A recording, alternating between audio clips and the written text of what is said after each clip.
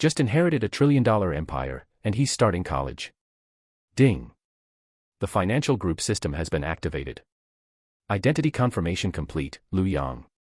You have inherited the Tianyao Consortium with assets exceeding 10 trillion. Your exclusive secretary, legal, security, and livelihood support teams are in place in Jiangzhou, standing by at any time. In the cramped bedroom, Lu Yang was bending over, helping his mother press down on the old suitcase with its worn-out, whitish edges. He did not let go, simply using his body weight to continue pressing down on the suitcase, quietly looking at the information in his mind that was enough to stun an ordinary person. After a few seconds, Lu Yang let out a very light breath. Just as he was about to put away the prompt, he suddenly noticed that there was still an unread message flashing in the corner. Lu Yang had a thought, and the message immediately unfolded. Novice task, breaking the cocoon. Task requirements, travel alone to Jiangzhou as an ordinary freshman to complete enrollment registration. There are no mandatory penalties for the task. Upon completion, scarce rewards will be issued. Lu Yang lowered his eyes and applied a bit more force with his hands. Shen Wenwei squatted by the suitcase, her hands moving unceasingly as she pushed the thick bedding inward bit by bit. Yang, press down a bit more, the bedding is too thick, it is hard to stuff in. I just had the old tailor fluff new cotton for this quilt, and the duvet cover outside was newly sewn too. Don't find it heavy when you arrive in Jiangzhou, you will sleep soundly covered by it at night. Lu Yang pulled back his thoughts, pressed his palms against the bedding, and pushed down hard. All right mom, the zipper can be zipped up. As long as it zips. Shen Wenwei said this, but still patted the suitcase twice with lingering worry. Don't be in a rush to dislike it as tacky when you get to the dorm. Once the air conditioner turns on at night, you will know how cozy this quilt from home is. Lu Yang couldn't help laughing. Are you afraid that if I go to Jiangzhou to study, I will catch a cold first? I'm afraid your mouth is stubborn. Shen Wenwei gave him a sideways glance. You find it hot at home, but once you go out, you'll know that the things mom prepared are reliable. Also the toothbrush cup, slippers, and wash basin, I have packed them all for you. Shen Wenwei zipped up the suitcase, stood up, patted her hands, and couldn't help urging. You are going to Jiangzhou for university, which is different from being at home. Get along well with your classmates and avoid conflicts with people. If you don't have enough money, call home, don't just endure it stubbornly. Lu Yang looked at his mother's hands, which were worn from years of work and marked with fine lines, and then glanced at the old suitcase on the ground, momentarily dazed. A thought suddenly popped into his mind. The life at home really needed to slowly change its appearance. It's just that this matter couldn't be rushed, at least not frightening his parents right off the bat. Yang, what are you spacing out for? Shen Wenwei raised her head and glanced at him. Go get that water cup on the table to drink from on the road tomorrow. All right. Just as he got the water cup in his hand, the translucent interface in his mind lit up gently once more. A new contact message floated out. Lin Lan, responsible for secretary affairs. Lu Yang had a thought and directly gave an order. Tomorrow I will take the high-speed rail to Jiangzhou, arrange a car to pick me up after arrival. Pausing for a moment, he added another sentence. In addition, compile a basic overview of the Tianyao Consortium and send it to me to read on the way. Also add my WeChat for easy contact. The order was issued. The phone screen lit up immediately. A new friend request popped up. The attached information was also very simple, containing only the name and the 4 words, Secretary Affairs. Lu Yang glanced at it, casually clicked approve, then locked his phone screen and shoved it back into his pocket. Walking back to the living room and looking at his parents who were still checking the item checklist, Lu Yang pulled over a chair and sat down. Dad, Mom. Lu Yang spoke in a very relaxed tone. Tomorrow when I go to Jiangzhou, you guys don't need to send me off, I want to go and report by myself. What did you say?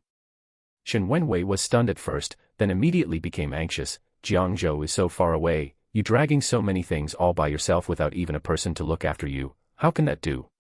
It's your first time going on a long trip, how can we let you go by yourself? Lu Jiang also frowned. Lu Yang looked at his parents and smiled. It's just reporting, just follow the process, I can figure it out myself. Even if you guys go, you'd just be helping me carry a bag and dragging yourselves along through the hassle. Once I get to the dorm and get settled, I'll video call you guys right away. Shen Wenwei still wanted to speak, but Lu Yang had already reached out and patted the bulging bedding, softening his voice a bit. Besides, with the bedding you made yourself, no matter where I go I can sleep soundly. Rest assured. The living room fell silent for 2 seconds. Shen Wenwei lowered her head to glance at the bedding, the anxiety in her eyes mostly dissipated, though she still couldn't help muttering, "You child, you used to listen to the family about everything, how come you suddenly have such a strong mind of your own?"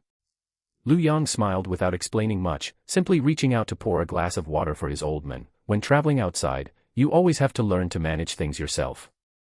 Lu Jiang stared at his son for a few seconds, and ultimately raised a hand to pat his shoulder. "All right, going by yourself is fine, remember to report that you've arrived safely when you get to school." "All right." Lu Yang agreed very crisply. Early the next morning, his parents ended up sending Lu Yang to the high-speed rail station after all. Outside the station entrance, people came and went. Shen Wenwei straightened his collar while suppressing her reluctance to part as she urged, "Eat first when you get to Jiangzhou, take a taxi directly to the school, don't be stingy about that little money." "Got it, Mom. Also, don't act all mature the moment you get to school."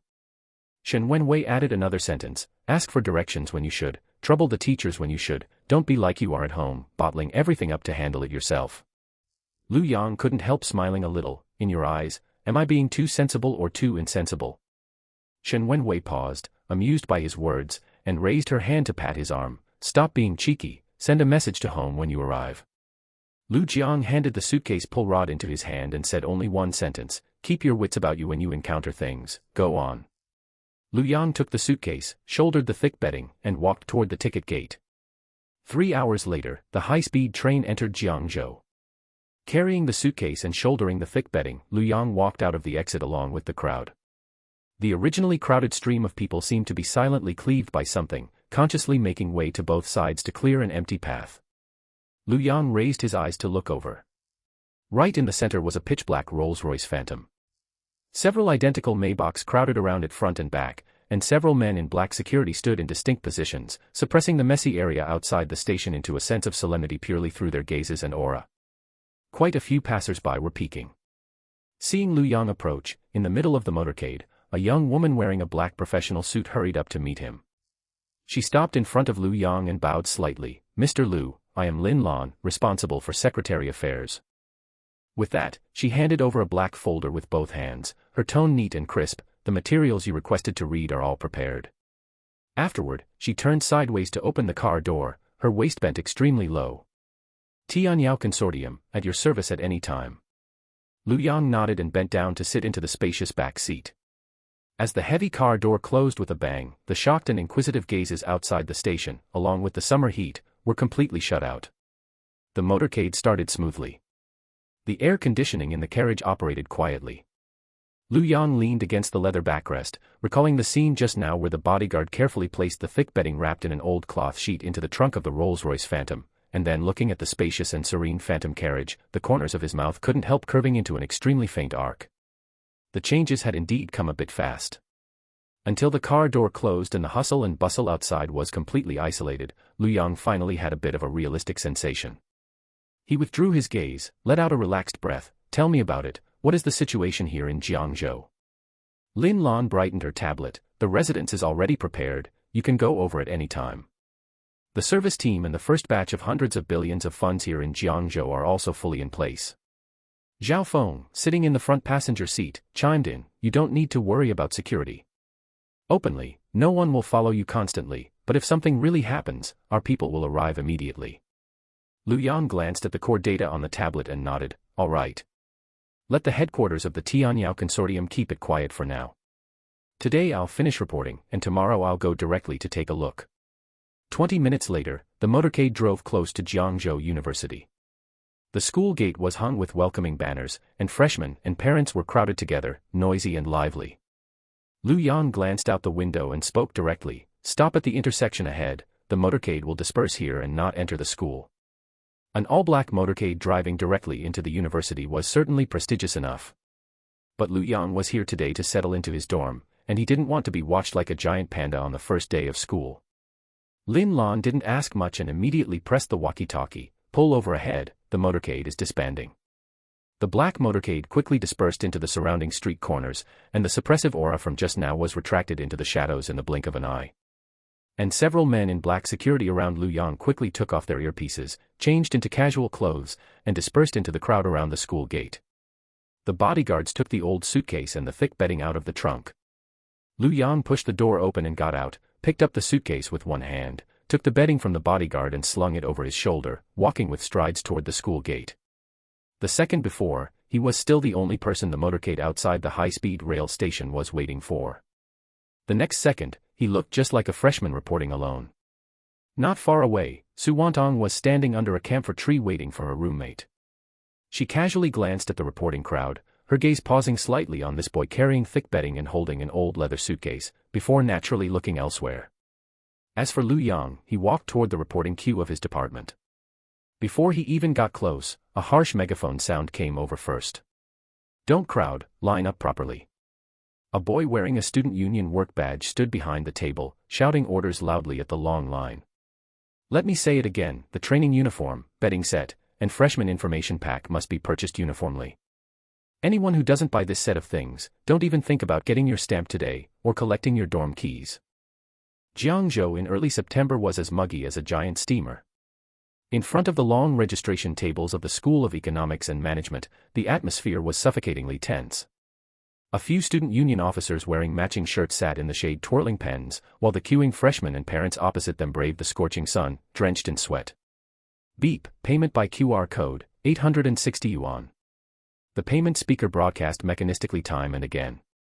Many parents frowned as they stared at bedding set and information packet, but as soon as they heard, "If you don't buy the official ones, we can't assign you a dorm," they ultimately had no choice but to bite the bullet and scan the code. Next. Zhou Qingyu gulped down a cold drink and slammed the plastic cup heavily onto the table. Standing in front of Lu Yang was a thin, short boy wearing thick-lensed glasses. He had come to register alone, so nervous that his palms were soaked in sweat, crumpling his admission letter in his grip. "Senior." The thin boy pushed up his glasses, his voice as quiet as a mosquito's hum. I'll buy the military training uniform, but can I skip the bedding set and information packet? I brought my own bedding, and I didn't bring enough money." Zhou Qingyu's pen paused. He sized up the thin boy from top to bottom, his gaze lingering for a couple of seconds on the faded t-shirt and ill-fitting sneakers. He had seen far too many freshmen like this, no background, no parents accompanying them. Didn't bring enough money. Zhou Qingyu sneered, leaning back against his chair as his voice suddenly shot up. "Student, do you think this is a farmer's market where you can haggle? The university enforces standardized management for your own good. If you demand special treatment and get points deducted during dorm inspections later, does that count against you or the whole class? But the admission letter didn't mention this fee." The boy made a final attempt to argue, his face flushed all the way down his neck. "There are plenty of rules not written in the letter. I'm laying it out right here today. If you don't buy the official set, your registration won't go through, and don't even think about getting your dorm keys." Zhou Qingyu gave him no chance to reason, shoving the admission letter toward the edge of the table. "Come back and line up when you've gathered enough money. Don't block the people behind you." Stunned by these words, the thin boy's eyes instantly welled up with tears.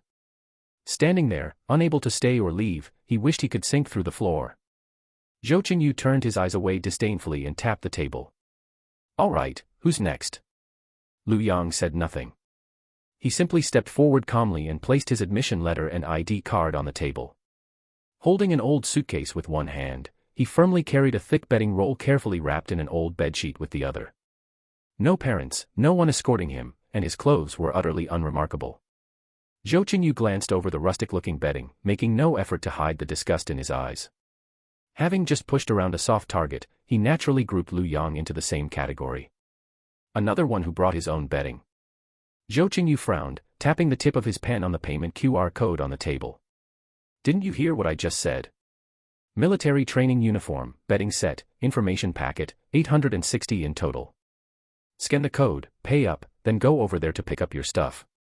His tone was even harsher than before, dripping with condescension. Lu Yang did not pull out his phone. He just stood quietly, his eyes bypassing the payment QR code and landing straight on Zhou Qingyu's face. His expression was as calm as if watching a clumsy clown performance, devoid of anger, devoid of fluster. "Are you deaf?" Zhou Qingyu felt thoroughly uncomfortable under his gaze, an inexplicable surge of anger rising inside him. "I told you to scan the code and pay." "I can pay," Lu Yang finally spoke, his voice not loud, but remarkably clear and steady. His slender fingers tapped twice lightly on the tabletop. Before I scan the code, let me clarify a few things first. Zhou Qingyu froze, and the student union officers beside him stopped what they were doing as well. Without giving them time to react, Lu Yang fired off his first question directly. First, what is the basis for this charge? Where is the university's official notice? Second, if this is an official university charge, why was there not a single word about it in the admission letter or the freshman orientation guide? The freshmen and parents behind him looked at each other. The doubts they had suppressed were suddenly cracked open.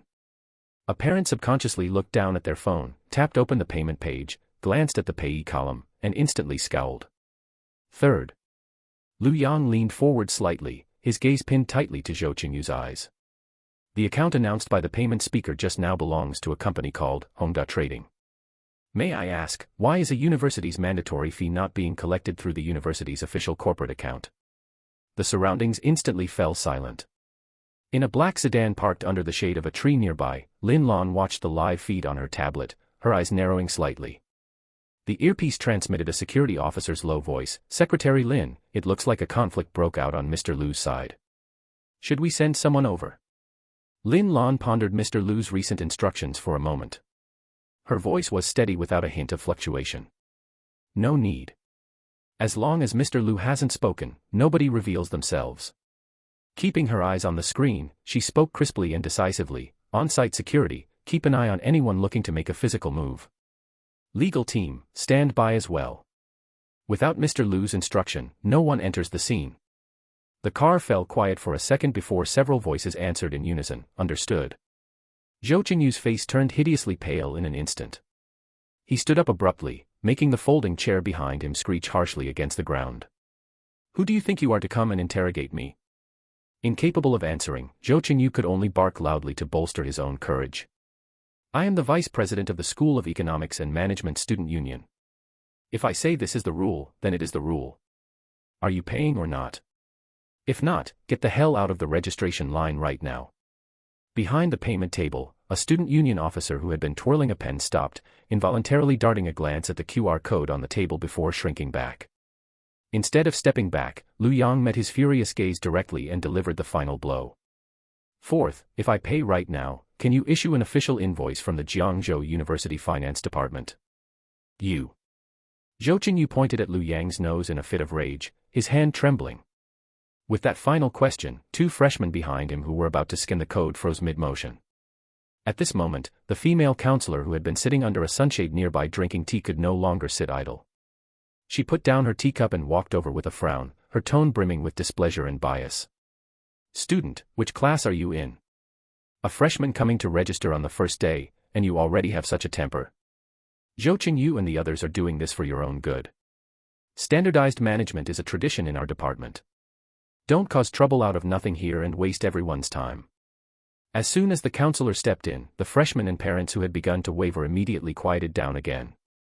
In their eyes, if you offend the counselor, how could you survive the 4 years of university? Backed by the counselor, Zhou Qingyu's confidence flooded back instantly. Sneering, he walked around the long table and stepped directly up to Lu Yang. Zhou Qingyu's gaze fell upon the betting roll Lu Yang held in his hand. "You come to register carrying a pile of trash, and you dare to put on airs in front of me." Zhou Qingyu made no attempt to conceal the contempt in his eyes, pointing his finger right at the betting. "It's an eyesore just looking at people like you. The university demands neatness and uniformity. Look at this garbage you brought.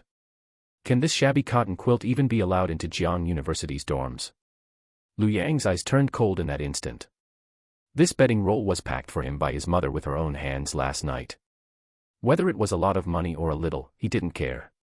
But this betting, not just anyone was worthy of pointing fingers at it. Beside the tree-lined path not far away, Su Wantong watched quietly, her brows slightly furrowed. Everyone around thought Lu Yang was digging his heels in over that bit of money, but she understood immediately. What he cared about was never the money. It was the betting he had carried all the way from home. "What are you looking at?" Zhou Qingyu felt unsettled under Lu Yang's gaze, but to save face in front of the counselor and the freshman, he braced himself and turned to order. "What are you waiting for? Move this pile of non-compliant trash out of the way. This registration point has no room for such rule-breaking garbage today." A few boys showed hesitation, but they braced themselves and stepped forward, preparing to snatch the betting from Lu Yang's hands. "I'm warning you once. Lu Yang looked at the boys walking over, his eyes turning cold. This is a university. I don't want to make things look too ugly. Stop now, and this ends here. If anyone dares to lay a hand on it again, take responsibility for the consequences. Lu Yang's voice wasn't loud, and he didn't even intentionally raise his pitch, but the chill radiating from his very bones froze the boy's hands in midair, unable to reach down. Lu Yang raised his eyes again, looking at the hand that had already reached out near the bedding. Now, this registration point was no longer a place where a mere verbal spat could resolve things. Zhou Qingyu's fingers had almost touched the rough cotton fabric on the edge of that bedding. The next second, a hand with distinct knuckles thrust in horizontally, gripping his wrist tightly like an iron clamp. Ah! Zhou Qingyu's expression changed drastically, his entire body stiffening abruptly. Before he could react, Lu Yang's hand smoothly pulled outward, directly deflecting the direction of his outstretched hand. Zhou Qingyu stumbled under his feet, looking somewhat pathetic as he took half a step back, his calf knocking against the corner of a folding chair, his face twisting in pain. The scene suddenly fell quiet. The registration point, which had been noisy just a moment ago, was as if someone had abruptly pressed the pause button. No one expected that this freshman, carrying old bedding and arriving alone, would actually dare to step in and stop Zhou Qingyu. On the outer edge of the crowd, a solidly built man wearing a duckbill cap had quietly moved a couple of steps closer. His gaze crossed over layers of heads, locking firmly onto Lu Yang, and he looked vigilantly at the few people around Lu Yang. Lu Yang stood in place, his palms still clasping the other's wrist bone, his gaze frighteningly cold. I said. No one is to touch it. His voice wasn't loud, but like ice water, the chill burrowed inward against people's bones. Zhou Qingyu was both in pain and furious, his face instantly turning the color of pig liver. He abruptly pulled his hand back, clutching his wrist, and practically roared, "How dare you dodge?" Lu Yang couldn't be bothered to engage in such nonsense. With one hand, he steadily placed the bedding back onto the suitcase, his movements very gentle, as if he was afraid of disarranging it even a little. Only then did he leisurely take out his phone from his pocket and open the video recorder. The camera first swept across Zhou Qingyu's flushed face. Then it swept across the fee sign on the long table. Finally, it stopped on the printed payment QR code. What are you filming? Zhou Qingyu's heart skipped a beat, and he instinctively reached out to block it. Leaving evidence. Lu Yang raised his phone slightly, his tone excessively calm. I already asked you just now where the fee basis is and why the payment subject is not the school. You couldn't answer a single one. Now, in front of the camera, I will only ask you one more question. Lu Yang stared at him, his voice abruptly sinking. If we don't buy this set of things, will you or will you not process the formalities for the freshmen, and will you or will you not let the freshmen live in the dorm? Zhou Qingyu's eyelids twitched violently. Of course he knew this sentence could not be acknowledged. But if he changed his tune now, the prestige he used earlier to pressure others would instantly collapse. Stop taking things out of context here. Zhou Qingyu gritted his teeth and roared defiantly, the Academy's unified arrangement is naturally for the convenience of management. Right at this moment, the female counselor beside them chimed in. Zhou Qingyu and the others are assisting the Academy with the welcome. She stared at Lu Yang, her tone turning cold. As a freshman, you're recording a video in public, and you even dare to raise your hand against a senior. What are you trying to do? Lu Yang looked at the female counselor, his tone unexpectedly even calmer than before. Do you mean to say that this fee, which doesn't go through the school's public account and doesn't issue a receipt, is required by the Academy? The female counselor's gaze flickered, but instead of backing down, she pushed the matter to a dead end. Stop slapping labels around here. She said with a cold face, this is a unified arrangement by the Academy, and the dormitories also need unified management. The things you brought in do not meet the requirements in the first place. She raised a hand to point at that bedding, making no effort to conceal the disdain in her tone. I'll put it bluntly here today. If you don't buy according to the requirements, don't process these formalities, and don't live in the dorm either. Earlier, when Zhou Qingyu said these things, it could still be understood as a student cadre acting on borrowed power. But now, even the female counselor had said the exact same words in public. This was no longer a communication issue. He didn't continue arguing. Nor did he waste another half-sentence of tongue with this bunch of people. He simply aimed his phone camera at the female counselor one last time, clearly capturing the phrase, if you don't buy, don't process the formalities, and you're not allowed to stay in the dorm, and then press stop recording. Immediately following that, he lowered his head and tapped open WeChat. Found Lin Lan. Entered. Investigate this fee clearly, and dig out this entire chain of interest together. Sent. The moment the message was sent, the channel in the earphone outside the car had already silently activated. This matter was no longer a small conflict that could be covered up inside the registration point of the School of Economics and Management. Watching him lower his head to send a message, the female counselor felt inexplicably tight in her chest, but she still forced her expression and said in a cold voice. What? No, to be afraid now. It's too late. Today, either you buy as required, or get out of the line and don't delay other people's registration. Lu Yang raised his head and glanced at her. That glance held no anger, not even mockery. But it was precisely this overly calm gaze that inexplicably sent a chill down the female counselor's spine. But before she could speak again, Zhou Qingyu couldn't hold it together anymore. Suffering a loss just now, coupled with Lu Yang recording a video in front of so many people, had already caused him to lose face. He didn't dare to touch Lu Yang's things anymore, but his temper completely flared up instead. Gritting his teeth, he cursed, "What are you putting on an act for?" and abruptly raised his hand, sweeping it fiercely toward the bedding on top of the suitcase. Snap. That thick bedding overturned and fell to the ground on the spot, its bottom instantly stained with dust, and its edges wrinkled. The surroundings grew even quieter. Just a moment ago, everyone still felt that this was just a verbal dispute between a freshman and a student cadre. But now, the nature of the matter had completely changed.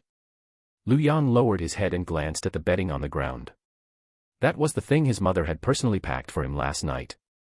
The very last trace of warmth in the depths of his eyes completely faded away at this moment. In less than 2 minutes. The phone in Lu Yang's pocket vibrated slightly. He tapped open the message. Lin Lan's reply was still brief and neat, without a single word of nonsense. Mr. Lu, the legal department has already started investigating downwards along the receipts, suppliers, and the school's internal liaisons. Outside support is already in place, and the security near you is also closing in. Currently verified situation, the official fees that freshmen of Jiangzhou University should pay this year have basically all been deducted along with the bank card attached to the admission notice. The bedding and materials package, fee forcibly collected at your current registration point is not on the official fee list published by the Academic Affairs Office and Financial Office of Jiangzhou University. After reading these messages, Lu Yang's mouth corners twitched ever so slightly. There was not a shred of amusement. He slowly raised his eyes, looking back at Zhou Qingyu and that female counselor. After reading the message sent by Lin Lan, Lu Yang directly pressed his phone to turn off the screen. At that moment, the last trace of warmth in his eyes completely faded away. Lu Yang raised his head, his voice not loud, but it instantly suppressed the commotion in front of the table. The results I just looked up. The official fees that new students of Jiangzhou University should pay this year have basically all been deducted along with the bank card bundled with the admission notice. The military training uniform counts as a normal charge. But the bedding sets and material packages that you are forcefully charging for right now are not on the public fee list of the university's finance office and academic affairs office. The surroundings fell into a dead silence for a split second. Immediately after, the entire registration point exploded with commotion. What do you mean? This money isn't collected by the university. I was wondering why they couldn't even issue an invoice. Several parents who had already paid changed their expressions on the spot and lowered their heads to rummage through their payment records. Zhou Qingyu's heart skipped a beat, and the fierce look on his face instantly dissipated by more than half. Nonsense, he roared with a fierce yet weak demeanor, his hand almost instinctively reaching for the fee sign, wanting to pull down the most conspicuous item first.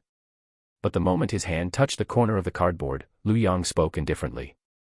Don't move. There were only 2 words. But just these 2 words made Zhou Qingyu's movement abruptly freeze in midair. Lu Yang stared at him, his tone terrifyingly calm. Whoever dares to move the payment code, move the list, or delete the records right now, I will take it that they admit this money cannot see the light of day. As soon as these words came out, the gazes of the surrounding parents all fell over. Right. Don't let them move. Put the list right there. Who knows if they will hide things in the chaos. The 2 student union cadres who originally wanted to go and collect the document folders pulled their hands back upon hearing this.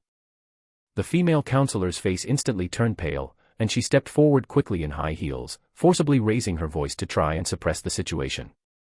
Everyone, don't listen to his nonsense.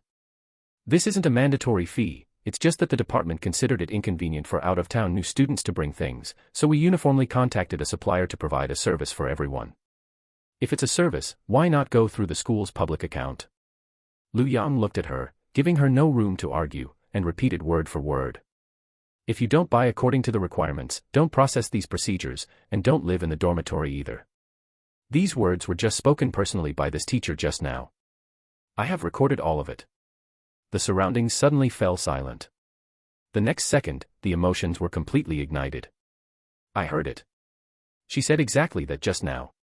What is this if not forcing people to pay? Refund.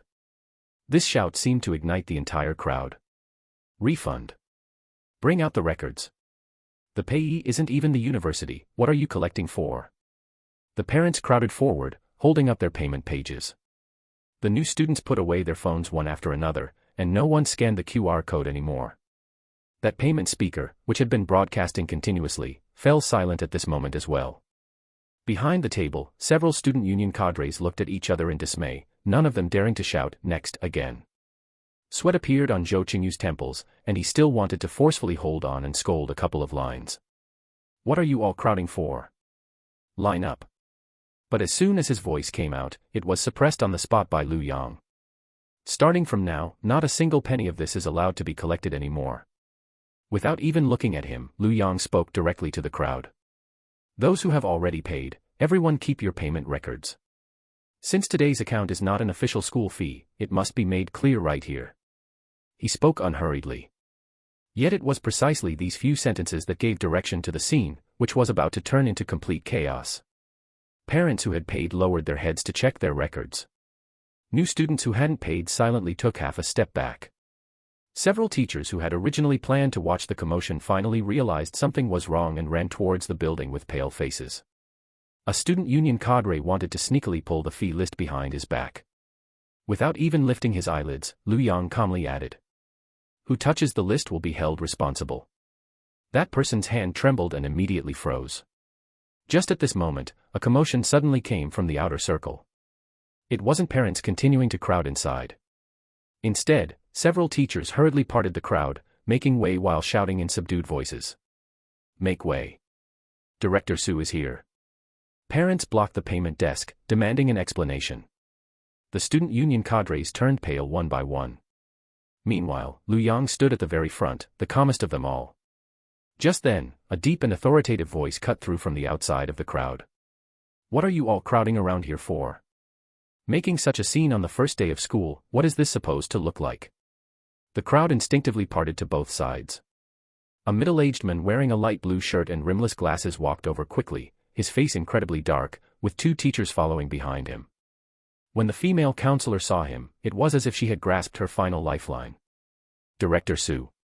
The newcomer was none other than the director of the School of Economics and Management, Director Su Mingqian. He had just come downstairs and hadn't yet grasped the full story. The first thing he saw was a complete mess in front of the payment desk, parents blocking people and refusing to let them go, freshmen holding up their phones to film, and student cadres looking so pale they seemed on the verge of collapsing. His first reaction was that this was likely just a case of an ignorant freshman blowing things out of proportion. So without much hesitation, his gaze fell directly on Lu Yang. "Which class are you from?" Director Su Mingqian's tone carried the usual oppressive weight of someone in authority. "If there is an issue, you can report it to a teacher.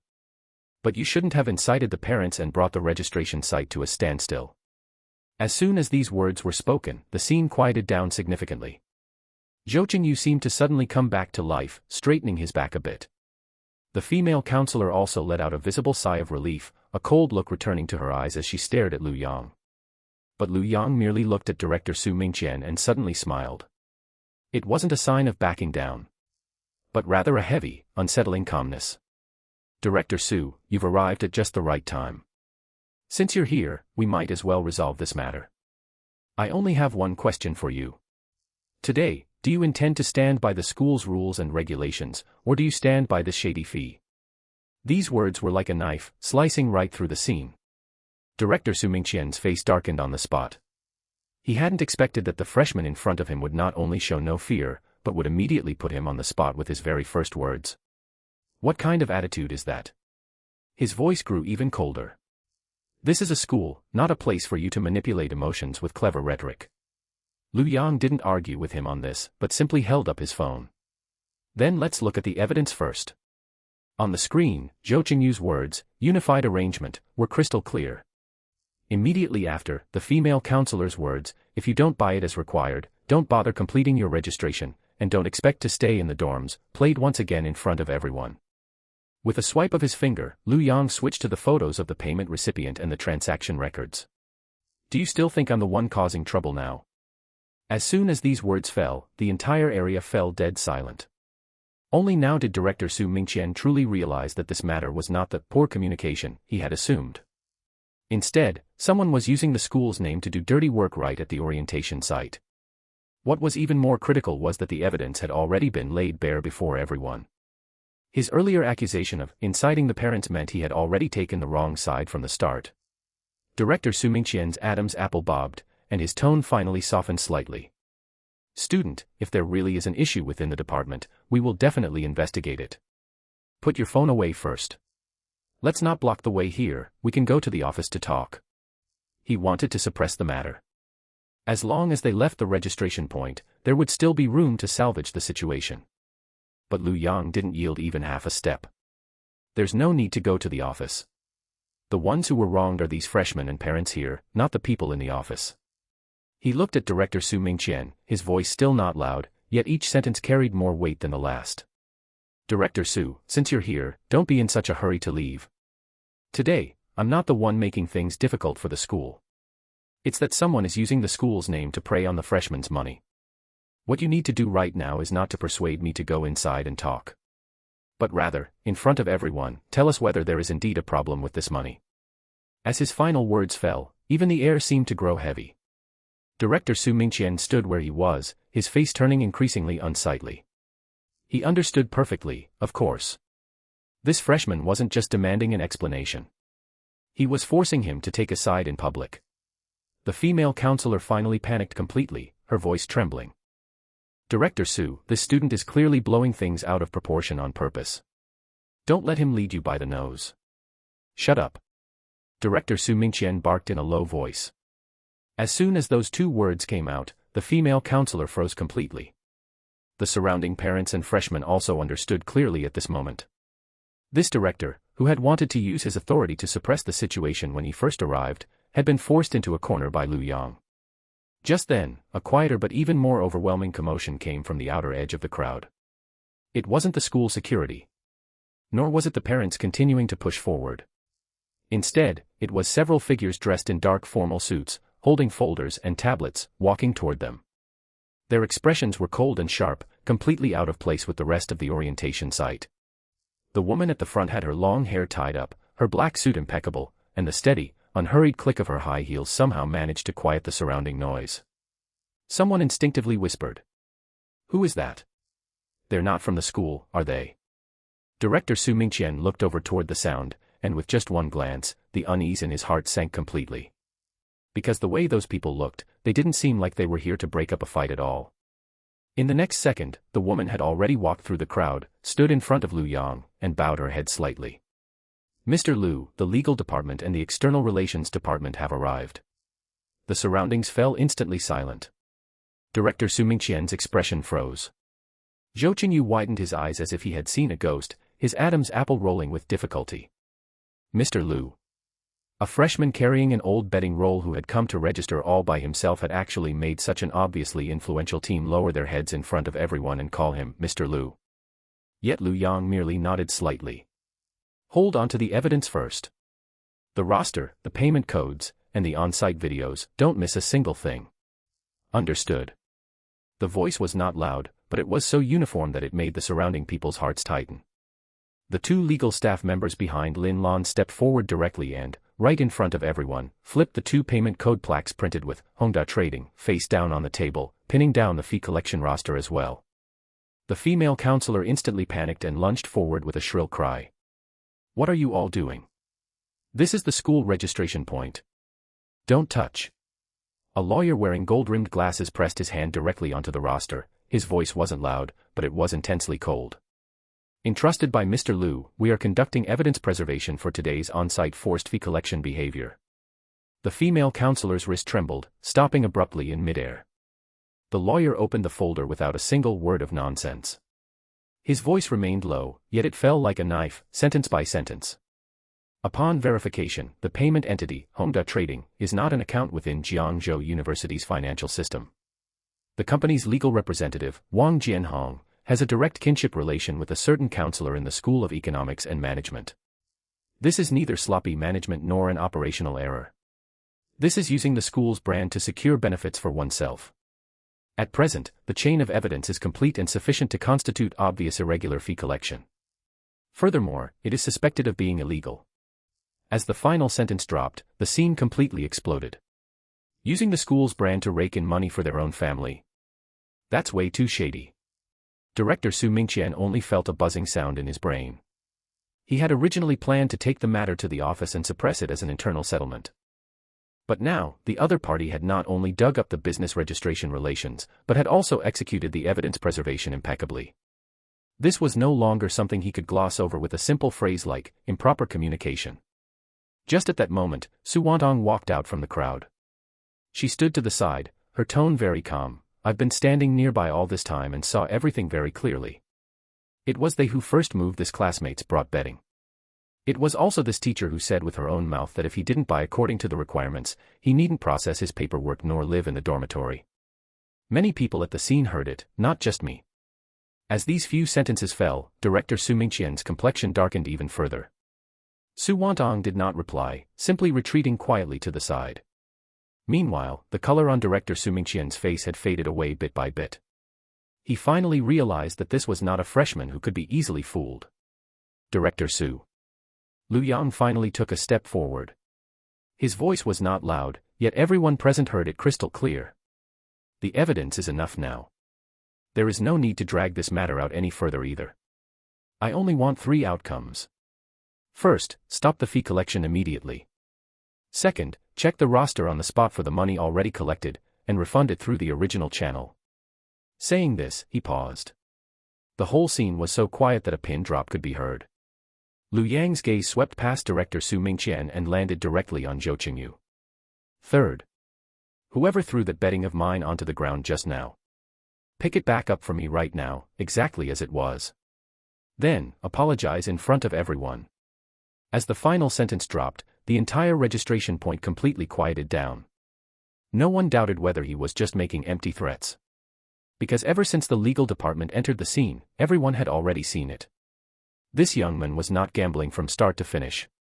He was dictating the outcome. Sweat appeared on Director Su Mingqian's forehead, his lips moved, and finally he dared not put on airs any longer. Stop collecting.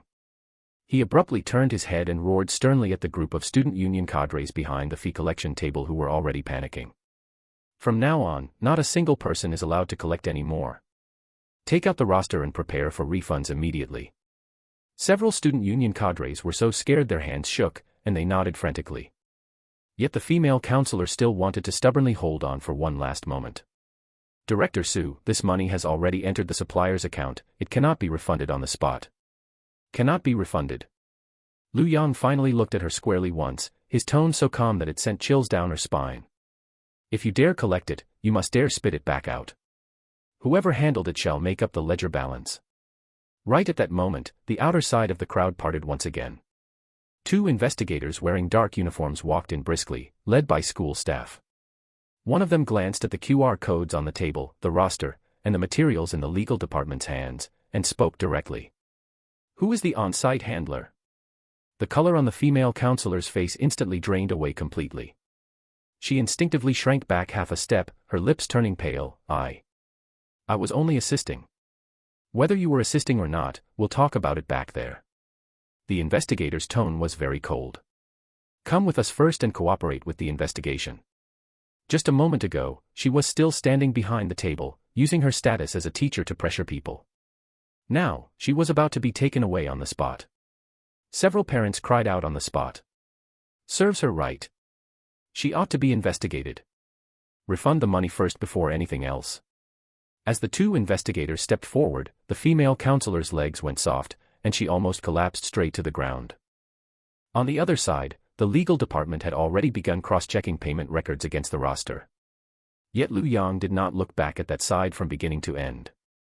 His gaze remained fixed entirely on Zhou Qingyu's face. What truly made people not even dare to breathe heavily was still Lu Yang's third request. Pick the betting back up. Apologize in public. This wasn't about money. This was to tear away Zhou Qingyu's face, which he had propped up with his status today, with his own hands. Zhou Qingyu's throat tightened, and cold sweat oozed out from his back in layers. He could accept losing today. But he simply could not accept hugging that quilt back like a dog in front of all the new students and parents. Director Su. He subconsciously looked at Director Su Mingqian, his eyes still carrying a last shred of pleading for help. But Director Su Mingqian didn't even want to look at him now. Right at this moment, the person in charge of the External Relations Department brought by Lin Lan put down their phone and spoke in a steady voice. Director Su, a call from the Vice President of Jiangzhou University. Please answer it immediately. Director Su Mingqian trembled all over and fished out his phone with slightly shaking hands. On the screen, that number, which normally wouldn't be his turn to answer directly, was flashing frantically. As soon as he connected, his expression changed. Yes. I am already handling it at the scene. Understood, we'll definitely handle it severely. I'll take care of it right now. Just a few short sentences, and his entire waist bent completely down. By the time the call hung up, the cold sweat on his forehead was already streaming down his face. What this group of people in front of him brought wasn't just a lawyer. It was a level he simply couldn't afford to provoke and couldn't suppress. Director Su Mingqian abruptly turned his head, and all the anger chewed out by the vice president smashed towards Zhou Qingyu all at once. What are you still standing there dazed for? Where are classmate Lu Yang's things? Go get them back for me right now. If even a single piece is missing, I will directly report you to the school for disciplinary action. With this roar, Zhou Qingyu's last bit of wishful thinking was completely gone. Countless gazes around pierced into him like needles. There was disdain. There was mockery. There was also the undisguised relief of the new students and parents he had suppressed earlier. Zhou Qingyu's face was ashen, his steps weak, as he walked step by step toward the open space outside the check-in tent. A few minutes ago, he was still standing behind the fee collection table, barking orders relying on his identity in the student union. Now, he could only lower his head, like a stray dog, to pick up the things he had thrown out with his own hands. Not far away, that bedding still fell quietly on the ground. The bottom surface was smeared with dust, and the corners were somewhat wrinkled. When Zhou Qingyu bent down to hug it, the surroundings were frighteningly quiet. No one urged him. But it was precisely this kind of quiet that was the most torturous. When he hugged the bedding up, he only felt his face burning fiercely, unable to even lift his head. A few steps of road were forcibly walked by him with the feeling of heading to an execution ground. By the time he stood back in front of Lu Yang, his hands were trembling. That bedding which he originally loathed and publicly trampled down upon was now tightly clutched in his arms, appearing incomparably ironic. He stiffened for 2 seconds before putting down the bedding, his lips trembling for a long time, squeezing 3 words out from his throat. I'm sorry. The voice was light and hoarse, barely audible only to the few people in front of him. Lu Yang did not reply. He didn't even look at Zhou Qingyu, only slightly tilting his head, his tone as flat as if he were talking about an irrelevant trivial matter. Didn't hear clearly. Louder. 3 words, neither heavy nor hurried, yet like a blunt knife, directly stabbing into Zhou Qingyu's final shred of decency. Zhou Qingyu abruptly raised his head, his eye sockets turning red instantly. His lips trembled violently, his chest gripped tightly by an invisible hand, and his entire body was shaking. Hundreds of eyes around stared at him in unison. Not a single person looked away. He clenched his back teeth, his face turning pale and dark alternately, until he finally couldn't hold it in anymore. I'm sorry. These 3 words were roared out. The voice was shrill and shattered, carrying a breakdown that completely exploded after being suppressed to the absolute limit, forcefully torn out from his throat. The entire check-in point fell silent for an instant, immediately followed by an outbreak of irrepressible cheers. Serves you right. Weren't you quite arrogant just now? Now you know how to bow your head. This time, it wasn't just losing face. It was that bit of prestige he used to keep up appearances in the School of Economics and Management Student Union that was completely gone. Only then did Lu Yang extend his hand and take the bedding back. His movements were very light. First patting off the dust attached to the bottom, then slowly pressing the corners flat. From beginning to end, He wasn't in a rush to humiliate Zhou Qingyu. But it was precisely this calmness that made everyone present see things even more clearly. What he cared about was never those 800-odd yuan. What he cared about was this betting, the things brought from home. Lu Yang raised his eyes and glanced at Zhou Qingyu. Remember. Don't reach your hands into places they shouldn't touch in the future. Lu Yang draped the bedding back onto the suitcase and casually lifted the box. Lu Yang didn't stop his steps, speaking faintly. The materials prepared by the legal department will directly bypass the School of Economics and Management and be sent to the top floor of the Jiangzhou University administrative building. The pawns at the bottom have been cleared out, but the matter of someone pinning false charges on me is far from over. Bang. A thick stack of documents slammed heavily onto the long table in the administrative building. Payment records, business registration information, and video footage of forced collection were all flipped open. Director Su Mingqian of the School of Economics and Management stood by the table, cold sweat soaking his shirt. At the head of the long table, the president didn't even let him sit, flipping through the last sheet of paper with a cold face before fixing his gaze on him and speaking. Director Su, you certainly wield quite a mighty prestige. You use dormitory beds to hold students hostage, refuse to process paperwork without payment, and even throw out freshmen's personal bedding. Is this welcome station run for the school, or is it a business you opened for yourself? Director Su Mingqian turned pale as a sheet. President, I didn't know about this. It was the subordinates messing around, and I only went this morning to control the fallout. Control the fallout? The president slammed his palm heavily on the table, his voice reverberating loudly in the empty conference room. Their legal team even delivered the lawyer's documents straight to my desk. Is this what you call controlling the fallout? Director Su Mingqian shuddered violently, his legs turning weak. Before the day is over, every single cent of the illegally collected money must be refunded through the original channel. The president stood up, staring intently at him, and issued a strict order word by word. Furthermore, however you used your official authority to pressure people at the welcome station this morning, you will apologize publicly right in front of the freshmen and their parents by 4 o'clock this afternoon. Remember, you must gain Lu Yang's understanding. If he doesn't agree, you can forget about being a director. Director Su Mingqian only felt a buzzing sound in his head, completely dazed. Refunding money and dealing with personnel were acceptable to him. But asking him to lower his head and apologize to a freshman was equivalent to stripping off his old face and throwing it on the ground to be trampled. President. This impact is too huge, isn't it? His voice trembled as he made a final struggle. Now you think the impact is too big? The president pointed at the door. Get lost and deal with it. 4 o'clock in the afternoon, the welcome station of the School of Economics and Management. The freshmen and parents who had originally dispersed had now swarmed back, and there were even more people than in the morning. A few minutes later, Director Su Mingqian walked over holding a megaphone, his complexion ashen. In the morning, he had lectured Lu Yang from a position of high superiority, but now he didn't even dare to glance over at Lu Yang's direction.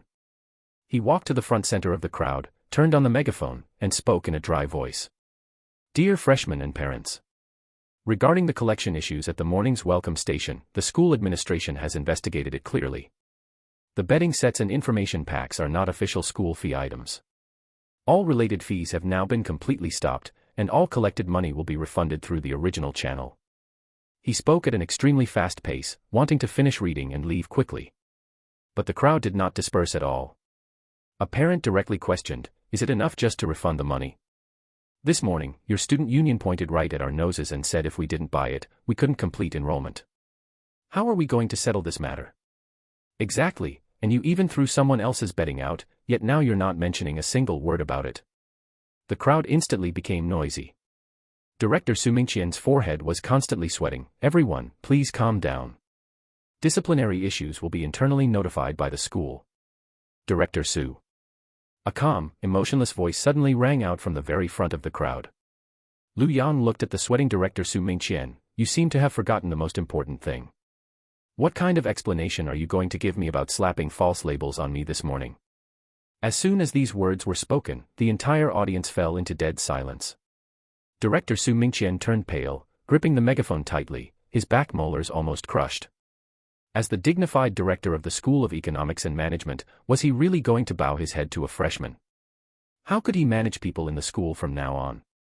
But just as he wanted to find some polite diplomatic words to gloss it over, the moment he raised his head, he collided with Lu Yang's extremely calm eyes.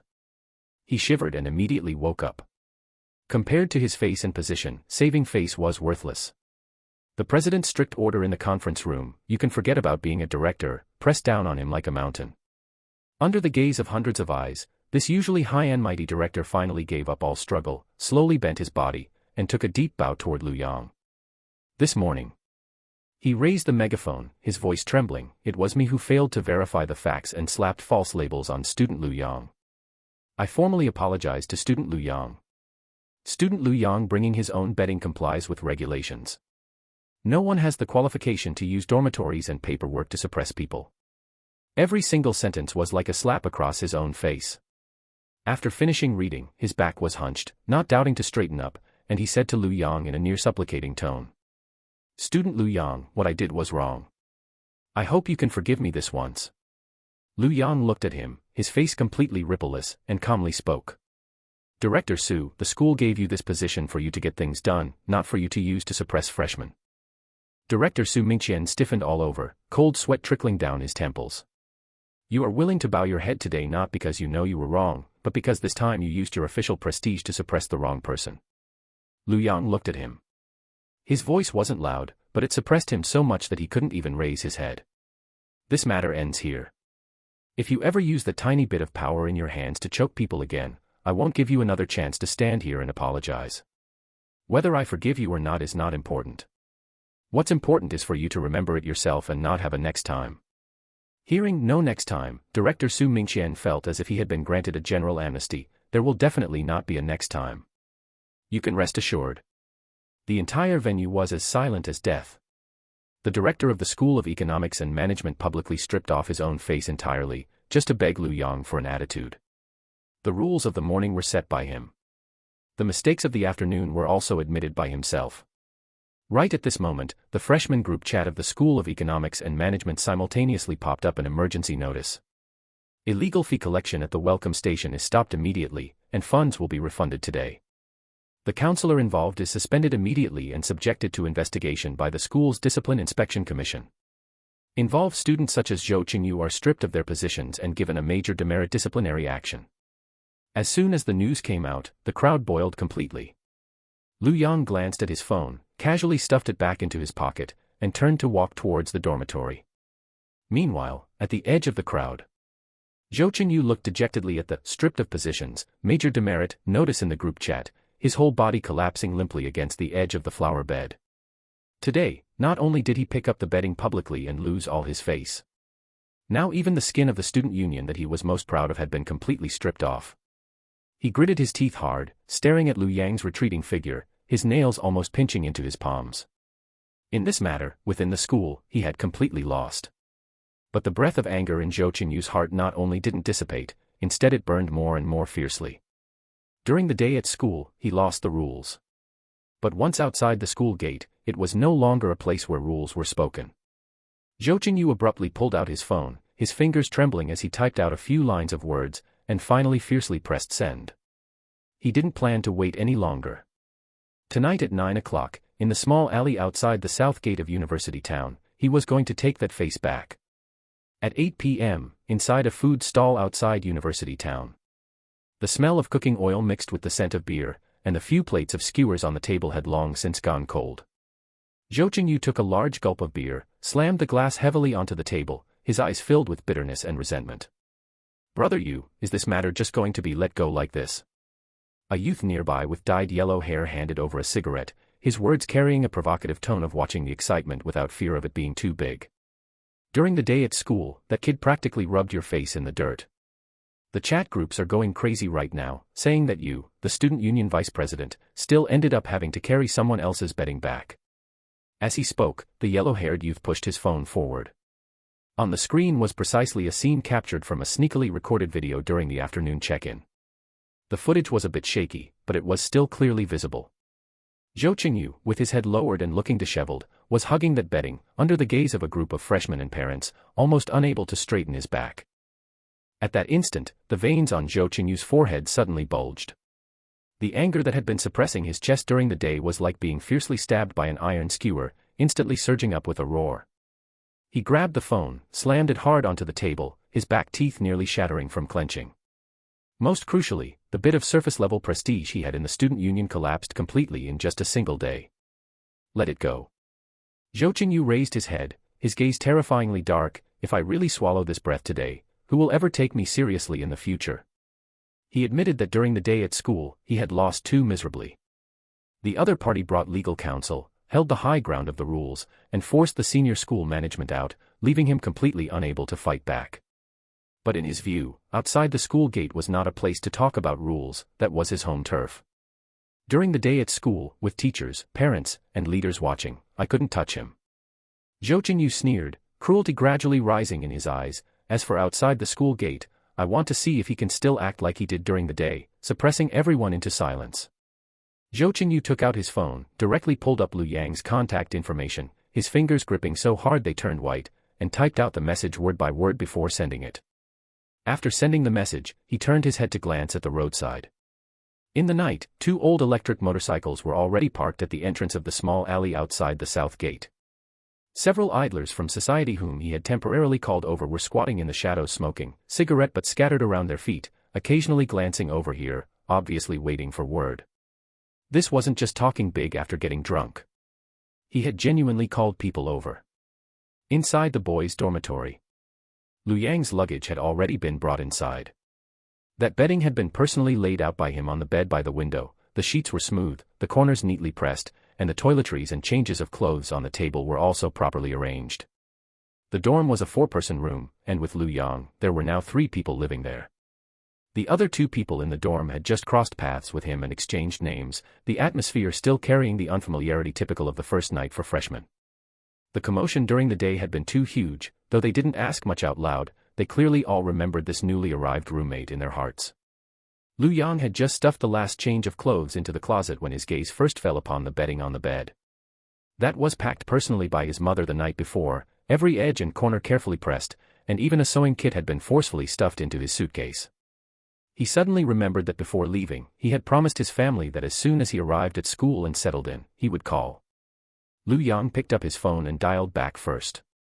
As soon as the call connected, the voice of his mother Shen Wenwei came through first, obviously worrying all along. You've arrived. Was the check-in smooth?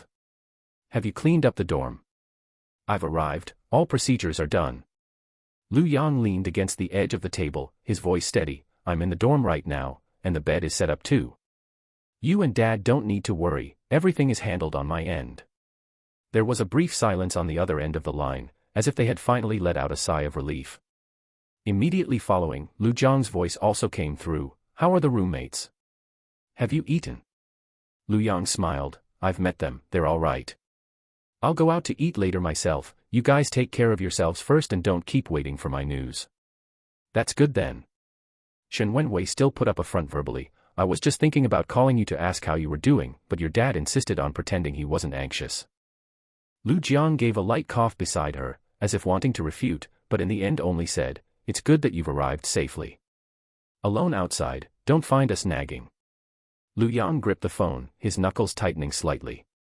For a split second, he actually really wanted to spill everything that had happened over the past 2 days. To tell them that he now had money, had businesses, and not just some small money or minor enterprises, but an outrageously massive chaebol. But when these words reached his lips, he ultimately swallowed them back down. Even he himself was still slowly digesting this matter, let alone his parents. They had toiled for most of their lives, and what they hoped for most was simply for him to safely finish college and live a stable life. The more he said now, the more uneasy they would only become. Some things weren't that he wouldn't say them. It was just that right now, it truly wasn't the time to speak of them yet. He could only flatten those surging thoughts bit by bit, and what finally came out of his mouth were still the most ordinary words that could bring them the most peace of mind. Rest assured, I'm really fine over here. The dorm is great, and everything is packed. Get some rest early, and don't keep fretting over me. Shen Wenwei nagged him a couple more times before she was finally willing to hang up. After the call ended, Lu Yang looked at the darkened screen, stood still for 2 seconds, and then put the phone back on the table. Right at that moment, the phone suddenly vibrated. Lu Yang walked over, picked up the phone, and glanced at it.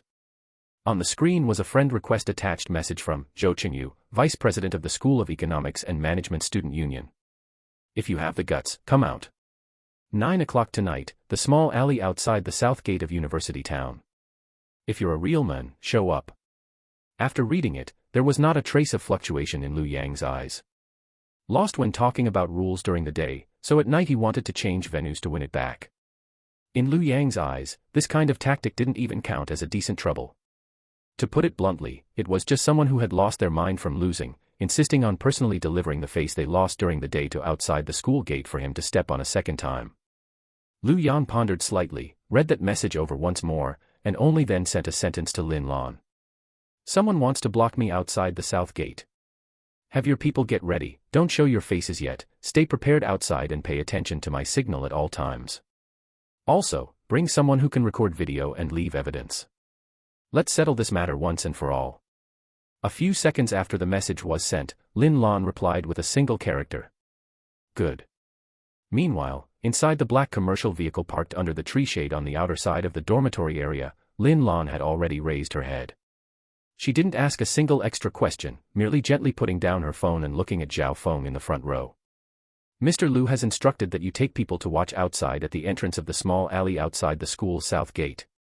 Her tone remained calm. Don't show your faces, don't disturb the people inside.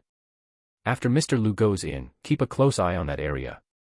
Capture the evidence clearly. Who the leader is, and how many people came along with them, remember it all clearly. Most importantly, ensure Mr. Liu's safety. Zhao Feng, the security head in the passenger seat, immediately nodded, picked up the intercom equipment, and began arranging the security personnel. Although the doors of this vehicle were not open, nor were its headlights on. But from this moment on, that originally inconspicuous alley outside the south gate of University Town was northwest longer the place Zhou Qingyu thought it was. Meanwhile, at the entrance of that small alley outside the south gate, goodness knows when, another black commercial vehicle had silently parked. The car's lights were off, and the windows were rolled down a crack, looking from afar just like it was casually parked by the roadside.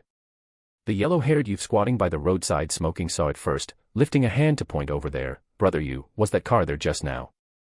Zhou Qingyu looked over in that direction, his heart skipping a beat inexplicably, but he still sneered verbally. A car parked in University Town at night, what's so rare about that? Don't scare yourself. Yet despite saying that, he still subconsciously took a couple more looks. For some reason, he always felt that tonight's alley was a bit too quiet compared to just a moment ago. The night wind of Jiangzhou carried a hint of early autumn chill. On the street outside the south gate of University Town, streetlights cast mottled shadows of trees. Liu Yang walked steadily out of the school gate with his hands in his pockets. He didn't hide or take a detour, walking straight toward the intersection just like that. In the shadow not far away, a few scarlet cigarette butts flickered, accompanied by a burst of unbridled low laughter. Zhou Qingyu, along with several idlers who were used to hanging around University Town, had been staked out here for nearly half an hour. Some of them straddled electric motorcycles, while others played with heavy anti-skid chains in their hands, their eyes looking toward the school gate filled with the playful mockery of a cat playing with a mouse. During the registration point in the day, the prestige he had mustered up by relying on being the vice president of the student union had been trampled into the ground by Liu Yang in front of everyone. He must retaliate 10 times over for this humiliation tonight.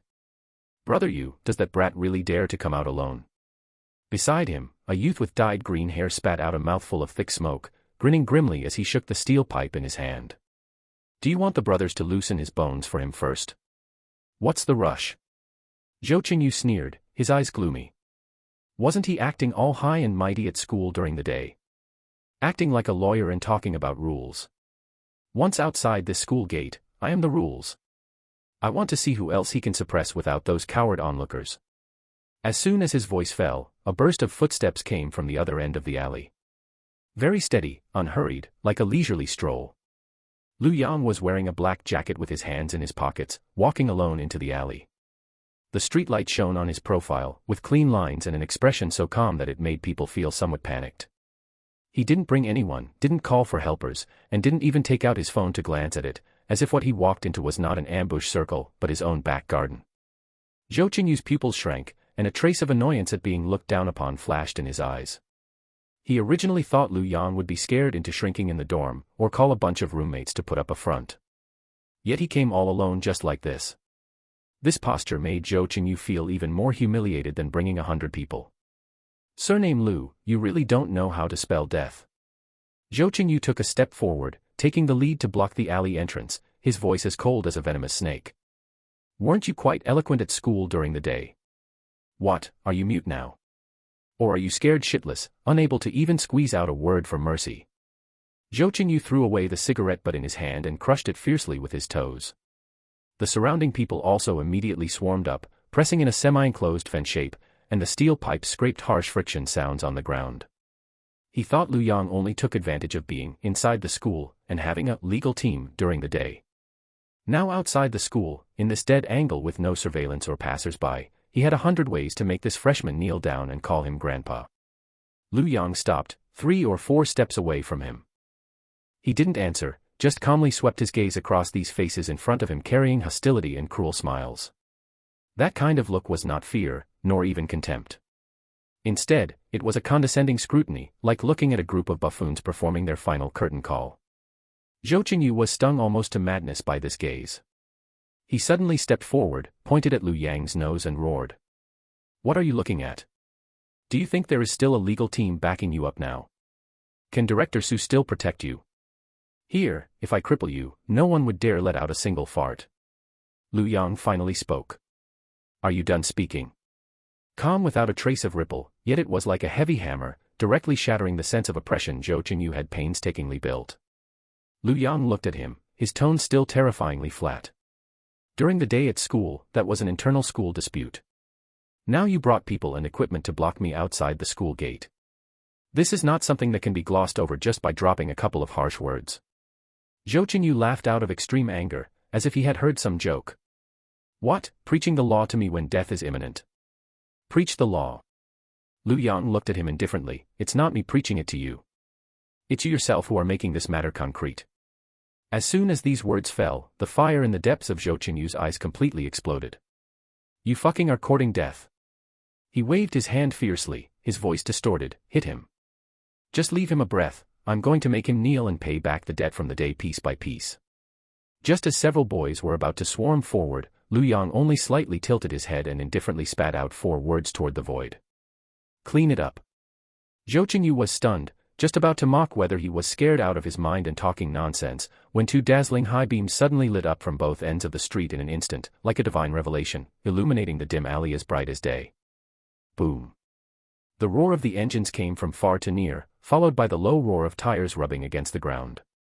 2 pure black full-sized commercial vehicles, like beasts coming down the mountain, rammed over in an extremely domineering posture, stopping precisely at both ends of the alley, completely sealing off the original dead end. The sound of car doors opening was uniform. 6 muscular men in black suits and figures like iron towers filed out. Zhao Feng, who led the group, had eyes as cold and sharp as a knife. There was northwest shouting from street gangsters, nor any extra movements. Just by standing there, the iron-blooded aura honed on them turned the steel pipes and anti-skid chains in the hands of Zhou Qingyu's gang into ridiculous toys. Zhao Feng strode forward, halted 3 steps in front of Lu Yang, slightly bowed, and his voice sounded particularly grim in the quiet night. Mr. Lu, we can take action at any time. Zhou Qingyu froze all over. The cigarette butt in the hands of the yellow-haired guy beside him slipped and burned his instep, yet he didn't even react. This gang of theirs that dominated the neighborhood had never seen such a gaze anywhere. Those neat suits, the earpieces, and the indifference with which the other party looked at them as if they were ants instantly froze their souls. You. Zhou Qingyu's voice trembled like a sifting sieve, unable to even utter a complete sentence. Lu Yang didn't even look him in the eye, just asked Zhao Feng indifferently, did you record everything? 360-degree blind spot-free high-definition recording.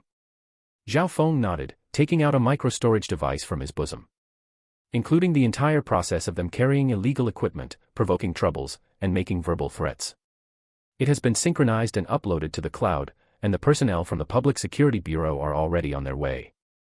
Only then did Lu Yang look back at Zhou Qingyu, the corners of his mouth curling into a faint chill. During the day at school, I talked about rules to save face for the school. At night outside the school, if you want to change the way we play, I'll go along with you. He took a step forward, and every step felt like stepping on Zhou Qingyu's heart. But of all things, you shouldn't have forgotten to ask yourself a most basic question. Lu Yang stopped in front of Zhou Qingyu, his eyes as deep as an abyss. You thought you were blocking a student, but what makes you think you can block me, Lu Yang? At this moment, Zhou Qingyu only felt a bone-chilling cold rush straight from the soles of his feet to his crown, and the strength in his whole body was instantly drained.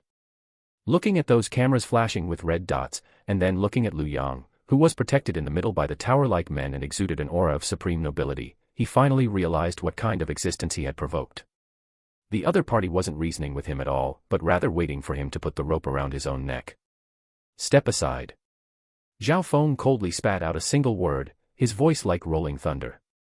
The few boys brought by Zhou Qingyu let out a scream, the steel pipes in their hands clattering to the ground, scrambling and crawling back to the sides, afraid that being a second slow would get them torn apart by that group of men in black.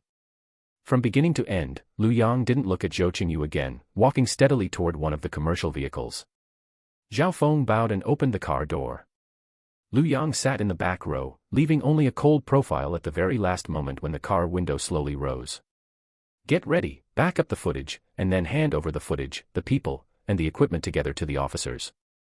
Also notify the legal department to send the materials regarding blocking people outside the school and that overcharging material from the day together to the school. Tomorrow morning, I don't want to see this face at Jiangzhou University anymore. Yes. The muffled and powerful sound of the car door closing sounded like a death knell for Zhou Qingyu's life. Zhou Qingyu's legs went soft, and he collapsed straight into the cigarette butts and the stench of urine all over the ground, his eyes empty and completely despairing. A dozen minutes later, at the department office building of Jiangzhou University. As soon as Director Su Mingqian sat down, a video of blocking people outside the school and the complete materials of daytime overcharging were already placed together in front of him. After looking at it for less than half a minute, cold sweat broke out on his back. During the day it was overcharging. At night it was bringing equipment to block people.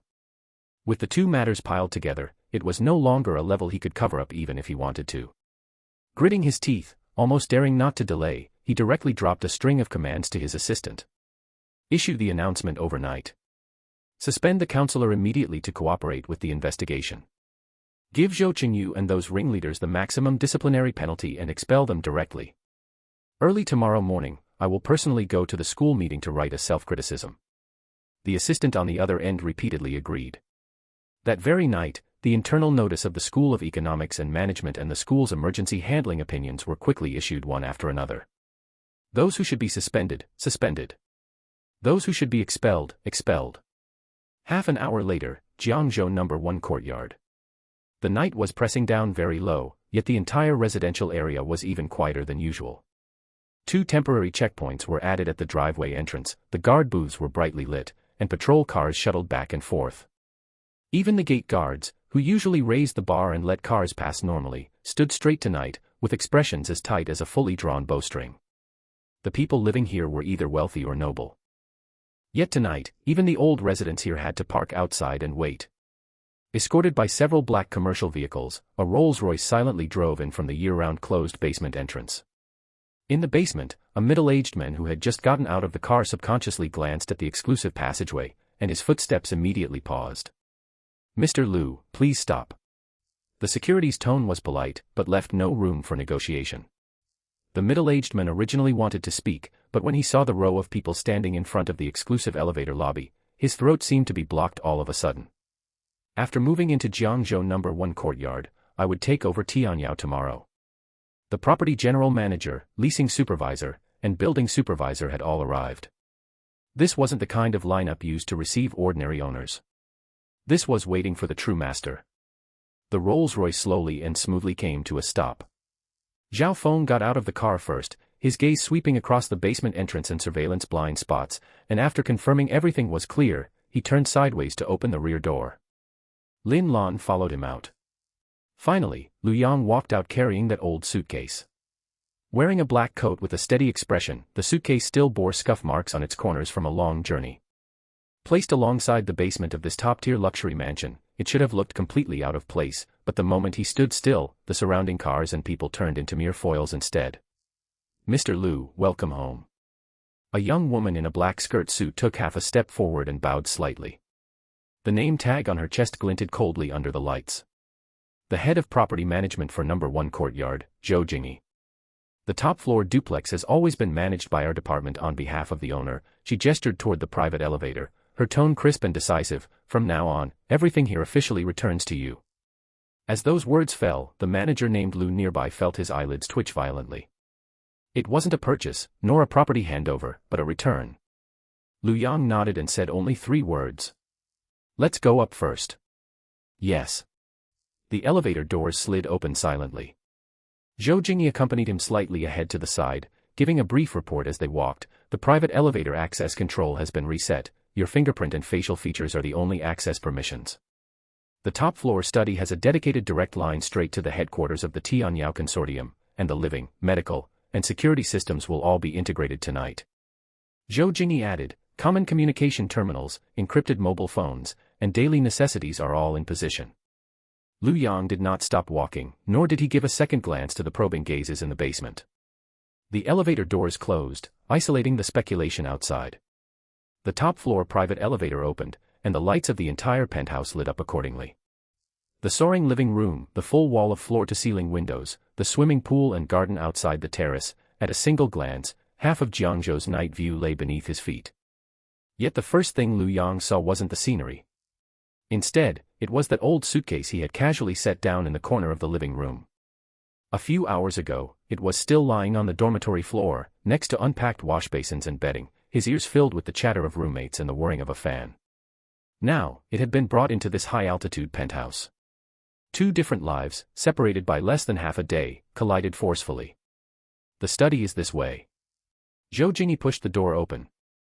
The walnut-long desk, dual-screen terminals, black desk phone, and encrypted lines were all on standby, the desktop so clean it looked as if it were specially waiting for him to take his seat. The second floor is the living area, and no one will actively disturb you. Zhou Jingyi stopped by the doorway, her sense of propriety spot on. You can invoke the top-floor perimeter security and building linkage permissions at any time. Lu Yang let out a soft hum, his gaze sweeping from the study to the floor-to-ceiling windows, and then back to the encrypted phone on the desk. The screen lit up, showing only 4 entrances.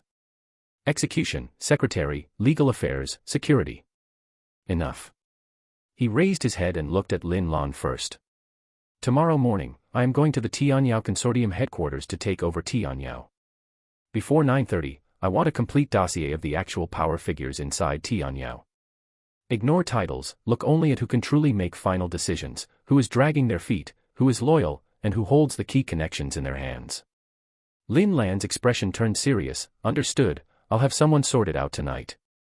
Lu Yang looked at Zhao Feng again.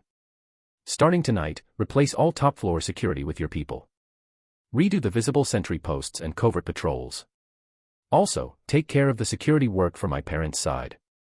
Provide only covert protection without alerting them. Unless something happens, no one is to show their faces. Zhao Feng immediately acknowledged, understood, I will arrange it personally.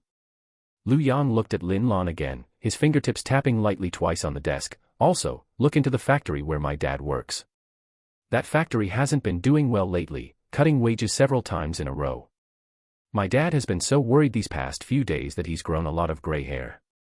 Look into it first. If it's convenient, quietly take it over. Once we take over, raise the compensation and benefits for the entire factory, and optimize the shifts and working hours as well. Lu Yang's gaze shifted slightly, and he added, don't make it too obvious on my dad's end, and don't give him special treatment overtly.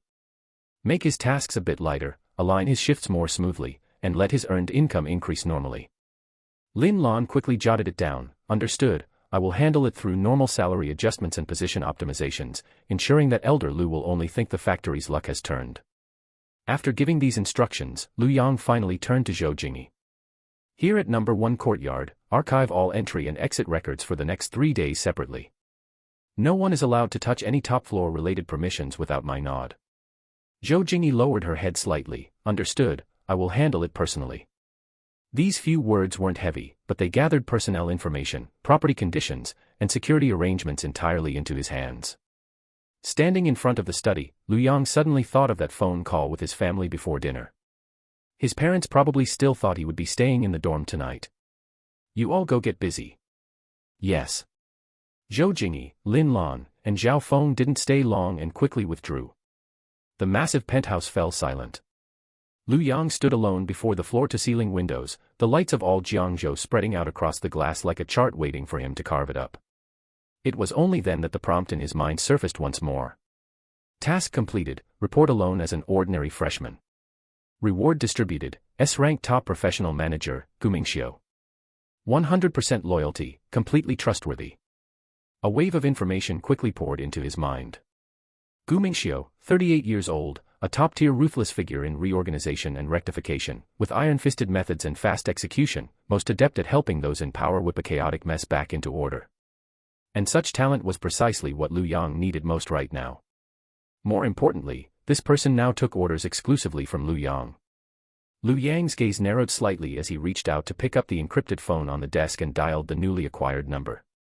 The phone rang only 3 times before it was connected. Mr. Lu.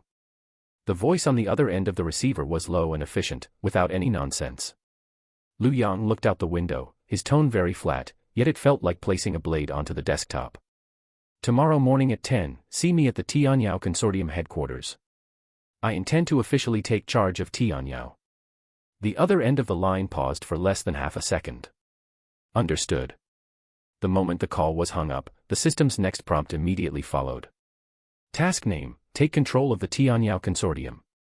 Task content, complete the succession and control of the Tianyao Consortium within 72 hours. Lu Yang looked at those lines of text, his gaze completely firming up.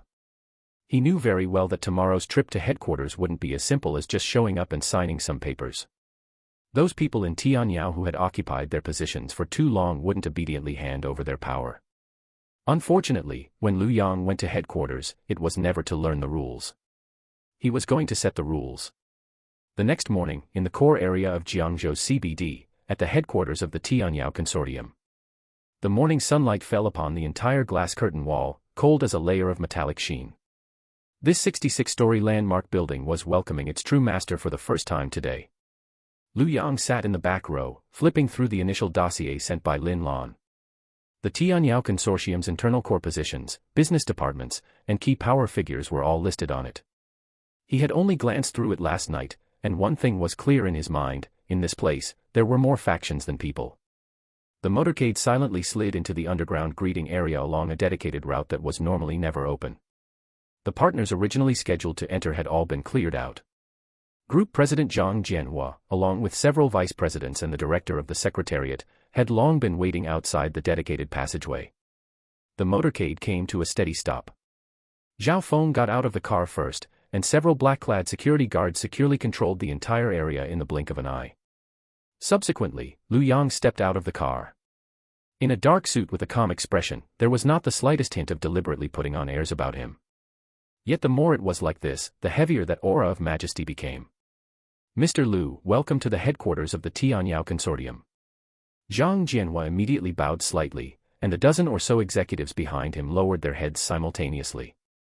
Lu Yang only glanced at him indifferently, without even any superfluous pleasantries, and directly strode toward the dedicated elevator.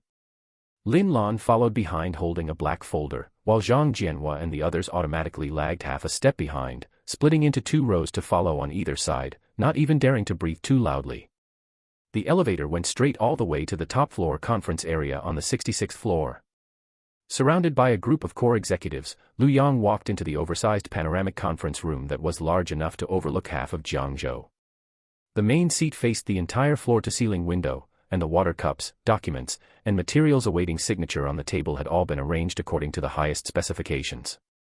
But when Lu Yang sat down in the main seat, the seemingly calm atmosphere in the conference room changed almost instantly.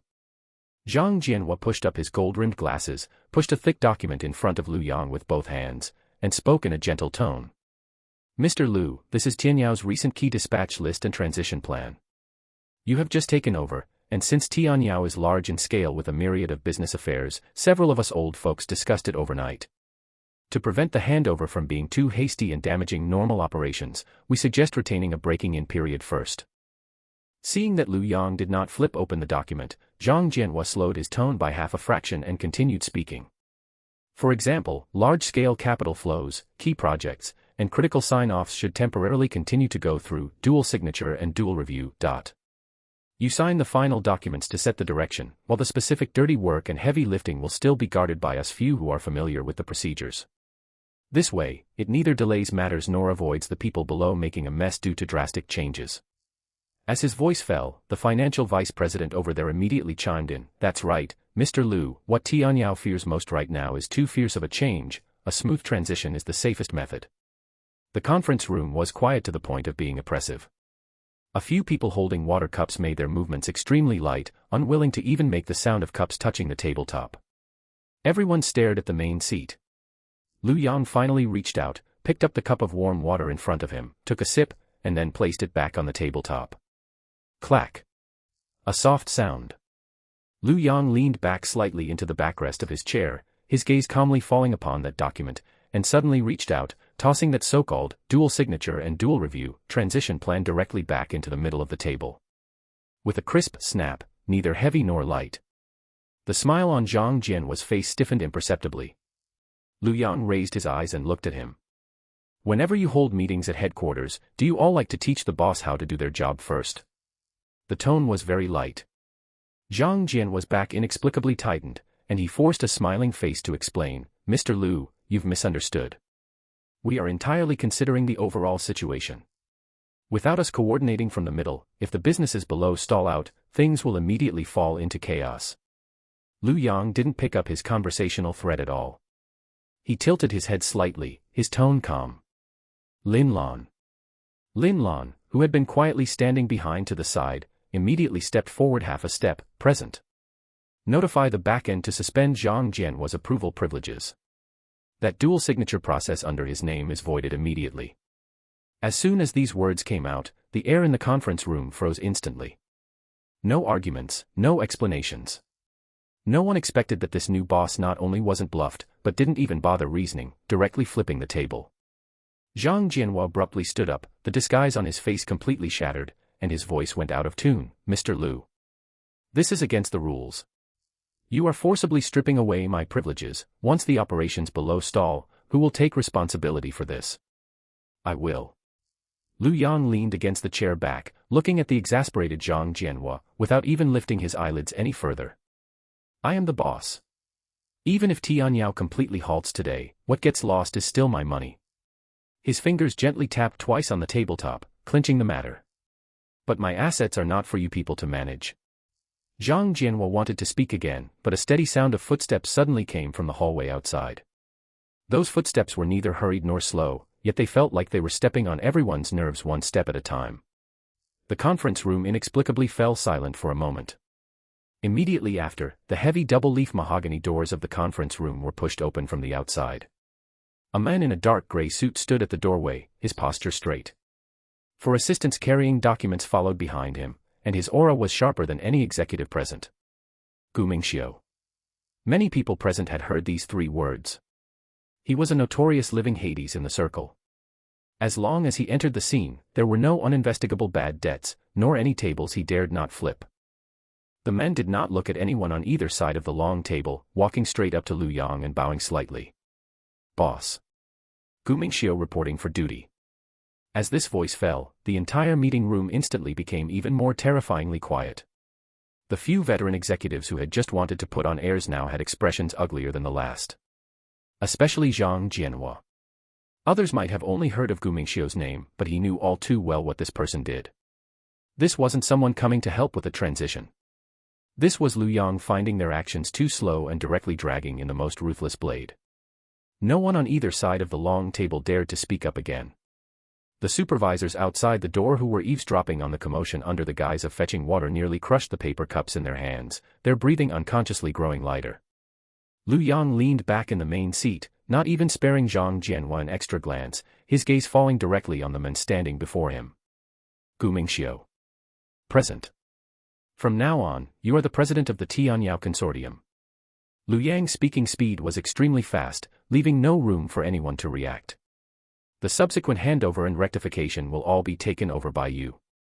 Zhang Jianhua's expression changed completely as he abruptly stood up. "Mr. Liu. This is not according to the rules. I am the Zhao Feng." Lu Yang didn't even lift his eyelids.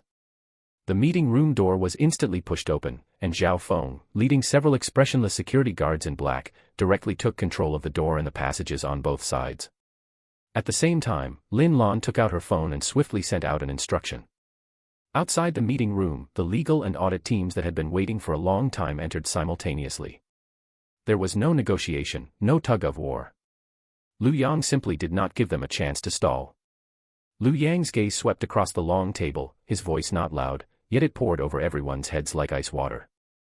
I don't intend to replace everyone all at once, but there are 4 things that must be left on the table today. His fingers tapped 4 times on the tabletop. First, Financial Approval Authority. Second, Contract Review Authority. Third, the Final Signature Authority for Fund Allocation. Fourth, the keys to the group's sealed data. Liu Yang raised his eyes slightly, looking at the row of frozen executives opposite him. Whoever is in charge of these right now, immediately put them on the table. It was too fast.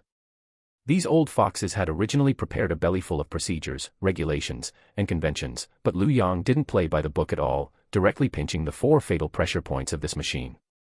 A business vice president who usually wielded great power finally couldn't withstand the pressure, slamming the table hard with veins bulging on his forehead. Mr. Liu, you are acting completely recklessly. If you dare to forcibly reclaim these 4 authorities today, the hundreds of billions in key projects below will grind to a halt today. Once the news gets out, partners will immediately withdraw their funds. Who will bear this loss? He was gambling, betting that Liu Yang wouldn't dare to make a joke of the core projects currently in operation. However, Liu Yang looked at him, his gaze so cold it lacked a shred of warmth. Procedures are meant for getting things done for me. They are not meant to block me.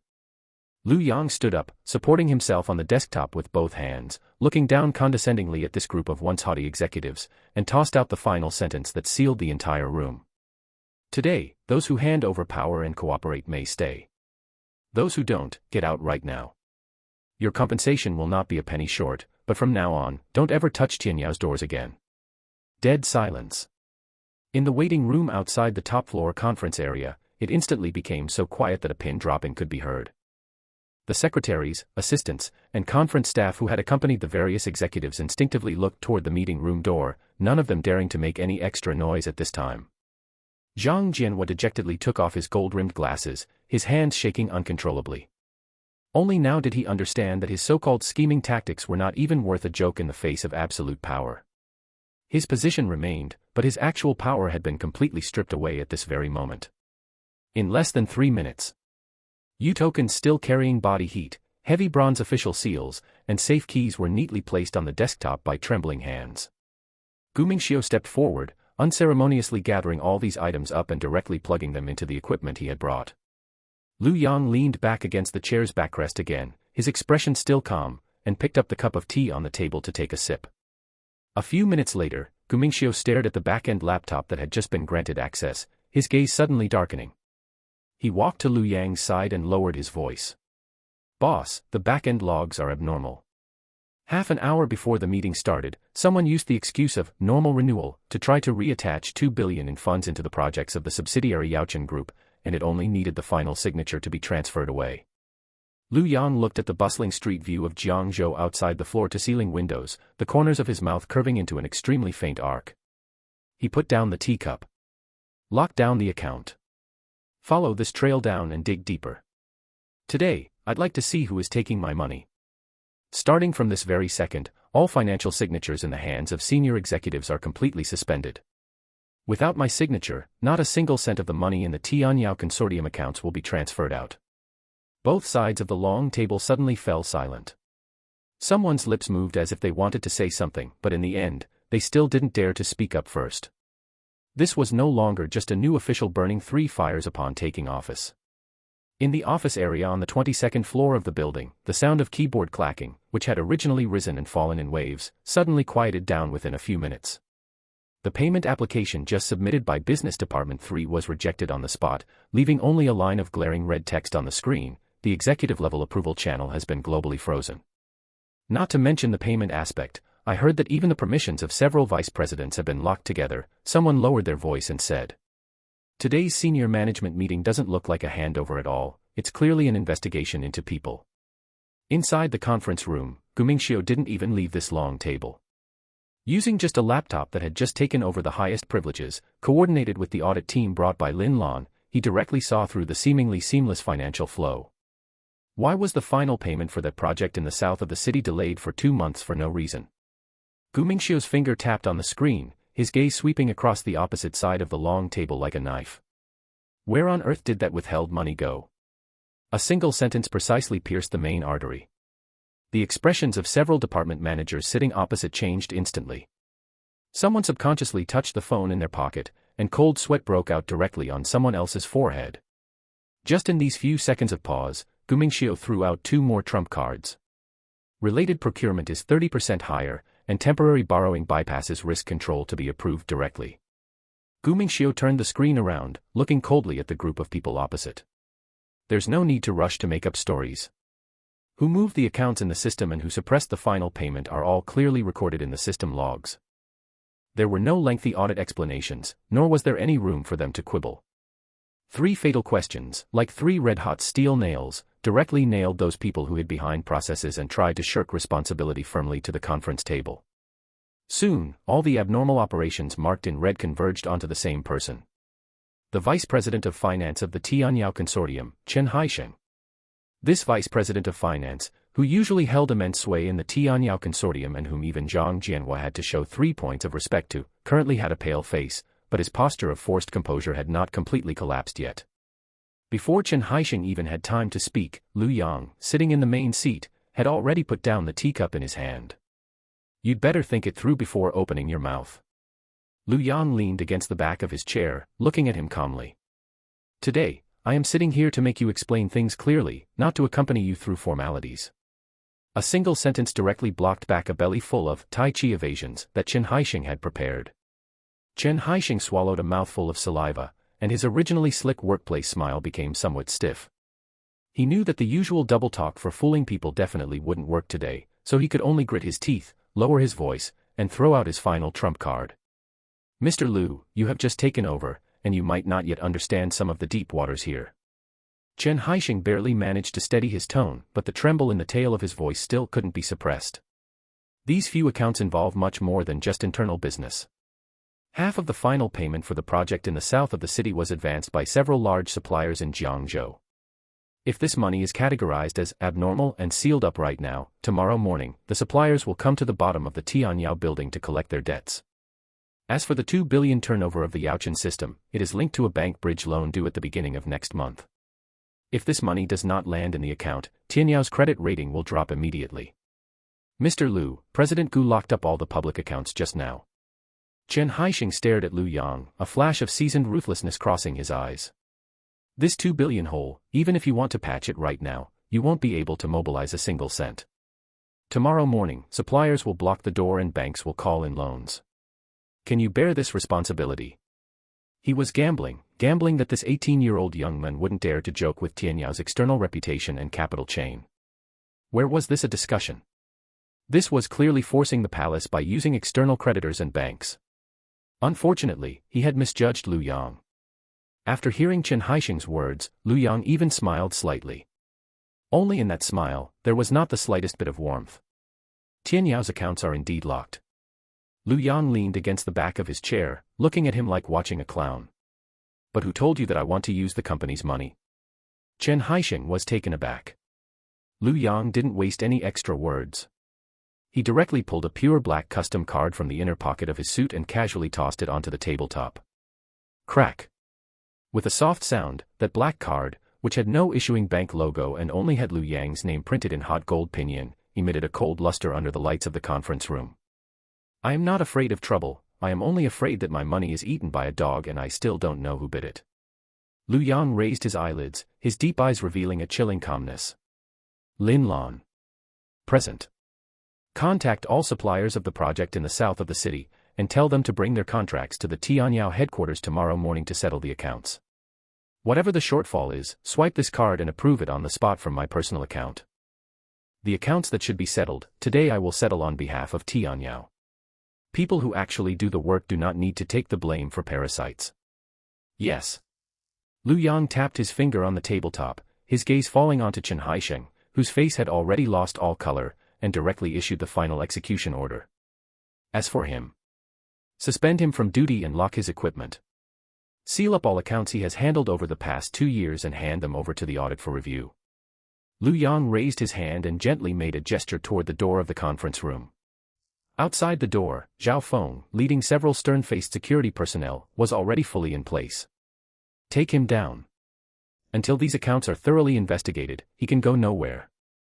Gu Mingxiu lowered his head to glance at the computer, the gaze behind his lenses suddenly turning a few degrees colder. Boss, the project number from Yaochen has also popped up. Lu Yang raised his eyes to sweep over the string of newly locked financial flows on the screen, his tone as calm as could be without a trace of fluctuation. Keep digging. Today, I want to know whose behalf my money is really being moved for. Bang.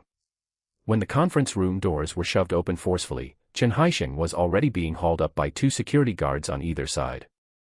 His cell phone, computer, and office access rights had all been confiscated by Zhao Feng the very moment he stepped through the door. At this moment, his face was pale and his legs were weak, but he was still putting up a final struggle. President Lu. You can't do this. Chen Haisheng strained at the top of his lungs, his voice completely out of tune. I'm the vice president of the Tianyao Consortium. If you take me out today, the finance department will be in chaos by this afternoon. Can you bear the responsibility when that happens? The conference room was pin-drop silent, and all the veteran executives stared at Lu Yang in the main seat. Lu Yang merely lowered his eyes to look at the pure black custom card beside his hand, too lazy to even lift his eyelids a bit more. After 2 seconds, he chuckled. Chen Haisheng. Lu Yang casually tossed the black card onto the table, making a crisp clack sound. Do you still not understand by now? I'm sitting here today not to act as a judge and listen to your defense. I am here to make a ruling. Take him away. President Lu. You will regret this. Once you make a move against me, the people behind won't let. Before Chen Haisheng could finish shouting, he was suppressed back by a glance from Zhao Feng, and the 2 security guards directly dragged him out of the conference room. An unsuppressed commotion instantly came from outside the door. Evidently, the employees outside had seen this scene, and even the low gasps were transmitted inside. At this moment, the air pressure in the conference room was so low that it was suffocating. A balding executive sitting next to Chen Haisheng already had cold sweat beading on his forehead. Forcing a smile, he spoke cautiously. Mr. Lu. What Chen Haisheng did is indeed atrocious. But right now, the finance department is leaderless, and the group still has several major projects going through accounts. Do you think we should let the people below run the process first, so as to avoid business paralysis? Lu Yang picked up the teacup beside his hand and blew on the steam. What's the rush? When it's your business's turn, I'll call you. He took a sip of tea and looked at Gu Mingxiu, review the consortium's management structure again. Gu Mingxiu nodded, his fingers tapping on the keyboard a few times, and the large projection screen in the conference room instantly lit up. From now on, the 5 core departments of the Tianyao Consortium, finance, legal, audit, risk control, and the president's office, will all be under my direct management. Gu Mingxiu's voice did not have a trace of fluctuation. The vice presidents and supervisors of all other business lines will retain their original ranks and executive positions. Hearing this, the few veteran executives just wanted to breathe a sigh of relief, but Gu Mingxiu's next sentence directly plunged them into an ice cave. However, independent approval and decision-making powers are temporarily cancelled. All projects valued at 10 million and above must be reported according to the new process, and after my review, they will be finally signed and approved by Mr. Lu. How can this be? The balding executive stood up abruptly, so anxious that his tone even changed. Mr. Lu, cancelling independent approval rights means that procuring 20 million worth of supplies will have to go through your president's office. Efficiency will be greatly discounted. This is completely hollowing us out. That's right, this doesn't comply with the company articles of association. Another person echoed softly. Lu Yang put down the teacup, making a soft clink. The conference room instantly quieted down. Lu Yang leaned against the back of his chair, fingers crossed, and his calm gaze swept across the few people who had just spoken. Lu Yang looked at the balding executive, his tone flat. From now on, projects valued at 10 million and above don't need to be discussed, send them directly to my desk. You can understand it as me first pulling back Tianyao's out-of-control hands. Lu Yang's voice wasn't loud, but every word pierced the heart. If you find the efficiency too low, you can submit your resignation. I won't stop you. The balding executive opened his mouth, and finally, like a deflated ball, slumped back into his chair. A vice president next to him turned pale and cursed in a low voice, then what else are we going to sign in the future? No one took his words. Ding. System prompt: the second stage main quest, gain control of the Tianyao Consortium, has been judged as completed. Reward has arrived, S-rank financial talent, Jiangzhou, absolute loyalty. Relevant resumes and transfer orders have been synchronized to reality. A trace of a smile flashed across the depths of Lu Yang's eyes. The person to clean up Chen Haixing's mess arrived just in time. Mr. Lu. At the end of the meeting, Lin Lan suddenly walked quickly to Lu Yang's side holding a freshly printed urgent report, lowering her voice. The underlying destination of the 200 million intercepted by Chen Haixing has been investigated. It didn't leave Tianyao? Lu Yang asked. It didn't. Lin Lan's gaze was extremely solemn. Under the guise of project renewals and advances, they sent the money bit by bit into 3 designated projects of the consortium's subsidiary company, Yaochen Group. Lin Lan placed the report in front of Lu Yang. On the surface, it's normal commercial real estate development, but the actual engineering progress is almost zero. These few projects are bottomless pits specially used to suck the blood of the Tianyao Consortium. Lu Yang looked at the 4 words Yaochen Group on the report, his fingers tapping gently on the desk twice. Who is managing Yaochen Group right now? On the surface, it's Yaochen's president, Qiu Zhendong. Whether there is anyone behind him still needs to be dug out. Lin Lan replied immediately. Lu Yang casually folded the report, raised his eyes to look at Gumingxiu and Lin Lan, continue to clear things up here at headquarters. Chen Haixing's affairs, the finance department, and all approval records must be reviewed by me within the next 2 days. Proceed simultaneously over at Yaochen Group. Lu Yang's tone was very light, but it didn't have the slightest hint of negotiation. Project materials, personnel relations, and capital flows must all be thoroughly investigated. Since some people like to use my money to prolong their lives, then trace this pipe out for me all the way. I want the headquarters accounts, and I also want the people over at Yaochen. After Chen Haixing was dragged out, the meeting room was terrifyingly quiet. Zhang Jianhua and that bunch of senior executives looked paler than one another. They had originally thought that surviving this slash today would be the end of it, and were just looking for an excuse to go down and appease the people so they could make a quick exit. Did I tell you to leave?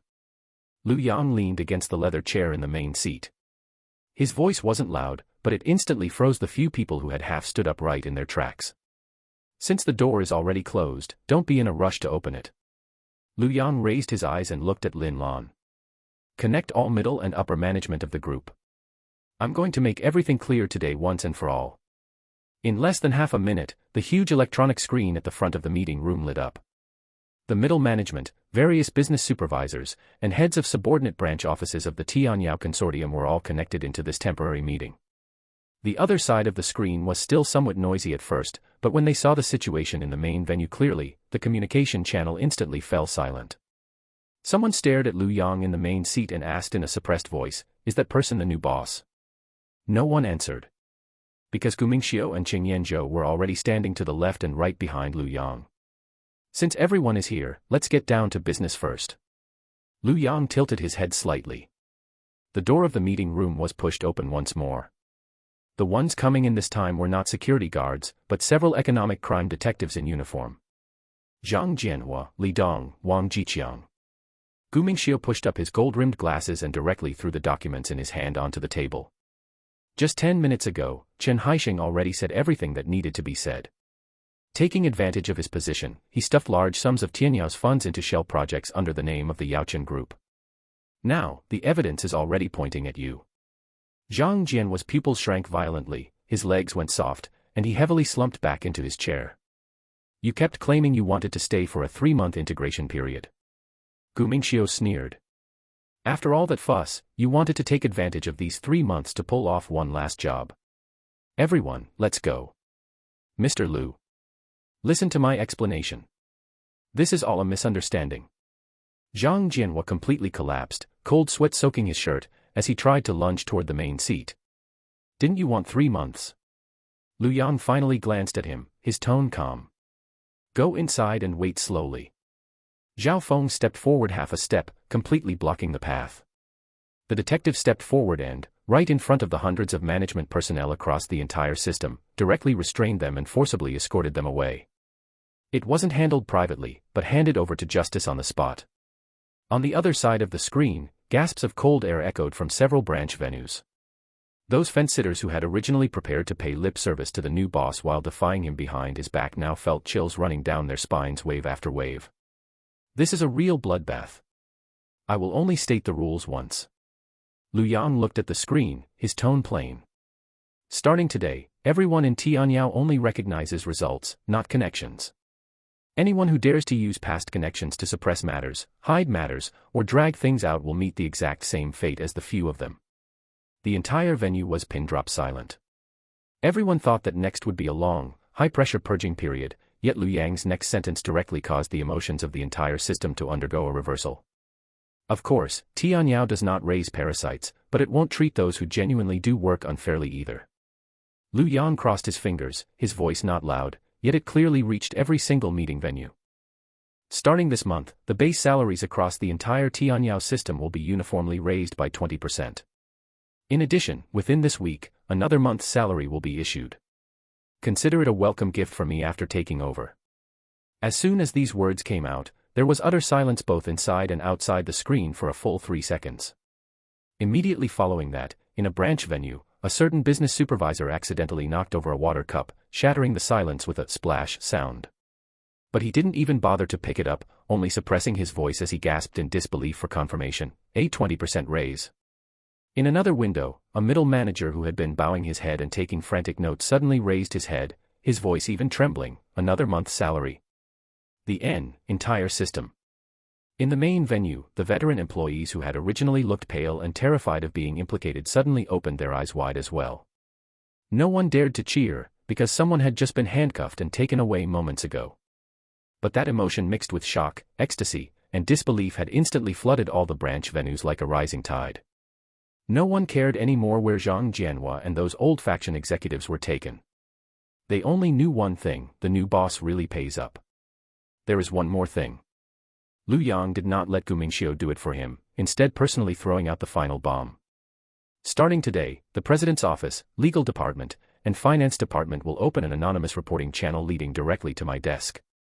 Whoever has clues about violations or falsified accounts, as long as it is verified, I will award bonuses proportional to the money recovered. Lu Yang's gaze swept across the screen.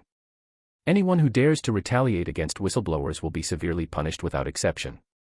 Absolute checkmate. The moment this rule dropped, the wind direction of the entire Tianyao system completely changed in an instant. The surviving forces of the old faction had originally wanted to collude in secret, but now they had to be on guard at any moment against being sold out by their own subordinates for a massive bonus. This move by Lu Yang directly disintegrated all their defense lines from the inside. After the general meeting, the atmosphere of the Tianyao Consortium completely reversed within a single afternoon. Gu Mingxiu sat overseeing the headquarters, while Cheng Yanzhou guarded the central financial ledger, with reporting materials constantly being sent back like snowflakes. 2 hours later, Cheng Yanzhou walked into the chairman's office holding the newly compiled data. "Mr. Lu, we've caught a big fish." Cheng Yanzhou pushed up his rimless glasses. Those funds listed under normal headings all eventually went into the same batch of associated accounts. And behind this batch of accounts, it connects to the core figures of the Yaochen Group. Lu Yang looked at the report, his gaze turning cold bit by bit. "Don't rush to close the net." Lu Yang closed the files, his tone very steady. "Keep a close eye on this batch of accounts first, and let the people behind them come out. What I want to see is not who runs errands for them. What I want to see is who is up front taking the money in the end, and who is calling the shots behind the scenes. Leave the rest of the matters for them to grind out." Lu Yang stood up and tossed the documents back onto the table. Having given instructions on this core matter, he could truly untangle himself from the high pressure. He left the building, got into that Rolls-Royce, and returned to Jiangzhou No. 1 courtyard. In the underground garage, a row of uniformly black commercial vehicles and executive-class sedans was parked. They were steady and safe, but looking at these overly dreary cars, Lu Yang suddenly felt something was a bit off. He was only 18 years old, he couldn't always ride in such old-fashioned cars to attend classes at Jiangzhou University. "Lin Lan." Lu Yang called out casually. "Mr. Lu. These cars in the garage are too dull," Lu Yang said in a casual tone. "It's time to add a few new cars." Lin Lan did not ask about the budget and directly offered a plan. "Mr. Lu, if you haven't decided on a specific model yet, tomorrow Jiangzhou International Expo Center happens to be hosting an auto show. Most major brands will be there, with plenty of stock cars and a few limited edition cars making an appearance. I can immediately clear your morning schedule tomorrow and arrange for you to go take a look directly.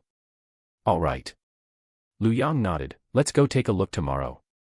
The next day, Jiangzhou International Expo Center. The annual large-scale international auto show was in full swing. As one of the highest standard auto shows in the country, the venue was packed with a continuous stream of people. The booths of various major brands were brightly lit. Accompanied by dynamic music and the energetic explanations of the sales staff, Hall 1 was filled with a bustling roar of noise. In a corner of the venue, Lin Jianyue was holding a smartphone stabilizer and skillfully interacting with the camera. Brothers, today we've come to the Jiangzhou Auto Show to broaden our horizons. I heard that this time there are not only premiering concept cars, but also a few globally limited edition crown jewels. Lin Jianyue's voice was clear and pleasant, still highly recognizable amidst the noisy background audio. As a sophomore in the Department of Performance at Jiangzhou University, she was currently trying her hand at broadcasting on a short video platform. Although her fan base was still in its initial stages, relying on her naturally magnetic face and highly photogenic posture, the online audience count in her live stream room steadily hovered around 3,000 people. The live stream chat was buzzing with activity. Yeye's outfit today is absolute perfection, pure yet top tier.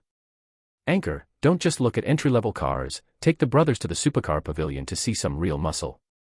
Right, go to the innermost exhibition area. I heard there's a special edition McLaren today, and you normally never get to see the real car.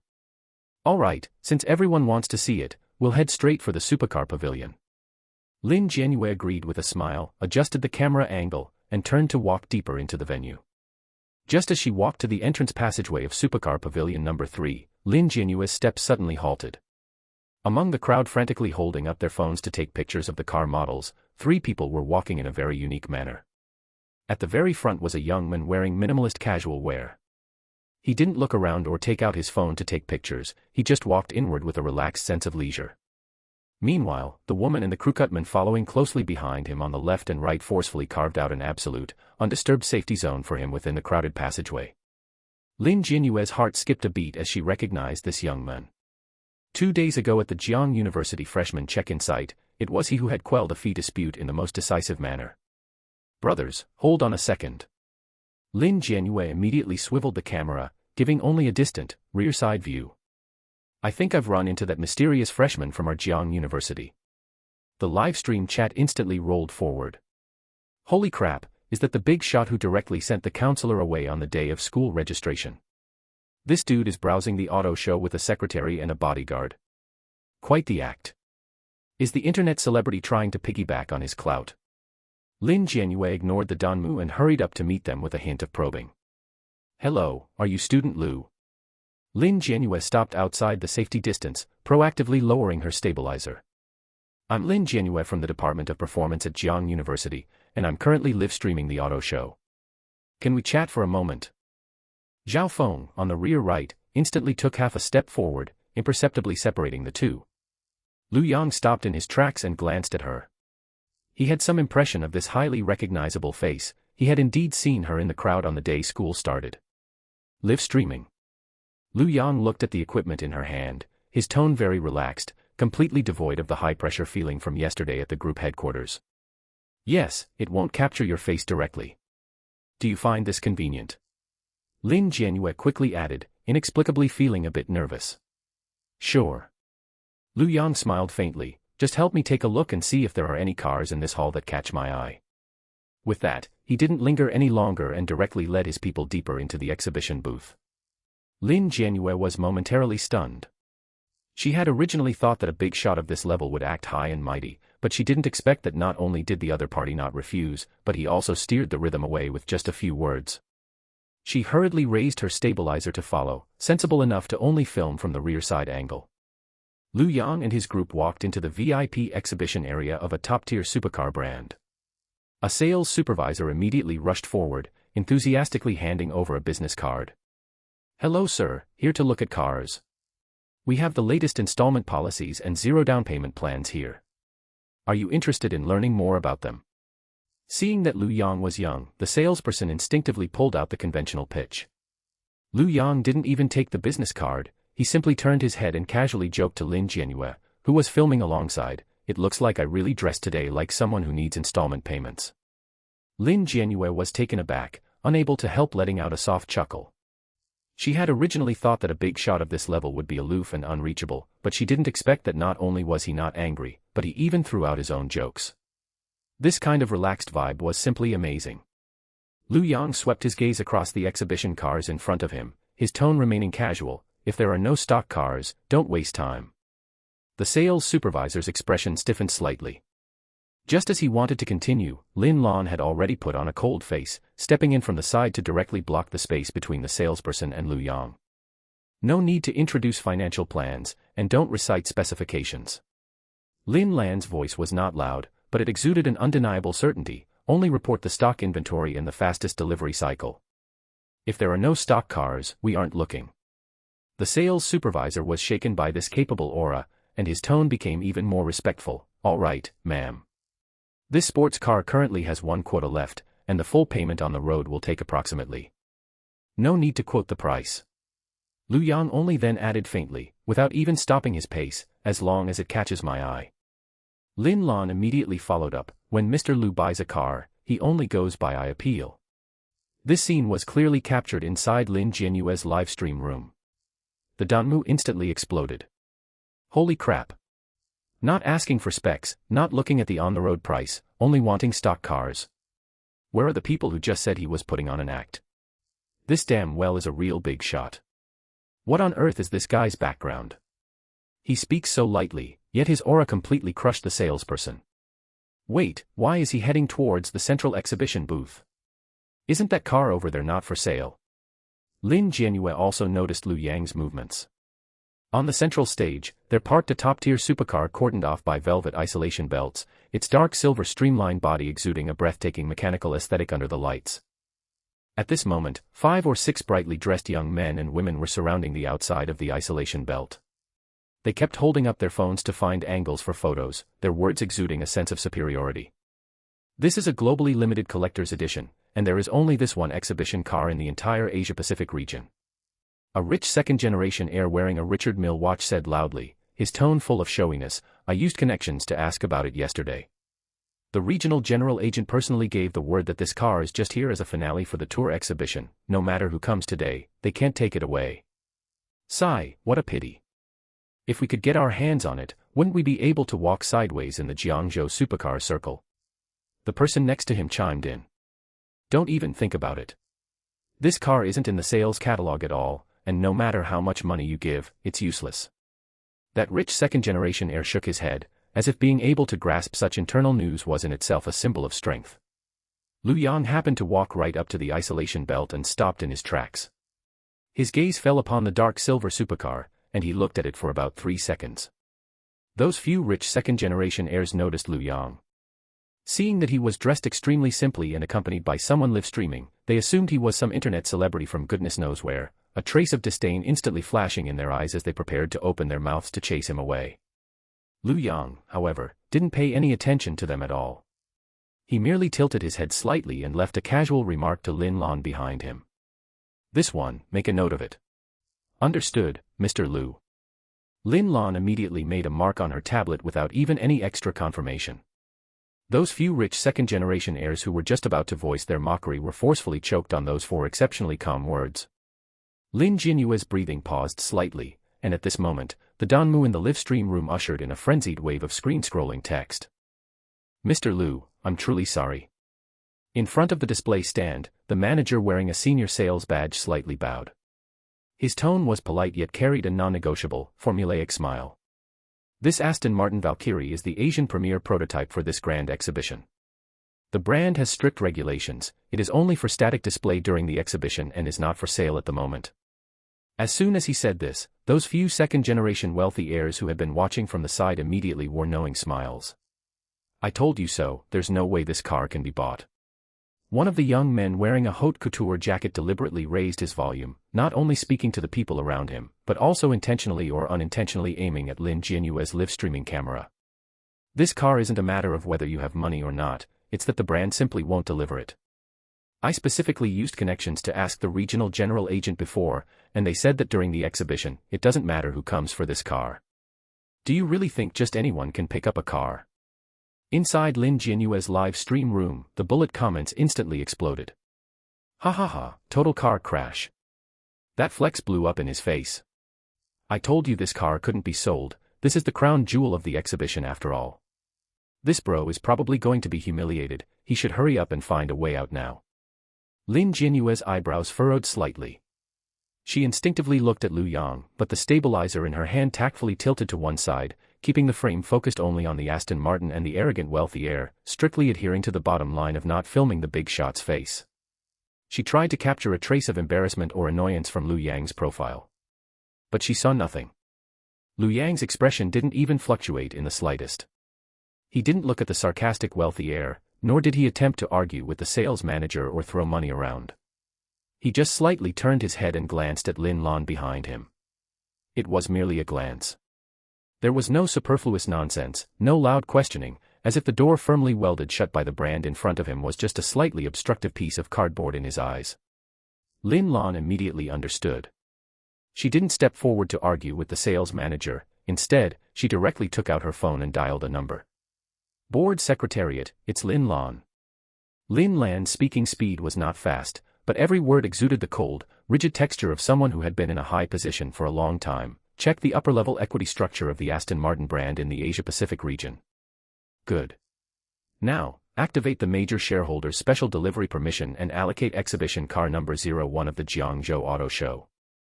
Yes, I want to take it away now. She issued 3 consecutive instructions, and the entire call process took less than 30 seconds.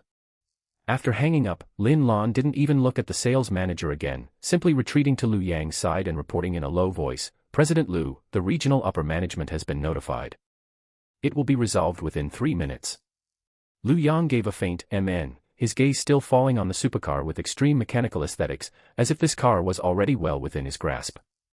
The few wealthy heirs nearby heard Lin Lan's words, were stunned for a moment, and then couldn't help but scoff out loud. Major shareholder special delivery permission. Isn't this acting a bit too thorough? And regional upper management. If you can take this car away with a single phone call, I'll walk out of the exhibition hall on my hands today. A few low discussions also came from the surrounding crowd.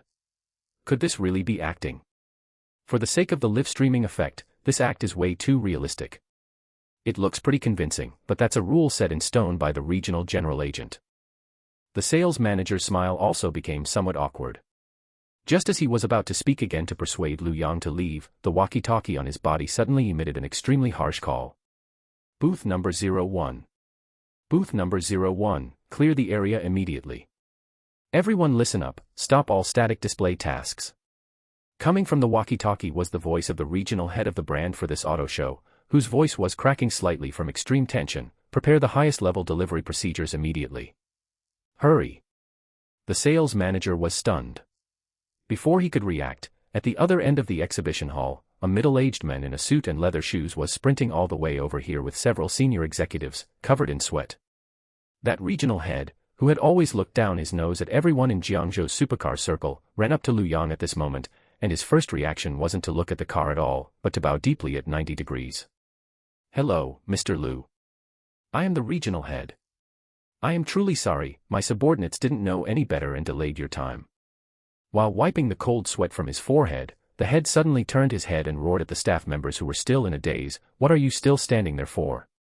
Remove the barriers immediately. Process the paperwork. Deliver the car. The entire exhibition stand instantly sprang into action. The prototype car that had just been heavily guarded was now directly and cautiously moved out of the display area by the staff. At that moment, the entire venue fell into dead silence. The few wealthy heirs who had been pontificating just moments ago looked as if they had been collectively choked by the neck. Their complexions turned pale and green by turns, mouths half open, yet not a single word could be squeezed out. The young man wearing the haute couture jacket was even more embarrassed to the extreme. He instinctively took 2 steps back, deliberately avoiding Lin Jianyue's live-streaming camera, and slunk away into the crowd. Standing a meter away, Lin Jianyue's hand holding the stabilizer even trembled involuntarily. She finally understood where that indescribable sense of oppression came from. It wasn't because he had money. But because ironclad rules in the eyes of ordinary people required nothing more than a glance from him for someone to immediately rewrite the rules into whatever he desired. Inside Lin Jianyue's live stream room, the bullet comments experienced a brief stagnation, and then rolled crazily like a blowout. Holy shit. They pulled the car from the display. They actually drove it away. What the heck kind of god-tier big shot is this? Where are those pricks who said they'd walk out on their hands just now? Come out and walk a few steps. This isn't a plant. What do you guys know? How could an auto show of this scale cooperate to act out this kind of script with you? This guy genuinely has connections that reach the heavens. Zhao Feng still stood like an iron tower on Lu Yang's rear right. He didn't even glance at those pale-faced wealthy heirs, simply and coldly blocking all blind spots of vision, ensuring no one dared to cross even half a step beyond the line. The sound of car doors unlocking rang out.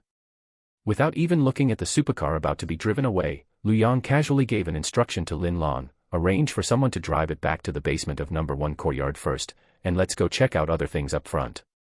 Understood, President Lu. Lin Lan immediately waved her hand, signaling the team drivers waiting on the perimeter to step forward and take over. Accompanied by a low, ferocious engine roar, the iconic daytime running lights of the Aston Martin Valkyrie instantly lit up, resembling a waking beast. In a mere 10 minutes, this top-tier supercar regarded as the crown jewel of the exhibition was driven straight out of the exhibition hall amidst everyone's incredulous gazes. As for Lu Yang, just like casually buying a bottle of water on the side of the road, he led his secretary and bodyguard, walking unhurriedly toward the next exhibition area.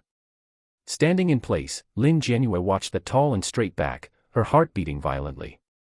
As a professional live streamer with a keen sense of smell, her brain was operating at high speed. This person was definitely not the type of fleeting, one-time viral hot topic. As long as she could continue tracking him, her career would surely usher in a true leap. At this moment, her live stream room's popularity directly broke the platform's concurrent record for that time slot. And all of this was simply because that young man had uttered 4 words a few minutes ago. Note this one down. Wait. Lin Jianyue suddenly reacted. He had just told his secretary that he was going to go up front to take a look at other things. This was an Aston Martin Valkyrie.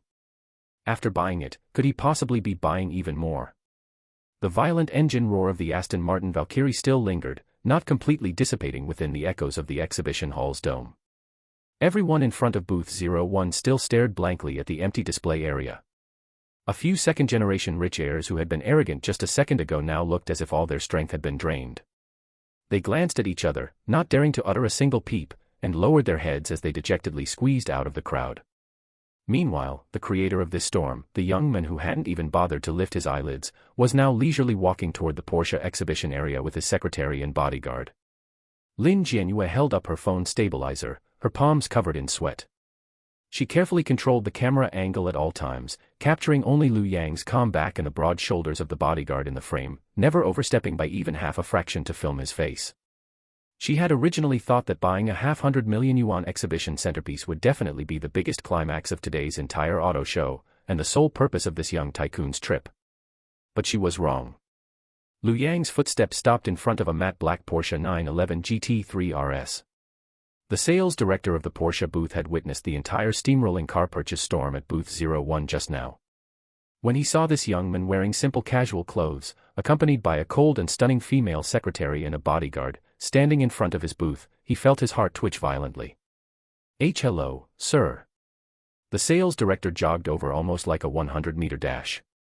Due to his nervousness, his tie was crooked by half. This is the latest GT3 RS, equipped with. Keep this one for weekend drives. Lu Yang didn't listen to him introduce those tedious performance data at all, simply spitting out 7 words calmly. The sales director froze, his professional pitch prepared for a full 5 minutes abruptly choked back in his throat. He didn't even react to the meaning of those words. But Lin Lan, standing behind Lu Yang, had already opened her portable tablet and tapped her fingers rapidly twice. Understood, Porsche 911 GT3 RS, to be used as your weekend performance spare car. Lu Yang nodded. His gaze didn't linger for even a single second on the sports car that countless men dreamed of, and he turned to walk toward the opposite BMW exhibition area. Lin Jianyue followed a few meters away, her breathing involuntarily slowing down. The barrage in the livestream chat room also experienced a strange freeze. Wait. What did he just say? Weekend drives. Holy shit. He treats the GT3 RS as a weekend toy. Isn't he here to pick up that Aston Martin? Why is he still looking around? Right in the center of the BMW exhibition area sat a BMW M8 competition with sharp lines. The low-slung, slender car body reflected a chilling metallic sheen under the exhibition hall's ceiling lights, resembling a blade ready to be unsheathed at any moment. Lu Yang walked up to that M8 and stopped. Just as the sales manager of the BMW exhibition area wanted to step forward, Zhao Feng quietly took half a step out, his tall and robust body acting directly like a wall, blocking all irrelevant personnel attempting to approach within 3 meters. Across that invisible barrier, Lu Yang glanced at this high-performance luxury coupe.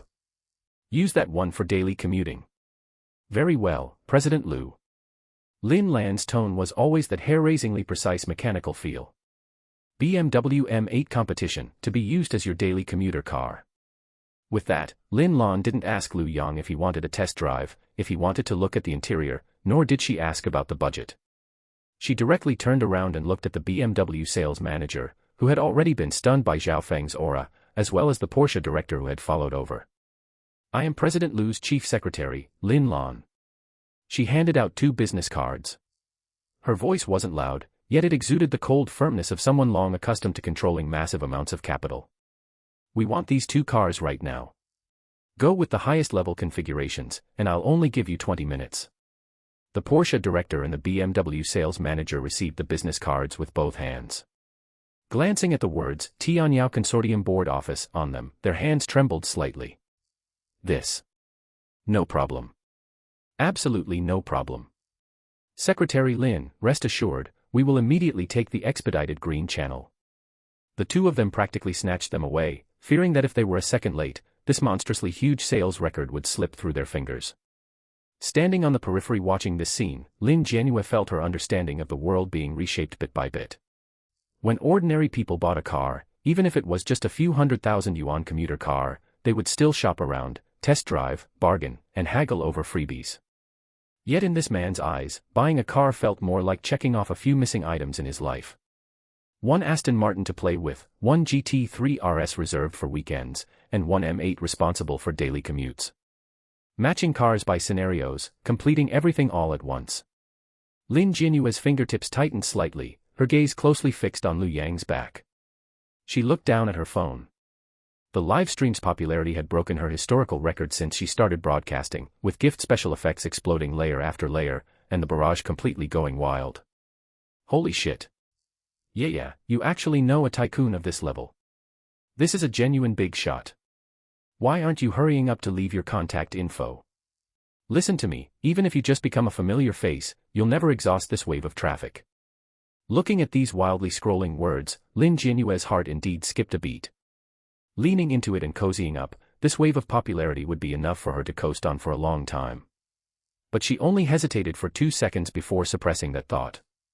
She directly turned off the live stream microphone, and moved the already lowered camera angle down a few more notches, leaving only Lu Yang's back and the car wheels.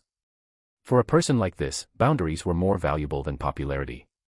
Her smartest move right now wasn't to rush forward, but to maintain proper boundaries first. Half an hour later.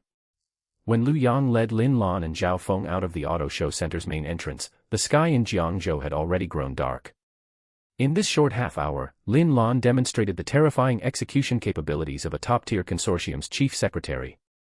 Not only did she simultaneously complete the full payment, temporary license plates, and maximum commercial insurance for all 3 cars, but she even coordinated everything for subsequent regular maintenance and dedicated upkeep teams. President Lu, all procedures have been completed. Lin Lan walked quickly by Lu Yang's side, reporting on the progress. All 3 cars have been taken over by our vehicle personnel and are currently being transported to the number 1 courtyard basement. Lu Yang nodded slightly without saying much. He was used to his team's efficiency of 1 sentence, and everything behind it gets handled perfectly. At 8 p.m., number 1 courtyard. Under the cold white lights of the basement, 3 cars were already parked in Lu Yang's exclusive row of parking spaces.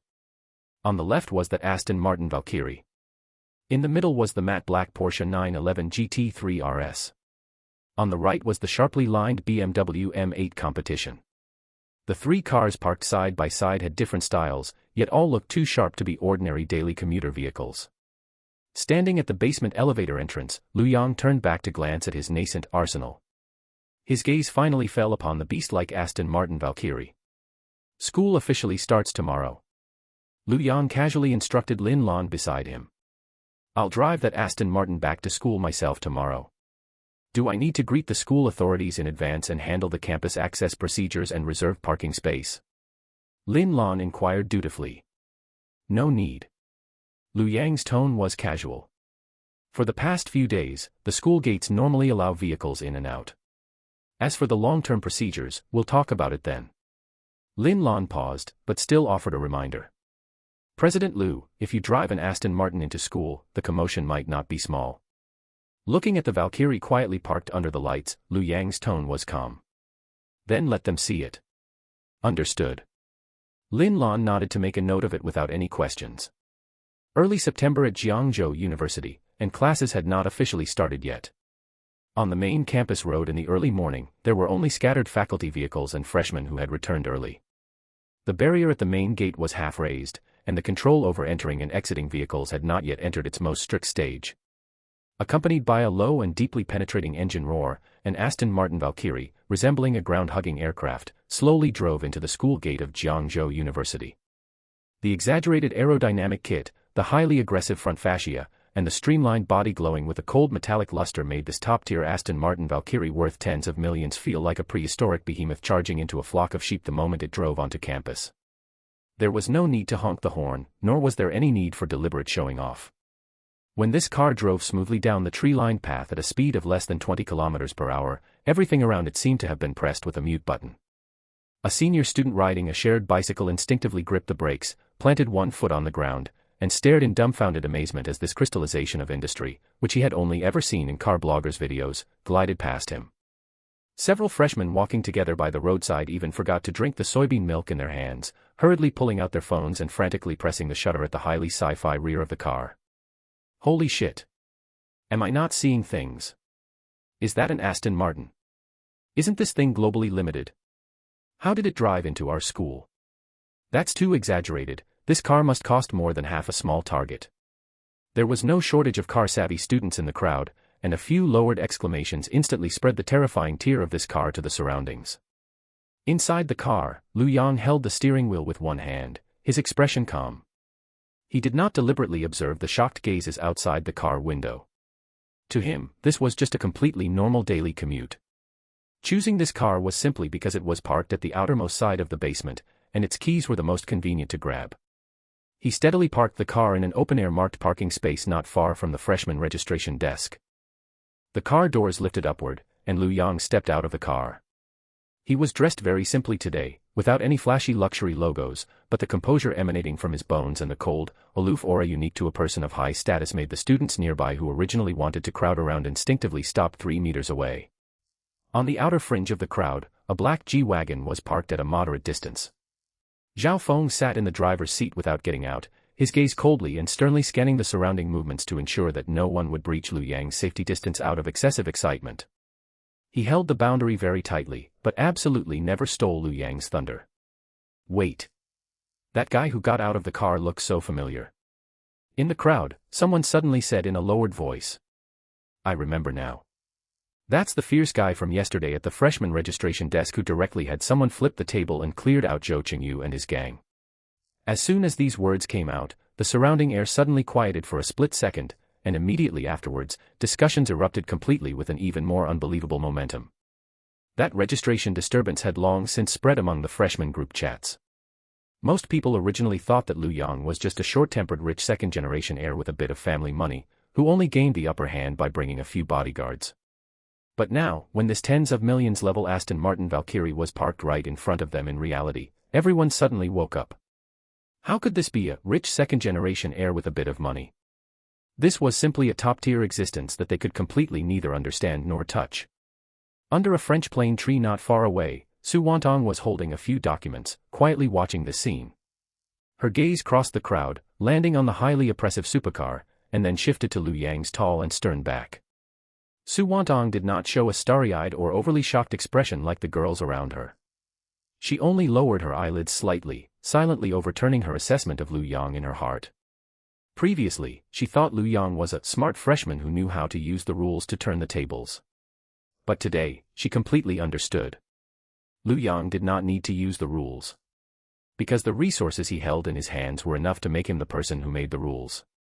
In less than half an hour, a few slightly blurry photos completely exploded across Jiangzhou University's major campus chat groups, confession walls, and freshman circles. In the photos, there was only the visually striking body of the Aston Martin Valkyrie and a slightly blurry profile of Lu Yang. No one captured a clear front face of Lu Yang. Because the invisible, keep strangers away impression emitted by him made everyone who raised their phones instinctively avoid the offensive action of shooting directly in his face. This sense of mystery instead made the guesses about Lu Yang's identity even more crazy. This is definitely not an ordinary rich second-generation heir. Among those famous wealthy young masters locally in Jiangzhou, who owns this car? Who said yesterday that he was just putting on airs with bodyguards? Is this acting? This is a fucking dimensional reduction strike. What on earth is the background of this freshman? The second campus aftershock rapidly swept across the entire Jiangzhou University with an intensity far exceeding yesterday's registration disturbance. And this aftershock quickly spread to the departmental office building. Inside the director's office, Director Su Mingqian was sitting behind the desk, looking at those few supercar photos just forwarded into the WeChat group on his phone, his expression changing unpredictably. Yesterday at the registration desk, he was forcefully pushed back in public by Lu Yang using a chain of evidence and a legal team. Although he subsequently went along with changing his words and preserved his decency, he still felt somewhat uncertain and suspicious in his heart. Until this moment, looking at the Aston Martin Valkyrie in the photos representing absolute capital and foundation, the last shred of luck in the bottom of Director Su Mingqian's heart completely vanished into thin air. Having sat in this position for so many years, he was clearer than those students that someone who could drive this kind of car into campus as a daily commute vehicle definitely had a terrifyingly massive force standing behind him. Yesterday's handling method was not because the other party had a big temper, but because the other party simply did not take the departmental office's meager power seriously at all. Director Su Mingqian took a deep breath, reached out to rub his brows, and quickly adjusted his mindset. He was an extremely realistic person. Since he had already seen through Lu Yang's tear, those previous airs and official prestige had to be put away immediately. Not only did he have to put them away, but he also had to proactively pave the way. Thinking of this, Director Su Mingqian did not hesitate in the slightest, directly flipping out the contact information left behind by Lu Yang's side from before, Lin Lan's number. As the call connected, Director Su Mingqian's voice had already switched to an enthusiastic yet non-sycophantic professional tone. "Hello Assistant Lin, I am Director Su Mingqian from the Jiangzhou University Department. It's like this, I understand that classmate Lu drove to school today. Currently, the school has not officially started, and vehicle entry and exit are relatively free, but after formal classes start in a few days, access control will be much stricter." He paused for a moment and tossed out his chips. "If classmate Lu has a long-term need to travel within the campus in the future, I can expedite things here immediately and handle his vehicle access permissions and the fixed exclusive parking space downstairs at the departmental building all at once. You won't need to trouble yourselves with running through the procedures for these trivial matters. This place was usually where new students and faculty handled various campus procedures. Although the semester hadn't officially started yet, sparse lines had already formed in front of several windows. Classmate Lu, this way, please." Accompanied by a steady voice, the glass door of the lobby was pushed open. Director Su Mingqian walked half a step ahead, personally holding the door open to lead Lu Yang and Lin Lan into the lobby. He was dressed very formally today, but his posture was exceptionally humble.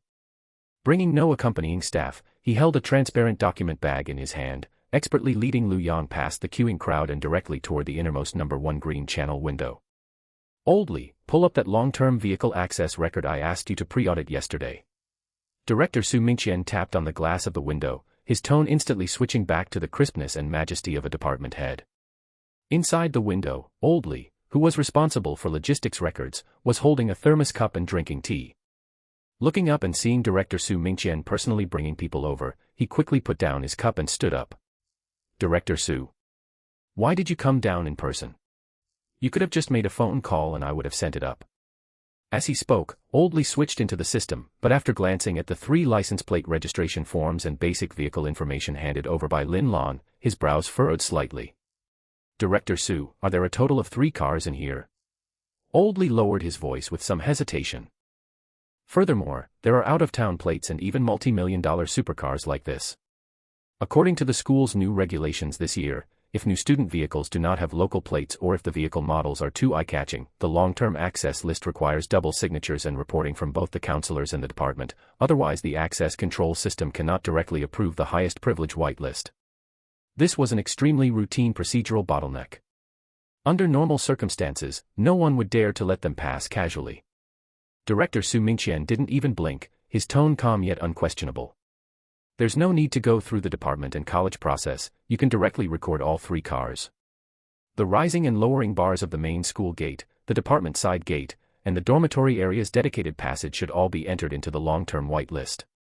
He paused, then added a statement of immense weight, keep only the fixed parking space downstairs at the department building, registered under classmate Lu's name. Any of the 3 cars can park there when driven in, but by default it will only occupy this single space. In the column for all responsible persons, sign my name. The department side will take unified responsibility. As soon as these words came out, old Li inside the window was completely dumbfounded. Having worked here for so many years, he had seen various leaders pulling strings to get things done, but he had never seen any power-wielding director who would not only personally come down to run errands for a freshman's parking issue, but even take all the responsibility for bypassing higher-level authorization onto himself. Oh, okay, I'll enter them right away. Old Li dared not ask another half-word, his hands tapping rapidly on the keyboard. With the press of the enter key, a green prompt box reading, "Whitelist is active," popped up on the computer screen. At this moment, several counselors and teachers queuing in the lobby also noticed the commotion over here. When they recognized that the person standing in front of the window personally monitoring the process was actually Director Su, who was usually the most particular about rules and pomp, they all subconsciously stopped what they were doing. Isn't that Director Su? Who is that guy next to him? Is that the freshman who flipped the table at the check-in station yesterday? Wasn't Director Su still using disciplinary actions to suppress him yesterday? How come today, he's personally bringing him through the green channel? Did you hear what Director Su said just now? Sign my name, the department takes responsibility. This is simply too outrageous. The surrounding discussions were kept very low, but that clear sense of class reversal rapidly permeated the air. Yesterday, Director Su Mingqian was an administrator who used rules to oppress people. Today, in front of everyone, he voluntarily turned himself into a tool to help Lu Yang clear away procedural obstacles. Classmate Lu, the vehicle permissions have all been sorted out. Director Su Mingqian turned around, put the printed record receipt into the document bag, and handed it over along with a brand new magnetic card. I have already entered all 3 cars under your name into the long-term access list. The exclusive parking space downstairs at the department building near the main surveillance has also been assigned with your sign, permanently reserved for just this one. In the future, no matter which of your cars you drive into Jiangzhou University, the access control won't stop you. Lin Lan, who had been following closely behind and to the side, extended her hand extremely naturally and took the document bag. Thank you for your trouble, Director Su. Lin Lan's voice was cold yet professional. If there are any additional vehicles later, or if the license plate information needs to be updated, should I interface directly with you? Of course, contact me anytime. Director Su Mingqian immediately replied. He didn't climb up the pole to cozy up to Lu Yang, instead, with a keen sense of propriety, he threw out an even bigger bargaining chip. Since you've come to Jiangzhou University, you're bound to encounter some trivial matters in school later on. For instance, routine leave approvals, class schedule adjustments, or even communication regarding the dormitory. Assistant Lin can come directly to me. I'll coordinate in the middle so you won't have to make any unnecessary trips. This was the real purpose of Director Su Mingqian personally coming down to deliver the pass today. Not only did he want to resolve the trouble with this car, but he also wanted to package all the conveniences at the department and college level of Jiangzhou University and deliver them to Lu Yang in one go. This was his survival philosophy. Since he couldn't suppress the other party, he might as well turn himself into the most useful tool for the other party within the school. All right. Lu Yang nodded, his tone still unruffled. Then in the future, I'll have to trouble Director Su to keep a closer eye on the routine procedures here at the school. It's only right. Director Su Mingqian knew when to stop while ahead, without any superfluous words. After slightly nodding in greeting, he turned and walked back toward the office building. No extra thanks were needed, a simple affirmation was the greatest response from a superior to a subordinate. From entering the door to finishing up, the whole process took less than 5 minutes. Without nonsense or drag, Lu Yang's campus privileges for the next 4 years were thus arranged crystal clear. Throughout the process, a black Mercedes-Benz G-Wagon was parked quietly in the open-air parking lot outside the lobby. Zhao Feng sat in the driver's seat, his cold and stern gaze scanning the lobby's entrance and exit to ensure the security perimeter of the outer area. Until stepping out of the lobby did Lin Lan put away the documents and softly ask for instructions. President Liu, the procedures here are settled. Next, shall we return to number 1 courtyard, or do you have other arrangements? Lu Yang did not answer immediately. He turned his head, his gaze sweeping past the tree-lined path in front of the department building, looking toward the slightly bustling boys' dormitory area not far away. The early troubles had been cleared away, and the gap of power and convenience had been completely torn open. For someone destined to control everything, the true campus ecological niche was only just beginning to be constructed. Head to the dormitory. Lu Yang casually instructed, I'm going to meet those few roommates I'll be living with for the next 4 years. Outside the male dormitory area of Jiangzhou University. A black Mercedes-Benz G-Class slowly stopped at the end of the tree-lined path, not driving into the slightly crowded area downstairs of the dormitory building, but quietly parking in an inconspicuous yet panoramic location. The car door pushed open, and Lu Yang stepped out of the car.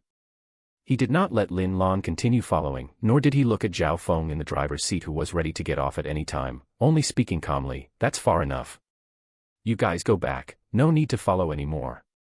Understood, President Liu.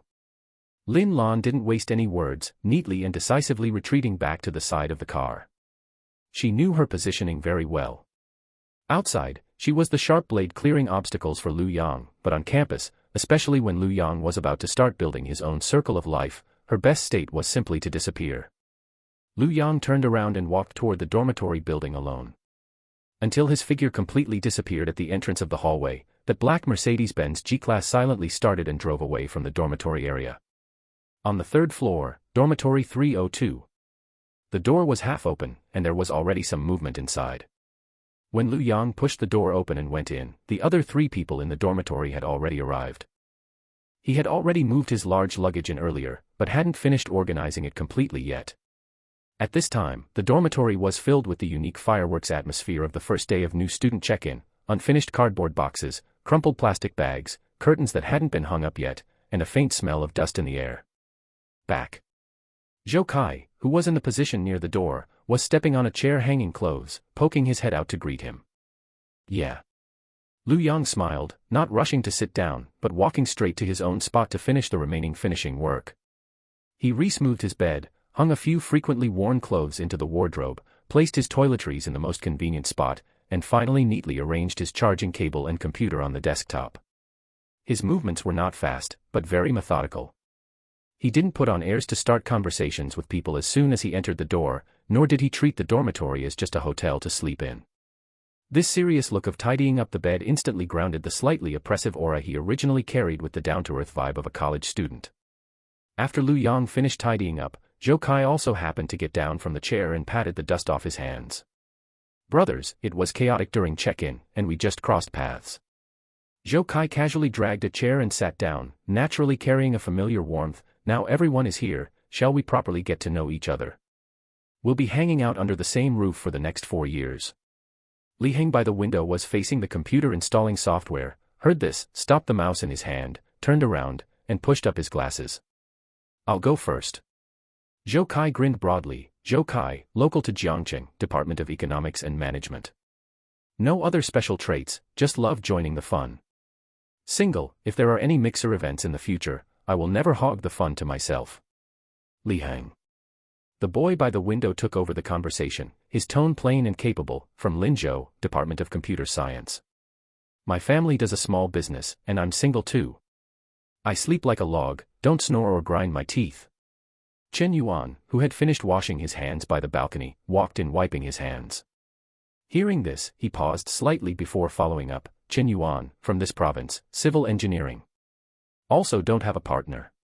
Chen Yuan didn't speak much, and a trace of restraint could be seen in his details, clearly not yet fully adapted to this new environment. Finally, the gazes of the 3 naturally fell on Lu Yang. Lu Yang had just folded the empty cardboard box and stuffed it under the desk, pulling out a chair and sitting down. Lu Yang, from Jianghai, Department of Economics and Management. His tone was very natural, without deliberately raising his voice, but that steady confidence was completely natural, also single. Simple and concise, with no unnecessary nonsense. Zhou Kai was responsible for warming up the atmosphere, Li Heng was responsible for providing solid information, Chen Yuan was still figuring out the boundaries, and Lu Yang's light and heavy words seemed to lay a foundation for this dormitory. It made people subconsciously feel that this person didn't need much effort to guess, he was a backbone who could hold things steady. Alright, all members are single dogs. Zhou Kai slapped his thigh and laughed, I think the feng shui of our dormitory is quite good. Looking at everyone's speed in tidying up today, you can tell at a glance that none of you are sloppy or draggy. Chen Yuan, does your civil engineering major mean you'll have to run to construction sites every day in the future? Teased by him, Chen Yuan's original sense of tension also relaxed, and he smiled and chimed in, probably. In the future, I'll be responsible for moving bricks, you'll be responsible for selling the buildings, and Li Heng will be responsible for writing a house-selling mini-program for us. And what about me? Lu Yang leaned against the back of the chair and casually tossed out a sentence. You. Zhou Kai looked Lu Yang up and down, clicking his tongue twice, your vibe screams boss sitting in an office signing contracts at first glance. After a few light-hearted jokes, the little bit of unfamiliarity from the first meeting in the dormitory quickly melted away like mist blown away by the wind. Once things were packed properly, Lu Yang stepped on the bed ladder and went up to the upper bunk, leaning against the pillow and letting out a sigh of relief. This was a rare moment of leisure for him today. The dormitory also officially entered the chit-chat mode. Hey, did you guys refresh the freshman group chat today? Zhou Kai flipped through his phone while exaggeratedly bringing up a topic, there's big news in our school today. A top-tier supercar worth tens of millions was driven straight into the school gate. Saw it. Although Li Heng looked steady, he obviously hadn't missed this school-wide piece of juicy gossip. Aston Martin Valkyrie, I heard there are only a few in the country. I've looked at those blurry pictures in the group chat, those body lines are simply like a fighter jet flying close to the ground. Really? Chen Yuan poked half his body out from the lower bunk, full of shock, a car worth tens of millions. What is it doing driven to our school? Isn't this completely out of our world? Who knows, probably some super-rich second generation coming to report or dropping off his girlfriend. Zhou Kai smacked his lips, full of envy, when that car was driving on the tree-lined path. I heard the seniors riding bicycles next to it were dumbfounded. If I could sit inside and touch the steering wheel, these 4 years of college would be worth it. Lu Yang put his hands behind his head, listening to the three people in the lower bunk enthusiastically discussing the car he had driven during the day. He knew very well in his heart, but didn't show a single flaw on his face. He didn't need to jump out and admit, that car is mine, just to pull off this low-level flex. Maybe it just drove in for a spin on the way. Lu Yang chuckled lightly from the upper bunk, his tone revealing a sense of detachment and relaxation. The school gates are open, what kind of car can't drive in? Whoever's it is, it's just a means of transportation. As soon as these words fell, the lower bunk fell silent for a moment. The next second, Zhou Kai seemed to be tickled by the phrase, means of transportation, and bounced right off his chair. Brother Lu, your mindset is truly solid. He gave a thumbs up to the upper bunk, a multi-million-dollar supercar is just a means of transportation in your mouth, awesome. Lu Yang didn't reply anymore, just gave a vague laugh to brush the matter past. The topic of cars was pretty much chatted out, and Zhou Kai's gossipy heart clearly hadn't rested yet. The sports car belongs to someone else, we'll just treat it like listening to an echo. He rolled back onto his chair, however, our school is a place that produces beauties. Have you guys asked around about any prominent figures in Jiangzhou University? Li Heng shook his head. I was too busy looking at the professional course schedule. Chen Yuan chimed in. I took a glance at the campus forum before coming here. Apparently, there's a senior student in the Department of Performance named Lin Jianyue who is quite famous. I heard she's not only pretty, but all the guys chasing her are rich second-generation heirs. Right, Lin Jianyue. Zhou Kai instantly perked up. The senior student group chat all say she's a top-tier goddess, and she is drop-dead gorgeous. But for a senior of that level, we can only just look. Speaking of which, Zhou Kai changed the subject. But among this year's freshmen, there are also a few heavy hitters. I joined a few fellow townsmen group chats, and word has it that people are already ranking the freshman campus belles. Even the freshmen have one. Chen Yuan's curiosity was piqued. You bet. Zhou Kai rattled it off like a seasoned expert. I heard that over at the School of Art and Design, there's a girl named Su Wantong who got hit up for her WeChat by several people right when she was registering. Word is her temperament is out of this world, not the flashy kind of pretty, but the quiet, somewhat aloof type. I haven't managed to get a photo yet, but her name is already spreading like wildfire in the group chats. Su Wantong. Lu Yang silently repeated the name to himself on the upper bunk. A flash of the girl from today's registration crossed his mind, the one in the crowd with clear eyes who didn't follow the herd. But he didn't say anything and just listened quietly. It was completely normal for a boys' dorm to chat about these things on the first night. There was no need for him to act like he knew her, as that would only come off as greasy. Amidst the idle chatter, time unknowingly slipped towards 7 in the evening. Zhou Kai rubbed his stomach and was the first to give in. I can't take it anymore, talking about this made me hungry. My brothers, this is the first night our dorm is officially complete. We can't just settle it by each holding a bowl of instant noodles, can we? I propose we go out for a feast, drink some iced beer, and cement this dorm brotherhood once and for all. Li Heng raised his head from in front of his computer, his attitude very easygoing. Whatever works, it's up to you guys. Zhou Kai turned to look at Qin Yuan. Qin Yuan, you down. Qin Yuan was lowering his head to tidy up the books on his desk, and his movements paused slightly at the words. He didn't agree immediately, a trace of imperceptible hesitation flashing in his eyes. Of course he wanted to go, but for a gathering with people he had just met, the expenses definitely wouldn't be small. Since everyone was meeting for the first time, if they went Dutch, he'd have to calculate his living expenses. If they didn't go Dutch and let others foot the bill, he would feel even more uncomfortable. How about, we just grab a casual bite at the school cafeteria? Qin Yuan tentatively offered a compromise. Although he was smiling, his smile carried a hint of thinly veiled apprehension. We just finished moving today, running too far is tiring. Zhou Kai froze for a second, just about to say, what's good to eat at the cafeteria, when he heard a light movement coming from the upper bunk. Lu Yang grabbed the bed railing with one hand and nimbly flipped down from the upper bunk. He landed extremely steadily, casually picked up his phone from the table, and his gaze lingered on Qin Yuan for half a second. With just that one glance, he saw right through Qin Yuan's inner struggle. Lu Yang didn't point it out, nor did he say any self-esteem-hurting nonsense like, don't worry about the money, I have plenty of it. He simply slipped his phone into his pocket, his tone as natural as if he were talking about something that was taken for granted. Let's go to the snack street outside the south gate. It's not far, and the food has a down-to-earth vibe. As he spoke, he walked towards the door. Passing by Qin Yuan and Zhou Kai, his footsteps didn't stop as he casually left behind a remark. Today's meal is on me. It's the first night in the dorm, everyone gets acquainted, nobody feel any pressure, we've got a long way to go in the future. These words were spoken smoothly and cleanly, without a shred of boasting. He didn't explain why he was treating, nor did he give others a chance to refuse. Instead, he directly used the most reasonable excuse, getting to know people, to unload everyone's mental baggage. The taut string in Qin Yuan's heart instantly relaxed. Looking at Lu Yang's retreating figure, the polite refusals that had reached the tip of his tongue were forcefully swallowed back, replaced by a very real sense of gratitude and comfort. Li Heng pushed up his glasses, a bit more profound meaning entering his gaze as he looked at Lu Yang. He could tell that Lu Yang wasn't the kind of rich second-generation heir who was stupid with his money and loved to show off, but rather someone who extremely understood how to handle boundaries and was very adept at social interactions and conduct. What else is there to say, let's go. Zhou Kai slapped his thigh and instantly livened up. Brother Lu is magnanimous. The nearby snack street, right? I know that place well, I'll lead the way. Outside the south gate of University Town, the snack street. It was prime dinner time, and the entire street was bustling with noise and full of a lively, down-to-earth atmosphere.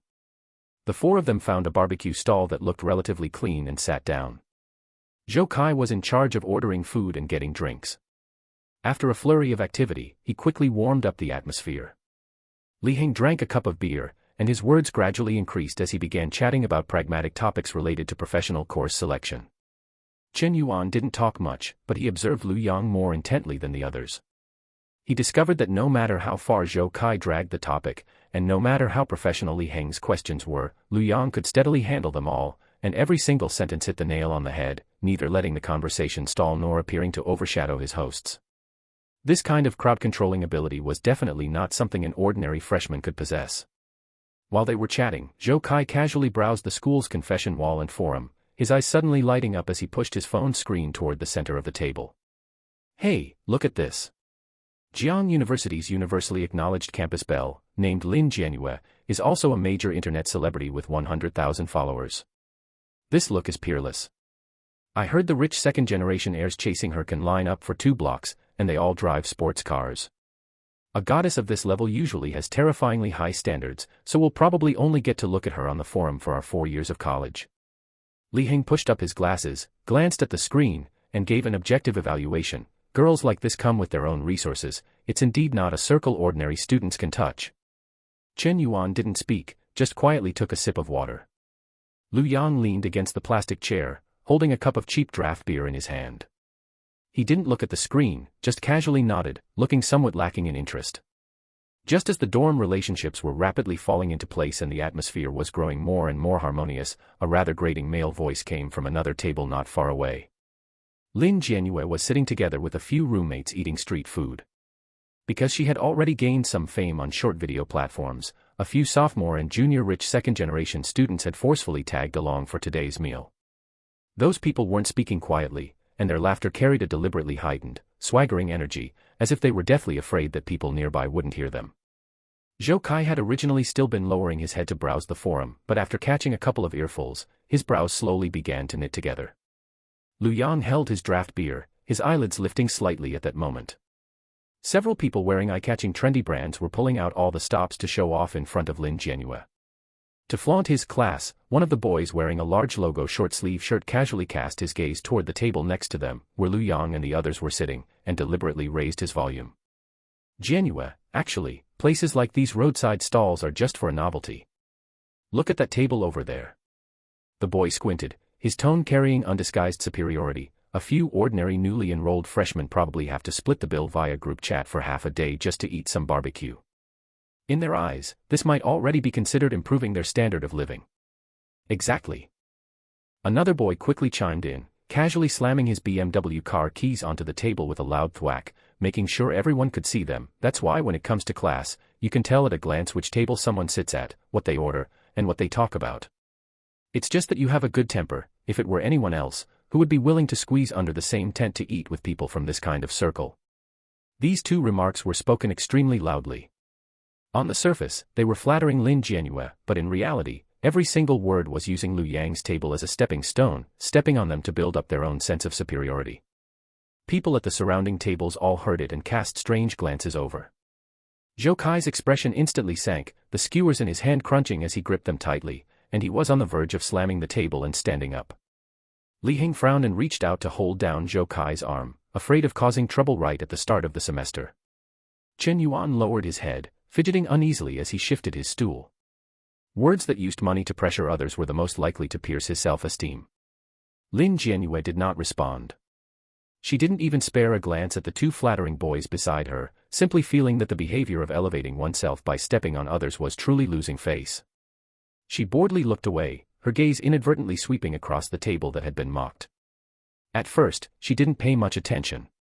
But after a few glances, she keenly sensed that the aura at that table was somewhat off. Facing such provocation, ordinary students would either flush red and swallow their anger, or recklessly curse back. However, the boy sitting at the outer edge of that table didn't even raise his head. That boy was just leaning casually against the plastic chair, holding a mug of draft beer in his hand. Even though his surrounding roommates already wore expressions of anger, the rhythm of the entire dinner party remained steadily anchored with him. Lin Jianyue frowned slightly, feeling that his profile looked somewhat familiar. Just then, seeing that Lin Jianyue hadn't reacted and thinking he hadn't made himself clear enough, the large logo short-sleeve boy added another remark. Seriously, Jianyue, you really should come to places like this less often in the future. Look at those underclassmen, they don't even dare to glance over at our side. They're probably afraid of feeling inferior. Thud. A very soft yet exceptionally clear muffled sound interrupted the boy's endless chatter. Lu Yang placed the glass in his hand back onto the table. He didn't fly into a rage, nor did he stand up and point at the other person's nose to curse. He only turned his head slightly, his gaze sweeping calmly across the neighboring table, and spoke indifferently. Wanting to elevate yourself, sure. Lu Yang's voice wasn't loud, but it carried an undeniable penetrating power, steadily suppressing the surrounding clamor, but using others as a stepping stone is falling a bit short. He didn't even spare the large logo boy another glance, his tone carrying a condescending sense of statement. if you want to act cool, go back to your own table to do it, don't stretch your mouth over to this side. As soon as these two sentences came out, not only were Zhou Kai and the others stunned, but those rich second-generation heirs at the neighboring table also instantly froze. The large logo boy's face flushed red in a flash. He was used to acting wildly in school. How could he have expected a freshman to dare make him lose face like this in public? What the fuck did you say? He slammed the table fiercely, just about to flare up. However, the next second, something even more worldview-shattering happened to him. Lin Jianyue, who hadn't spoken much all along, suddenly stood up. Not only did she ignore the furious large logo boy, but instead she walked straight past him, heading toward Lu Yang's table amidst everyone's astonished gazes. Zhou Kai was gripping his skewers and preparing for a fight, but when he looked up and saw the campus belle internet celebrity walking over, he was instantly dumbfounded. But Lin Jianyue didn't look at Zhou Kai at all. Walking up to Lu Yang's table, her originally cold and arrogant goddess demeanor vanished completely.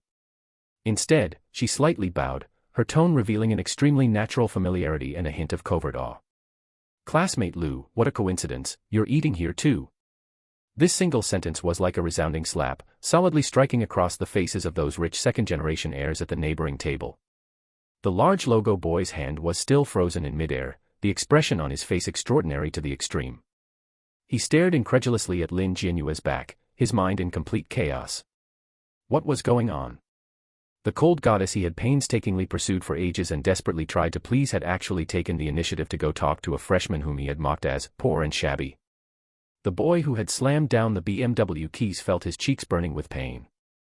Just moments ago, he was drawing circles for Lin Jianyue, claiming others weren't worthy. Now, Lin Jianyue was telling them with her actual actions, that it was they themselves who weren't worthy of sitting at the same table with that person.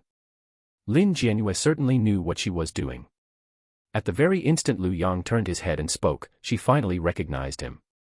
Back at the auto show, that top-tier big shot who didn't blink an eyelid and got tens of millions worth of luxury cars withdrawn from exhibition with a single sentence was this ordinarily dressed freshman right before her eyes. How could an existence of this caliber possibly be an ordinary freshman?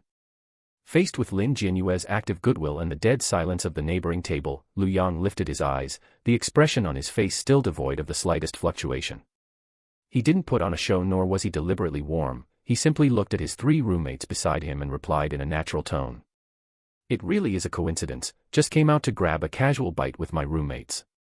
A single phrase, "with my roommates," neither distanced himself nor tried to act big on his own.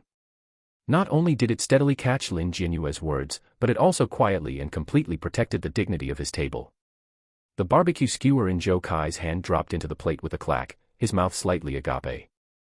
Li Heng's hand pushing up his glasses stopped midair, a massive shock flashing through his eyes. He suddenly realized that to make a resource-type girl of this level take such initiative, what Lu Yang possessed was definitely far more than just money. Chen Yuan gripped his water cup tighter, the balance in his heart completely tipping at this moment. For the first time, he clearly realized that someone like Lu Yang was not any type of person he had ever come into contact with before. Lu Yang still maintained that relaxed appearance, having barely touched the beer beside his hand, as if those two sentences just now and the scene before him were nothing more than the most ordinary, mundane matter to him. Yet it was precisely this understatement that made the ripples in Lin Jianyue's heart harder and harder to suppress. She had originally only come over to say hello.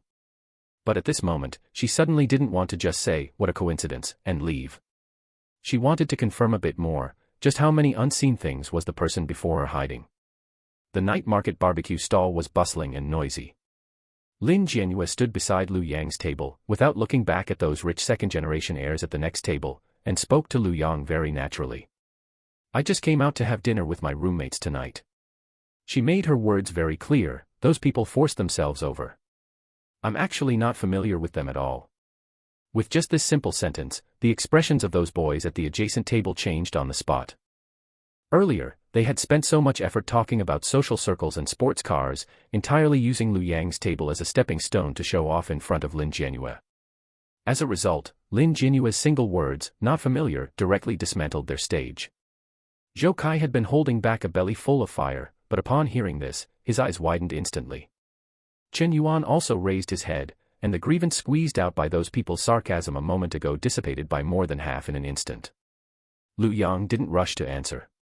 He simply put the glass cup in his hand back on the table, raised his head to give Lin Jianyue a glance, and then casually swept his gaze across the adjacent table. Exactly. Not far away, a short-haired girl from Lin Jianyue's table also raised her voice and chimed in. We were eating just fine, but they insisted on coming over with their wine glasses. At first, it was considered normal conversation, but later on, it became more and more outrageous, acting as if no one else had ever seen money before. This girl's words didn't carry thorns, but every sentence was the absolute truth. The surrounding tables were already secretly watching the commotion, and upon hearing this, some people were already lowering their heads to chuckle stealthily. The boy wearing the big logo short sleeve couldn't save face anymore and forced a smile. Jianyue, is there any need? Aren't we just joking around to liven up the atmosphere? Joking around. Lin Jianyue finally turned back to look at him, her tone neither hot nor cold. You guys make jokes at others' expense, why should I play along? The boy was choked up by that retort, and his expression grew even stiffer. Lin Jianyue didn't pay attention to him anymore and looked at Lu Yang again. No wonder I thought you looked familiar just now. Lin Jianyue spoke softly, as if chatting about a very ordinary trivial matter. That supercar at school today, it was the one you bought before, right? As soon as these words came out, the mutton skewer in Zhou Kai's hand almost dropped onto the table, and his entire body leaned forward by half. Brother Lu, that car during the day is really yours. Although Li Hing didn't make a sound, his hand pushing his glasses paused for a moment, and his gaze fixed solidly on Lu Yang's face for the first time. That sports car that caused a sensation across the whole school during the day, he had also seen photos of it in the freshman group chat. But who could have imagined that the car owner was currently squeezing onto a plastic stool with them, eating 1.5 yuan, a skewer barbecue. Chen Yuan took a deep breath. No wonder. No wonder ever since entering the dorm, Lu Yang had been unfathomably calm. Even when being so openly stepped on by the adjacent table, he didn't rush to fly off the handle. This wasn't being able to endure, this was fundamentally not taking those clownish jumping frogs seriously at all. Those boys at the adjacent table obviously understood as well. The big logo guy's pretense from earlier instantly grew a bit hollow. But in front of so many people, he couldn't back down gracefully, so he could only bite the bullet and try to salvage the situation. So it was you. He gave two dry laughs. Why didn't you just say so earlier? We're all from the same school, just coming out for a meal, no need to make things so awkward, right? As he spoke, he couldn't help muttering another sentence. Besides, a car is a car, and eating is eating. We were just casually chatting a couple of sentences earlier. If you guys take it so seriously, then it gets boring. As soon as these words came out, Zhou Kai's temper flared up again. What you ing said just now was called casually chatting a couple of sentences. Just as he was about to slap the table and stand up, Lu Yang raised his hand and pressed down on his arm. Sit down. Just two calm words. Zhou Kai opened his mouth, forced the vulgarities at the tip of his tongue back down, and honestly sat back down on the stool. Only then did Lu Yang raise his eyes to look at the big logo guy at the adjacent table. He hadn't paid attention to the other party earlier precisely because he was waiting for this bunch of people to expose their ugliest side themselves. How you want to show off is your business. Lu Yang leaned against the back of his chair, his voice not loud, but every word clear, but using my table as a stepping stone is not okay. The other party opened his mouth, seeming to want to argue further. The big logo guy's face turned alternating shades of blue and white. With the alcohol rushing to his head, he actually picked up half a bottle of beer and stood up. What are you acting all high and mighty for? You think driving a car makes you a real big shot? His sudden rise was too fierce, causing the plastic stool to slide backward, and the stench of alcohol accompanied it, gushing out. Almost at the same time, three people walked quickly from the outer side of the night market. The person at the head had a solid build, neat short hair, and wore unremarkable dark clothes, but his footsteps were terrifyingly steady. He stopped half a step beside Lu Yang, while the other two blocked the angles from left and right. Without touching anyone or causing too much commotion, they instantly separated this side and the adjacent table with an invisible line. The people at the surrounding tables suddenly quieted down a lot. Zhao Feng first glanced at the big logo guy holding the beer bottle, then looked at the wine glasses on the table, and asked in a low voice for instructions. Mr. Lu, these guys are drunk. The actions of instigating and holding the beer bottle just now have all been recorded. If we really want to pursue this, it's enough to handle it as disturbing the peace. Should we notify the people from the nearby police station to come over? As soon as this Mr. Lu fell, the expressions of those boys at the adjacent table changed on the spot. They could still act tough earlier because they thought this was just a verbal dispute in the night market. But now it was different. The three people in front of them stood too steadily, and even spoke right off the bat about retaining evidence and punishing by law. This was simply not the style of behavior ordinary students could have. The boy who had patted the BMW car keys trembled his fingers, almost dropping the keys onto the table. The big logo guy had originally wanted to sustain his footing with the help of the alcohol, but the moment he locked eyes with Zhao Feng's cold and stern face, the trace of alcohol on his back dissipated completely. Lu Yang raised his hand slightly, his tone very flat, no need. He didn't even spare those rich second-generation heirs another glance, simply adding indifferently, just entered school, don't push things to the extreme. Today is their lucky day, if there's really a next time, we'll deal with them then. Zhao Feng immediately stopped his movement, stood by Lu Yang's side without making another sound, firmly guarding the boundary. Lu Yang's gaze crossed the table and landed on those rich second-generation heirs. Stepping on people first, and then using a "just joking" to salvage it, is quite demeaning.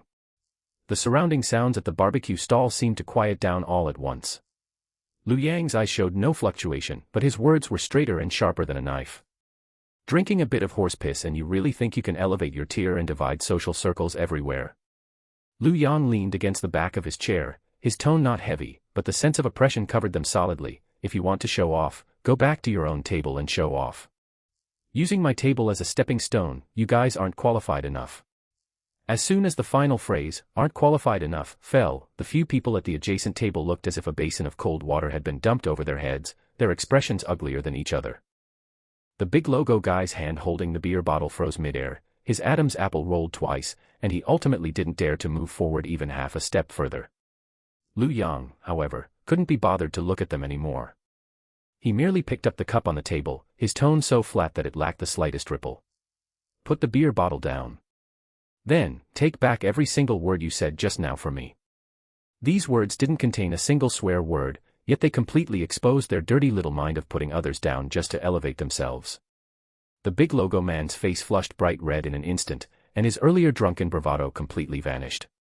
His lips trembled, unable to utter a single harsh word or even look Lu Yang in the eye. All he could do was stiffly set the beer bottle back on the table. The other guy who had slapped his BMW keys on the table was even more flustered. He gave Lin Jianyu an awkward look, then glanced at Zhao Feng and the others, before finally forcing himself to face Lu Yang with a smile that looked worse than crying. Brother Lu, we were really out of line just now. He quickly snatched back the car keys he had been showing off a moment ago, lowering his posture to the absolute bottom. This meal is on me. We were just being ignorant, so please accept my apology. No need. Lu Yang didn't even bother to look at him. Using someone as a stepping stone and missing the mark, then trying to settle the bill with a barbecue meal. Lu Yang picked up the glass beside him, his tone calm to the point of cruelty. Is your dignity really that valuable? The guy froze on the spot, holding his phone, his face flushing red and white. Those few words hurt worse than being slapped in public. How could he dare stay any longer? He quickly grabbed his phone and car keys, bowed his head, mumbled a couple of apologies, and practically dragged the big logo man away. This time, the big logo man didn't dare say another word. He followed with his head down, looking so pathetic as if he feared that a single second's delay would get him pinned to the spot. The neighboring table, which had been loud and lively just moments ago, was now completely empty. Only a few half-empty beer bottles and scattered skewers were left behind, looking particularly ridiculous. The other diners at the barbecue stall also quietly withdrew their gazes. Although no one dared to look over openly, the atmosphere of the entire street had clearly become somewhat subtle because of what had just happened. With that, the whole matter finally settled down. Zhou Kai let out a long breath, feeling as if the heavy stone in his chest had finally landed. He looked at Lu Yang, then stole a glance at Zhao Feng and his group, who were standing outside the night market and hadn't gone far. He couldn't help but give a thumbs up, Brother Lu, that was so freaking satisfying. And those guys just now, their aura was absolutely insane.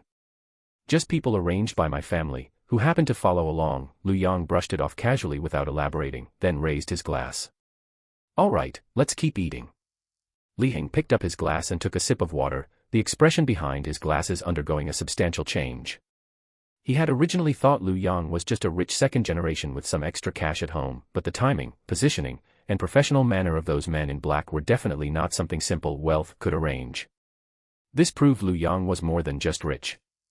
His background level was terrifyingly deep. Lin Jianyue stood to the side, watching Lu Yang handle the situation, her evaluation of him rising another notch in her heart. She had indeed taken his side on her own initiative today, but Lu Yang hadn't used her momentum to show off, nor had he taken advantage of the moment to flirt. Instead, he solved the trouble cleanly and decisively in his own way. Today's matter can't be brushed off that easily. Lin Jianyue smiled at Lu Yang, her tone carrying a bit more serious restraint than before. After all, I brought this trouble upon you, so I know where I stand. I'll owe you for today, and I'll find you another time to make it up to you. Lu Yang looked up at her. Sure. Lu Yang didn't refuse, raising his glass with a calm response. Contact me then. He wasn't overly distant, nor did he seem overly excited. His sense of propriety was handled just right. Lin Jianyue nodded, turned around, and went back to her table. The moment she sat down, her roommates leaned in, their gossiping spirits burning brightly. Jianyue, what did you mean by that just now? This is the first time you've ever taken the initiative to invite a guy out alone. Right. Is that supercar from this morning really his? He's hiding his light way too well. Lin Jianyue took a sip of juice. Recalling Lu Yang's cold, sharp gaze from earlier, the corners of her mouth curved up slightly. Stop snooping around and eat your meat.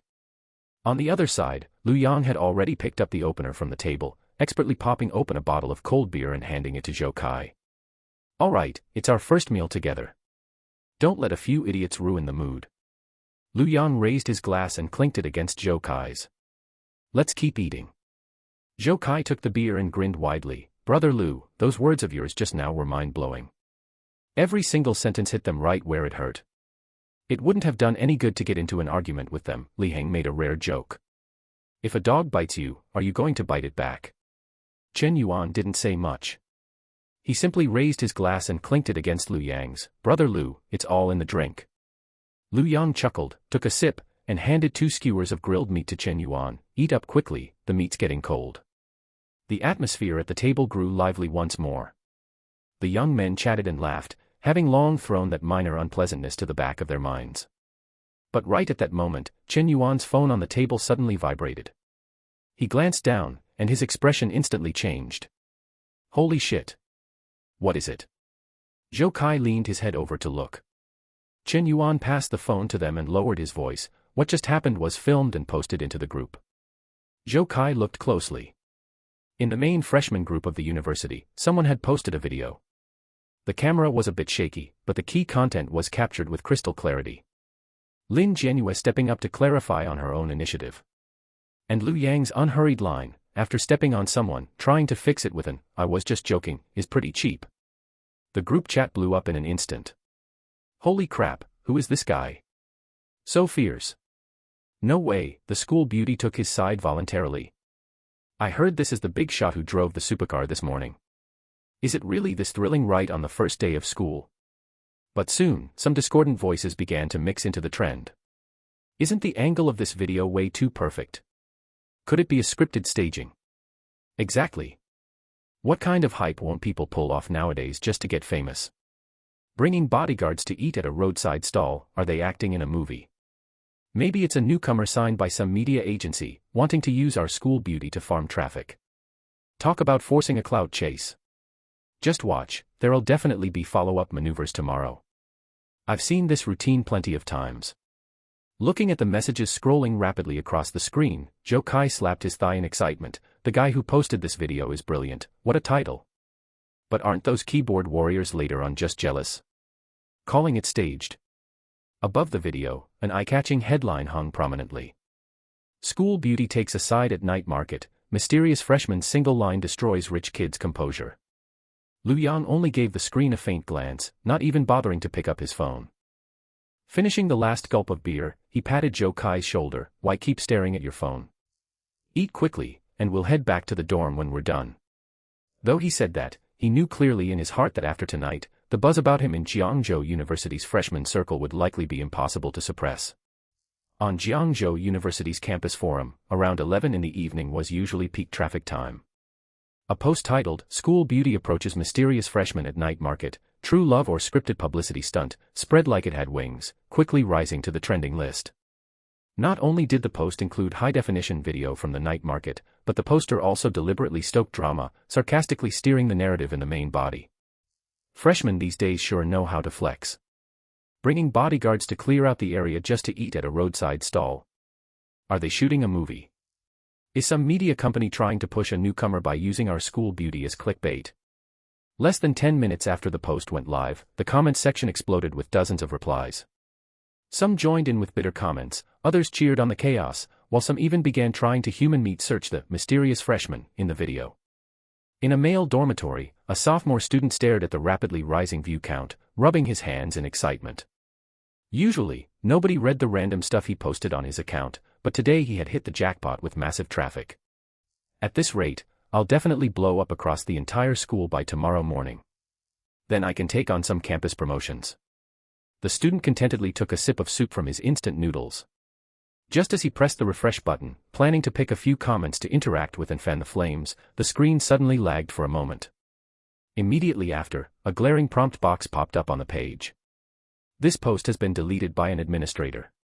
Your account has been permanently banned for allegedly instigating violations. The student nearly spat his soup onto the screen, the smile instantly freezing on his face. Holy crap! What's going on? He frantically clicked refresh, but no matter how many times he clicked, the page remained completely blank. Before he could even catch the tailwind of the traffic, his account was gone. His attempt to clout chase had completely backfired. At the same time, in the office of the head of the Department of Economics and Management, Director Su Mingqian hadn't left for home yet. He had just received a call from the counselor in charge of forum management in the department, saying a trending post had appeared in the freshman group and they were worried it might cause negative public opinion. He had originally held his teacup and casually glanced at the screenshot, but when he clearly recognized Lu Yang sitting on a plastic stool in the video with a calm expression, the teacup in his hand froze abruptly. How did this living ancestor get put on blast online again? Others didn't know Lu Yang's background, but Director Su Mingqian had experienced it firsthand. The incident during orientation, the power Lu Yang demonstrated behind the scenes, and that flawless lawyer's letter were still fresh in his memory. These idiots. Gossiping normally was one thing, but now they dared to trace through the internet lines to dig up Lu Yang's personal information. If they angered this young master, who knew how big of a mess this would turn into? Delete the post immediately. Director Su Mingqian made a prompt decision, his tone unprecedentedly stern. Notify the backend to ban the poster's account. Also, shadow ban and block all related keywords. Posts like this that involve infringing on students' privacy, whenever they pop up in the future, don't even ask, just crush them immediately. Hanging up the phone, Director Su Mingqian let out a long breath and wiped his forehead. His understanding of Lu Yang's role was very clear now. As long as this young lord stayed well-behaved in school, Director Su Mingqian would thank his lucky stars. The next day at noon, in the school's first cafeteria. Since it was mealtime, the cafeteria was bustling with noise. Lu Yang and his 3 roommates had just found a table for 4 and sat down. While shoveling braised pork into his mouth from his tray, Zhou Kai lowered his voice excitedly to gossip. Brother Lu, the speed of that post-deletion last night was insane. I was just arguing with people in the group, refreshed, and boom, the post was gone, and even the poster's account got blown up. Zhou Kai grew more excited as he spoke. This was definitely the school administration stepping in directly. Otherwise, it couldn't have been that fast. Chen Yuan sat to the side, shooting Lu Yang a subtle glance before chiming in. The post was stirring up drama way too blatantly, so the school was bound to intervene. Still, quelling it completely within an hour is unusually fast. Li Heng adjusted his glasses and methodically picked out ginger slices from his tray. He didn't speak, but he had already drawn his own conclusion in his heart. Lu Yang picked up a bite of food with his chopsticks and listened to them chat without chiming in, just a casual curve at the corner of his mouth. He truly didn't take this forum gossip to heart. There was no need for Lin Lan's side to step in over such a trivial matter. Director Su Mingqian would handle it faster than anyone. Just then, Zhou Kai's eyes suddenly went wide. He forgot to chew the food in his mouth, staring fixedly behind Lu Yang. Chen Yuan reacted fastest, following Zhou Kai's gaze. His expression shifted slightly as well, and he unconsciously straightened his back. Before Lu Yang could turn around, he heard a clear, natural voice speak beside him. Mind if I sit here?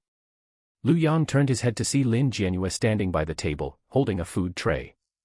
She was dressed very simply today, wearing a basic white t-shirt paired with light-colored jeans, and her hair tied casually into a high ponytail.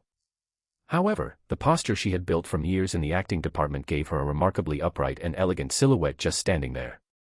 Coupled with her highly recognizable face, she remained as eye-catching as if she brought her own lighting rig into this greasy cafeteria. Just standing there quietly with her tray, she possessed an aura that naturally drew everyone's gaze. Guys at surrounding tables were already glancing over frequently, and some at the adjacent table even deliberately slowed down their eating, perking up their ears to hear what was going on. Before Lu Yang could speak, Zhou Kai shot up with a swish, picking up his tray and squeezing next to Chen Yuan. Not at all, not at all. Senior, please sit, there's plenty of room here. Chen Yuan smartly shuffled inward as well, leaving the seat directly opposite Lu Yang completely open. Lin Jianyue didn't act coy either. She thanked Zhou Kai, placed her tray across from Lu Yang, pulled out the chair, and sat down. This lunch is turning out quite lively. Seeing her posture, Lu Yang chuckled and casually pushed his napkins over to her side. If someone didn't know better, they'd think you brought your tray over to start a fight with me. Lin Jianyue had been a bit tense, but hearing his tease, she couldn't help pursing her lips into a smile as she took the napkin. Thanks. I came to talk about what happened last night. She picked up her chopsticks, but didn't rush to eat. Instead, she looked at Lu Yang and said sincerely, I'm really not familiar with those people from last night. I saw the post on the forum too. I was worried you'd think I was pulling some kind of publicity stunt, so I came over specifically to explain. She stated her case very clearly, first distancing herself from those rich kids, then making it clear she didn't want to cause trouble for Lu Yang. Any ordinary guy would likely jump at the opportunity to play along, saying things like, it's fine, I don't mind, or, don't take it to heart, to score points with her. However, Lu Yang just took a bite of braised pork, swallowed it, and spoke casually as if chatting with his roommates. I noticed. Given how those guys acted last night, they didn't seem like people who'd run in your circle anyway. His response was so natural, neither patronizing nor overly eager to please, that it actually allowed Lin Jianyue to breathe a sigh of relief. It's fine as long as the post is deleted. Lu Yang took a sip of soup and added nonchalantly, people online just like to make a fuss, ignore them. As long as they don't cross the line to dig up personal info, they can say whatever they want. Still, Lin Jianyue's hand holding her chopsticks paused slightly. She suddenly realized that her perspective was completely different from Lu Yang's. She had been so worried last night that she couldn't sleep well, her mind full of, what if people misunderstand, and, will the counselor come looking for me? But Lu Yang. He sat here eating and drinking normally, viewing the matter directly from the angle of, as long as they don't leak my privacy, let them say what they want. Lu Yang was the only person she had met who possessed such confidence and breadth of mind. Fair enough. Lin Jianyue took a deep breath. Her clear eyes looked at Lu Yang. Without any of the embarrassment an ordinary girl might feel after being lectured, she showed a candid understanding that came remarkably fast. Looks like I was just working myself up for nothing. She didn't dwell on apologizing, nor did she exhibit any girlish shyness. Instead, she naturally pulled out her phone, opened her QR code, and handed it over in a crisp, direct manner. Let's add each other on WeChat. The corners of Lin Jianyue's mouth curved into a subtle smile. Either way, I owe you for this. I'll buy you boba tea another day. If anyone in school starts spreading rumors about this again in the future, I can let you know in advance. Lu Yang looked at the QR code she held out and smiled too. Sure. He pulled out his phone and scanned it. Free boba tea, might as well take advantage of it. With a chime, they were added as friends. A few minutes later. I'll head back now then, won't interrupt your meal. Having achieved her goal, Lin Jianyue didn't linger. She picked up her tray, from which she had only taken a few bites, and stood up.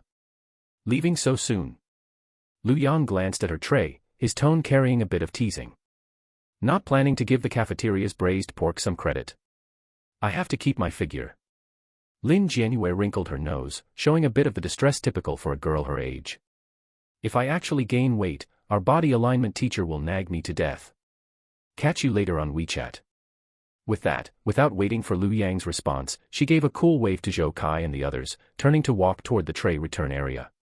Her high ponytail swayed back and forth behind her head with her footsteps, exuding an indescribable youthful vitality. Take care, senior. Zhou Kai hurriedly waved, his face beaming like a flower. It wasn't until Lin Jianyue's figure completely disappeared at the entrance of the cafeteria that the spell over this table seemed to break. Guys at several surrounding tables were whispering among themselves, and some had even pulled out their phones to send messages in group chats. Holy crap! Zhou Kai lowered his voice, slapping his thigh in excitement. Brother Lu, this is crazy. The school beauty literally walked over with her tray to sit down and add you on WeChat. I didn't even dare to breathe too loudly just now. The key point isn't that she sat here, Chen Yuan added, looking thoroughly impressed. The key point is her attitude just now. She clearly came specifically to explain herself. Brother Lu, your prestige is off the charts. Lu Yang chuckled and shook his head as he listened to the barrage from the three of them. All right, stop flatteries. He picked up a napkin and wiped his mouth. Once you're full, let's head back to the dorm. Just at that moment, all four of their phones buzzed almost simultaneously.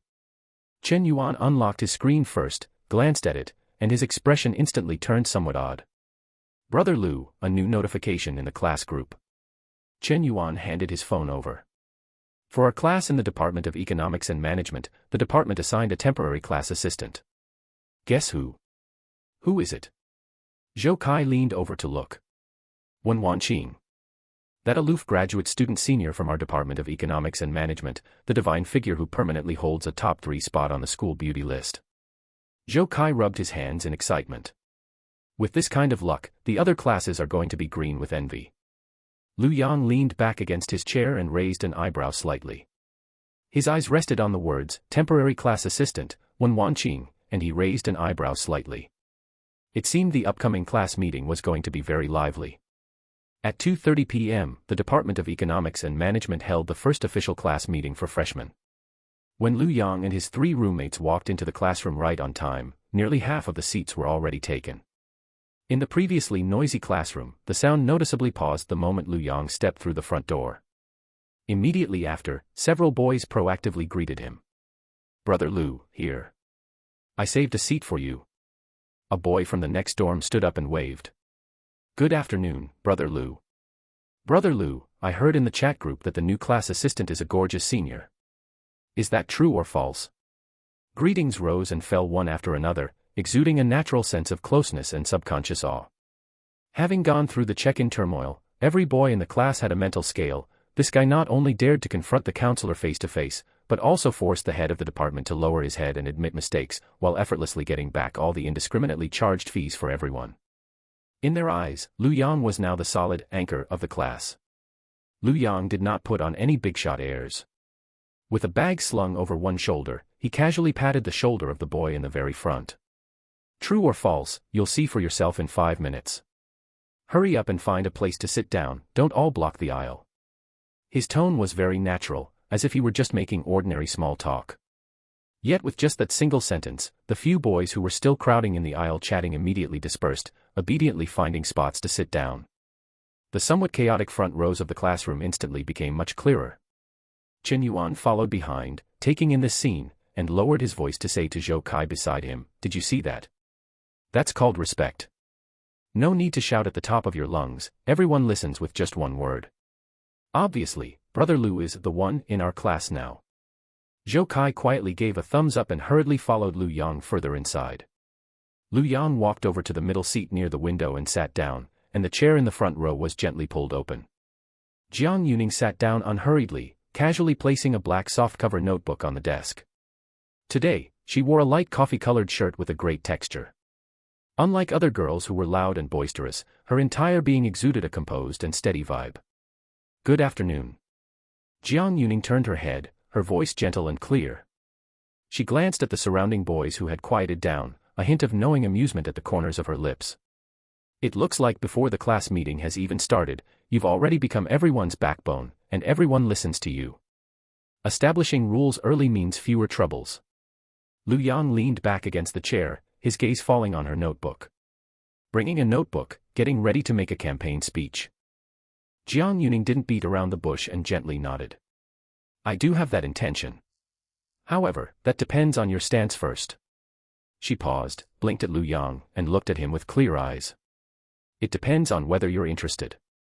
If you want to be the monitor, I won't compete and will just be your assistant directly. These words were not flattery, but Jiang Yuning's sufficient judgment based on reality. She understood how to read the situation. Since Lu Yang had the highest prestige, instead of clashing head-on, it was better to go with the flow, which would also leave a good impression of being sensible. I don't have that kind of idle time. Lu Yang smiled, directly laying his cards on the table. If you want to do it, go ahead.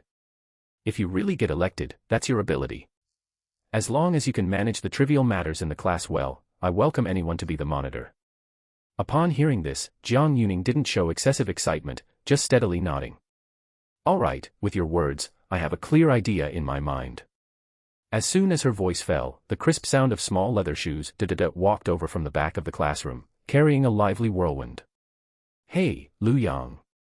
Gu Qinghe walked straight to Lu Yang's desk, her fair fingers gently tapping twice on the tabletop. Today she was wearing a high-waisted pleated skirt, and her high ponytail swung back and forth with her movements. She was bright and flamboyant, with a haughty attitude of, "This young lady refuses to admit defeat," written all over her face. What, is eldest Miss Gu going to hand out flyers to solicit votes?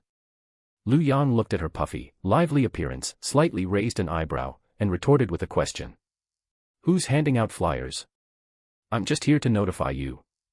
Gu Qinghe slightly lifted her chin, glaring at Lu Yang with her pretty eyes, stubbornly holding her ground. I don't care whether you run for monitor or not, anyway I've got my eyes on this position. Don't think that just because everyone listens to you now, I wouldn't dare to compete with you. Even if you really run, I'm going to get on stage and compete with you. Although she spoke fiercely, between the lines she had actually tacitly acknowledged Lu Yang's position. Her running over here this trip was purely driven by a desire to win, feeling that retreating without a fight would be too humiliating, she had to run over to proudly declare war to bolster her own courage. The surrounding boys gasped upon hearing this, thinking to themselves that this young lady truly had a lot of guts. Right now among the Department of Economics and Management freshmen, who else would dare speak to Lu Yang in such a tone? Lu Yang, however, did not get angry. Looking at Gu Qinghe's look of a little tiger protecting its food, he instead found it somewhat interesting. He straightened his posture slightly and looked into Gu Qinghe's eyes. All right. But I have no mind to be a class committee member. Lu Yang nodded, his tone steady yet carrying an unquestionable force. Whoever becomes monitor doesn't matter to me. But I'll say the ugly words up front, whichever of you takes the position is fine, on the condition that you sort out the class affairs and don't make messes that annoy me when I hear about them. If you can do that, fight for it based on your abilities. As soon as these words came out, they directly set the tone for the situation. I'm not fighting for this title not because I can't win it, but because I'm too lazy to manage it. But whoever manages it, the rules must be stable. You can have a desire to win, but you cannot cross the line. Gu Qinghe was slightly shaken by Lu Yang's understated yet intensely oppressive aura. She bit her lip, wanting to retort, but felt that Lu Yang made complete sense. In the end, she could only haughtily let out a soft huff. Humph, no need for you to worry. I'll definitely do better than you, just wait and see. Finished speaking, she turned around without any hesitation, pacing back to her seat, her back transmitting a strong drive of refusal to lose. Jiang Yuning watched Gu Qinghe's retreating figure, gently twirling a pen in her hand, and gave a steady, objective evaluation in her tone, quite a fiery temper, but she's someone who gets things done. Let her toss around. Lu Yang withdrew his gaze, took out his phone, and swiped it a couple of times casually.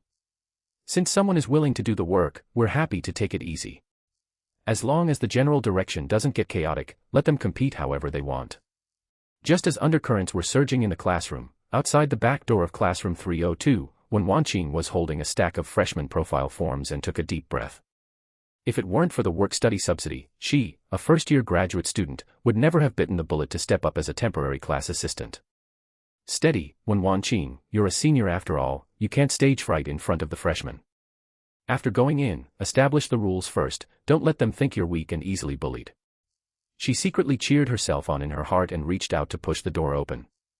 Before she even touched the door handle, she heard the discussion of a few boys leaking through the crack of the door. Just now when Gu Qinghe went to find Brother Lu, I thought they were going to start a fight. What fight? Didn't you see Brother Lu handle her with a single sentence? Whoever does it is fine, just don't make a mess, tsk, that aura is amazing. It's just that Brother Lu has a good temper and doesn't hold it against her. If you ask me, other than Brother Lu, I won't submit to anyone else being monitor in our class. When Wanqing outside the door was stunned. She blinked her pretty almond-shaped eyes, and her hand raised midair stopped as well. She looked down at the roster in her hand, then looked at the ajar back door. Brother Lu. Lu Yang. When Wanqing outside the door was completely stunned. She blinked her pretty apricot-shaped eyes, her hand raised midair hanging there, neither advancing nor retreating. Brother Lu. One sentence and he completely controlled the situation. When Wanqing lowered her head to look at the process sheet she had been clutching until it was sweaty, her mind full of question marks. When she took over this class, the teachers from the Student Affairs Office only said that because the former counselor had some disciplinary issues, this freshman class of the Department of Economics and Management was temporarily vacant with no one leading it. This chore was simply too temporary, and official counselors were unwilling to take on this mess. Because it was just the start of her first year of graduate school and she urgently needed work-study subsidies, when Wanqing bit the bullet and fought for this temporary class assistant gig. In her original expectation, this was just an ordinary freshman class, at most with a bit more complicated procedures and more running around. As long as she brought out her senior student majesty and followed the procedures step by step, it would be fine. But listening to the commotion leaking through the crack of the door now. Not only was this class not ordinary, but even before the class meeting had started, they had already spontaneously selected a backbone whom even the troublemakers dared not provoke. Who, when Wanqing took a deep breath, patted her cheeks, and forced herself to calm down. Whatever, once you take the subsidy you have to work. They're just freshmen, can they really turn the world upside down? She pushed open the back door, stepping in small leather shoes, trying her best to put on the airs of a senior student, and walked quickly to the podium. The classroom, which had still been buzzing slightly, instantly quieted down with Wanqing's appearance. Dozens of pairs of eyes looked over uniformly. The girl standing on the podium was wearing a light yellow knitted cardigan, paired with a white t-shirt inside, tied in a low ponytail. Her appearance was that kind of non-aggressive prettiness, and her brows and eyes exuded a natural sweetness and softness. Even though she was trying hard to keep a straight face and pretend to be serious at the moment, she still made people feel like a little white rabbit putting on a calm facade. Everyone, hello. As soon as Wanqing spoke, her voice was soft and weak, and she quickly cleared her throat, forcing her volume up. I am Wanqing from the first year of graduate school in the Department of Economics and Management, and I am your temporary class assistant for this period. Due to some special circumstances, your class's counselor is temporarily vacant, and all subsequent class matters will be my responsibility. The boys below looked at each other, their eyes lighting up completely. Holy cow, she really is a sweet junior sister. Zhou Kai lowered his voice below, slapping his thighs in excitement. Lu Yang leaned against the back of his chair, watching Wanqing on the stage who was so nervous that her fingers were subconsciously digging into the process sheet. The corners of his mouth twitched slightly, and he didn't speak. This senior student was truly pretty, but at first glance, she was a completely inexperienced novice who couldn't keep these freshmen under control. Looking at the quiet reaction below, Wanqing felt a slight relief in her heart. It seemed this group of freshmen were quite obedient after all. What she heard outside the door just now was probably just boys bragging to each other. She picked up a piece of chalk, turning around wanting to write her phone number on the blackboard. As a result, because she was too nervous, with a pop, the chalk broke in half and fell onto the podium. A wave of good-natured chuckles immediately sounded from below. Wanqing's face flushed red, and she hurriedly grabbed the other half of the chalk, hastily writing down a string of numbers. When she turned back around, just as she wanted to start reading the military training discipline according to the process sheet, the front door of the classroom was suddenly pushed open. A middle-aged man wearing a jacket and holding a briefcase walked in. The classroom atmosphere, which had still been somewhat relaxed, plummeted to freezing point the moment they clearly saw who the person was. The few boys who were still laughing just now immediately shut their mouths, their backs tensing up straight. Director Su Mingqian, the head of the Department of Economics and Management. Among the freshmen who experienced the refund storm on the day of registration, no one didn't recognize this face. Wanqing was even more startled. She was only a temporary class assistant holding a freshman class meeting, so how had she alarmed the great Buddha of the department head? She hurriedly went up to greet him, her voice even weaker. Director Su, why are you here? I was just getting ready to read the military training notice. It's nothing, I just came by to take a look on the way. Director Su Mingqian waved his hand, signaling her not to be nervous. Today, he didn't put on leadership airs as usual. Walking to the edge of the podium, his gaze swept around the classroom. Soon, his line of sight crossed the front row, landing precisely on Lu Yang, who was sitting in the middle window side seat. Director Su Mingqian paused for a second, then picked up the microphone on the podium, his tone surprisingly peaceful, even carrying a bit of a pragmatic flavor. Students, welcome to Jiangzhou University. Your class's situation is relatively special, and it is currently managed on behalf by student Wen Wanqing. She is a very responsible class assistant. If everyone has any questions regarding military training and daily life, please cooperate more with her work. Speaking of this, Director Su Mingqian changed the subject, his gaze once again sweeping across Lu Yang's side without a trace. School is a place that talks about rules, but it also talks about reason. If you encounter any unreasonable things in procedures or daily life, or troubles that cannot be resolved, do not be impatient, report them upwards normally. As long as it is a reasonable appeal, the department will definitely resolve it clearly for you. Did you understand? To other students, these words sounded like ordinary official jargon, but Lu Yang could understand them. Director Su Mingqian was making a statement to him: in the future at school, when encountering matters, don't flip the table directly anymore, follow the procedures, and I, Director Su Mingqian, will handle it for you. Lu Yang didn't deliberately put on airs. Sitting in his seat and looking at Director Su Mingqian, he nodded very naturally. He didn't speak, but his attitude had already been given. Seeing Lu Yang nod, the stone in Director Su Mingqian's heart finally completely fell to the ground. But instead of leaving after finishing his speech as usual, he casually pulled over a chair beside the podium and sat down directly. All right, Xiao Wen, you continue with the procedures. Director Su Mingqian's tone was gentle. I'll listen here. Since it's your first time leading a class, if you encounter any problems, I can just happen to help you vet them. When Wanqing on the podium was completely dumbfounded. She stared blankly at Director Su Mingqian, who had sat down, then turned her head to look at the process sheet in her hand. This was the head of the Department of Economics and Management. Usually when holding meetings in the department, he was a stern and extremely authoritative figure. Today he specially ran over here for a trip, and not only didn't leave, but he even wanted to personally stay behind to hold down the fort and help her, a temporary class assistant, manage affairs. Furthermore, when Wanqing acutely perceived that when Director Su was speaking just now, his gaze had looked toward the direction of the boy in the back row at least 3 times. The massive impact brought by the information gap made when Wanqing's mind unable to turn around for a bit. But with Director Su sitting right beside her, she could only forcibly pull her thoughts back. When Wanqing took a deep breath, opened the name roster, and said, "Let's take attendance first and get to know each other." The roll call process was much smoother than she imagined. As long as Director Su Mingqian was sitting nearby, absolutely no one dared to whisper to each other below. After finishing the roll call, when Wanqing began to announce the upcoming arrangements, military training officially starts tomorrow. This afternoon we need to compile the clothing sizes and confirm the time for collecting books. In addition, the most important point, we need to tentatively decide on a few class committee members, especially the monitor, to assist with the subsequent freshman work. When speaking of the specific logistics docking and class committee duties, because it was written rather roughly on the process sheet, when Wanqing suddenly got stuck. Facing the specific questions thrown by the freshmen regarding how to exchange if the size is wrong, and who to ask for approval for military training leave, she obviously flipped through the materials in her hand somewhat flusteredly. Unexpectedly, Director Su Mingqian, who was usually high and mighty, not only didn't get angry, but instead spoke up personally, helping her sort out the complex docking process clearly in a few words, and even directly announced the phone numbers of the logistics office and approval office to everyone.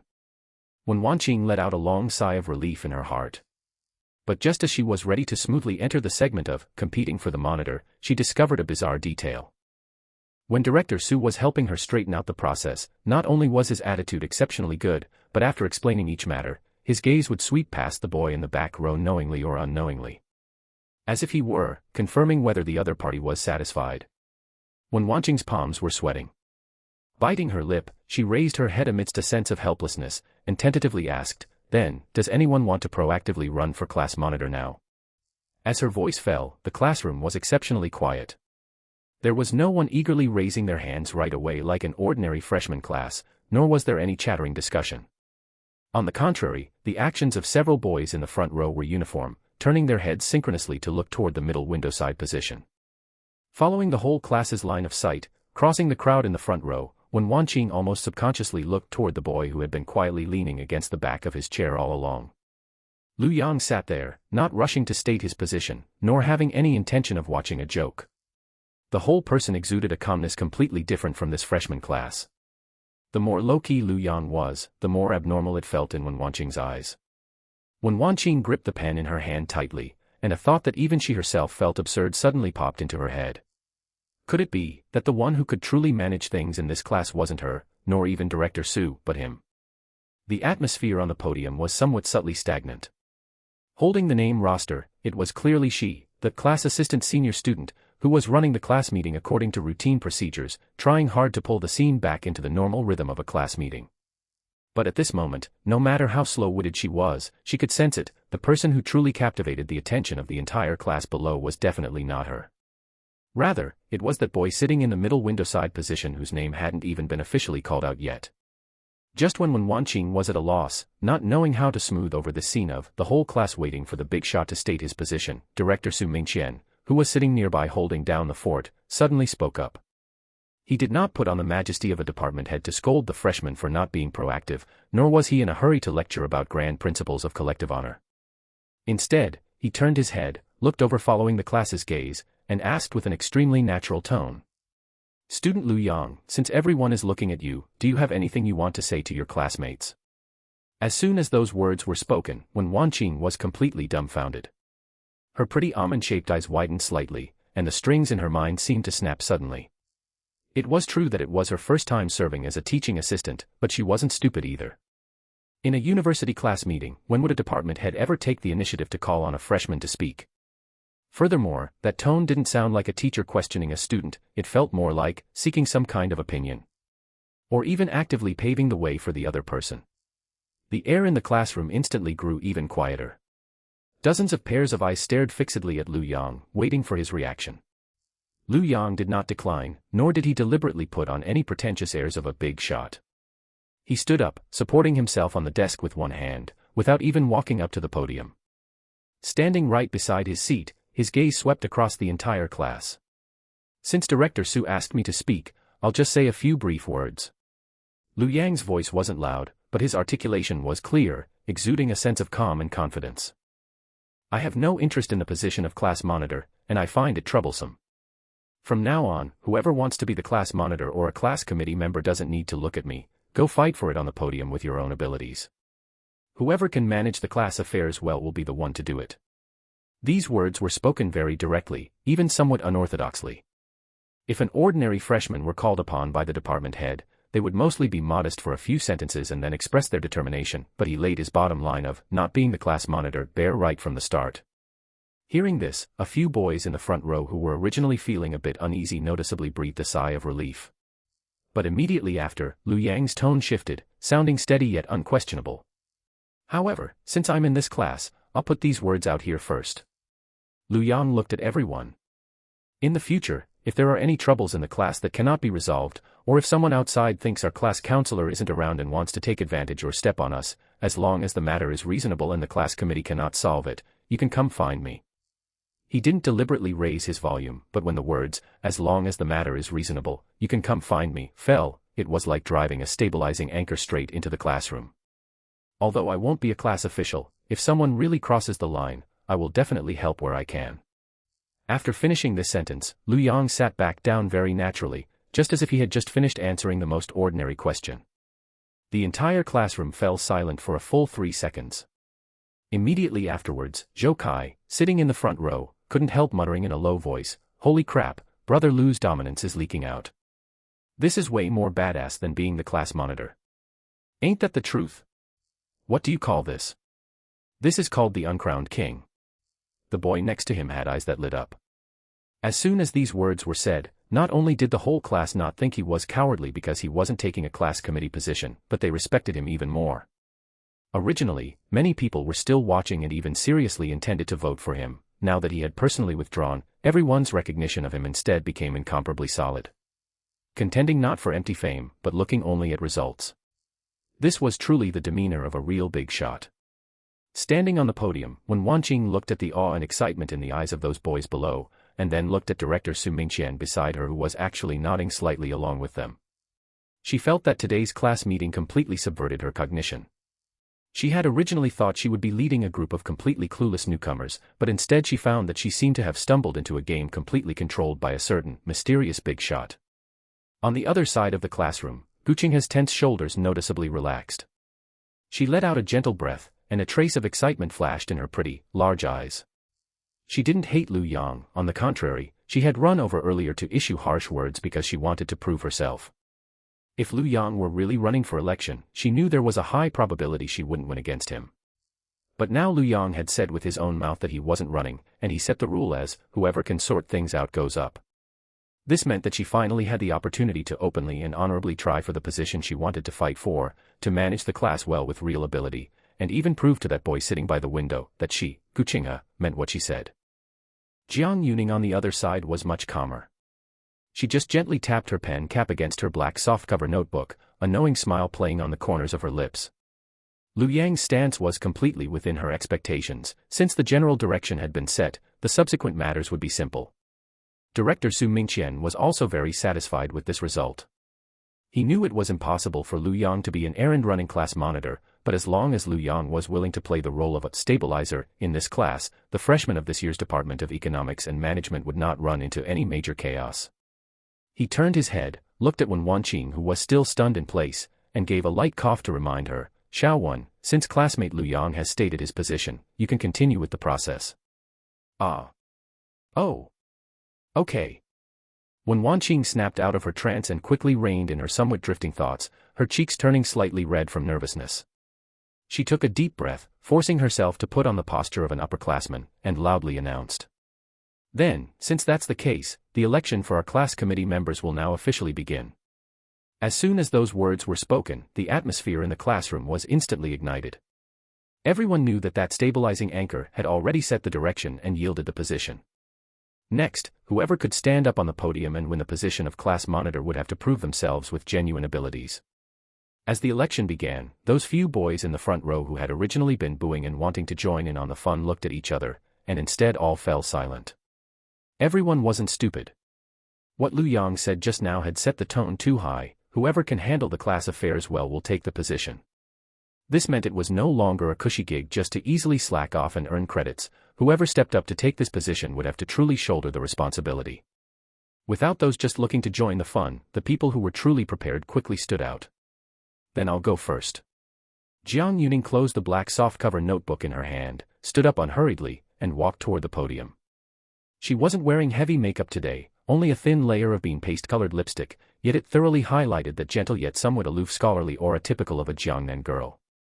A breeze blew in through the window, gently stirring her shoulder-length hair.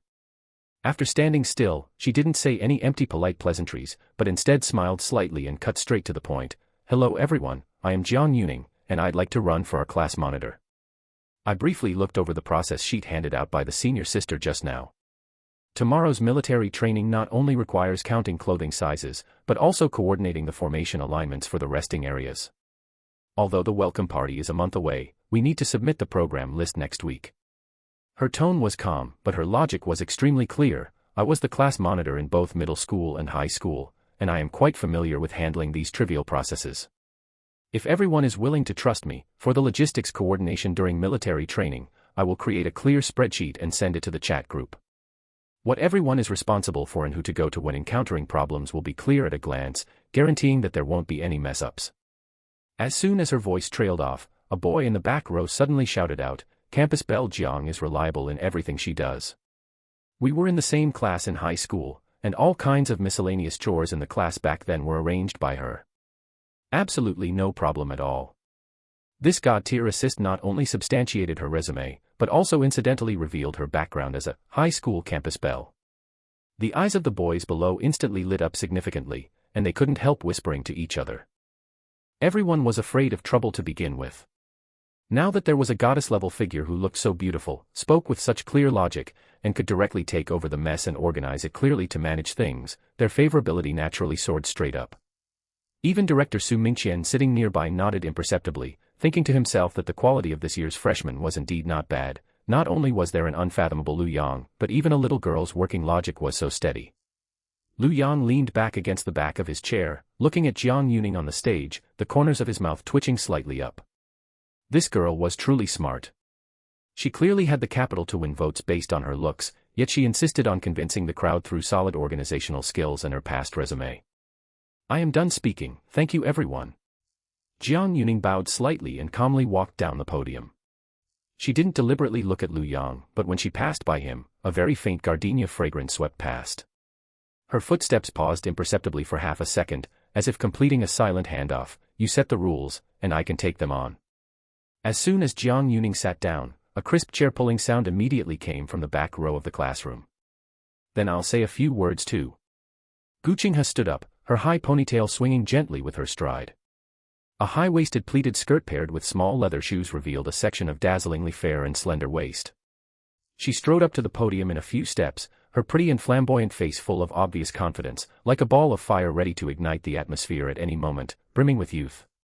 I am Gu Qinghe, and I am also running for class monitor. Gu Qinghe's opening was even more direct than Jiang Yuning's, even carrying a bit of the reckless drive of a newborn calf unafraid of tigers. I don't have as much experience being a class monitor as classmate Jiang Yuning, but I also have my advantages. She scanned the classroom, her voice crisp and loud, her large eyes blindingly bright. First, I am not afraid of trouble. Whether it's military training or various activities in the class in the future, as long as everyone elects me, I will definitely run to the very front and never take half a step back. Second, Gu Qinghe paused, raised her exquisite chin, and said without any evasion, my family's conditions are not bad, and I know some people locally in Jiangzhou. In the future, if our class holds activities and lacks venues or sponsorship, or if everyone encounters anything that requires running errands and pulling resources, I'll figure out a way. In short, since I dare to stand here, I will absolutely not let our class be wronged outside. As soon as these words came out, a low gasp suddenly sounded in the classroom. Gu Qinghe didn't play any tricks, nor did she deliberately suppress Jiang Yuning's coordination ability, but instead chose the most direct route, competing on resources, enthusiasm, and the drive to shoulder responsibilities. She laid out her family background, matching that bright and spoiled young lady persona, yet she didn't make people feel arrogant or annoying. Because her tone was too open and frank, that forthrightness of, since I have the conditions, I am willing to shoulder things for everyone, instead vividly displayed her lack of schemes, fiery temper, and warm-hearted nature. Several active boys below immediately whistled and applauded loudly, not bad. Big Beauty Gu has such a personality, simply refreshing. Listening to the applause, Gu Qinghe raised her eyebrows somewhat smugly, her bright features exceptionally vivid. She walked down the podium and returned to the back row with brisk steps. When passing the middle window seat, she subconsciously slowed down her pace, turned her face slightly, and glanced with nimble eyes at Lu Yang sitting there. She just wanted to see what reaction that guy who declared, whoever can sort things out will take the position, would have after seeing her on-stage frightened statement just now. Lu Yang was lowering his head to look at the messages on his phone screen. Feeling a warm and vibrant aura approach his side, he raised his head. He happened to meet Gu Qinghe's proud gaze, which was full of challenge and hidden with a bit of seeking validation. Lu Yang didn't stare blankly like ordinary boys, nor did he deliberately put on a straight face to act aloof. He leaned back slightly, looking at this little peacock that looked like it had won a battle and was waiting for others to praise her, the corners of his mouth curving into a very shallow arc. Then, he very casually raised his right hand and gave her a thumbs up, as if saying, all right, that speech just now, I'll count you as having guts. This action, simple to the extreme without any superfluous flattery, precisely hit Gu Qinghe's competitive spirit. Humph, none of your business. Gu Qinghe let out a soft humph, proudly turning her face away, her high ponytail cutting a pretty arc in the air. On the surface, she pretended not to care as she walked quickly back to her seat. The moment she sat down, the corners of her mouth couldn't control themselves and curled up quietly, a slight sense of elation inexplicably rising in her heart. In the subsequent elections, although a few boys went up to run for positions such as sports committee member and study committee member, in terms of aura and preparation, they were obviously suppressed ahead by Jiang Yuning and Gu Qinghe. Whether it was Jiang Yuning's subtle and silent coordination and planning, or Gu Qinghe's direct resource crushing, both opened the eyes of this year's freshmen. After truly taking the stage, who could shoulder responsibilities and who was just making up the numbers could be seen by the people below at a glance. When Wanqing stood beside the podium, looking at this group of vibrant freshmen, a thin layer of sweat actually oozed from the palms of her hands. She had originally thought that as long as there was someone willing to step forward to be the class monitor, her job as class assistant would be easy to do. But now, Jiang Yuning's steadiness and Gu Qinghe's drive, the abilities and attitudes displayed by both of them were simply too eye-catching. This was just like suddenly having two trump cards in hand, but there was only one class monitor. When Wanqing looked at the roster in her hand, and then glanced at Lu Yang, who had always stayed out of it yet seemed to control the rhythm of the entire scene, finally realizing an even more headache-inducing problem. This class didn't lack people who could speak well, nor did it lack people who could shoulder responsibilities. What was truly difficult was how to place these distinct personalities and outstandingly capable people into the most suitable positions without letting them fight among themselves first. This job seems even harder than I imagined. When Wanqing sighed silently in her heart. The election results came out very quickly. Relying on her reassuringly steady organizational skills, Jiang Yuning won the monitor position by a high vote. Meanwhile, relying on her straightforward and bold drive of, I'll step up when needed, I'll fill in where there's a shortage, Gu Qinghe became the deputy monitor. As soon as the results were out, the atmosphere in the classroom suddenly relaxed. All right, I yield to this setup.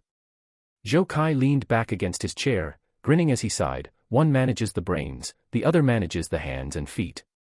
It'll be hard for our class to ever descend into chaos from now on. Chen Yuan nodded in agreement, mainly they're both good-looking.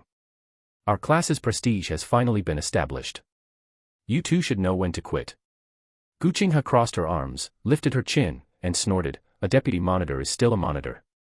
Stop practicing differential treatment here. Zhou Kai immediately raised his hands in surrender, Monitor Gu is right. We treat everyone equally. The classroom instantly erupted into laughter. Even when Wanqing quietly let out a breath of relief. Just as she lowered her head to tidy up the roster in her hand, her phone suddenly vibrated. After taking just one glance, her entire body stiffened. Wait a minute, everyone don't leave yet. Her voice drifted a bit, and she looked visibly panicked when she raised her head. Just got notified, tomorrow's military training schedule has been adjusted. Before 5 p.m. this afternoon, all exemption materials must be collected. Also, the military training uniforms are already being delivered here, and they need to be distributed today.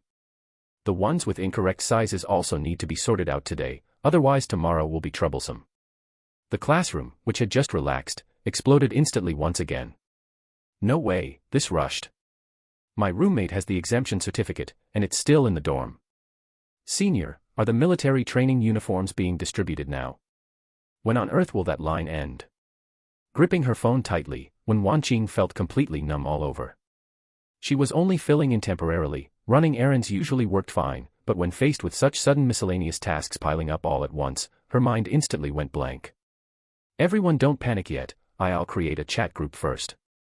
Before she finished speaking, the front door was pushed open. Several logistics seniors pushed in two flatbed carts piled high with camouflage uniforms. Following behind them was a girl wearing a white t-shirt and washed blue jeans, holding a soft tape measure and a marker. Her clean aura seemed somewhat out of place with the messy classroom. It was none other than Su Wantong. The military training uniforms for Class 1 of Economics and Management have arrived. The lead senior wiped away some sweat, who's coming to coordinate. Register any issues today, and we can still change them before tomorrow morning. When Wanqing instinctively took a step forward, just as she wanted to take the list, a large group of people had already swarmed around the front of the podium. Senior, can I get mine first? I have to go back to the dorm later. I registered for XL, don't give me the wrong size. Holy crap, why are these pants so long? The front row of the classroom quickly descended into chaos. Some people were tearing open packages, some were directly holding the tops against their bodies, some were clutching bags to find their names, and two boys were holding a jacket of the same size, neither willing to let go. When Wanqing's face turned pale, don't push, everyone don't push, come one by one. Her tiny voice was thrown into the crowd without making a single sound. Su Wantong lowered her head to flip through a couple of clothes, then glanced at the registration form, immediately spotting the issue. It's not that clothes are missing, a few tags got mixed up. The pant legs being a bit long isn't because of the wrong size, this batch's pattern is just oversized to begin with. She hit the nail on the head, but unfortunately the scene was too noisy, and no one was listening at all. Jiang Yuning had already stood up, wanting to go forward to help, but got blocked as soon as she walked into the aisle. Gu Qinghe was even more direct, rolling up her sleeves and trying to squeeze inside. Move aside, everyone move aside, stop acting like you're snatching cabbages, will you?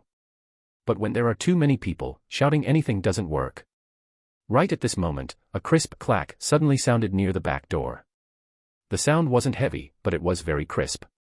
The previously boisterous classroom quieted down uniformly, as if someone had pressed the pause button. Lu Yang stood there, his hand still resting on the doorframe. He glanced at the front, his tone not high, but it commanded the field. What are you snatching for? The clothes aren't going to grow legs and run away. The few boys in the front row who had been making the most fuss sheepishly let go. Lu Yang lifted his chin toward the podium, speaking quickly and very clearly. Those who took the wrong size, stand on the right. Those who need alterations like long pant legs or tight cuffs, stand on the left. Those who haven't removed the tags, don't tear them apart blindly. Whoever pushes again can go dig through the boxes at logistics themselves tomorrow. With just these few sentences, the people who had been clustered together just a second ago scattered with a swish. A large area in front of the podium instantly cleared up. Zhou Kai's eyes went straight from watching, and he instinctively blurted out, "Holy cow, Brother Lu, you're even more effective than the class assistant." Lu Yang ignored him, turning his head to directly call people out. Jiang Yuning, verify the list on the right, and let people leave once they have the right one. Gu Qinghe, you organize everyone to queue up, don't let people swarm in all at once. Senior 1, you sit at the podium and collect the exemption materials. Whoever comes to submit gets to sign their name, don't worry about anything else for now. Having said that, he glanced again at Su Wantong, who had been holding the soft tape measure beside him. For the ones needing size alterations, could you please keep an eye on them? Su Wantong raised her head, looked at him, and nodded very decisively, all right. Jiang Yuning took the list, her speaking pace as steady as reading out accounts. Classmate, confirm your name, don't unpack the clothes yet. Gu Qinghe stood by the door, flicking her ponytail, her imposing aura even stronger than when she was campaigning on the podium just now. Line up in the back. What's the rush? When it's your turn, you won't be missing your piece. Whoever pushes again, I'll throw you straight to the very back. The few boys in the back were stunned by her fierceness, and instead obediently lined up. Zhou Kai was also very quick-witted, hurriedly calling out to a few boys in his dorm to help carry bags and sort sizes, busy and cheerful at the same time. Come, don't play dead, you guys from the guys' dorm, lend a hand. Finish up quickly so we can clear out. The people who had been clustered together just a moment ago had now obediently divided into two sides. No one was snatching or shouting disorderly in front of the podium anymore, and even the logistics senior couldn't help casting an extra glance at Lu Yang. If you had divided them like this earlier, it would have been over. The senior muttered quietly, hugging the registration form. Sitting behind the podium, when Wanqing's pen finally kept up with the rhythm. Who came to submit materials, who signed their names, which copy was missing pages, she straightened all of it out in one go. She glanced up at Lu Yang during a break in collecting materials, and that faint sense of insecurity in her heart inexplicably settled down. The monitor and deputy monitor were, of course, Jiang Yuning and Gu Qinghe. But if anything were to actually happen in this class, the person capable of arranging things properly was still Lu Yang. Su Wantong stood on the left measuring the pant legs for a few boys who needed alterations. Her movements were fast, she didn't say much, and when she occasionally looked up, her gaze would always unconsciously fall on that boy by the back door. From beginning to end, he didn't actually do anything exaggerated. It was just sentence by sentence, smoothing out the chaotic situation. But precisely this kind of vibe was the most reassuring. 20-odd minutes later, the military training uniforms were almost all distributed, and well over half of the exemption materials had been collected. Phew. When Wanqing finally dared to let out a breath, leaning back against her chair and sighing quietly, it didn't blow up after all. Zhou Kai placed the last 2 bags of clothes onto the table, grinning. With Brother Lu around, it's hard even if you want it to blow up. Gu Qinghe happened to overhear, turned her head and rolled her eyes at him. Stop flattering, hurry up and hand these 2 bags over. You got it, Monitor Gu. Jiang Yuning lowered her head to verify the last name, and when she raised her head, there was a bit more amusement in her eyes. She didn't say anything, just gently nodded toward Lu Yang's direction. The meaning was very clear. This matter was indeed stabilized by you. Su Wantong packed the last few sets of military training uniforms that needed pant leg alterations into the bag, put away her soft tape measure, and only then carried the things toward the back door. Classmate, wait a moment. Lu Yang turned around and looked at her. Su Wantong stood in front of him with a very calm expression, without a trace of coyness. School of Art and Design, Su Wantong. She shook the bag in her hand. I'll alter these tonight and bring them over early tomorrow morning. Your class's administration belongs to the monitors, but for matters that require coordination like this, finding you should be the fastest. Saying that, she took out her phone, at a WeChat. Lu Yang glanced at her and didn't waste words, directly pulling up his QR code. With a beep sound. Friends added. Su Wantong put away her phone and gripped the bag steady. Then I'll leave first, I'll message you tomorrow. Alright, thanks for your trouble. It's nothing. She replied indifferently, turning and walking away, her back view neat and decisive. Zhou Kai stood aside, dumbfounded, and only after the person had walked far away did he lower his voice and lean in. Brother Lu, I really submit to you now. You can even distribute military training uniforms in a way that makes someone proactively add your contact info. Lu Yang shoved his phone back into his pocket and glanced at him. Less nonsense, go urge those exemption forms back. Fine, I knew the work would end up falling on my head. Zhou Kai complained verbally, but his feet ran exceedingly fast. Over by the podium, watching this scene, when Wanqing suddenly understood a bit why from the class meeting until now, whenever the whole class encountered critical matters, their first reaction was always to look toward Lu Yang's direction. The monitors were there. But in this class, the person who could truly hold down the fort was still Lu Yang. The matters in the classroom finally came to a wrap. But everyone knew that tomorrow morning, the military training would truly begin. At 6:30 on the following morning, outside the South District playground of Jiangzhou University. Just as day was breaking and the freshmen had not yet officially started gathering, Su Wantong was already waiting by the passageway at the entrance of the playground. Today, she was wearing a loose light gray hooded sweatshirt, paired with black cargo pants, her hair casually clipped at the back of her head with a claw clip, and she was carrying a large bag filled with camouflage uniforms. When Lu Yang walked over right on time, Su Wantong was lowering her head to check the list in her hand. So early. Lu Yang walked closer, his voice carrying a hint of just woken up hoarseness. Delivering it earlier won't delay your gathering. Su Wantong raised her head, handed over the bag in her hand, and incidentally pulled out a detailed list that she had reorganized overnight. 4 pieces had their pant legs altered, and 2 had their sleeve lengths taken in. You can just distribute them according to the list. Lu Yang took the bag and weighed it. He glanced at the list with its neat handwriting and clearly marked alteration parts, and his gaze fell back onto Su Wantong's face. Thanks. You stayed up pretty late last night, right? Lu Yang added casually. Not bad. Su Wantong did not complain along with his words, nor did she politely say, it was my duty, but simply replied in a flat tone, since I took it over, I should get the necessary details in place. Otherwise, if you all wear ill-fitting clothes today, we'll end up having to rework them. Her matter-of-fact attitude actually made the communication between the two of them very smooth. There were no deliberate pleasantries, nor any mutual probing.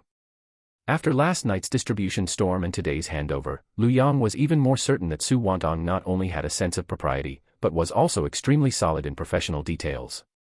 And Su Wantong also understood that the most formidable thing about the young man in front of her was not his oppressive aura, but his ability to establish order for the entire scene using the shortest path during the most chaotic times. Alright, I'm taking the clothes inside. Lu Yang put away the list.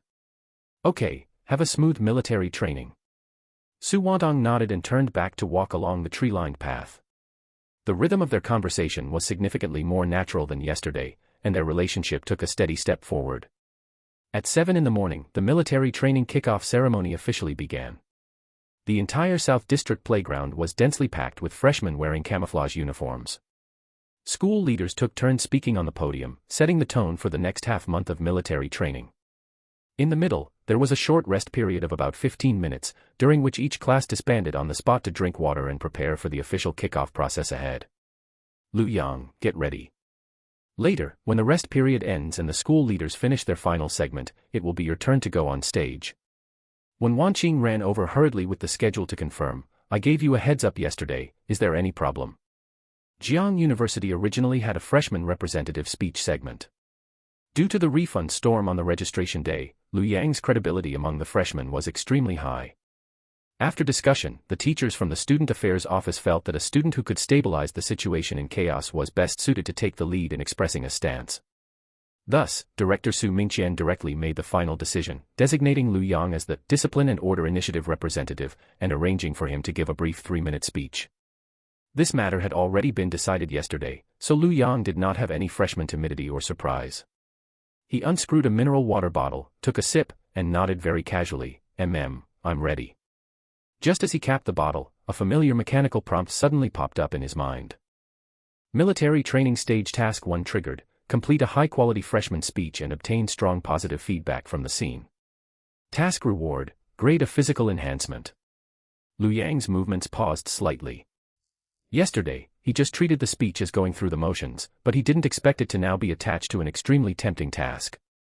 Grade of physical enhancement was definitely the most practical reward for the high-intensity military training over the next half-month. Buzz, buzz. Just at this moment, the phone in his pocket suddenly vibrated. Lu Yang took out his phone and glanced at the caller ID, Gu Mingxiu.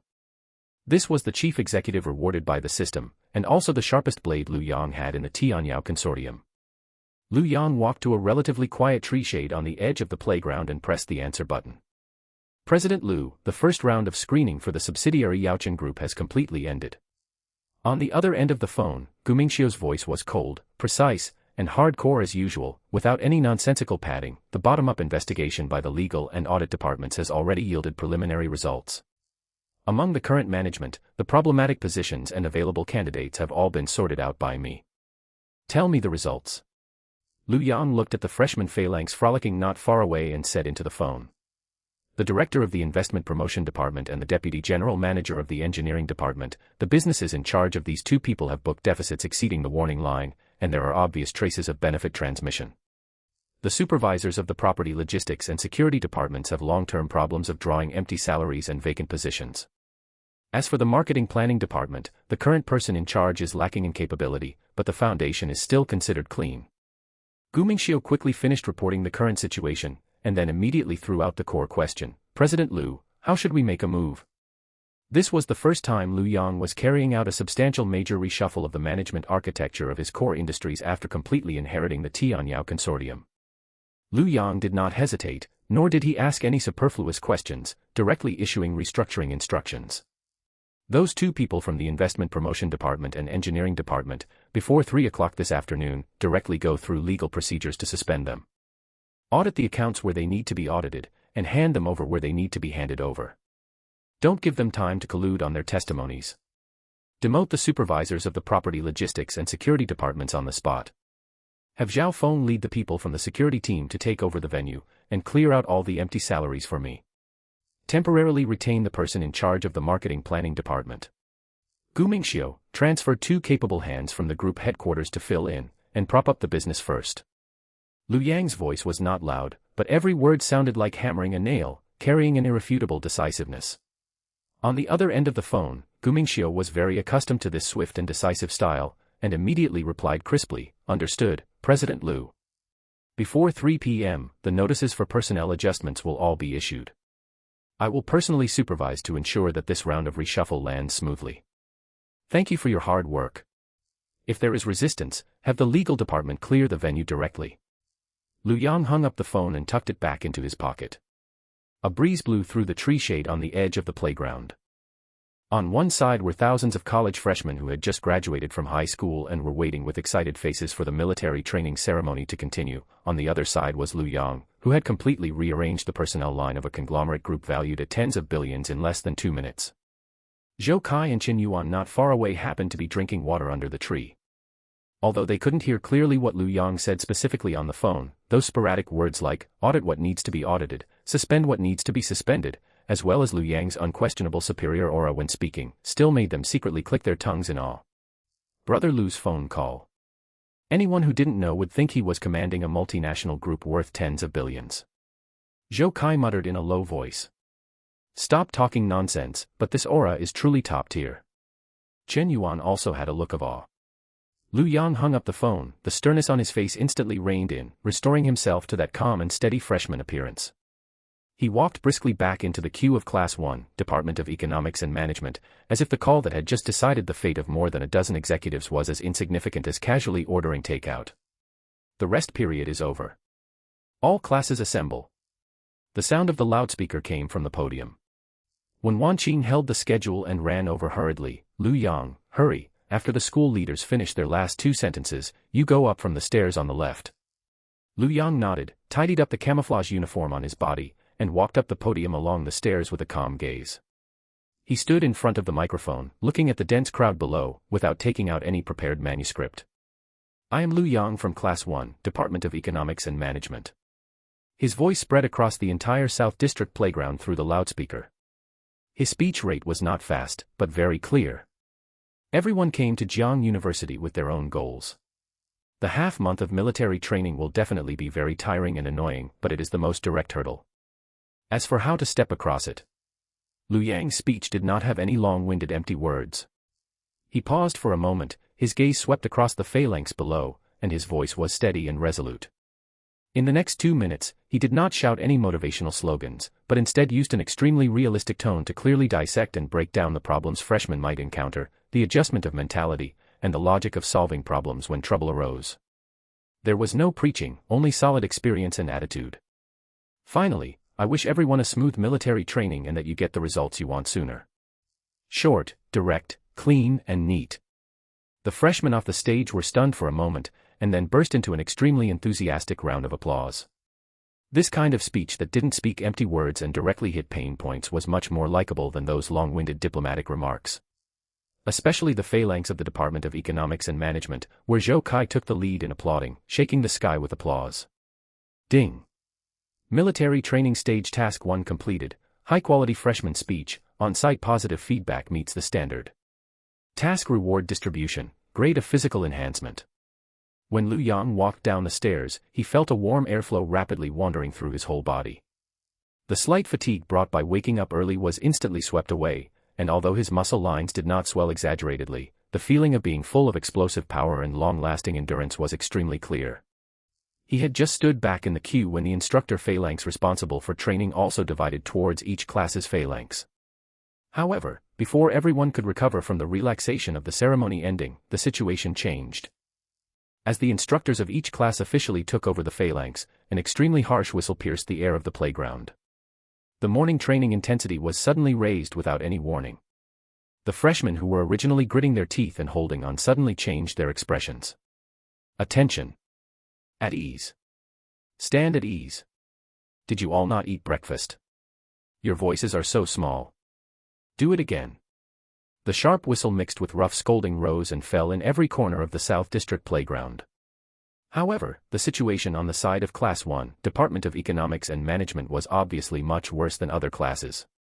The training instructor's surname was Wang, with dark skin and a lean figure. From the very first second he took over the phalanx, he had no intention of following the standard procedures step by step, but instead directly threw out a show of intimidation. Stand in military posture for 40 minutes. Whoever dares to move will add 5 minutes to the whole class. In Jiangzhou in early September, the morning sun was already quite vicious. On the unobstructed playground, heat waves rolled upwards layer by layer. Having stood for less than 20 minutes, people in the formation were already starting to not hold up. This is way too ruthless. Guqing has stood in the front row of the girls' queue, sweat beads on her forehead rolling down her cheeks. She was originally a pampered young lady who had never suffered this kind of hardship before, and immediately couldn't help lowering her voice to complain. The other classes rest after standing for 20 minutes, he is trying to train people to death. Shoo, don't speak. Jiang Yuning whispered to remind her. Jiang Yuning's complexion was also a bit pale, but she stood very steady. As the monitor, her attention was not entirely on herself, but from time to time she used her peripheral vision to observe the state of other classmates in the class. Soon, she found something was wrong. There were 2 girls with weaker physical constitutions in the back row, whose lips were completely white and whose calves were trembling slightly.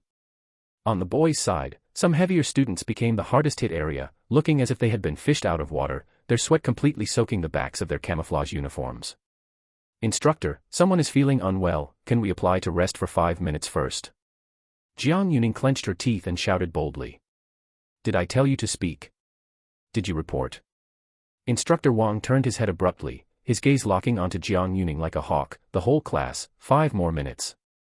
A repressed sound of gasping for breath suddenly came from the queue, and several girls who were already tottering instantly turned red in their eye sockets. Guqing's anger surged up instantly. She just wanted to throw a fit recklessly, but Jiang Yuning grabbed her hem tightly from below. In this suffocating low pressure, only one person maintained absolute stability throughout. Liu Yang stood in the 3rd row of the boys' queue. The effect of grade of physical enhancement was vividly displayed at this moment. This level of standing stake and high temperature was like walking in a breeze to him, and even his breathing did not fluctuate by half a bit. However, he did not choose to stand by coldly just because he was relaxed. From the moment the instructor took over, Lu Yang had been observing. He watched other classes enter the rest stage one after another, watched his classmates' state go from exhaustion to overdraft, and watched the instructor ignore Jiang Yuning's reasonable request, instead taking the opportunity to exert pressure. Lu Yang did not dislike hardship. He knew very well that military training should have its rules. But he knew even clearer that this was no longer a normal honing of sharpness, but a pure imbalance of intensity.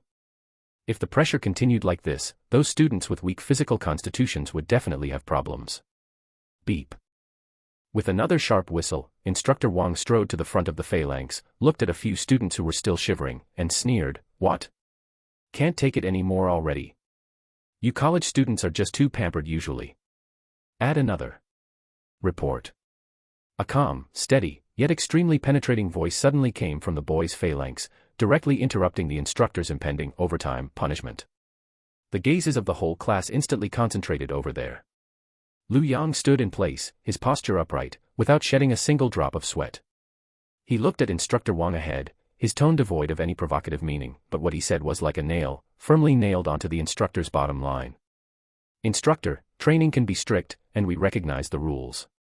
But the current intensity has already exceeded the physical load of new students. When it's time to drink water, when it's time to slow down, slow down." Lu Yang paused, his gaze staring directly into the instructor's eyes, and although his voice wasn't loud, he made the whole class hear it clearly. If something really goes wrong from training, no one can afford to take the blame. The air on the playground seemed to freeze at this instant.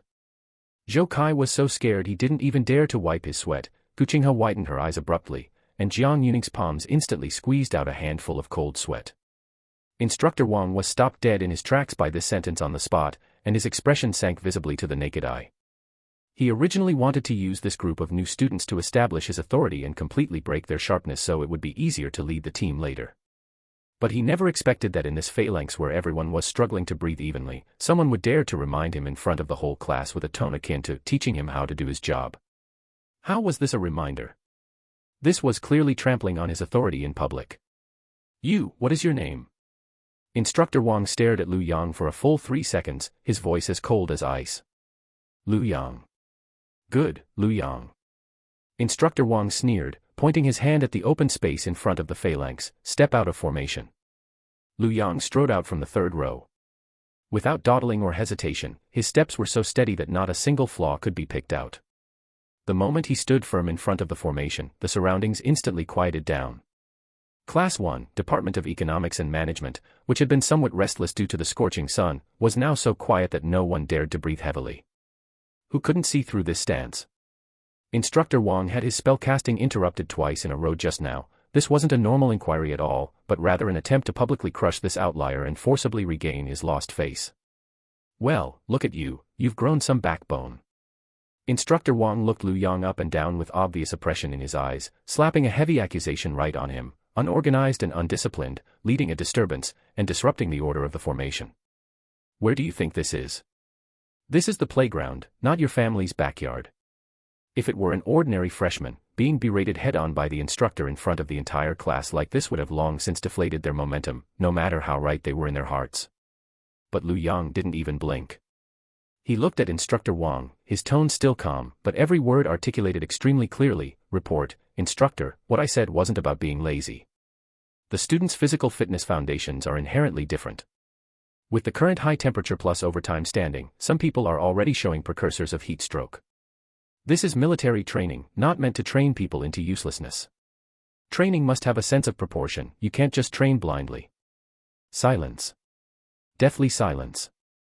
The whole class looked at Lu Yang standing at the very front, not even daring to draw a big breath. Zhou Kai swallowed desperately in the back row, his eyes wide round. Of course he knew Lu Yang was awesome.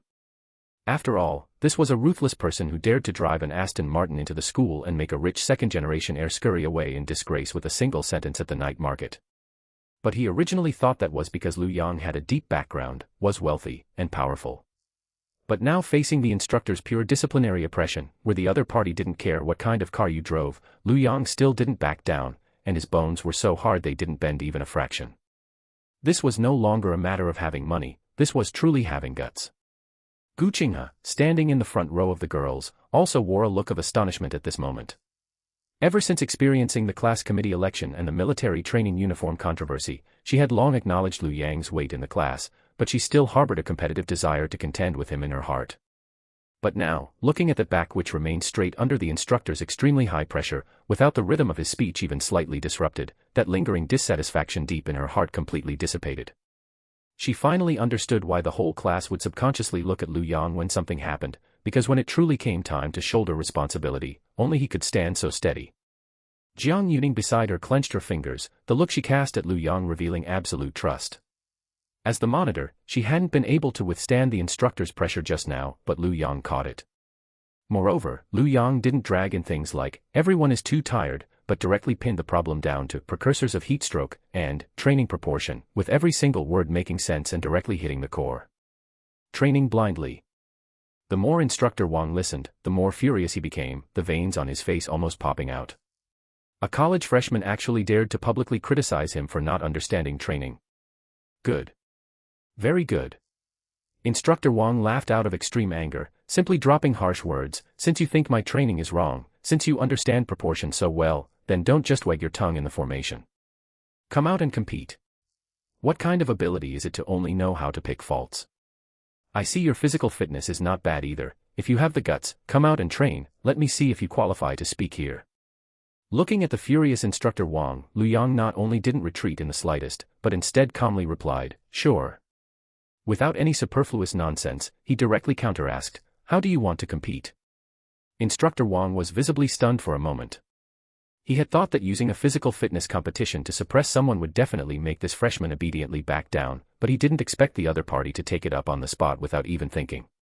The commotion here was too loud, and the other two training instructors nearby had long since noticed it. Instructor Li and Instructor Zhang walked over from the neighboring formation, crossing their arms with looks of watching the excitement and unconvinced expressions. Old Wang, what's going on? A thorn of a freshman. Instructor Li glanced at Lu Yang, sneered, young people nowadays have mediocre physical fitness, but their tongues are slicker than one another. A mere freshman, why waste words with him? Train him for a couple of rounds and he'll be honest. In their eyes, a college freshman, no matter how tough he could be, how tough could he get? At most, he was just relying on a bit of cleverness to argue a couple of sentences verbally. When it really came down to brass tacks, he would collapse in minutes. Just as the scene was about to fall into a stalemate, a steady and powerful voice came from behind the crowd. What are you doing? Making a racket. Chief Instructor walked over wearing combat fatigues, sunglasses, and hands behind his back. The epaulets on his shoulders showed his higher rank. Report, Chief Instructor. Instructor Wang immediately stood at attention and saluted, then pointed at Lu Yang. This student has objections to our training intensity, saying we are training blindly. I asked him to come out and train, and he actually dared to take up the challenge. Chief Instructor didn't rush to speak. He pushed up his sunglasses, his gaze first sweeping over Lu Yang, then crossing him to sweep across the formation of Class 1, Department of Economics and Management, and finally looking at the other classes in the distance. He was a veteran with a very sharp eye. In fact, he knew clearly in his heart that today's batch of instructors had indeed strung the beginning bowstrings too tight in order to establish their authority. Quite a few freshmen had pale faces, and their physical strength had reached a critical point. If they suppressed it by force, chances were that a few people would really faint, which would make things even more troublesome then. But the instructor's face could not just be dropped like this by a student. Chief Instructor withdrew his gaze and looked back at Lu Yang, a meaningful curve suddenly hooking the corner of his mouth. He simply went with the flow, turning this matter into a public make-up test. Having objections is a good thing, Chief Instructor said loudly. Since this classmate feels he has spare energy and dares to accept this challenge, then let's give him a chance and let strength do the talking. He turned around and roared towards the whole audience, attention, everyone. The various formations that were still bitterly holding on instantly looked over here in unison. All formations, lead to the shade to rest. Drink water. Chief Instructor made a direct executive decision. By the way, let everyone see how this classmate demonstrates to us what reasonable physical fitness distribution is. As soon as these words came out, the entire playground instantly boiled over. The freshman, who had been suppressed for nearly an hour, felt a sense of relief and quickly retreated to the shade. But that wasn't all. Everyone's gaze, whether from the Department of Economics and Management or other departments, uniformly converged on the center of the playground. Chief Instructor had pushed the scene straight to the maximum. Not only was he making Lu Yang compete with the instructor, but he was also going to let those freshmen underneath who were equally unconvinced in their hearts but didn't dare to speak up see it clearly. If you can do it, you win. If you can't do it, honestly keep it bottled up from now on. What to compete in, how to compete, old Wang, you decide yourselves. Chief Instructor waved his hand and retreated to the side. Instructor Wang twisted his neck, his bones making a crack-crack sound.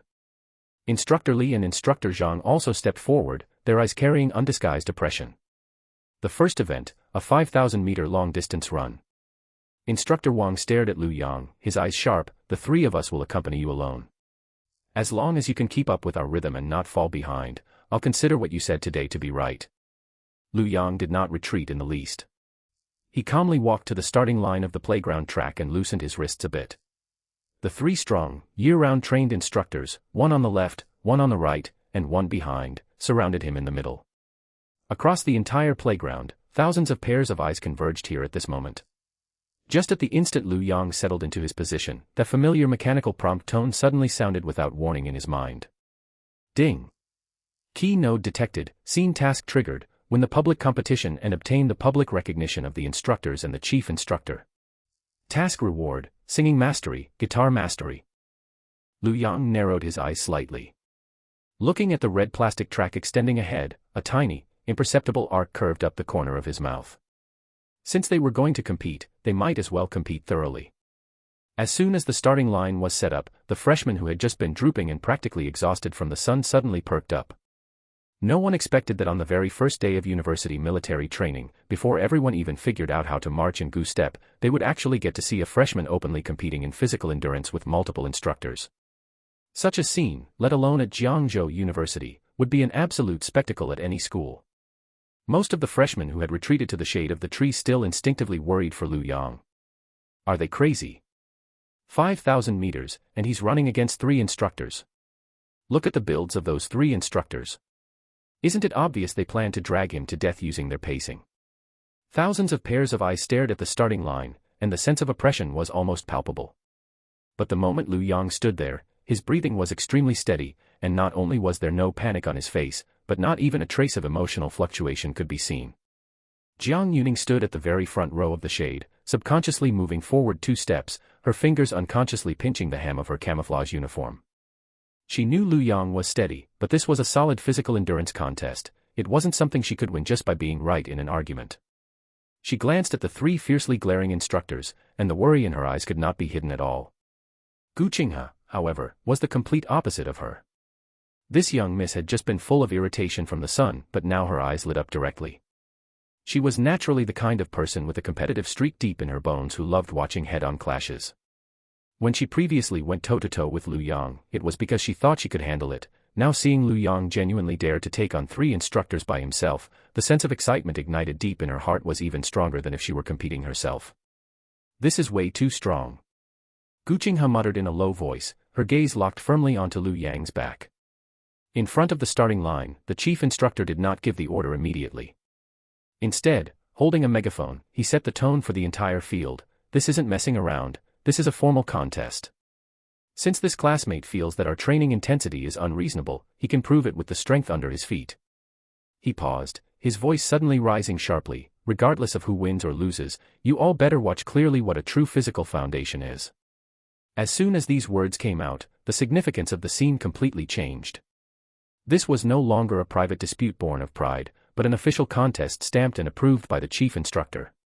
Ready. Instructor Wang and the other 2 instructors lowered their centers of gravity simultaneously, their gazes as if locking onto prey. Run. At the chief instructor's command, 4 figures surged forward from the starting line at the same time. As soon as they started running, the 3 instructors' intentions were exposed without a doubt. They had no intention of advancing at a steady pace at all. Instead, they immediately boosted their speed to the extreme right from the start, vaguely forming an inverted triangular encirclement, blatantly wanting to exhaust and break Lu Yang in the first half through high-intensity rhythm changes. In a 5,000-meter long-distance run, the biggest taboo is having your rhythm disrupted by others. Once you dash too fiercely in the front, later on even your lungs will hurt as if they are on fire. The freshmen on the edge of the playground who knew a thing or two about sports had already seen through the trick, shaking their heads one after another. It's over. The instructors are going for the kill this time, they started off so fast. If Lu Yang runs following their speed, he won't even last 1,000 meters before getting a stitch in his side. However, Lu Yang on the track did not fall for it at all. He did not rush to seize the position of the instructors ahead, nor was he forced into disorder by the footsteps of Instructor Zhang behind him. He was like a precision machine programmed in advance, steadily treading to his own rhythm right from the start. Breathing, 2 steps to exhale, 2 steps to inhale. Arm swinging, constant amplitude, without a shred of redundant swaying. The attribute of physical enhancement displayed absolute dominance at this moment. If the instructor's physical fitness was built up day by day through cumulative training, then Lu Yang's current bodily functions were directly elevated by the system to the peak human standard. 1 lap, 2 laps, 3 laps. At the very beginning, there were still people on the edge of the playground muttering whether Lu Yang was being too overconfident, failing to chase even after being pulled a short distance away by the instructors. The gap is way too obvious. Is Lu Yang not going to make it? A boy from the neighboring class too couldn't help speaking up. Duh, the opponents are 3 instructors. It's already not bad that he can hold on without falling behind. If you can't outrun them, don't force it. If you really get heatstroke and faint on the track, that would be truly humiliating. Not only the freshman, even Instructor Li running in the front noticed Lu Yang's falling behind. He purposely slowed down by half a beat, slightly turned his head, and with a victor's posture, shouted breathlessly at Lu Yang, "Kid. It's still not too late to admit defeat now. Don't force yourself and make things awkward for yourself. Show some softness, and this matter will be considered over." Lu Yang ignored him. He didn't even spare a single glance. On that calm face, there was neither anger from being mocked nor pain from physical exhaustion, only a nearly mechanical coldness. He still steadily maintained his own breathing frequency. As they ran, when the race entered the middle stage and passed 3,000 meters, the discussions on the sidelines suddenly quieted down. Because everyone could tell that the situation was not right.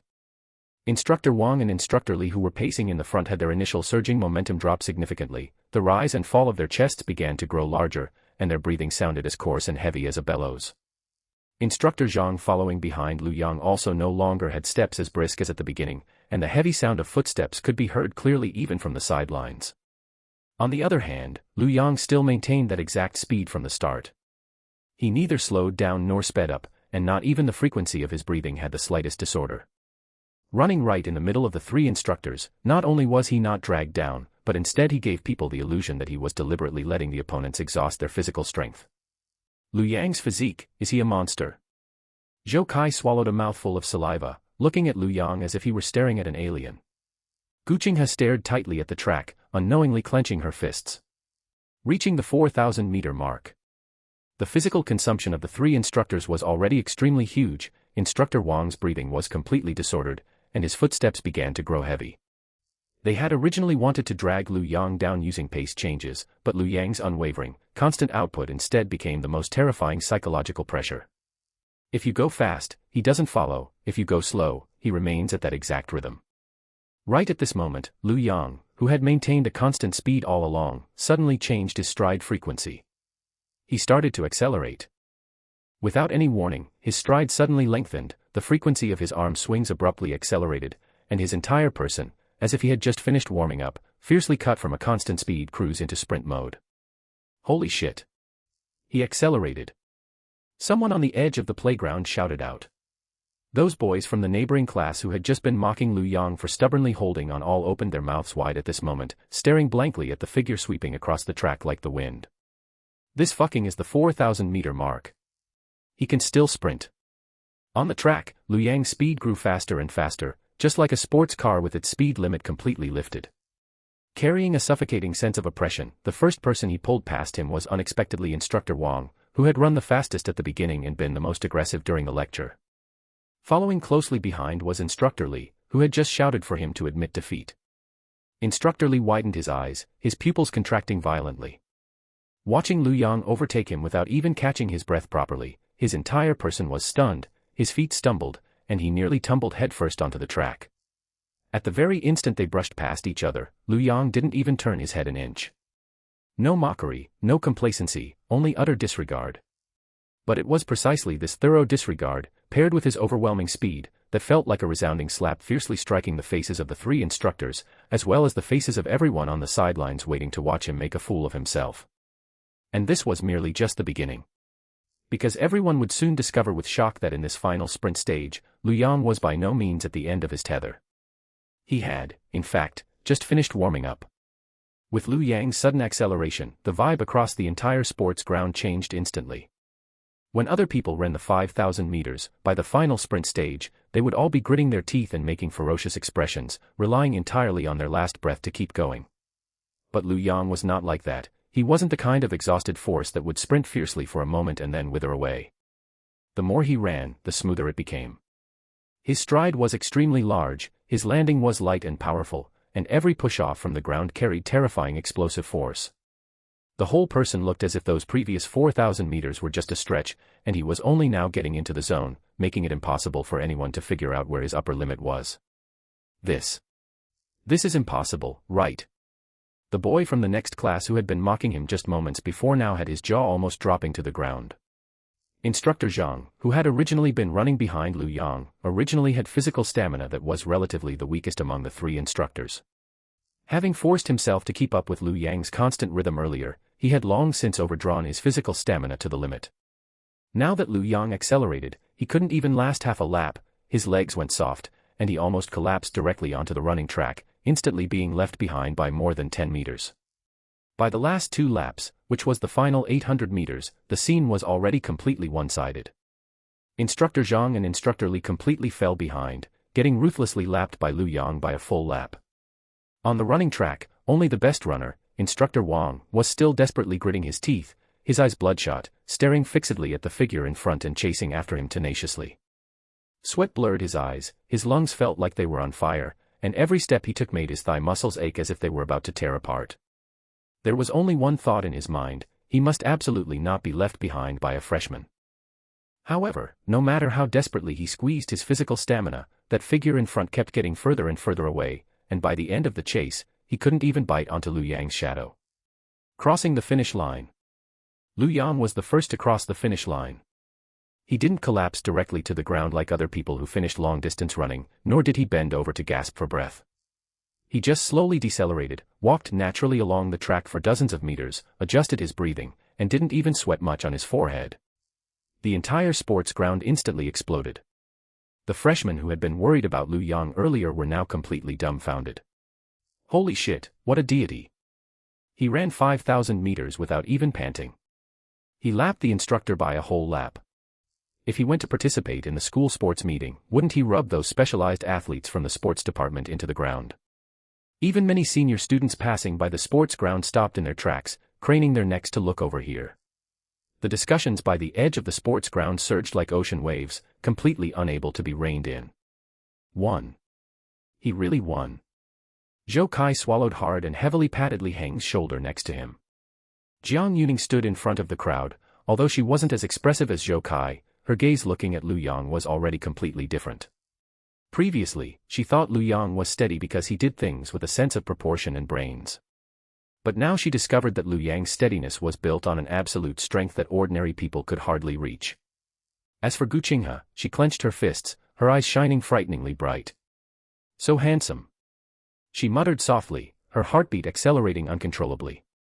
She inherently had a personality that admired the strong. Lu Yang's working style of not talking nonsense, directly crushing the whole field with absolute hard strength, and stepping the rules under his feet precisely hit her sweet spot. Meanwhile, when Wan Qin, the counselor standing not far away, truly felt for the very first time that this boy whom even the head of the department had to treat politely didn't rely purely on some mysterious background to hold down the fort. He himself was the hardest strength. Right at this moment, Instructor Wang finally crossed the finish line. After crossing the finish line, his legs went soft, and with a loud thud, both his knees heavily slammed into the plastic runway, his hands bracing the ground for dear life, gasping for breath greedily like a dying fish, sweat pelting the ground like raindrops, unable even to lift his head. The other 2 lapped instructors also stopped one after another, each with faces as pale as paper, hunching over and supporting their knees, making hoarse, bellows like wheezing sounds in their throats, unable to even speak a coherent sentence. After recovering for a full minute or more, Instructor Wang managed to lift his head with difficulty, looking at Lu Yang not far away, whose breathing had completely normalized and who hadn't even sweated a drop. His expression looked as unsightly as if he had swallowed a dead fly. At the very beginning, he had most wanted to use Lu Yang to establish his authority, even shouting out in front of the whole class, "Let me show you whether you are qualified to speak here." But now, the huge gap was laid out bloodily before him. Not only did he fail to suppress the person, but instead, the opponent ran him into a dead dog.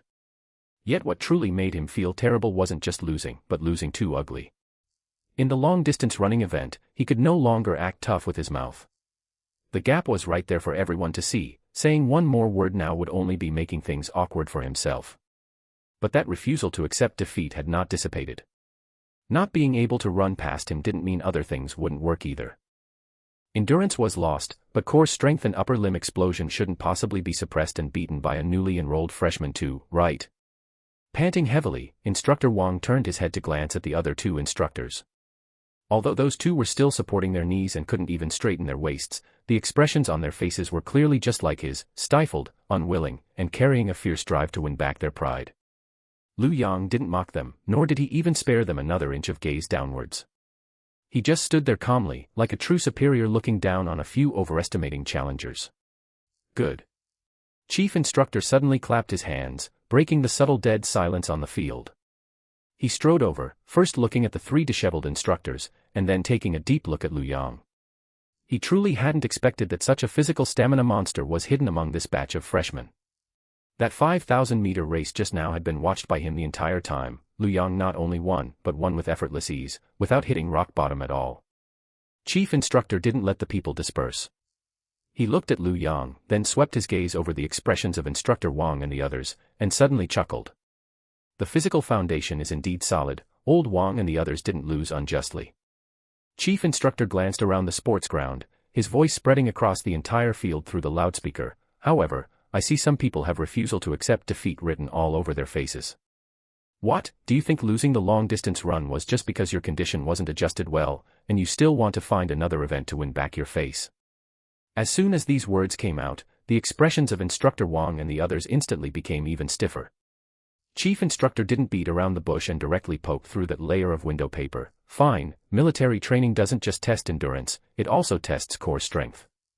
Since you still have anger in your hearts, then let's have a thorough competition, competing until the few of you have absolutely nothing left to say. Looking at Instructor Wang and the others, his tone became a bit stricter. Old Wang, can you still do it or not? Don't start talking about your condition just because you lost the long-distance run. If you refuse to accept it, compete in another event right in front of the whole field. Instructor Wang gritted his teeth, forced himself to stand up, and yelled with a scalp hardened by pressure, "Report. I can do it." Chief Instructor nodded, looked back at Lu Yang, and decided on the second event. Then let's have another round, push-ups. Lest anyone still feel aggrieved in their hearts and act tough with their mouths. Hearing this, the students by the edge of the sports ground not only didn't leave a single one, but instead excitedly pushed forward, surrounding them even tighter. Who wouldn't want to watch such a drama of instructors trying to win back face and stubbornly locking horns with freshmen? Lu Yang stood in place, listening to the system task in his mind still being in the in progress state, and the corners of his mouth twitched slightly. Sure. Lu Yang responded indifferently. After just a few minutes, following a brief rest, the second round of competition officially began. After a brief rest, a large area was cleared in the center of the playground. The second event is push-ups. Chief Instructor stood in the middle, his voice calm and powerful, directly announcing the rules: no time limit, no quantity limit. Standard form, chest one fist away from the ground, arms must be fully extended. Whoever's form breaks down first, or whoever collapses first, is out. The rules were simple and brutal, a sheer contest of core strength and muscular endurance. Instructor Wang and the other two instructors walked over to Lu Yang and lined up. After catching their breath for the past few minutes, although their faces were still a bit pale, they had managed to regulate their breathing. At this moment, a fierce competitive spirit was pent up inside them. They couldn't outrun a freshman with freakish physical stamina in the 5-kilometer run. If they lost the push-up contest too, they would truly never be able to show their faces on the playground of Jiangzhou University again. Get ready. The four of them simultaneously leaned down and supported themselves on the ground. Start. At the chief instructor's command, all four of them moved simultaneously. 1, 2, 3, For the first few dozen, the paces of all four were tightly matched. After all, the instructors were veterans who had led training for years, and their core strength foundation was still there. Gritting their teeth one by one, they executed the movements very standardly. But as the count kept climbing, the sequelae of the overdraft from the 5-kilometer long run just now began to show. 260. 261. Once they passed 60, the arms of Instructor Zhang on the far left began to tremble involuntarily. His breathing grew heavy again, and every time he pushed up, his body showed a clear tilt. 270. Stop. Chief Instructor said with a cold face, pointing directly at Instructor Zhang, form compromised, you're out. As if granted a pardon, Instructor Zhang's arms went limp, and he collapsed straight onto the ground, lacking even the strength to crawl back up. Next was Instructor Li. When he reached the 85th one, his arm muscles completely went on strike from soreness, and his whole body slammed heavily onto the ground, eliminating him. Now, only Instructor Wang and Lu Yang remained on the field. 398. 399. 400. Once the count passed 400, the onlookers among the freshmen even softened their breathing.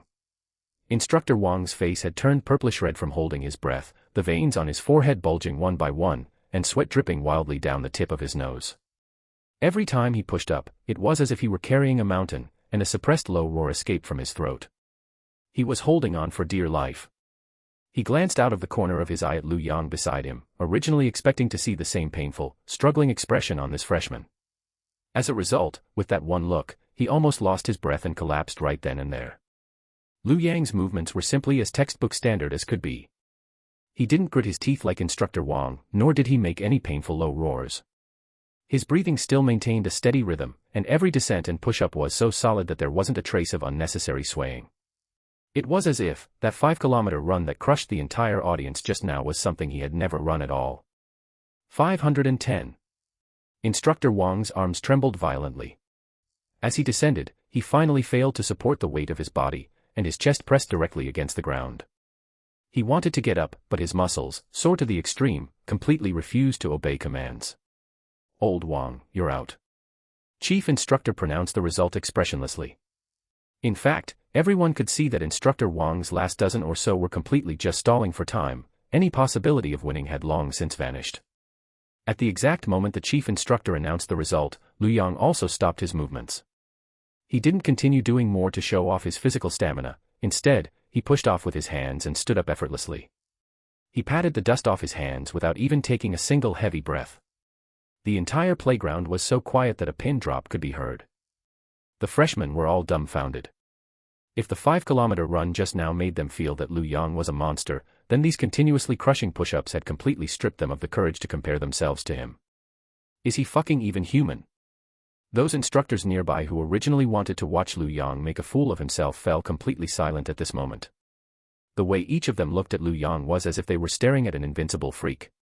Lu Yang turned around and looked at Instructor Wang, who was still paralyzed on the ground. Instructor Wang's face flushed red, and he opened his mouth wanting to say some tough words to save face. But under Lu Yang's gaze, which was as calm and unrippled as a mirror, his throat felt like it was stuffed with a ball of cotton, and he couldn't squeeze out half a word. Lu Yang didn't mock or show off. He simply brushed the dust off his hands, and with a calm yet unquestionable tone, he set down the boundary. Instructor, after these 2 matches today, everyone should have an idea in their hearts about what kind of intensity training should be. Freshmen aren't here to be worn down by brute force. Training can be strict, but you can't randomly pile on extra loads. Lu Yang looked at him and said word by word, if the future training is still that kind of self-defeating method like just now, I will continue to step forward. This wasn't a suggestion, it was a clear-cut demand.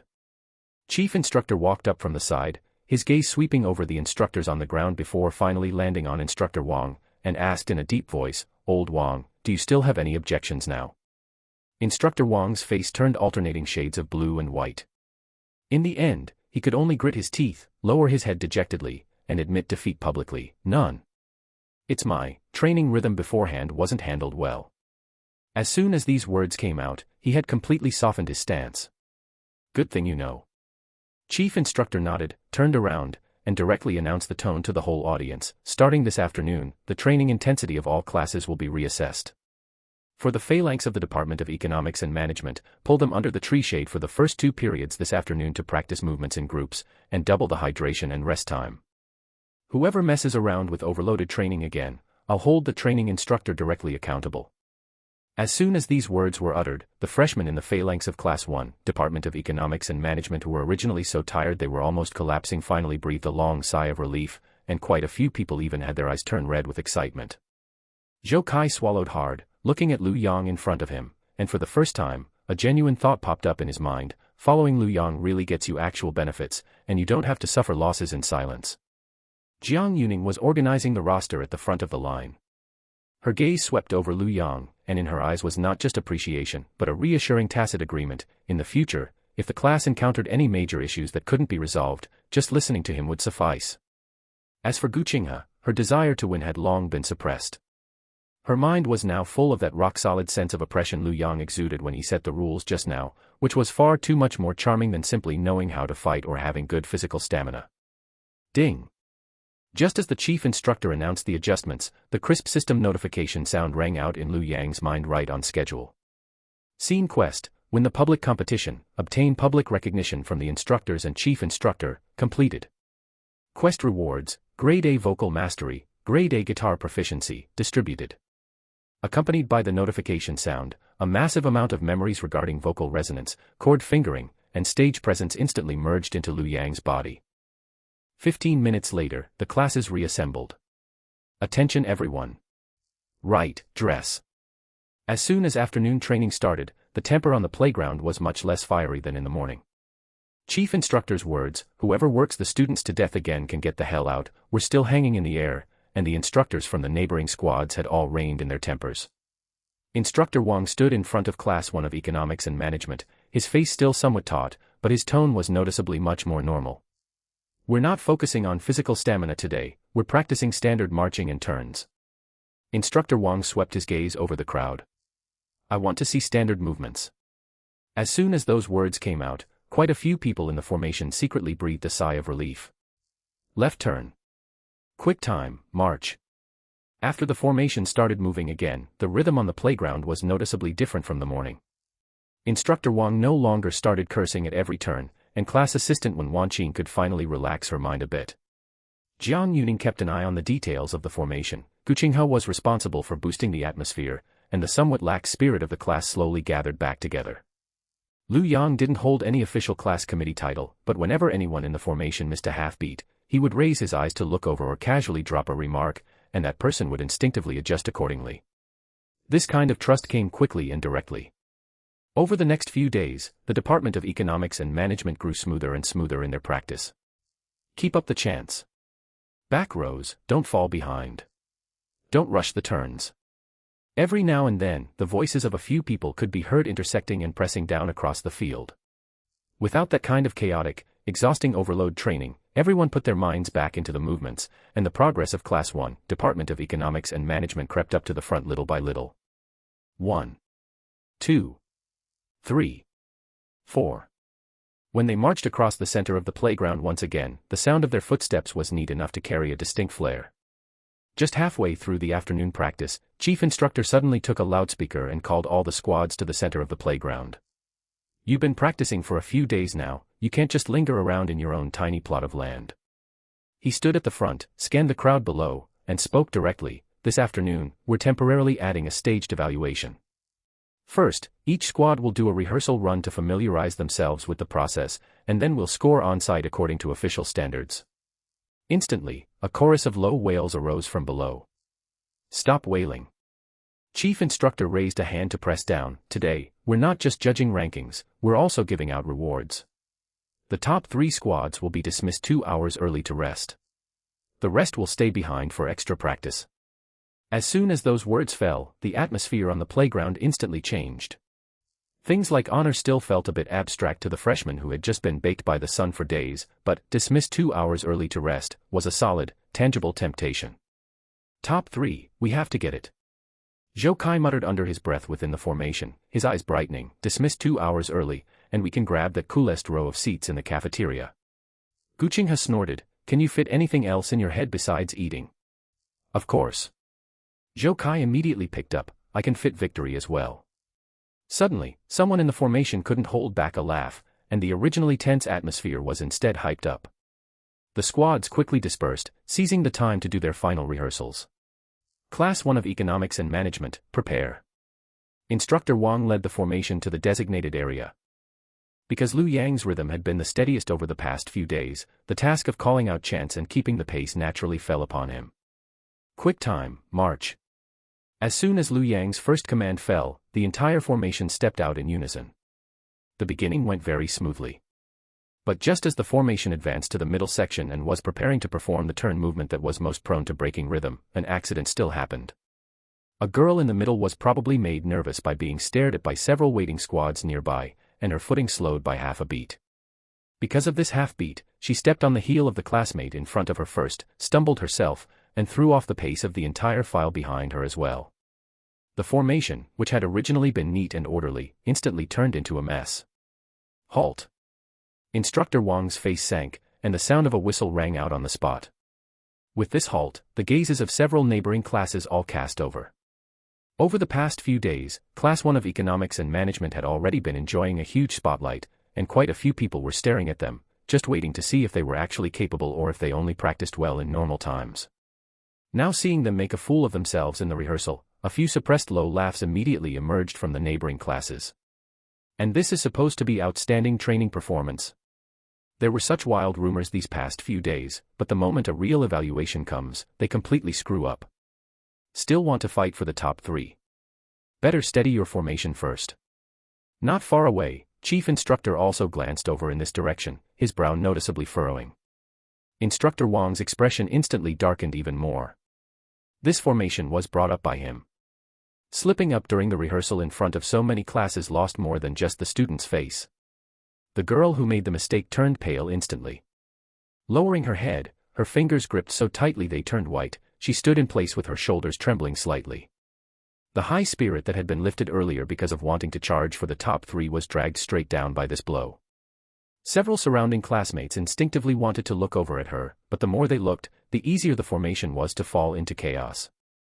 Don't panic yet. Jiang Yuning walked over at the first instance, supported the girl's arm, and kept her voice very steady. Stand back in position, catch your breath first. She wasn't in a hurry to chase down anyone's responsibility, she just turned her head to look at the few rows of people beside her. Don't look around blindly, keep the formation. But Guqinghe's temper had already flared up. She turned her head to look at the neighboring square, lifted her chin, and retorted, "What are you laughing so early for? The rehearsal isn't even finished yet, is first place already written on your faces?" The square over there was choked by her retort, and their expressions instantly turned somewhat unsightly. Just at this moment, Liu Yang turned around. He didn't pick up on the external bickering, instead first scanning the entire class, his gaze finally landing on that girl. Rehearsals are meant for finding problems. Liu Yang's voice wasn't heavy, but it instantly suppressed the atmosphere. There's no shame in having problems. What's shameful is scaring yourself before it even officially begins. The formation, which had still been somewhat scattered, instantly quieted down. The issue just now doesn't lie with just one person. Liu Yang looked at the whole class, his tone sounding like he was delivering a conclusion. She was half a beat slow, but if someone behind had held onto their pace, the formation wouldn't have scattered this fast. To put it bluntly, it's not that you don't know the movements, it's that the moment you saw people staring from the side, you panicked yourselves first. This single sentence directly pointed out the key point of the problem. Jiang Yuning stood to the side, listening as Liu Yang stabilized everyone's emotions in just a few words, her gaze involuntarily pausing for a moment. Liu Yang looked at the girl again, his tone softening slightly. Later when it officially starts, don't look to the side, and don't think about just now. Just stare at my shoulder. When the command drops, take your first step with it. That timing can't go wrong. The girl raised her head, her eye socket still a bit red, but she still nodded hard. Did you all hear clearly? Heard clearly. Only then did Liu Yang scan the entire class again, his voice abruptly raising. What they just watched was a rehearsal. Later when it officially starts, lift your heads up for me. No one is allowed to cower as they walk. Yes. This roar was more uniform than any time before. That morale which was about to dissipate was forcefully twisted back by Liu Yang, and this time, there was also an added sense of defiance after being looked down upon to their faces. 10 minutes later, the official evaluation began. When the preceding formation squads took the field, almost all of them shouted their slogans at the top of their lungs, as if simply having a louder voice could overwhelm the opponent's momentum first. When it was the turn of Class 1 of Economics and Management, many gazes along the edge of the playground gathered over once again. Quite a few people still remembered that disastrous rehearsal earlier. Class 1 of Economics and Management, enter the field. At Instructor Wang's command, Lu Yang stood at the very front in the leading position and spoke directly, "Quick march, forward." The first row stepped out in unison, closely followed by the second. As the entire team moved, that oppressive atmosphere from just now was instantly trampled to pieces. 1, 2, 3, 4. Lu Yang's slogans were not the most explosive, but they were steady enough to suppress everyone. Every single word seemed locked onto the exact same beat, forcefully locking the paces of the entire formation squad together. Originally, there were still people whispering outside, but before they had walked even halfway, those voices naturally died down. Because anyone could see that Class 1 of Economics and Management was completely different from the rehearsal just now. Soon, the team approached the turning point where problems were most likely to occur. The girl who had made the mistake felt her heart jump straight to her throat, but the next second, Lu Yang's steady voice pressed over. "Look at my shoulder." She instinctively raised her eyes. "Follow the first step." The next moment, Lu Yang's command dropped abruptly. "Left, turn." Swish. The entire team seemed to be straightened out simultaneously by the same hand, and their movements were so clean that there was not a trace of sloppiness. That spot where problems should have occurred most not only didn't fall into disorder this time, but instead bit down even more steadily than before. The previously somewhat chaotic commotion all around instantly quieted down. Gu Qinghe stood in the formation, listening to the suddenly subdued voices outside, and could barely keep from smiling. Jiang Yuning's chest also relaxed heavily. She knew better than anyone that what had walked steadily just now wasn't just a movement, but the class's morale that had almost dissipated, which Lu Yang had forcefully twisted back together at the most critical moment. The subsequent slogans, paces, and mental outlook all thoroughly propped up. The entire team walked smoother and steadier. By the end, the expressions of the several instructors responsible for scoring on the sidelines had changed when looking at Class 1 of Economics and Management. "Was it this class that messed up the rehearsal just now?" someone asked in a low voice. "Yes." The person beside stared at the team, a hint of surprise in their tone. "Now it looks like a completely different team." The chief instructor did not speak, only staring at Class 1 of Economics and Management's final stopping movement, the expression on his face visibly easing up. The results were announced very quickly. First place, Class 1, Department of Economics and Management. The chief instructor held a megaphone, his voice loud enough for the entire playground to hear. "Class 1 of Economics and Management, not only are your movements uniform, but the morale within the team has also stood firm. You walked the best today." He paused, his gaze falling to the very front again. The one who led the rhythm at the front just now chanted with a loud voice and a good rhythm. Not bad. Having this pointed out publicly was even more intoxicating than simply reporting a ranking. Yeah. Class 1 of Economics and Management exploded on the spot. Zhou Kai was so excited that he almost tossed his hat out, and several people nearby were already patting each other on the shoulders. Those classes that were still making sarcastic remarks nearby just now all quieted down one by one. Some people still wanted to put up a front, but looking at the commotion over at Class 1 of Economics and Management, they ultimately didn't dare say another half sentence. Instructor Wang completely lost his composure this time, and the corners of his mouth were almost unable to be suppressed. He coughed, as if still wanting to put on airs, but in the end, he still nodded his chin toward Lu Yang's side. "Did you hear that? The chief instructor even called you out by name." At this moment, everyone's gaze toward Lu Yang was no longer just admiration. That was complete and utter submission. The eyes of the girl who made the mistake turned red instantly. She stood in place and recovered for 2 seconds before walking up to Lu Yang and whispering, "Thank you." Lu Yang glanced at her, his tone not heavy. "What is there to thank?" First place was walked out together by the whole class. "Next time don't scare yourself first, listen to my commands first." The girl was stunned for a moment, then nodded forcefully, the slight soreness in her eyes suppressed back down by these words. Jiang Yuning stood aside and watched, her gaze noticeably growing a bit calmer. She was increasingly certain now that as long as Lu Yang stood on the field, this class would not collapse at its most critical moments. Of course, Gu Qinghe couldn't possibly yield verbally. She raised her chin and snorted, "I told you so." Who was laughing the loudest just now? Why aren't any of you making a sound now? But when she looked at Lu Yang, that trace of unconvinced spirit in her eyes was still pressed down by another notch. The top 3 classes can now be dismissed early to rest, the chief instructor announced with a smile. In addition, let me mention one more thing by the way. He paused, looking at the excited freshmen below. Tonight, we'll have a more relaxed social gathering event on the playground. Each class prepares a program, and everyone can relax together. A social gathering event.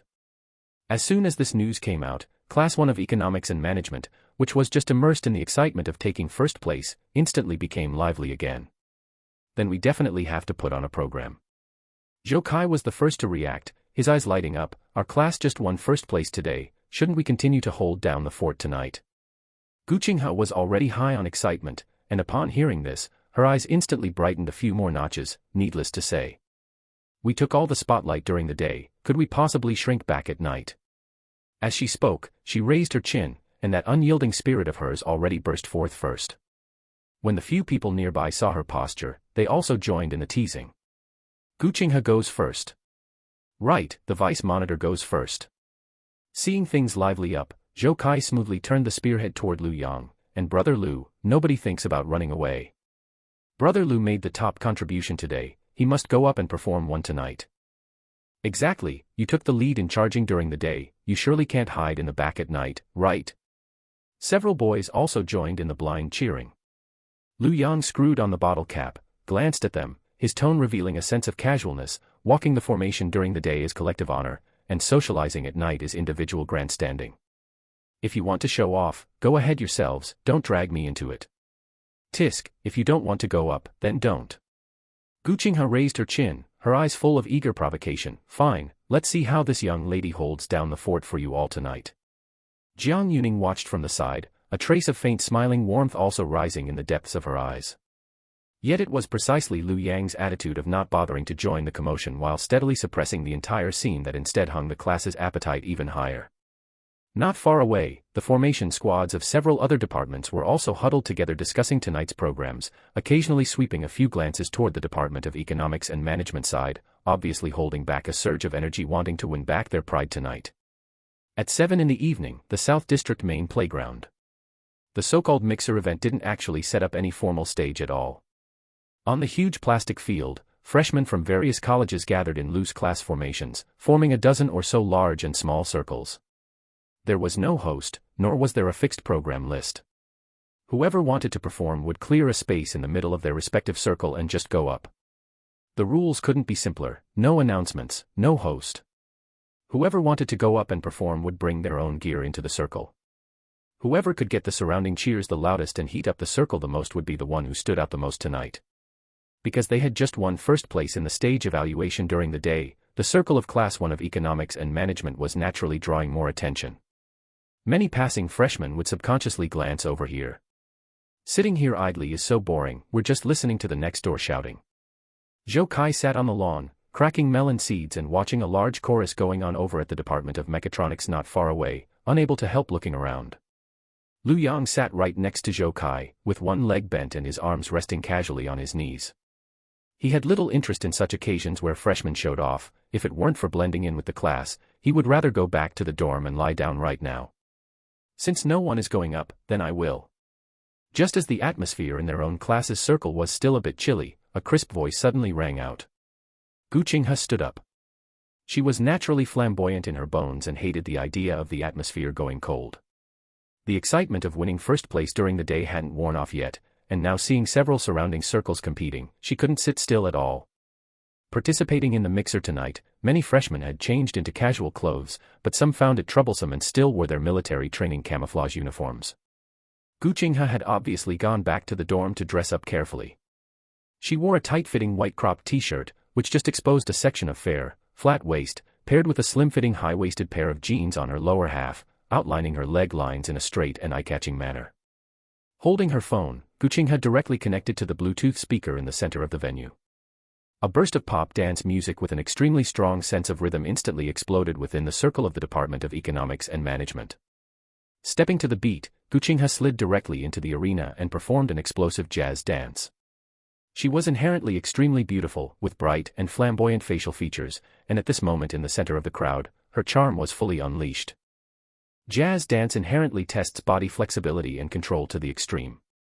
Every time she arched her back or thrusted her hips, her slender waist traced an extremely captivating arc. The white tight-fitting t-shirt rolled up slightly with the large-scale movements. Every crisp and neat beat hitting, and every fierce yet wild hair flip, was not only full of tension, but also carried a natural sense of pure desire belonging to an 18 or 19-year-old girl. Whoa. Holy shit. The vice monitor is awesome. The boys of Class 1 of Economics and Management instantly started booing and egging her on as if they were pumped with chicken blood, several boys staring straight with wide eyes. In this pile of freshmen still wearing half sets of camouflage uniforms and looking disheveled, Guqinghe's flamboyant and passionate solo dance was simply like throwing a fire directly into a pile of dry firewood. This instantly not only completely ignited her own class's atmosphere, but even the 2 or 3 nearby small circles that were still watching were firmly attracted by the commotion here. Many boys stood up directly, crowded around the outer perimeter of the Department of Economics and Management's circle with amazement in their eyes, and some even began to quietly raise their phones. After finishing the dance, Guqinghe panted slightly, her chest rising and falling with her breath. Reaching out, she tucked the stray hair clinging to her fine sweat-beaded cheeks behind her ear, lifted her snow-white chin, and made an extremely crisp finishing move.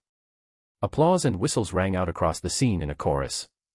She flicked her hair, picked up her phone, and walked back to the Department of Economics and Management's area with her chin held high, like a victorious little peacock. How is it? Is this opening impressive enough? Guqinghe sat back down in her seat, fanning herself with her hand while looking around smugly. Although she pretended to be calm and breezy on her lips, the smug look in her eyes that screamed, "Hurry up and praise me," simply couldn't be suppressed. Super impressive. Vice Monitor, tonight's opening is definitely the best of the whole audience. Zhou Kai gave a thumbs up without hesitation. Jiang Yuning also smiled and handed over an open bottle of mineral water, saying, "You dance so well," our side heated up right away. Even the freshmen from several neighboring classes around frequently cast amazed glances over here.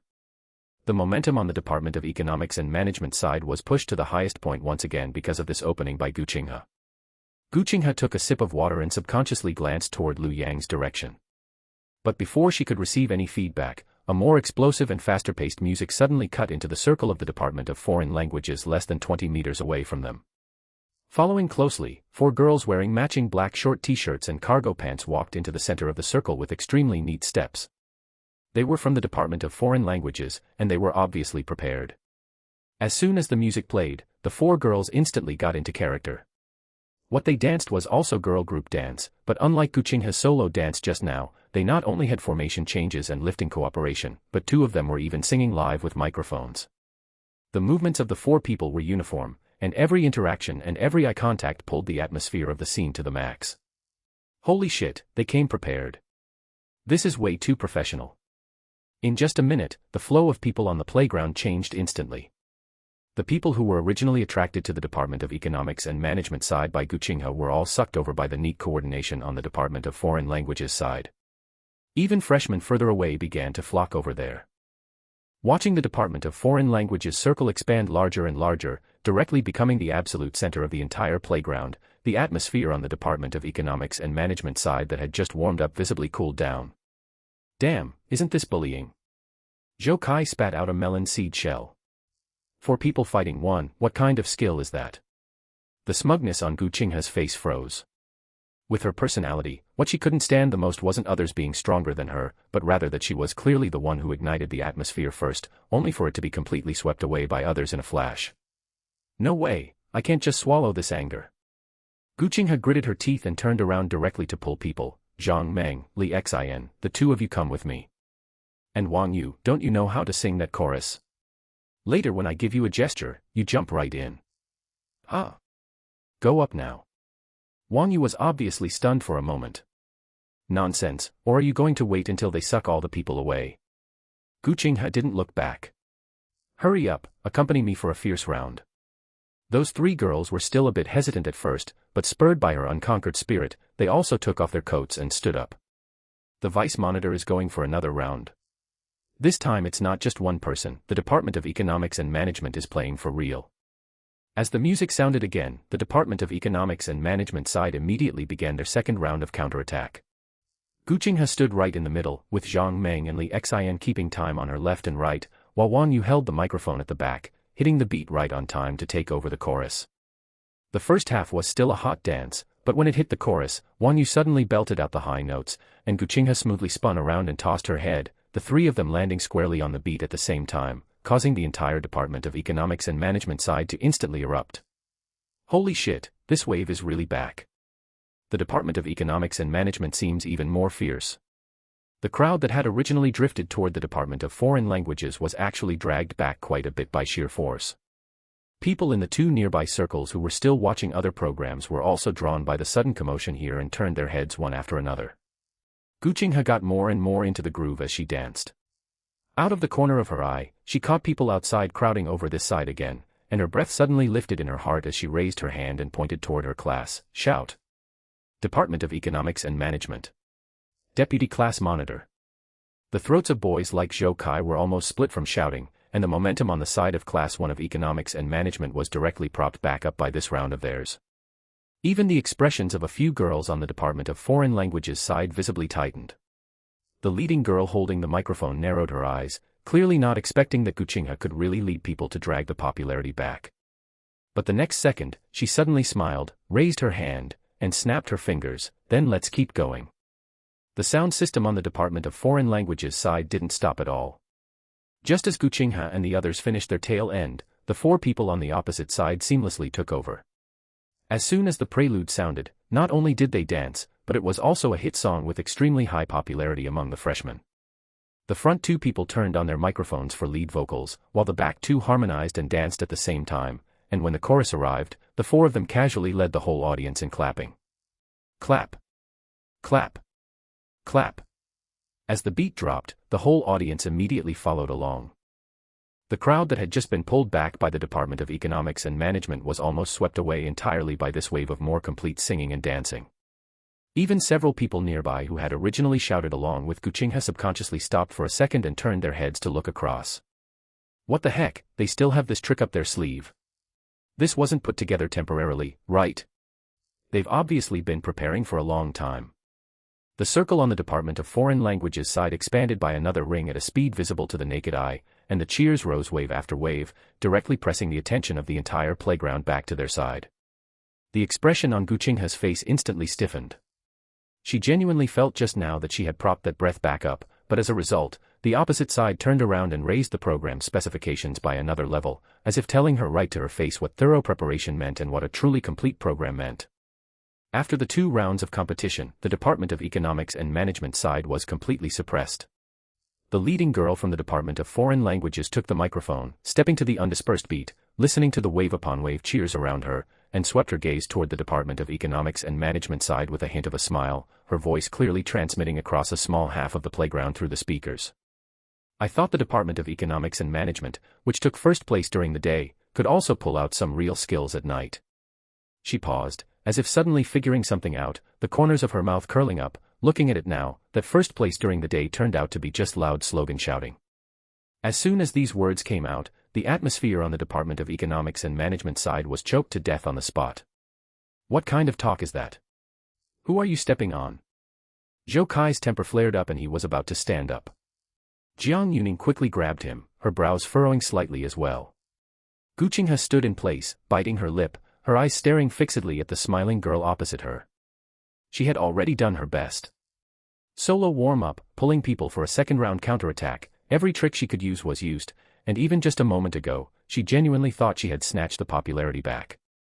But in the end, she was still hard suppressed by the higher-level singing and dancing from the opposite side, along with the first place that Class 1 of Economics and Management had just won during the day being casually stepped on by someone. That suffocating feeling of trying her absolute best yet still losing finally collapsed the breath she had been forcefully holding on to.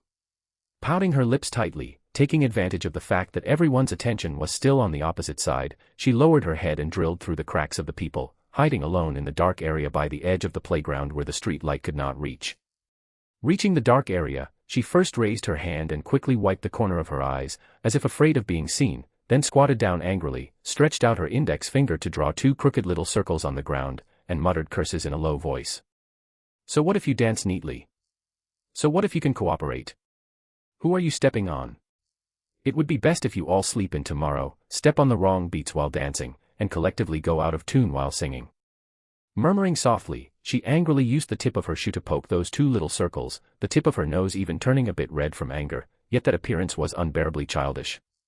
Lu Yang was sitting not far away, quietly watching the whole process. In fact, from the moment Gu Qinghe pulled Zhang Meng and the others up, he had seen through it. What they were competing for tonight was fundamentally not who had greater courage, but who prepared more adequately and who could keep people wave after wave. Gu Qinghe had already exerted all the strength she could muster, but a temporarily put-together coordination ultimately couldn't withstand the kind of pre-prepared stuff from the opposite side. If she continued to be suppressed like this, the momentum that the Department of Economics and Management had just gathered during the day would truly scatter tonight. Lu Yang stood up, patted the grass clippings on his trousers, put his hands in his pockets, and strode toward Gu Qinghe in the dark. Gu Qinghe was cursing with her head down when she suddenly saw a pair of sneakers stop in front of her. The moment she raised her head, she met Lu Yang's calm eyes. "What are you here for?" "To watch me make a fool of myself." Gu Qinghe turned her head away, her voice still carrying a bit of suppressed nasal tone, her mouth as stubborn as a rock. Lu Yang looked at her for 2 seconds, first raising his hand to gently tap the wire fence beside them, and waiting for her to turn her gaze back before slowly speaking. "All right, stop brooding here alone." His voice was not high, but his tone was softer than before. "You've already done enough tonight. If it were really anyone else going up, they might not even have been able to pull people over in the first round." Lu Yang paused before getting straight to the point. "You didn't dance worse than them, you lost on preparation. The moment you dragged the atmosphere on this side back, the opposite side could seamlessly take over singing and dancing, which plainly showed it was prepared in advance." Gu Qinghe was stunned for a moment, just about to retort, "Then I can't just accept this like this," when she heard Lu Yang's voice ring out again. "You've already brought up the atmosphere on our side. What comes after was never something you should have had to shoulder all by yourself." Lu Yang straightened up, looking into her eyes, his tone revealing an unshakable steadiness. "If you want to win, come back with me and take back both this breath and the limelight." Gu Qinghe's body, which was still shaking with anger, instantly stiffened. Looking at Lu Yang, the trace of grievance in her eyes suddenly dissipated, replaced by an astonishingly bright glow. 2 minutes later, when Lu Yang led Gu Qinghe back toward the center of the circle, the Department of Economics and Management side reacted first. "Brother Lu. Brother Lu is going up." Zhou Kai was the first to jump up, his voice so loud it almost tore the night sky apart. This shout immediately provoked a new round of commotion. Without a word, Li Hang and Chen Yuan quickly borrowed an acoustic guitar and a microphone from nearby, shoving them directly into Lu Yang's hands. Those 2 rounds just now were merely a warm-up. Zhou Kai turned his head and roared toward the direction of the Department of Foreign Languages circle. "The real thing hasn't even started yet." The commotion on this side was too loud, and people in the surrounding few circles were instantly reattracted. The crowd in the outer circle who had originally run over to the Department of Foreign Languages side started turning their heads back one after another upon hearing the commotion here. Everyone's gaze fell upon the boy holding the guitar. Everyone wanted to see what kind of waves this fierce guy from the Department of Economics and Management, who had just suppressed the instructor during the day, could churn up when facing a situation where they had just been publicly suppressed. When Lu Yang, holding a guitar and bringing Gu Qinghe, walked back into the center of the circle, the originally noisy sounds on the playground seemed as if someone had suddenly pressed the pause button. Zhang Meng, Li Xian, and Wan Yu had also subconsciously stood up along with them, but seeing Lu Yang carrying a guitar and walking inward, the few of them quickly stopped on the periphery, not squeezing into the middle anymore, and just stood on the side of the Department of Economics and Management to help get the atmosphere going again. "Hey, is the Department of Economics and Management still going?" Someone in the outer circle immediately poked their head out and muttered, "That girl group dance from the Department of Foreign Languages just now was too fierce. Going up now isn't that just becoming cannon fodder?" "Exactly, they just had a hard showdown with the instructors during the day, and they still have the energy to come out and toss things around at night." "Wait, who is the one holding the guitar? Isn't that the guy who ran Instructor Wang into exhaustion during the day?" Amidst the rising and falling discussions around them, Lu Yang walked to the center of the venue, hung the guitar strap over his shoulder, and casually plucked the strings a couple of times. He didn't look at those girls from the Department of Foreign Languages opposite him, just tested the microphone, turned his head and glanced at Gu Qinghe. "You were already fierce enough just now." Gu Qinghe was slightly stunned, and before she had time to speak, she saw Lu Yang raise his eyes to scan the increasingly tight crowd on the outer circle, the corners of his mouth twitching slightly. "All right, I'll take it from here." There were no harsh words, nor any long speeches. He just tilted his head and said to Gu Qinghe beside him, "Keep dancing, don't mess up, just follow me." As soon as his words fell, Lu Yang's slender fingers cleanly swept across the guitar strings. Holy shit. Zhou Kai sat on the lawn, the melon seeds in his hands dropping all over the ground. Old Lu's strumming, is this professional? Show. Don't make a noise, listen. Li Hing covered Zhou Kai's mouth with one hand, his eyes wide open. As soon as the crisp strumming sound fell, those in the know knew it wasn't random strumming. Lu Yang didn't rush to hit high notes, just keeping the beat. He low-key sang the first line, then let the evening breeze blow for a little while longer. The sound wasn't loud, but it carried an indescribable texture, as if it smashed straight into the ears along with the speakers. The people in the inner circle who were still making a fuss earlier instantly went silent. Holy shit. A boy in the front row forgot to drink the mineral water he had just unscrewed, staring dead ahead at the middle. This guy's vocals are killer right from the first note. This voice has such a vibe, right? From Economics and Management. Gu Qinghe had still been holding a breath in her heart, gritting her teeth to forcefully fight the situation back. But the moment Lu Yang sang this line, that impatience under her feet immediately dissipated. She casually turned around with the rhythm, her tight white cropped t-shirt lifting slightly, revealing a slender waist dazzlingly white. The hard dancing that originally carried a hint of gunpowder smoke, supported by Lu Yang's steady tune, instantly gained a hint of seductive wildness. She inherently looked extremely aggressive, and now that she completely let go, every movement hitting the beat carried astonishing explosive power. With a back-bend movement, the curve of her chest was tightly outlined by the fabric, rising and falling slightly with her breath. Her slender legs, wrapped in slim-fit jeans, stepped with a cool and teasing vibe along with the syncopation of the guitar's heavy notes. That swagger belonging to a wealthy and beautiful young woman, along with a trace of inadvertent sexiness, exuded a fatal attraction under the catalysis of the night and the guitar's sound. Hey, look at the vice monitor. She was still tense just now, but this feeling right now is just so right. The boys below stared with straight eyes. No shit, Lu Yang's rhythm is so comfortable, he's practically carrying her along. Wang Yu stood in the outer circle and directly began clapping along with the beat. Don't just watch, keep up.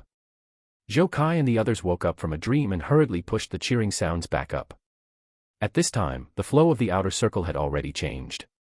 The few boys who were originally squeezed near the Department of Foreign Languages heard the commotion over here, poked their heads out to take a look, and directly patted their roommate's shoulder. Let's go to the Economics and Management side, there's a guy singing too fiercely over there. I heard it too, it's more interesting than this girl group dance, let's go over and take a look. Lu Yang didn't care about the commotion outside, his fingers cleanly swept across the strings, the rhythm abruptly speeding up, and the second line smoothly pushed up, those unsaid words, don't leave them for tomorrow. With this, the people from the several neighboring phalanxes were also completely hooked over.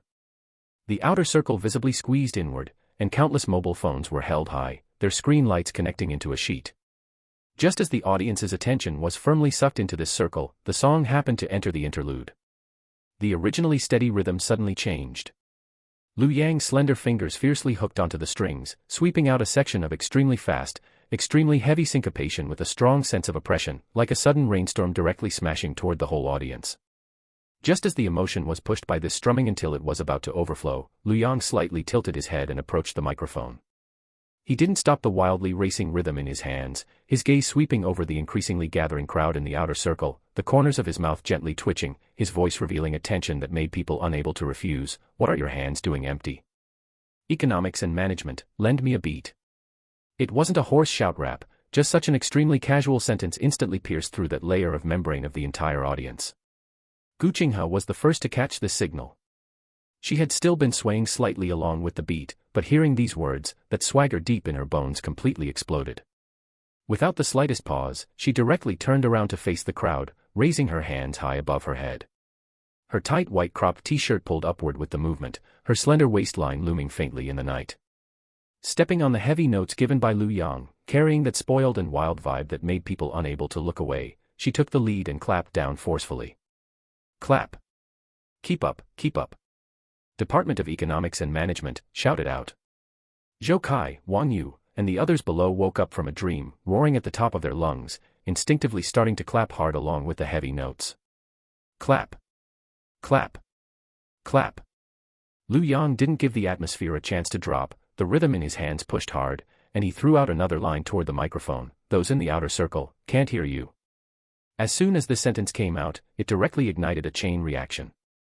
Immediately after, the people in the inner circle followed. Then, the middle circle, the outer circle. The freshmen from other phalanxes who were originally just watching, stimulated by his highly aggressive stage presence, all involuntarily raised their hands and began forcefully beating the rhythm along with this highly instigative guitar sound. The flashlights of countless mobile phones were turned on, connecting into a slowly swaying sea of stars in the center of the playground. Lu Yang stood in the middle, strumming while looking at the crowd in front of him, until the beats of the entire playground completely converged into one sound. His fingers swept heavily across the strings, his voice completely released, facing the sea of stars all over the venue. He smashed the most supreme line of the chorus directly into the night sky. Then leave everything to tonight. The clear and explosive high notes, accompanied by this highly cathartic lyric, instantly pierced through the entire South District playground. Jiang Yuning stood in the crowd, watching Lu Yang stabilize the overall situation.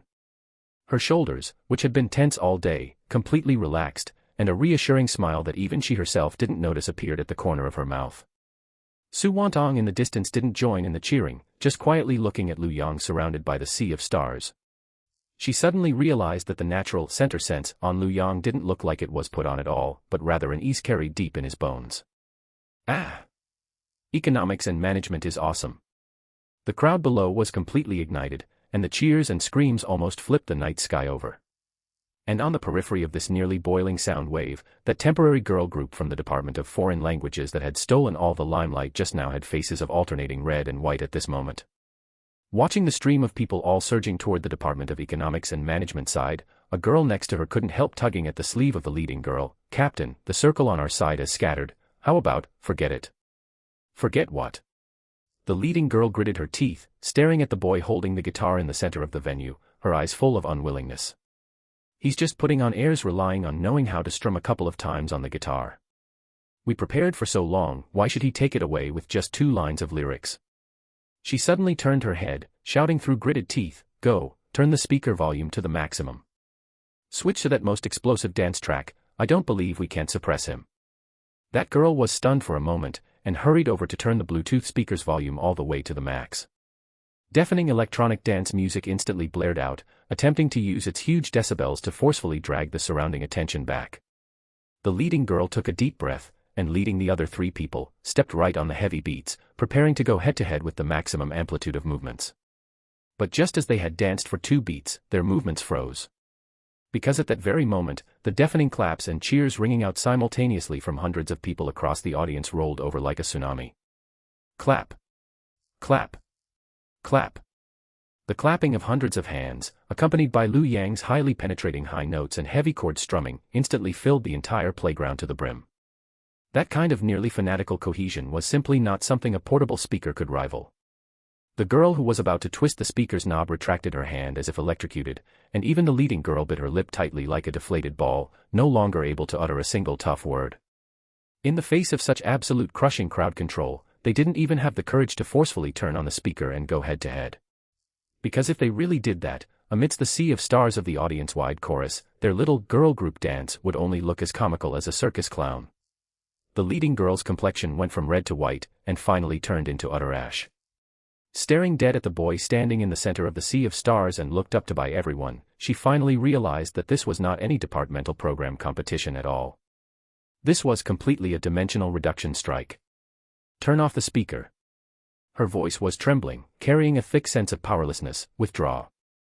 He didn't need to forcefully steal any limelight at all. Just by casually tossing out 2 sentences, he led everyone and turned the entire playground lock, stock, and barrel into his personal home court. Amidst this nearly boiling rhythm, a song finally reached its tail end. The final guitar tail note fell. The circle fell briefly silent for a moment, and immediately after, the shouts that erupted were much louder than any program from just now. "Another one. Another one. Lu Yang is awesome." Lu Yang didn't spoil the fun, and following the heat, he took on 2 more songs. Later on, this temporarily cleared open space was forcefully sung by him into a temporary small concert. When she truly stepped off the field, Guqinghe's temples still carried fine sweat. While fanning herself with her hand, she quietly tidied her dancing ruffled hem, striving to hold back the composed bearing of a wealthy beauty. Zhou Kai and the others swarmed up to hoot, "Vice Monitor, that wasn't regaining face just now at all, it was clearly turning the social mixer into your couple's concert on the spot." "Exactly, you guys have too much chemistry, lock it down." Gu Qinghe slightly raised her chin, cast a sideways glance at Zhou Kai with her beautiful eyes, and unceremoniously pulled out her usual arrogant and aloof vibe. Shut your mouth. What couple? This young lady saw that our class was stepped on, and went up to cover for the Department of Economics and Management, all right. Besides, if it weren't for this young lady's good improvisation on the spot, could this limelight have been snatched back? Although she said that, her hard-mouthed tone was already obviously faltering. Especially when her gaze swept past Lu Yang, her pretty eyes, which usually always revealed a bit of unwillingness to admit defeat, clearly gained an extra layer of untamable radiance. Lu Yang handed the guitar to the boy nearby, ignored the surrounding hooting, and merely turned his head, looking at her with a very calm gaze, and asked, "Are you feeling better now?" With just such a breezy sentence, it directly punctured the pride Gu Qinghe was forcefully putting up. Her breathing slightly stagnated, and the heartbeat she had just suppressed skipped a beat again. Forcibly keeping up her posture, she gave a light hum and turned her head away. "I suppose your cooperation was barely all right, at least you didn't hold me back." As soon as her voice fell, she had already turned away, but those slightly upward curling corners of her mouth and her crimson earlobes could no longer be suppressed no matter what. More critically, this kind of scene couldn't possibly stay just within the playground. Before Lu Yang even put down the guitar, the people surrounding the outer circle holding up their phones to film were already too many to count at a glance. Someone threw videos out into the freshman chat group on the spot, someone directly started asking which department's freshman this was, and someone had already thought of the title, Military Training Playground Circle Takeover, Freshmen Forcefully Sing Social Mixer into Home Court. After the activity ended, the heat on the playground didn't drop at all. In various freshman groups, campus small groups, and even short video platforms, those few night shot videos had already begun to circulate wildly. Because it was filmed at night and the lighting wasn't bright enough, what could be seen clearly in the video was only a very steady figure, clean side profile lines, and an explosive atmosphere filling the whole place. Lu Yang's real information was instead still blurry, separated by a layer of gauze. But the more it was like this, the more it lured people into wanting to know who on earth this freshman was who could suppress the field by day and blow up the playground by singing at night. Deep in the night, boys' dormitory. Old Lu. You're famous. You're completely famous. Zhou Kai lay on the bed, holding his phone and shouting excitedly, "Look at the freshman main group, Military Training Playground Circle Takeover, Freshmen Forcefully Sing Social Mixer into Home Court. The entire internet is fishing for you." Li Heng also leaned over, "Really or fake? Let me see. Damn, this video is filmed with such great vibes. It's a pity the lighting is too dark to see the face clearly, everyone in the group is asking who this is right now." Lu Yang had just come out of a shower, wiping his hair, and casually replied, "Let them spread it." Early the next morning. Just as Lu Yang woke up, a new message popped up on his phone. It was sent by Lin Jianyue. What she sent this time wasn't some polite morning greeting, but a link, precisely that most popular nightshot video on the playground last night. Following closely was a very short message, "I've seen the video. If I take this segment directly as the first issue of material for my self-media account without your consent, will you be angry?" Lu Yang looked at this message and lightly raised an eyebrow. This girl was quite smart. Wanting to borrow his heat to build her account, she didn't play that clever trick of acting first and reporting later, but instead clearly handed both the right of choice and the favor into his hands. However, from this seemingly understatement-like probing, Lu Yang did see something else. A high-scoring beauty from the Department of Performance, if she had to rely on freeloading off-campus heat to make material, could only mean one thing. She was currently extremely lacking in resources. Lu Yang looked at it for 2 seconds, and directly tapped open his contacts. Lu Yang leaned against the headboard, toying with his phone in one hand. Looking at the tentative and cautious message, the corners of his lips twitched slightly. Borrowing the video to build an account. The girl was indeed smart, knowing how to play the cards in her hand first. But in Lu Yang's view, what she lacked the most right now was never this bit of vague popularity. If she really relied on freeloading off this campus video, at most she would gain a bit more following on the short video app and become a familiar face. With a bit of luck, people would call her a campus goddess, with bad luck, she would be directly labeled as a clout chaser. This kind of opportunity had buzz, but no future. Lu Yang didn't argue with her about copyright or whether he minded. His fingertips quickly typed out a line of text and directly hit send. "Do you want to be popular for a moment, or do you really want to enter this industry?" On the other side, in the Art Academy girls' dormitory, Lin Jianyue was clutching her phone tightly, her fingertips turning slightly white from the force. Ever since she sent that message, her heart had been hanging in midair. Spread out on the desk were uncollected script book and voice exercise notes from last night, and a few small notes on facial expression management were pasted near the mirror of the cabinet door. Those were habits she had accumulated bit by bit, and also proof of her refusal to accept her fate. Buzz. Her phone vibrated, and she quickly tapped it open as if electrocuted. But when she saw the blunt question on the screen without any pleasantries, her entire body froze. Too accurate. Liu Yang's words were like a knife, directly piercing through the fig leaf in her heart. Did she want a decent opportunity? She wanted it in her dreams. But this kind of opportunity was never something anyone could have just because they wanted it. In the past 2 years, she had submitted no less than 10 audition materials, and she had only truly received a response twice. One time made her wait at the entrance for half an afternoon, and finally dismissed her with a single sentence, "We won't shoot today."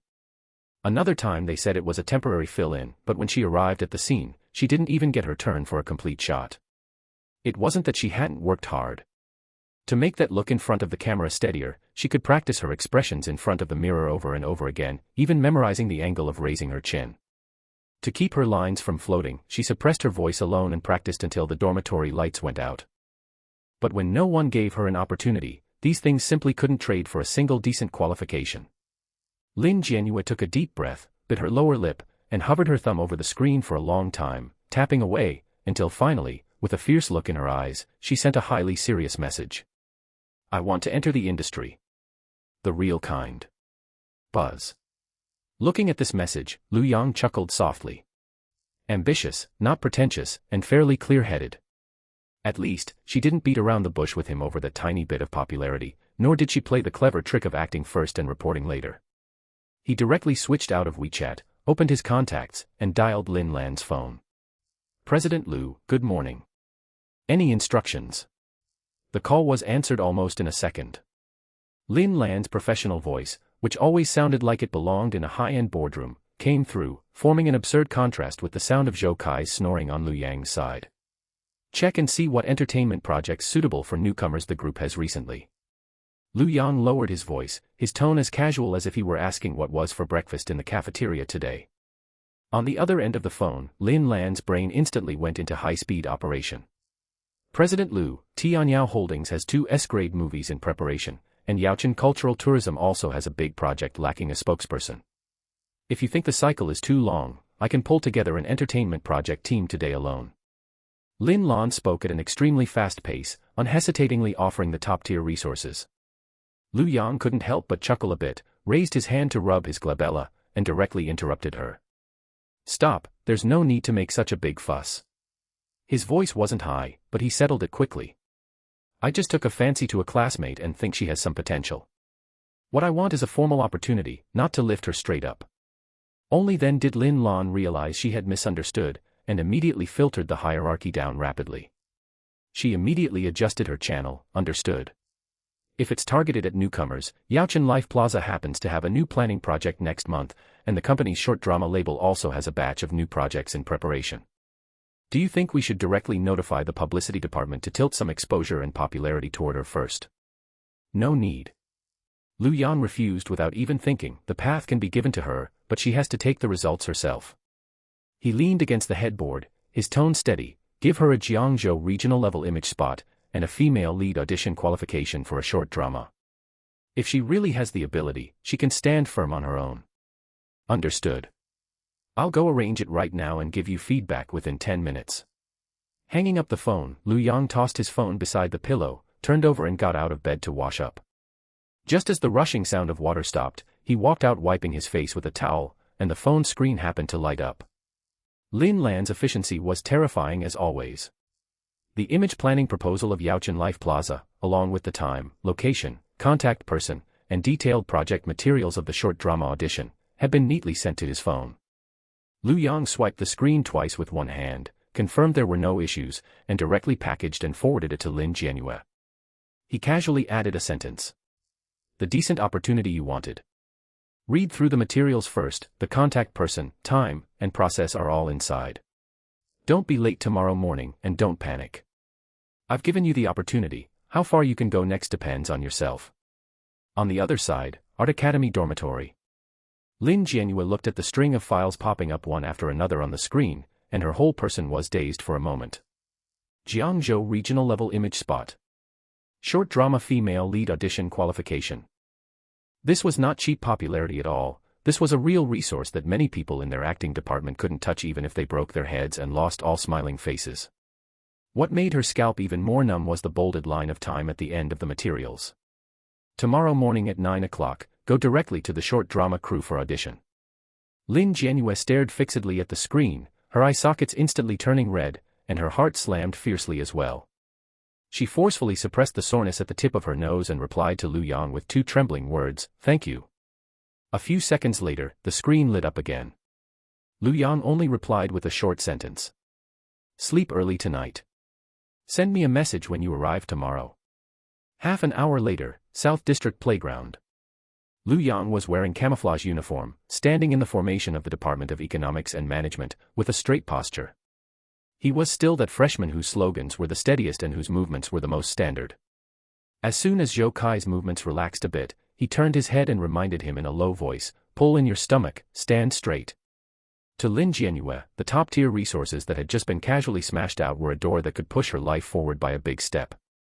But to Lu Yang, it was just making a phone call before washing up and casually settling the matter. That night, the dormitory lights went out. The surroundings were silent, with only the steady breathing of roommates. Lin Jianyue shrank into the quilt, the dim light of the phone reflecting on her face. She stared fixedly at the time, location, and that thin project material on the screen, her eyes sore, but her mind terrifyingly sober. She didn't let herself sink into a daze, but read the materials from beginning to end once more. Contact person, audition time, precautions, project summary, she memorized them one by one into her brain, even silently running through in her heart how early she should go out tomorrow morning, what to say first upon arrival, and what state her first glance should be in.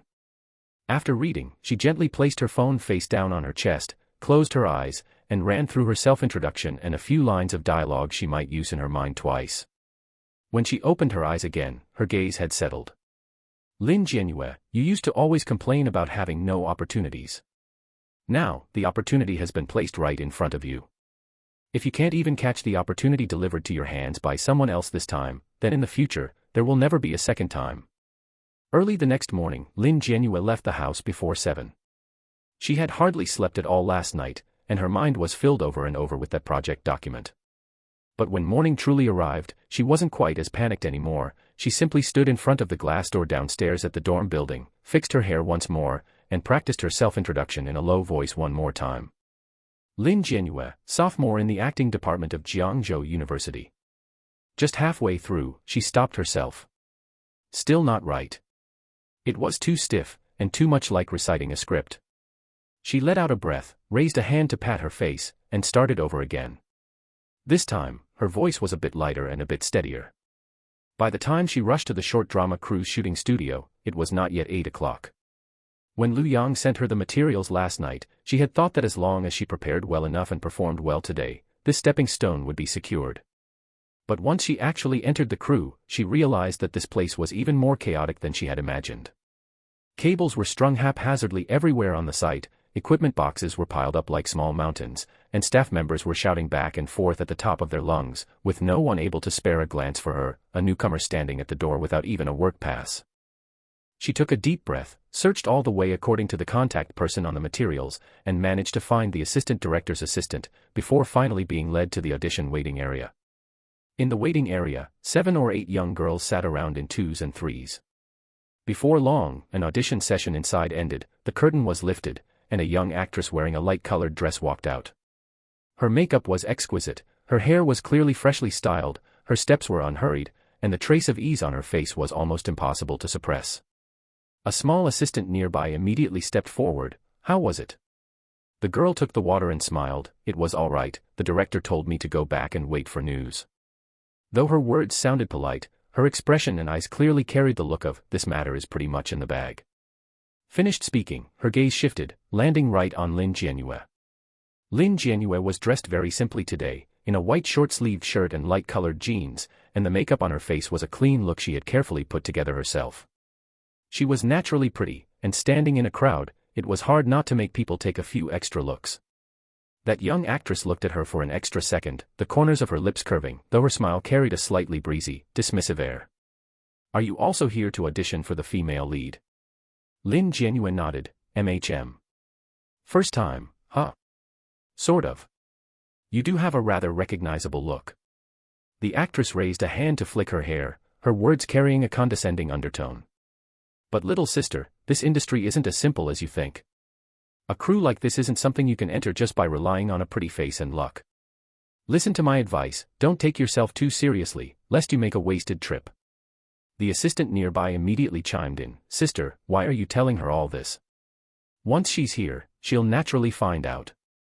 The girl lowered her head to unscrew the bottle cap, speaking as if offhand, I'm just being kind, to save certain people from thinking that getting a notification means they've actually stepped through the door. The words weren't heavy, but falling into the ears, they still stung. Lin Jianyue's fingers curled slightly, but her face showed no change as she calmly replied, Thanks for the reminder. The other party seemed not to expect her to be so steady, raised an eyebrow, and without saying anything further, clicked away in her high heels to the side. It wasn't as if Lin Jianyue had never heard of such things before. Who had given advance notice beforehand, whose makeup and styling would be more refined, who would get a few more camera takes after going inside, and who wouldn't even get a turn at full lines. But hearing about it was one thing, actually standing here was quite another. Until this very moment, she felt so clearly for the first time that those rumors were not false at all. In this place, it truly wasn't a matter of whoever worked harder necessarily getting the opportunity. After a few more rounds, the floor manager finally called her name. Lin Jianyue, get ready. She immediately stood up and followed them into the small makeup area nearby. The moment she sat down, the person doing her touch-up glanced at her twice, casually picked up a powder puff, and patted it a few times randomly on her face. Your foundation is all right, just a simple touch-up layer will do. Looking at herself in the mirror with almost no change, Lin Jianyue subconsciously asked, Isn't there character makeup? That person didn't even raise their head, there are too many people today, just go through the process first. Hanging on the rack nearby were several sets of audition costumes, in various shades. She originally thought they would at least pick one according to the character's temperament. But the floor manager simply snatched an ill-fitting dress and shoved it to her. Wear this, hurry up, there's a line waiting behind. Lin Jianyue took the clothes and lowered her head to take a look. This set wasn't ugly, but it clearly wasn't the one best suited for her. Just as she wanted to open her mouth, another floor manager nearby grew somewhat impatient. The changing room is inside, hurry up, the assistant director is still waiting. A few minutes later, she stood in front of the camera position. The lighting wasn't readjusted for her, and the blocking tape on the floor was pasted very perfunctorily. A staff member holding the clapperboard hurriedly said, Just walk from over there to here in a moment, look at the camera, and recite your lines, that's it. Don't I need to walk through it once first? Lin Jianyue frowned. Where is there so much time for you to walk through it? There's still a bunch of people waiting in line behind. The assistant director waved his hand impatiently, Get ready over there, start quickly, strive to pass it in one take. Let alone trying it out once, they didn't even give her a self-introduction. And behind the monitor a few meters away, the chief director was leaning in his chair yawning, spinning a thermos cup in his hand, without even seriously glancing at Lin Jianyue in the center of the set. He had actually received a notice today saying that someone from higher up had specifically requested to see a newcomer's performance, and the complete audition recording had to be submitted upward later. But he usually couldn't be bothered to manage these trivial matters of initial screening, defaulting to throwing the name list and on-site arrangements to the assistant director to handle. He had thought that key person would arrive a bit later, and right now he was just casually looking, never expecting that the assistant director, looking for a shortcut, had long ago squeezed the person in according to the regular newcomer process. Seeing that filming was about to start immediately, Lin Jianyue suppressed the nervousness in her heart, still couldn't help it, and took out her phone to send a message to Lu Yang. I've already entered the venue, starting right away. Thank you for giving me this opportunity, although it's a bit chaotic here, I will work hard. After sending it, she set her phone to silent, handed it to the floor manager, raised her head again, and her gaze slowly steadied. She didn't know that her understatement of a bit chaotic had already caused Lu Yang's originally calm gaze to slowly sink. The next second, the clapperboard came down with a crisp snap. On the other side, the South District playground of Jiangzhou University. Just as the rest whistle for military training blew, a bunch of freshmen from the Department of Economics and Management sat scattered all over the ground, hugging their water bottles and gulping down water. Zhou Kai plopped down onto the ground, looking as if he had just been melted by the sun, and wailed, "I really can't take this anymore. Who on earth invented the final sprint for military training? How is this any different from a death sentence?" Chen Chao pushed his cap back. "Stop whining for a bit. The instructor hasn't gone far yet." Lu Yang had just unscrewed his water bottle when his phone vibrated. He lowered his head to glance at it, his gaze pausing for a moment on the sentence, "Things are a bit chaotic over here, though," and his brow furrowed slightly. The next second, his reply was very brief. "Keep it up." After sending it, he didn't continue chatting, but directly switched to Lin Lan's chat box and sent a message. "Has her side started yet?" Outside the chairman's office at the Tianyao Consortium headquarters. Lin Lan had just finished reading a financial statement in her hands when she heard the voice message sent by Lu Yang, and her heart immediately tightened. The boss personally inquiring about the progress was no small matter. She immediately pressed the assistant's phone on her desk, her voice cold and fast. "Tell the publicity department to immediately ask about the on-site progress of the short drama crew. Report back to me within 5 minutes." 2 minutes later, at the short drama crew's filming site. The producer's phone suddenly vibrated like crazy. He answered the phone, and after hearing just 2 sentences, his expression changed on the spot, and a layer of cold sweat instantly broke out on his forehead. The next second, he practically ran and rushed into the audition shed, grabbed the director's shoulder, leaned close to his ear, and lowered his voice, sounding so anxious that his voice was almost cracking. "What are you still sitting here dazing for? The high-ups of the consortium just called me asking what's going on with Lin Jianyue. The higher-ups want to see the complete recording and on-site performance shortly." The director was stunned at first, his brain not processing it immediately. Lin Jianyue? Which Lin Jianyue? He lowered his head and grabbed the actor list nearby, sweeping his gaze across it, and happened to lock eyes with the girl in the center of the stage who was wearing an ill-fitting costume and getting ready to read her lines. Then looking at the perfunctory lighting, the sloppy makeup and styling, and the assistant director's face full of impatience. A cold sweat instantly broke out all over the director's back with a swish, and his clothes felt as though they were soaked in an instant. He reacted immediately. If this entire process just now was recorded as is and submitted, as long as the people above weren't blind, they would be able to tell at a glance that someone below had dirted the job. The assistant director and these stagehands were done for, and even he himself would have to take the blame for managerial negligence and perfunctoriness toward the higher-ups. "Stop, stop, stop. Everyone stop." As if electrocuted, the director sprang up from his chair and roared at the top of his lungs to halt the entire scene, his expression frighteningly ugly. Everyone in the shed was stunned. The assistant director hadn't reacted yet. "What's wrong, director?" The director turned his head and stared right at him, his face already pitch black. "What's wrong? You still have the face to ask me what's wrong?" He raised his hand and pointed at Lin Jianyue in the center of the stage, then pointed at those stagehands nearby, his anger flaring up all at once. "Who authorized you to run her through the process under such specifications? What kind of lighting is this? Who picked out the clothes? Is your brain filled with mush?" The assistant director was completely dazed. "Isn't she just an ordinary new?" "Nonsense." The director didn't give him a chance to speak at all, chewing him out roundly. "Who told you she was an ordinary newcomer? If you want to die, don't drag me down with you." By the end, the director's voice had dropped low. "The person designated by name by the consortium's higher-ups, and you put her through this kind of process. The makeup and styling are so perfunctory, who arranged the camera positions, and who got the clothes? Are you guys thinking that the trouble in my crew isn't big enough yet?" The shed instantly fell silent. It was so quiet that even the slight rattling of the light stands could be heard. The stagehands who had looked so impatient just a moment ago were now completely frozen. The assistant director's lips moved, and sweat began to bead on his forehead. "Director, I thought the key person hadn't arrived yet." "You thought?" The director sneered. "You use your thoughts to work for me." After finishing, he shouted directly toward the makeup area, "Do it over. Give her the most suitable makeup and styling immediately, pick out the clothes again, redo the lighting, and reset the camera positions. Scrap the entire previous segment, don't keep a single second." As soon as the words fell, the atmosphere in the entire shed was forcefully twisted around. Those people who had just been using procedure to pressure others all sprang into action at once. "Hurry, clear out makeup station number 2. Bring that light gray outfit over. No, wait, give me her audition materials first. Pull the lights forward a bit, she looks better with side lighting. The assistant director stood in place, his face turning alternating shades of green and white, wanting to open his mouth to explain, but the director didn't even look at him again, coldly tossing out a single sentence. Shut your mouth for now. Until this very moment, Lin Jianyue, standing in the center of the stage, truly understood what had just happened. Looking at the director who was indifferent the second before and furious the next, her heart skipped a beat.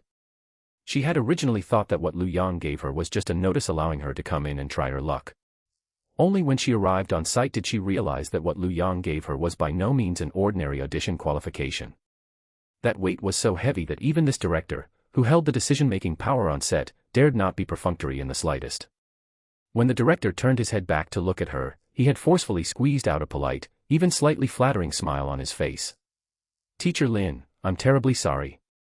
The people underneath don't know the rules and made a fool of themselves in front of you. After saying this, he turned back and roared at the whole crew, set the camera position to position 1. Run it directly according to the highest specifications for the female lead's audition. The assistant director cowered to the side, not daring to say another extra word at this moment. With just a few words, the atmosphere in the entire shed transformed from the previous perfunctory disdain into cautious care. As Lin Jianyue turned and walked toward the makeup area, she swept her peripheral vision outward. The young actress who had looked so relaxed just a moment ago had stood up at some point and was looking inside through the half-open door, her brow furrowing bit by bit. Clearly, she had also sensed that something was wrong. Taking advantage of the readjustment break, the director called the assistant director and several stagehands separately to a corner, his expression gloomy, and dropped a chilling sentence. When the complete recording is sent up later, if the higher-ups are not satisfied, you few can figure out yourselves how to explain it. 10+ minutes later, Lin Jianyue changed back into a delicate costume that fit the role very well, completely redid her makeup, and stood in front of the lens once again. Outside the audition shed, that young actress who had originally thought the role was already in the bag felt her heart sink as she looked at the suddenly altered array of forces inside, the smile on her face stiffening bit by bit. Inside the audition shed, the director stared at Lin Jianyue, whose state was clearly picking up inside the monitor, and finally breathed a slight sigh of relief in his heart.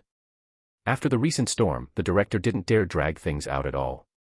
The assistant director and those few floor managers who usually loved putting on airs were directly pinned in the corner, stripped even of the qualification to approach the monitor.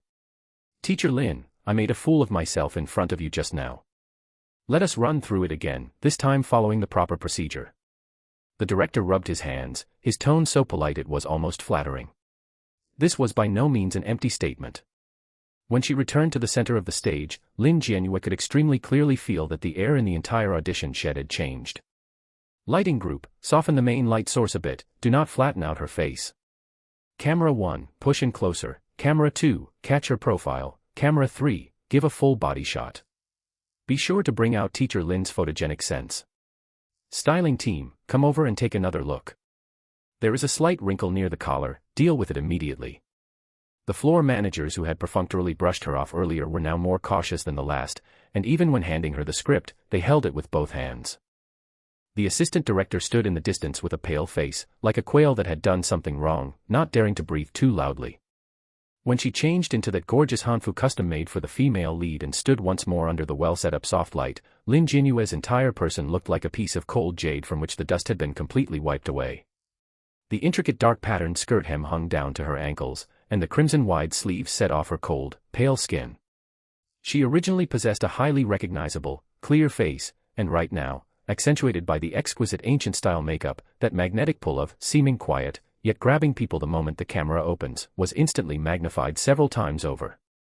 When she had first entered the crew, that suffocating feeling of being deliberately suppressed, perfunctorily brushed off, and forced to bite her teeth and tough it out on her own vanished instantly into thin air. For the first time, she truly experienced what an audition set where one was genuinely taken seriously and held in the palms of the entire crew's hands looked like. This difference was so vast that it almost made people feel a bit glaringly stark. Teacher Lin, we will start whenever you are ready. Do not be nervous, go at your own pace. The director reminded her gently from behind the monitor. Lin Jianyue took a deep breath, her fingers beneath the wide sleeves curling slightly, and closed her eyes. When she opened them again, the raw greenness belonging to a modern female college student was completely stripped away, replaced by the character's aloof yet sharp gaze. Action! As the camera closed in, her emotions, gaze, and instantaneous reactions were more than a tear steadier than the previous state of being interrupted and hurried. She inherently possessed extremely strong cinematic talent, it was just that no one had given her the space to display it before. Now, when all resistance was forcibly cleared away, coupled with the blessing of this gorgeous Hanfu that fit her temperament extremely well, her expressive power and that heart-stopping classical beauty erupted instantly. Behind the monitor, the director grew more and more alarmed the more he watched. What alarmed him was not just this newcomer's stunning photogenic sense and speed of getting into character, but even more so the lingering fear. If he had really gone along with the assistant director's perfunctory process to fool her just now, he would have truly botched the task assigned from above. This was by no means a connected person trying their luck, this was clearly a potential star who could single-handedly carry a drama. Good. This section is fantastic. The emotions are completely in place. Unable to help himself, the director even temporarily pulled out a few high-difficulty emotional scenes originally prepared only for the female lead candidates. Teacher Lin, let us try this explosive scene. Do not rush, I will give you 3 minutes to find your state. Outside, that young actress who had originally thought she had the role securely in hand heard the commotion inside that showed no sign of ending, even accompanied by the director's excited cheers, and her expression had turned extremely ugly. Her little assistant also didn't dare to make a sound. Everyone else inside the shed saw it clearly, everyone understood that Lin Jianyue was no longer just going through the motions, she was being treated as a bona fide female lead. The moment the audition ended, the director even stood up personally and applauded. Organize the sample reel immediately. As he stood up, the director spoke directly to the person beside him, his speech speed so fast it was tense. Makeup photos, audition recordings, on-site feedback, go over them for me within half an hour. I will supervise it personally. The executive producer in charge of coordination nearby nodded hurriedly, okay, I am going right now. Outside the door, that young actress who originally thought she had the role securely in hand nearly crushed the bottle of water in her hand out of shape. Staring at the half-open crack of the door, her face turned alternately pale and blue. She never expected that a game she had completely in the bag would be forcefully overturned by someone in such a short amount of time. The little assistant beside her opened her mouth, wanting to say something, but in the end still didn't dare to make a sound. Until she walked out of the audition shed, Lin Jianyue's mind was still somewhat dazed. What left her most dazed was not the stark difference in the director's attitude, but that this change came too fast and too thoroughly, so thoroughly that it left no room for anyone to question it. Clearly half an hour ago, it was still others using procedures to suppress her and attitudes to trample her. In the blink of an eye, the entire scene was already revolving around her alone. Standing in the early autumn sunlight clutching her phone, she truly understood at this moment just how heavy a casual sentence and qualification sent over by Lu Yang actually weighed. After the audition ended, the director did not delay at all, nor did he leave any vague leeway. He directly had Lin Jianyue's sample reel and makeup styling effects organized at the very first moment and sent on an expedited basis to the senior executives of Tianyao Group. That very night, the reply from above came down extremely clearly. For the short drama's female lead, Lin Jianyue is selected. At the same time, the Yaochen Life Plaza regional image spokesperson spot, as well as subsequent promotional resources, tilted toward her simultaneously. As for the internal connections who originally still wanted to vie for that actress, upon seeing the direct instructions issued by Tianyao's upper management, they completely lost their voice. Once the news dropped, the people behind that young actress during the day who originally wanted to pass messages again all fell silent. Anyone could see that this was no longer a question of whether someone could still contend for it, but rather that the higher-ups had locked the direction down completely. When the director received the final reply, his entire person acted as though he had finally put his hanging heart back into his stomach, immediately making the executive decision in the workgroup chat. Proceed with Lin Jianyue according to the female lead procedure, prioritize all subsequent materials for her. In addition, send me the list separately of who caused trouble on site today. Tianyao Central City, top floor office. Looking at the documents she had just finished confirming in her hands, Lin Lan pressed the phone and dialed Lu Yang's number. President Lu, Miss Lin's side has already been settled. She is the female lead for the short drama, and the image spot has also been signed. Lin Lan's voice was calm and crisp. In addition, for those few people on the short drama crew who overstepped their bounds, I have already had the production team deal with them. The assistant director has been directly fired, and Tianyao-related projects will no longer use him in the future. On the other end of the phone, on the South District playground of Jiangzhou University, Lu Yang was resting. Listening to Lin Lan's report, his gaze fell on other teams not far away, pausing for 2 seconds before giving his conclusion first. Give her the female lead and the image spot, do not push the subsequent publicity too full right off the bat, follow the work first. What is most urgent for her right now is not the hustle and bustle, but standing firm on her first step. Lin Lan responded immediately, understood.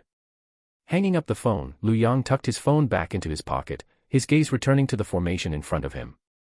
Over the past few days, the Department of Economics and Management had entered the final sprint stage before the military training grand parade.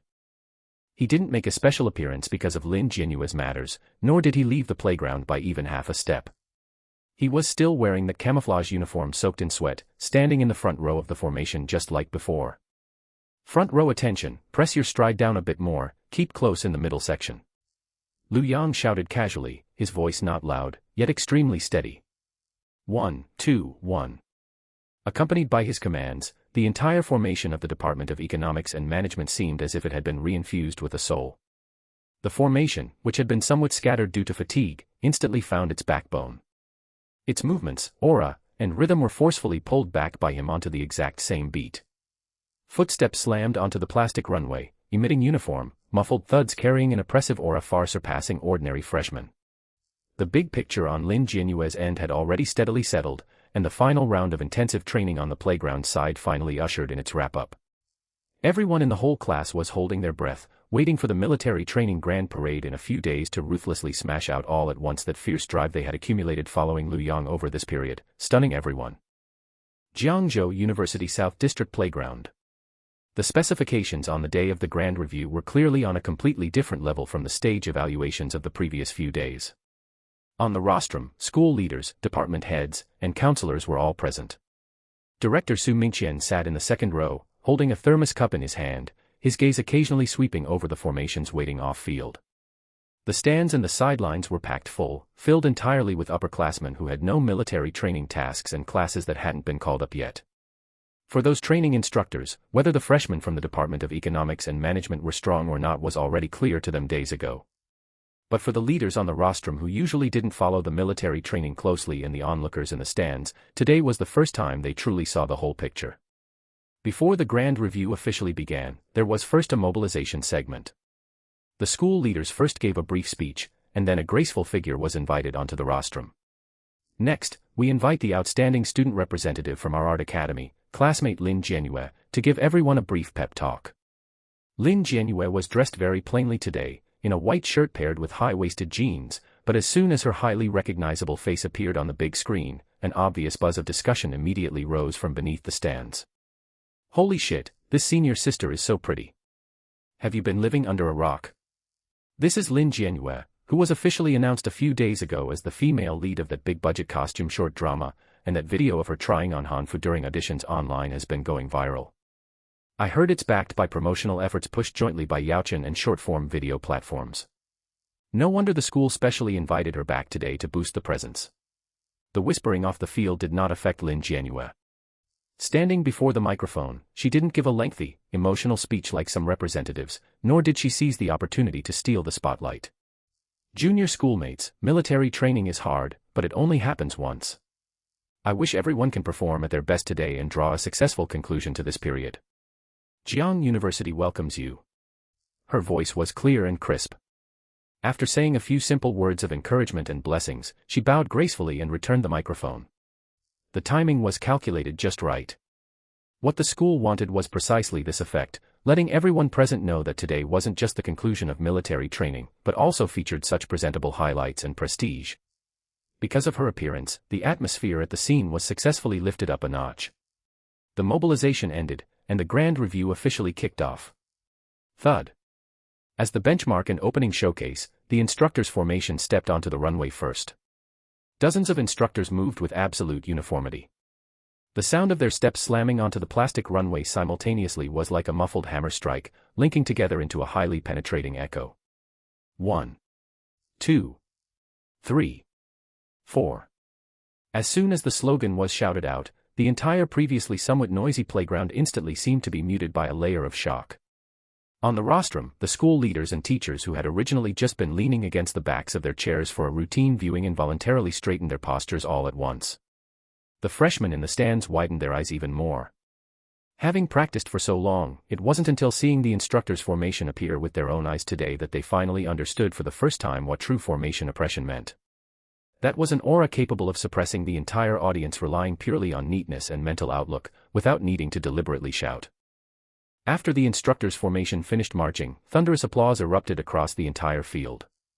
Afterwards, the freshman formations from several departments took the field one after another. Objectively speaking, these teams didn't march badly. Some formations shouted their slogans very loudly, and some had very neat steps.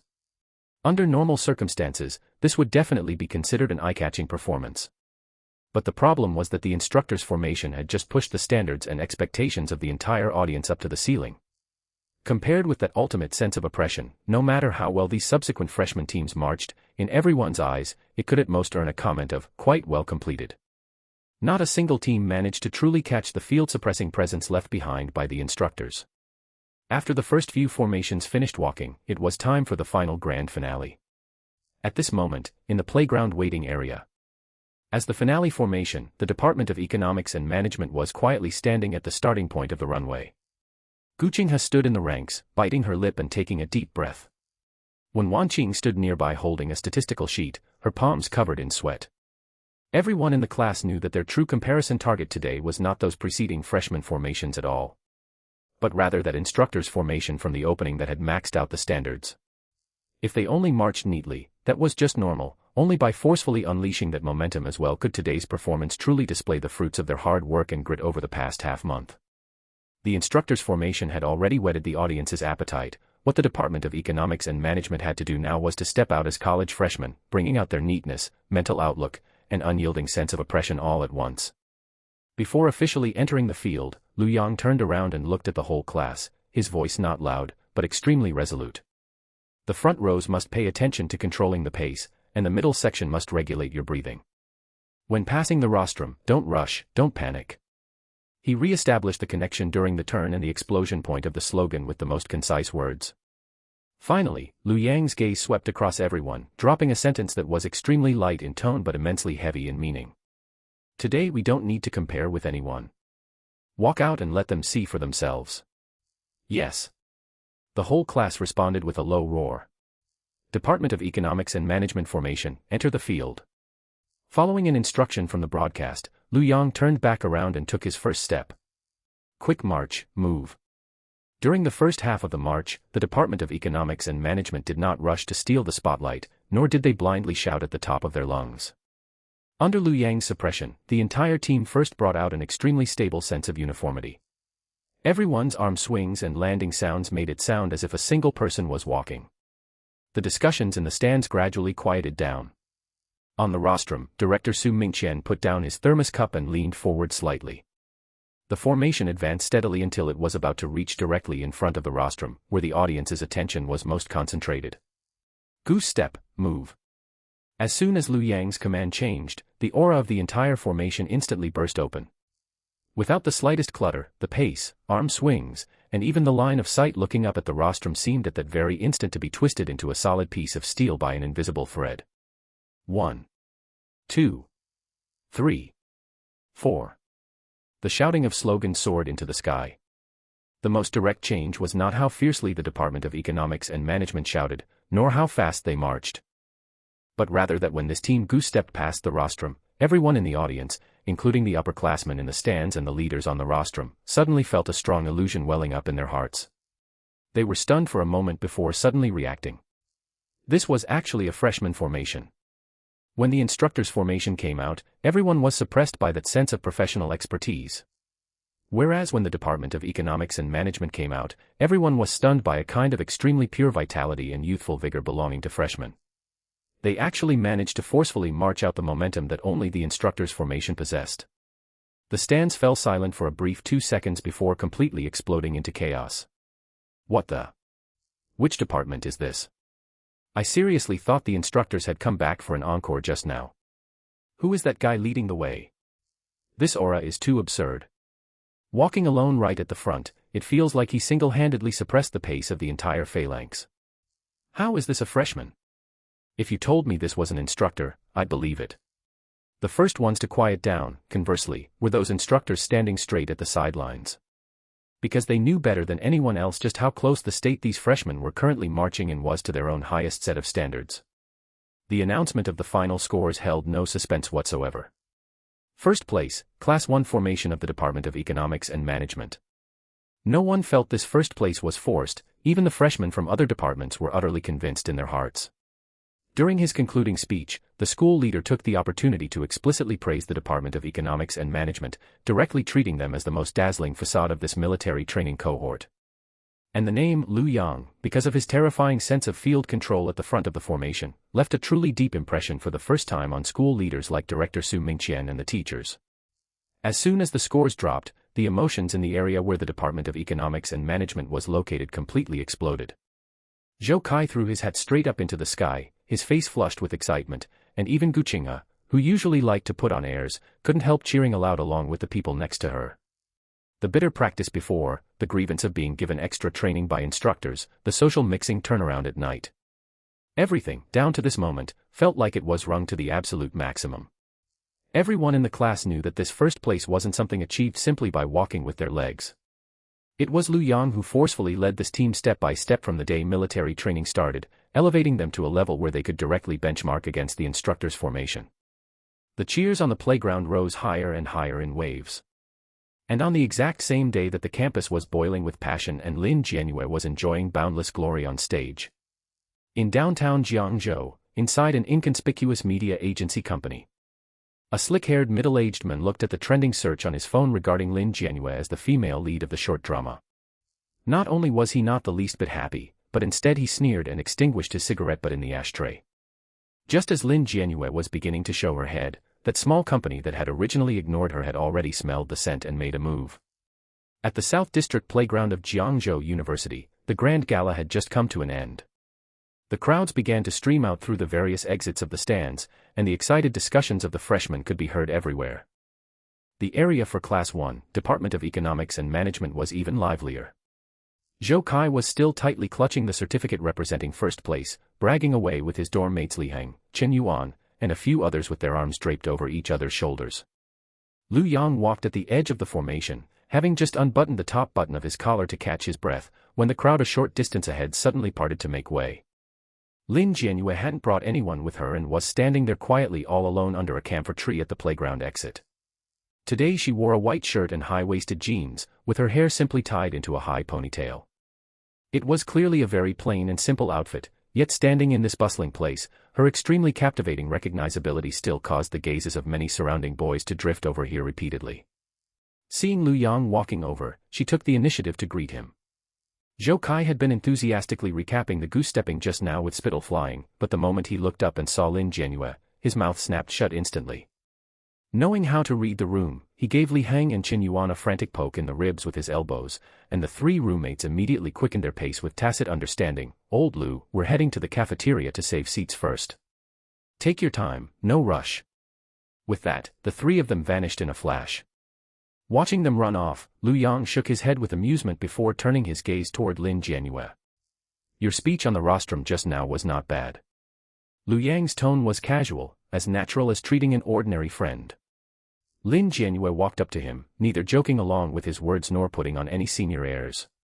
Instead, she came to a halt, raised her head slightly, and looked at him very earnestly with a pair of clear eyes. Liu Yang, thank you. She didn't exaggerate her words or spout empty phrases about deep gratitude, she just told him very straightforwardly, if it were not for you, I would not even have the qualification to stand here today. Just a matter of convenience. Liu Yang didn't plan to dwell too much on this topic and casually pointed toward the direction of the south gate. Heading out. Together. Okay. Lin Jianyue nodded and kept pace with him. The two of them slowly walked outward along the campus tree-lined path full of French sycamores. The early autumn sunlight filtered down through the gaps in the leaves, falling upon Lin Jianyue's profile. She took a deep breath of the relatively fresh campus air and slowed her pace much more than usual, seeming to want to sort out the surging emotions in her heart bit by bit during this brief journey. These past few days, I've truly felt for the first time just how high a good opportunity can elevate a person's position all at once. Walking by Liu Yang's side, Lin Jianyue spoke in a soft voice, yet it exuded a clarity that had been fiercely scoured by reality. She recounted the most direct changes of these past few days to Liu Yang one by one. In the past, when I went to film crews for auditions, let alone the assistant director, even the floor staff in charge of lighting and boxed lunches looked at me like I was an expendable transparent person. That feeling was like you desperately trying to prove you could act, while others did not care at all whether you acted well or not, caring only about whether you could hurry up and finish going through the motions without delaying their off-work time.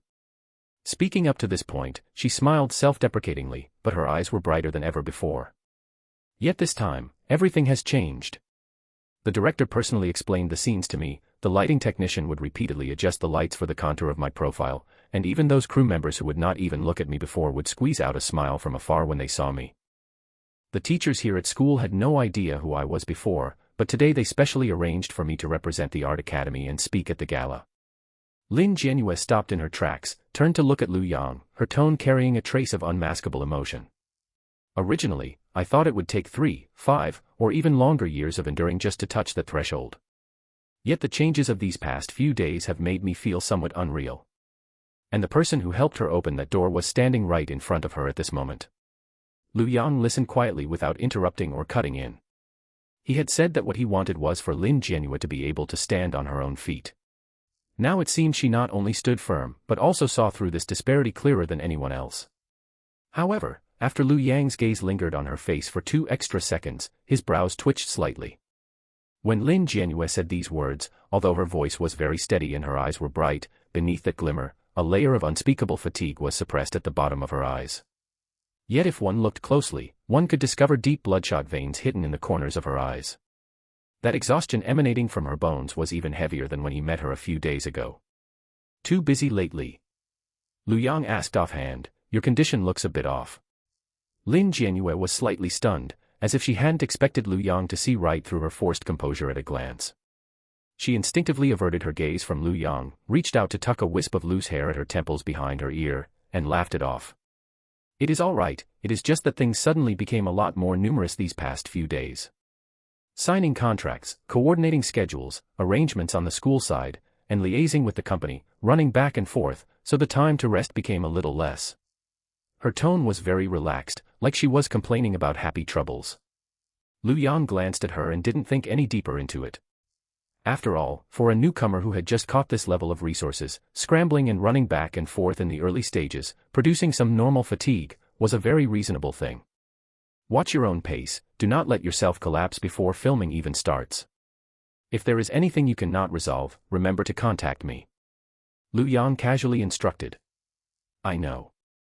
Lin Jianyue nodded obediently. The two walked near the school gate, and Lin Jianyue checked the time on her phone and came to a stop. "Lu Yang, I still have some business to attend to, so I will take my leave first. Another day, once I completely sort out this pile of things in my hands, I will treat you to a meal, it has to be my treat." Her tone carried an unyielding stubbornness. Lu Yang smiled. "All right, go ahead and get busy." Lin Jianyue looked at him, as if she still wanted to say something, but the words reached her lips and in the end remained unspoken. She simply stepped forward half a step abruptly, reached out, and gently hugged Lu Yang. This embrace was very short, so short that it felt like a momentary impulse, or as if she had mustered up courage for a long time before finally daring to touch him. Before Lu Yang could speak, she released her hand a step earlier, the tips of her ears slightly warm, yet her tone intentionally feigned stability. "Do not fight me for this meal." With that, she turned around and walked toward the roadside, not even daring to look back. Watching Lin Jianyue walk to the roadside and flag down a taxi, Lu Yang then turned and walked in the direction of the cafeteria. On the other side, when the taxi door banged shut with a bang, completely isolating the external hustle and bustle, Lin Jianyue finally did not have to keep holding on. Leaning against the back seat, the slight relaxed smile on her face slowly dissipated, and even the light in her eyes sank down along with it. A few seconds later, she closed her eyes for a moment, suppressed the surging irritation in her chest, and pressed her emotions back down little by little. She was very clear that the company suddenly becoming so enthusiastic these past 2 days was not because they wanted her to become better. Rather, it was a pack of hyenas that had caught a scent. She took out her phone, and the screen was densely packed with unread messages, the vast majority of which came from her manager, Sister Lee, and the company work group. On the way to the company, the events of the past 2 days flashed rapidly through her mind like a slideshow.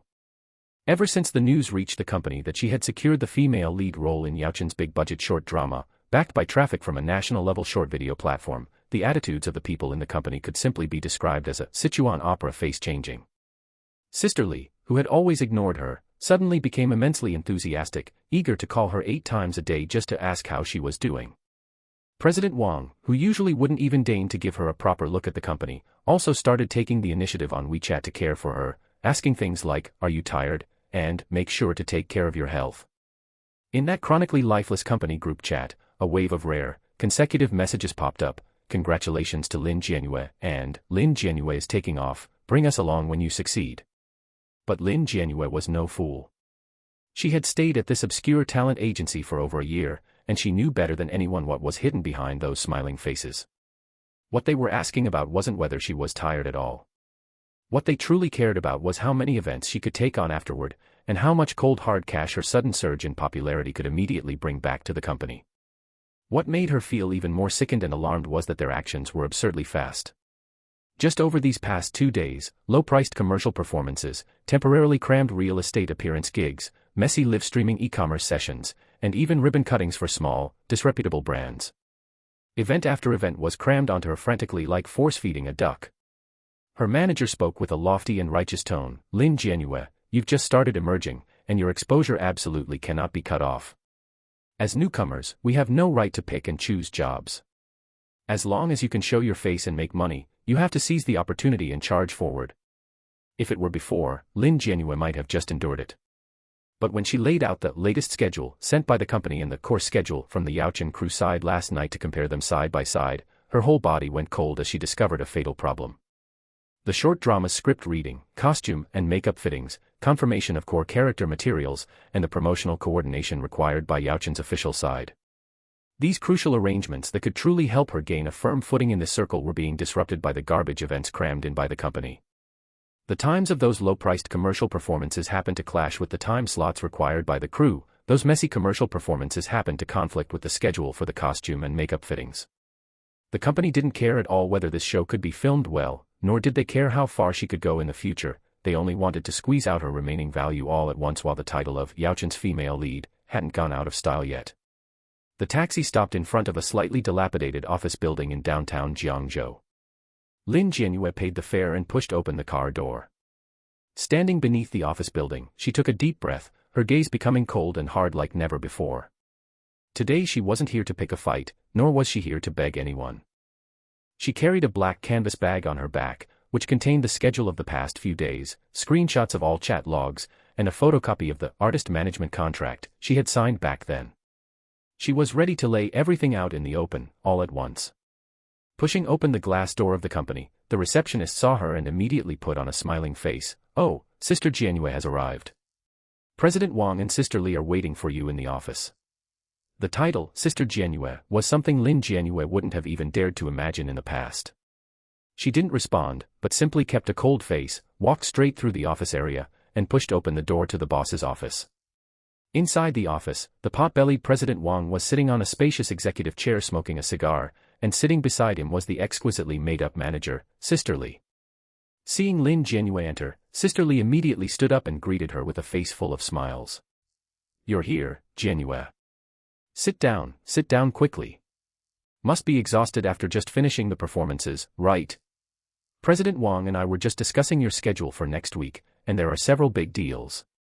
"Sister Li, President Wang." Lin Jianyue didn't sit down. Instead, she walked straight up to the desk, unzipped her backpack, and slapped a thick stack of documents inside onto the desk with a sharp slap.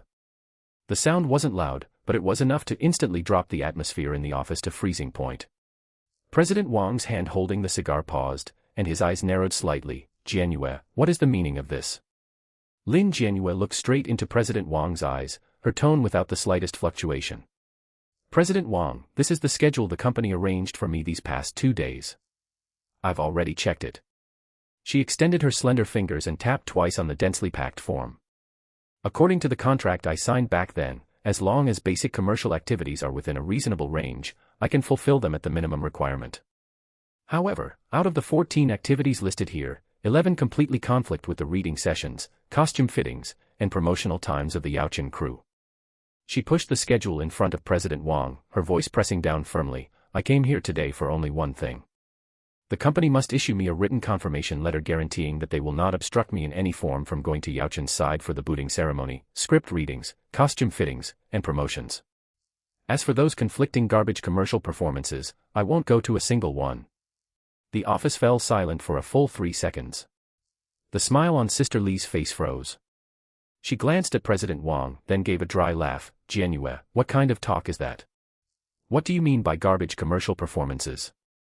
Those are monetization opportunities that the company pulled strings and used resources to get for you with great difficulty.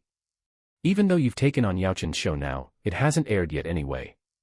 Making money while the popularity lasts, isn't that a win-win? Making money is fine, but it can't be at the expense of my future. Lin Jianyue refused to budge an inch. President Wang put down the cigar in his hand, and the fake smile on his face gradually faded piece by piece. He didn't look at the schedule on the desk, but instead pulled open a drawer, leisurely took out a bound document, and tossed it in front of Lin Jianyue. Jianyue, young people get a little good resource and their aspirations run high, I can understand that. President Wang leaned back in his chair and tapped his fingers on the document, but have you forgotten that you still have a 5-year contract signed with the company? He spread out the old contract, flipped to one of the pages, and pointed at a clause on it, his tone exuding a condescending sense of control. Look closely, Article 7 of the contract. During the contract period, Party B, the artist, agrees that Party A, the company, shall uniformly enjoy the right to report and coordinate all external film and television shootings, commercial activities, and media promotions. Without Party A's written consent, Party B shall not privately negotiate or participate in any of the above activities. President Wang sneered, in the past when you had no resources, this clause really looked like a mere decoration. But now that you've got the female lead role, we have to play by the rules. As long as the company doesn't nod, you cannot bypass us and privately go film Yaochen's show. Understand? This was the chain. A clause that previously seemed unremarkable had, at the very moment she truly secured her chance, turned into an iron chain tightly choking her neck. Lin Jianyue looked at those words in black and white, her fingers suddenly clenching at her side. But she showed no fear.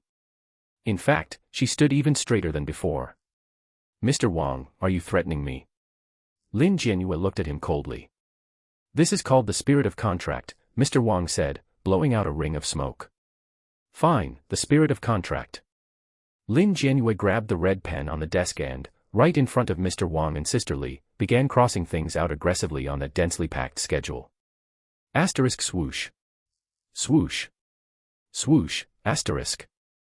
Harsh red lines crossed out the low-paying events one by one, those that had been squeezed in at the last minute, clashing with her filming and promotional schedules. In the end, only the 2 or 3 minimum required events stipulated in her contract were left on the paper. She slammed the heavily defaced schedule back in front of Mr. Wang, her posture even more unyielding than his. I acknowledge the minimum events in the contract. I am also willing to attend them. Lin Jianyue leaned both hands on the desk, her eyes locked onto Mr. Wang as she laid out her cards, word by word. But if the company refuses to issue a written certificate today to clear the key arrangements with Yaochen, then fine, let's just let everything go to ruin. She sneered, her tone carrying a determination to bring everything down with her. At worst, I won't do that female lead role. If Yaochen pursues liability for breach of contract, I am an employee of this company, so the company will have to shoulder it with me. You want to hold me back, ruining my future while making me fill your pockets. Keep dreaming. As soon as those words came out, Mr. Wang's face instantly darkened to the absolute bottom. Bang. He slammed his hand on the desk, pointing at Lin Jianyue's nose. 1 second he was calling her Jianyue, and the next, he completely tore off his mask. Lin Jianyue. You think you're so capable now, don't you? Mr. Wang stood up, his obese frame carrying an oppressive weight. You think you've turned from a pheasant into a phoenix just because you got a female lead role? Without the company's early nurturing, what the hell are you? Newcomers shouldn't be picky. Unified management by the company is the industry rule. If you don't take these jobs today, I can make sure you won't get any work in this industry tomorrow. The boss made his words crystal clear. Whether the people under the company could move up was never about what top-tier resources they secured. It was about whether you still followed arrangements and remained under control. Most importantly, Mr. Wang and Sister Li didn't care at all about how much less money they would make by turning down Yaochen's show. What they truly couldn't stand was Lin Jianyue's current unyielding attitude, no longer bowing her head or letting them order her around. If an artist dared to seize the initiative in front of the company's authority would completely collapse. Seeing Lin Jianyue pursing her lips and confronting him without backing down, Mr. Wang snorted coldly and gave Sister Li a look. Understanding his cue, Sister Li pulled out a brand new, much thicker draft contract from beneath her folder. Jianyue, don't get worked up. Mr. Wang is doing this for your own good too. Sister Li changed her expression faster than turning a page, putting on a well-meaning facade again. With your current value, the old contract indeed no longer suits you. It's not impossible for the company to help coordinate your subsequent filming, promotion, and resources smoothly. She pushed the new contract in front of Lin Jianyue, tapping her finger on it. As long as you sign this new contract, we'll completely redo the profit sharing and duration, signing you for 10 years. From now on, all your arrangements will follow the company's new high standards. As for the show with Yaochen, not only will the company not block you, but we will also fully cooperate. How about it? Lin Jianyue looked down at the new contract. What high standards? It was an absolute indenture contract. The penalty for breach of contract had increased tenfold, the profit-sharing ratio was even harsher than before, and worst of all decision-making power and social media account ownership were to be unconditionally reclaimed by the company. Ultimately, what they wanted was never someone who could make their own judgments and truly rise. What they wanted was a money-making machine that could be held down tightly and would always be obedient. The even more disgusting part was yet to come. Seeing her remain silent, Sister Li casually picked up 2 gold-embossed invitations from the side and tossed them lightly in front of Lin Jianyue. Oh, by the way, since we've laid it all out. Tonight and tomorrow night, there are 2 major dinners with our partners. They specifically requested to meet you, the newly appointed female lead of Yaochen. As long as you show up and keep those bosses happy, we can easily negotiate the terms of this new contract. Looking at the 2 invitations, Lin Jianyue felt her stomach churn. She understood immediately. What bullshit partner dinners? They didn't want to secure resources for her at all. Instead, they wanted to take advantage of her when she had just emerged and hadn't fully established her footing. They wanted to orchestrate something at the drinking party, forcing photos, forcing drinks down her throat, to first secure leverage that could keep her firmly under their thumb. Once she attended such an event, it would be impossible for her to walk out clean. Rip.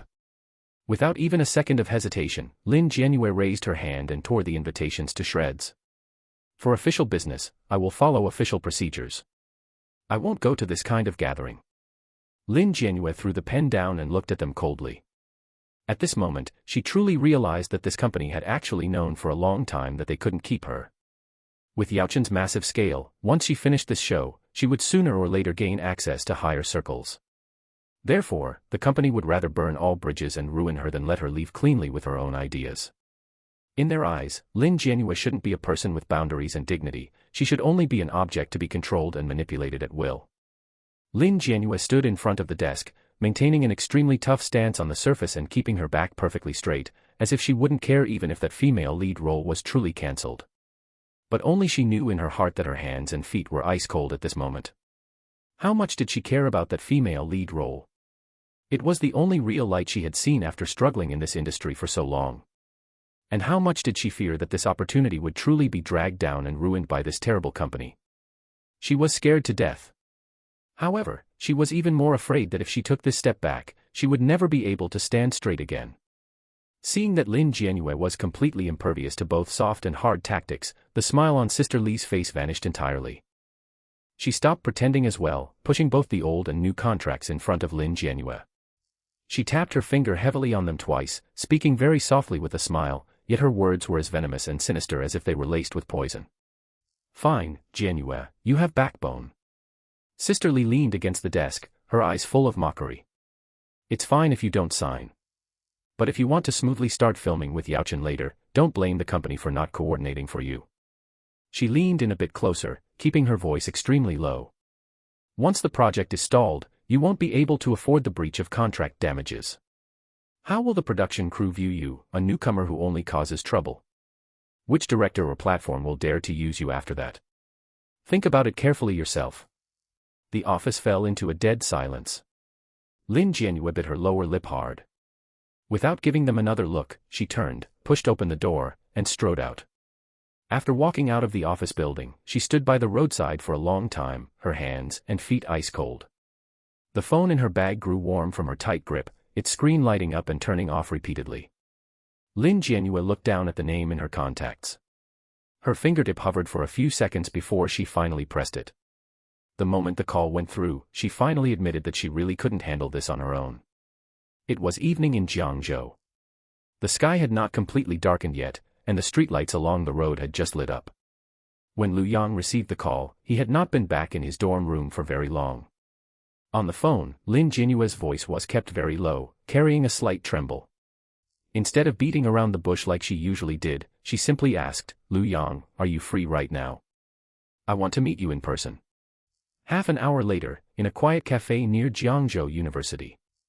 Lu Yang pushed open the door to the private room and instantly spotted Lin Jianyue sitting in the corner.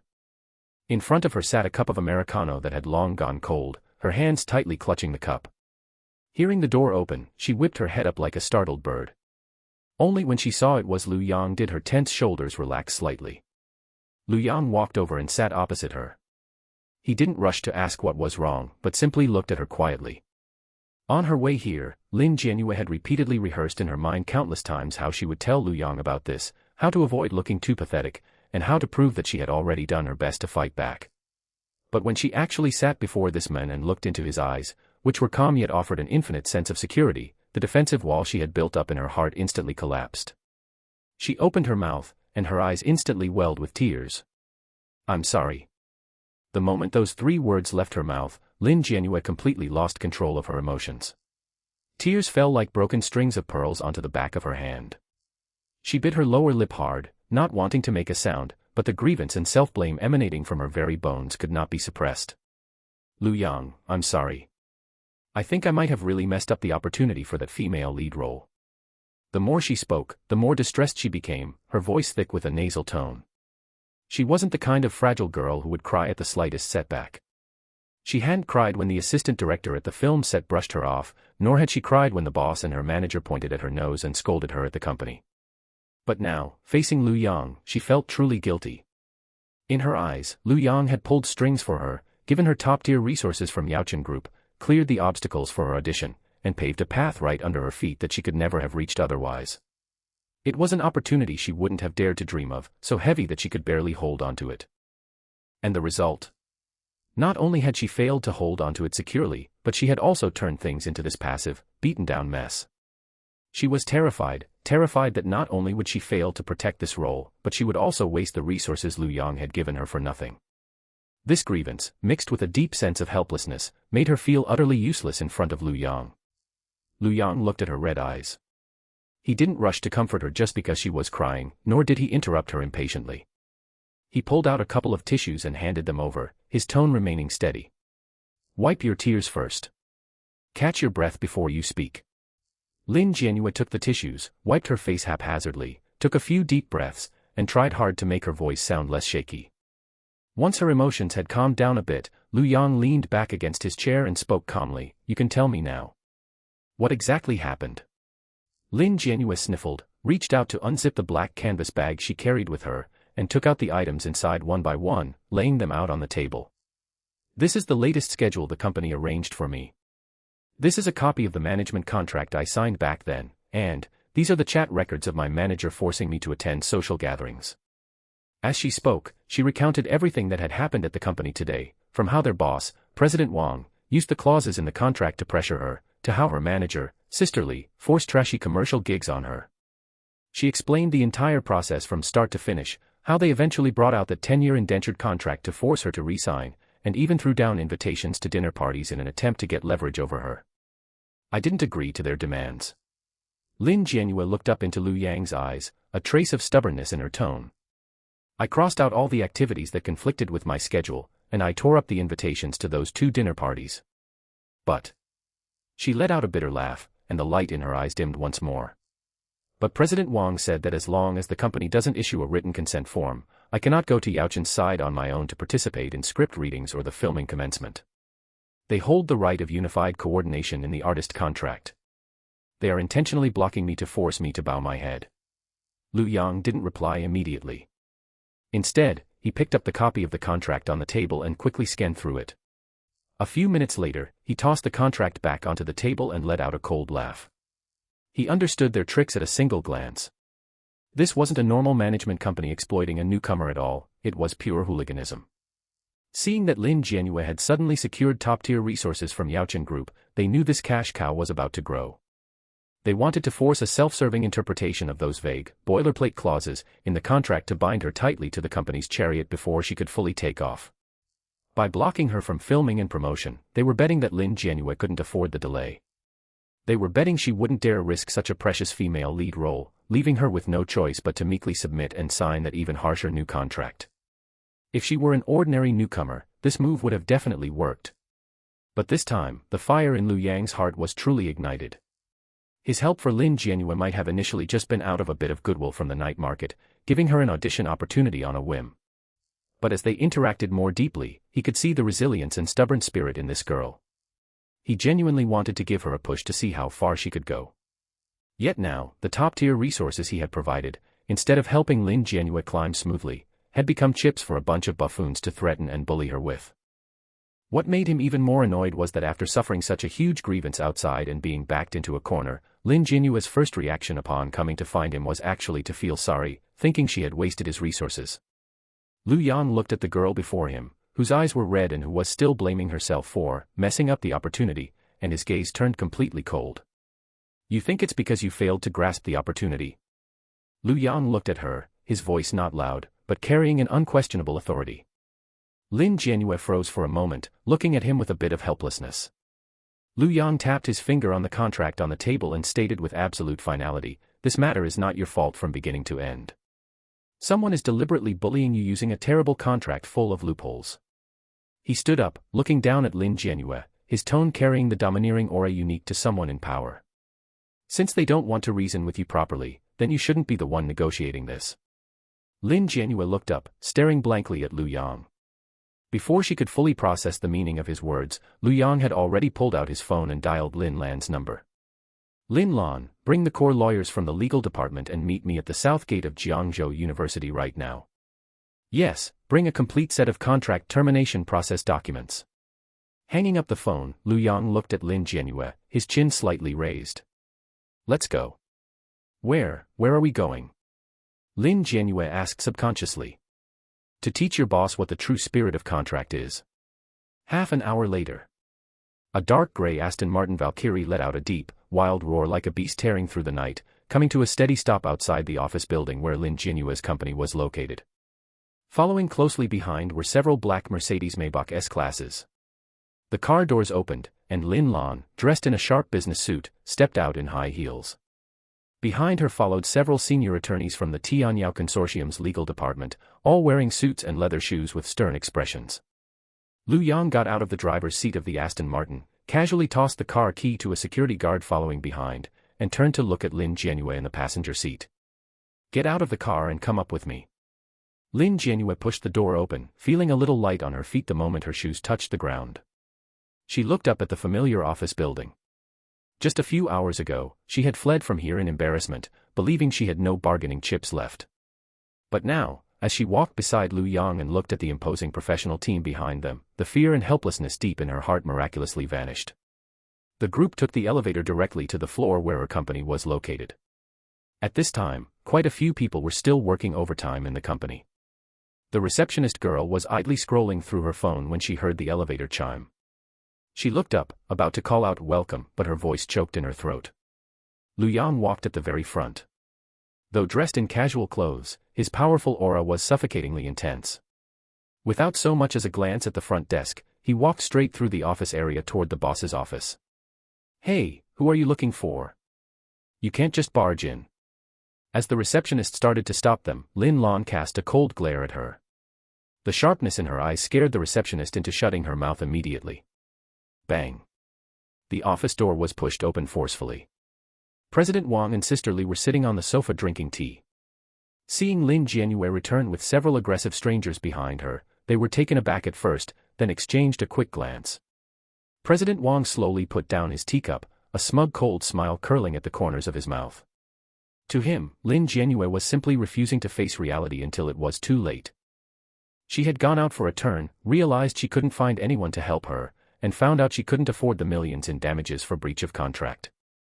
In the end, wouldn't she still have to come back obediently to admit her mistake and bow her head? As for the people she brought along, they were probably just some sketchy lawyers she hired somewhere to put up a front. "Oh, Jianyue, have you finally come to your senses?" Sister Li immediately put on a smile and swayed her hips over to greet them. Her eyes scanned Lu Yang, and although she felt the young man possessed an extraordinary demeanor, she didn't take it too seriously. "Like I said, young people shouldn't be so impulsive. How could the company ever really hurt you? As long as you sign the new contract, I'll release you for Yaochen's drama right away." Standing behind Lu Yang and looking at Sister Li's repulsive face, Lin Jianyue remained silent, merely biting her lip tightly. Lu Yang paid no attention to Sister Li. He walked straight to the leather sofa in front of the executive desk and sat down, crossing his legs with a relaxed posture, as if this were his own domain. He looked up at President Wang, who was putting on airs in the executive chair, and calmly uttered 4 words, "You're the boss." Displeased by his dominance in taking over as host, President Wang frowned and asked, "Who are you? Since when does an outsider like you get to butt into our company's internal affairs?" "It doesn't matter who I am." Lu Yang leaned back slightly, his gaze cold. "What matters is, I heard your company is unilaterally holding up the Yaochen Group's project and refusing to let the female lead go to the crew for filming." Hearing the words Yaochen Group, President Wang's heart skipped a beat, but he quickly regained his composure. He stood up, walked to the front of his desk, leaned both hands on the tabletop, and put on a businesslike stance. "Sir, you can eat whatever you want, but you can't just say whatever you want. When did we ever hold up Yaochen's project?" President Wang sneered and pointed at Lin Jianyue. "She is assigned artist of this company. The company holds absolute, unified coordination rights and management rights over all her external filming activities.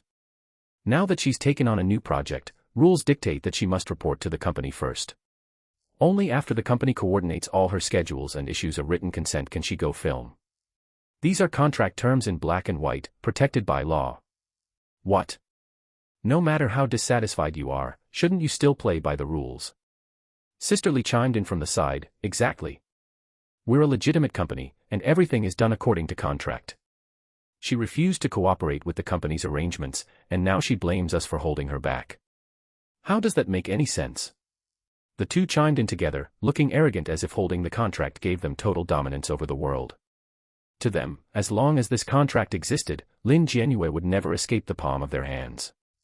However, Lu Yang couldn't be bothered to waste time on their nonsense. Without even raising an eyelid, he merely tilted his head slightly and said to the lawyers behind him, "Give them a legal lesson." "Yes, Mr. Lu." One of the senior attorneys wearing gold-rimmed glasses immediately stepped forward, drew a document from his briefcase, and accurately flipped to the specific clause President Wang had just mentioned. The attorney pushed up his glasses, looked sharply at President Wang, and spoke rapidly yet with crystal clarity. "President Wang, according to the relevant provisions of the Civil Code, the so-called unified coordination rights and management rights in your company's contract are typical standard clauses. This clause severely restricts the artist's right to fulfill legitimate commercial cooperation and increases the artist's liability. Furthermore, your company failed to fulfill its duty of reasonable notification when signing the contract. Legally, this clause can be claimed as invalid."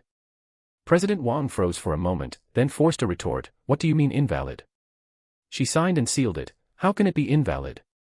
Giving him no breathing room at all, the lawyer continued like a rapid-fire gun, even taking a step back, assuming this clause were valid.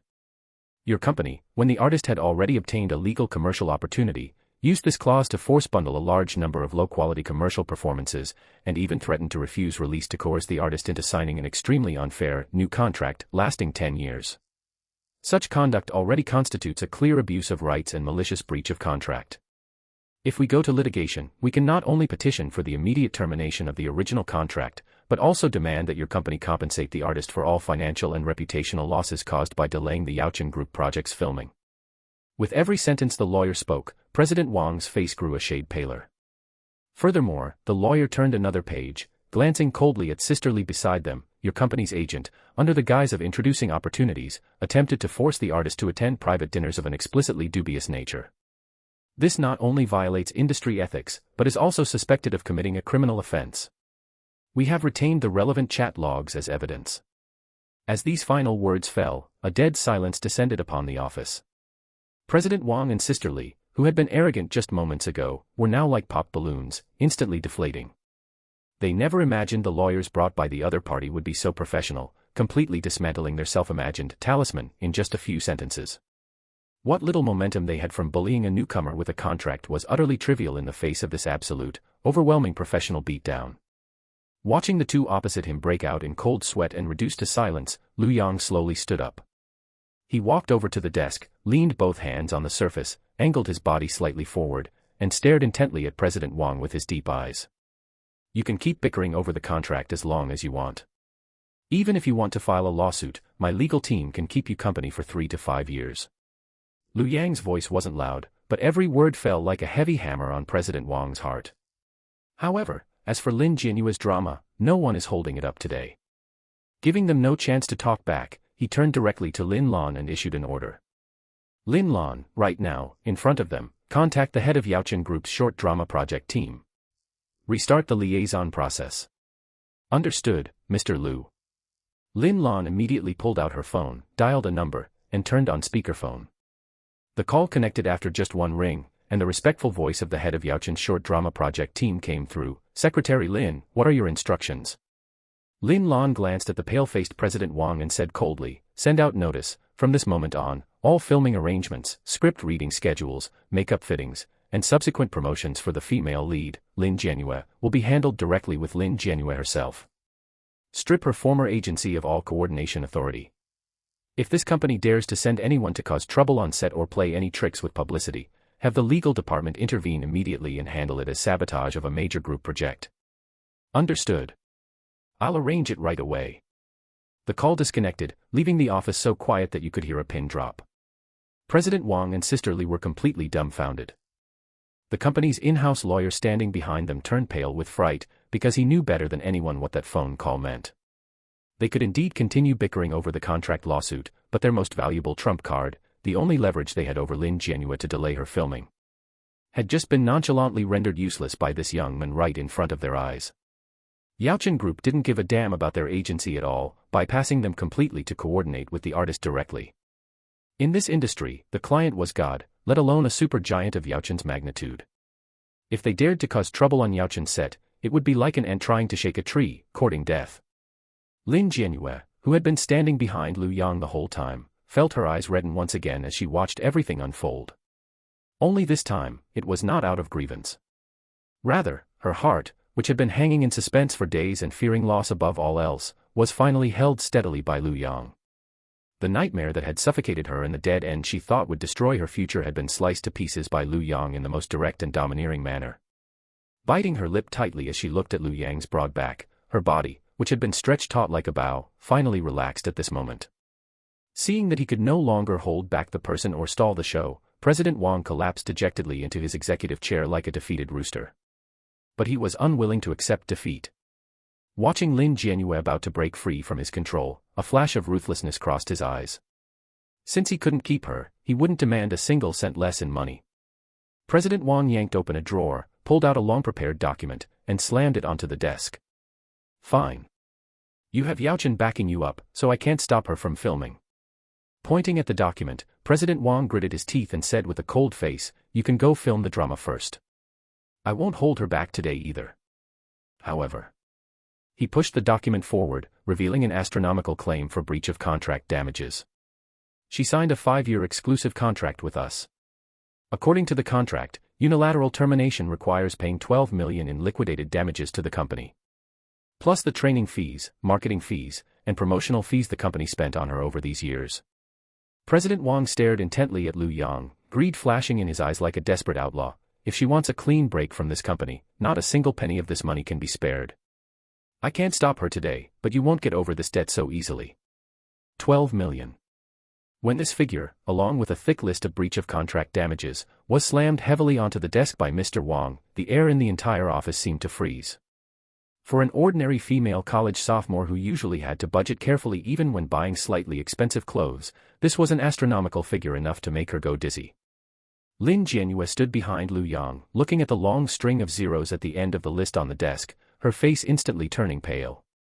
It wasn't that she didn't understand the law or know that unilateral termination of the contract would incur damages, but she never expected the company to be greedy enough to demand such an extortionate amount.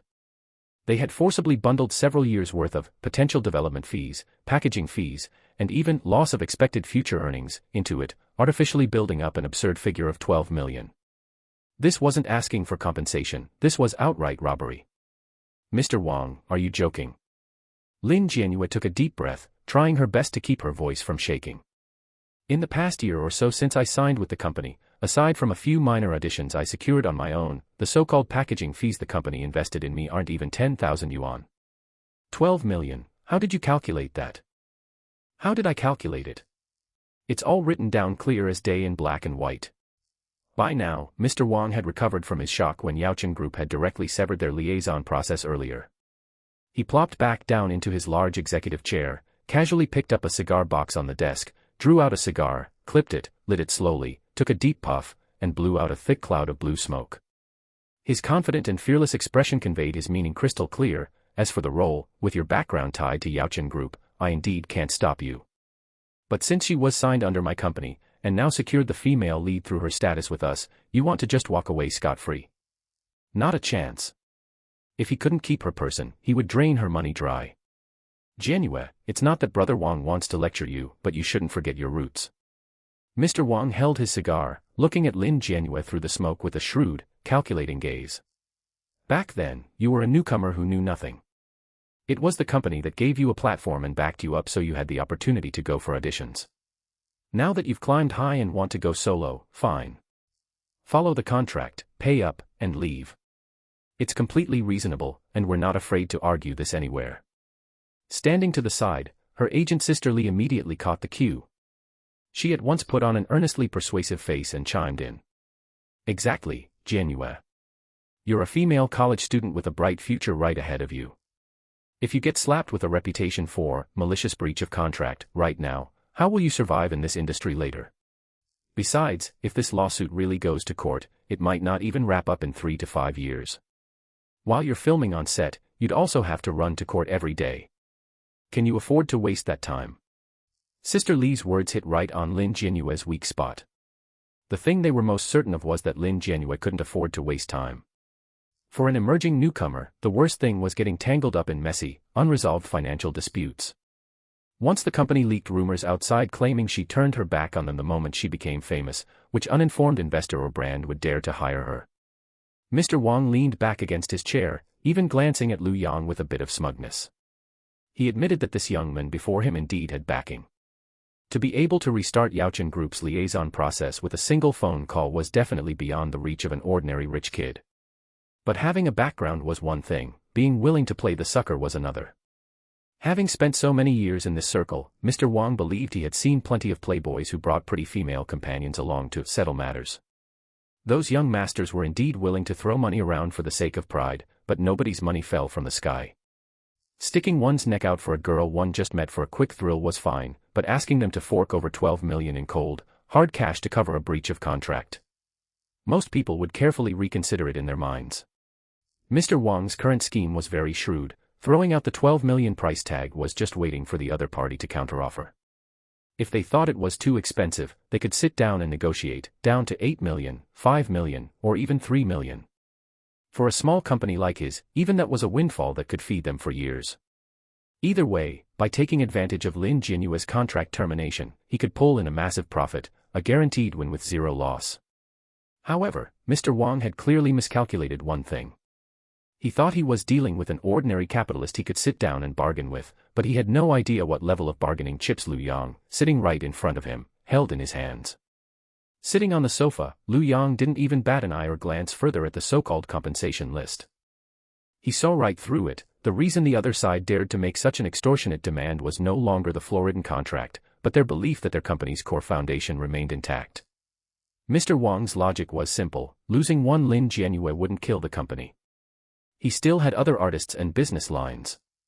At worst, he could drag it out and cut his losses by taking a payout. After listening to their well-coordinated act, a faint, cold sneer curled up at the corner of Lu Yang's mouth. Settle accounts. Lu Yang didn't even bother settling accounts with them. He pondered for a moment.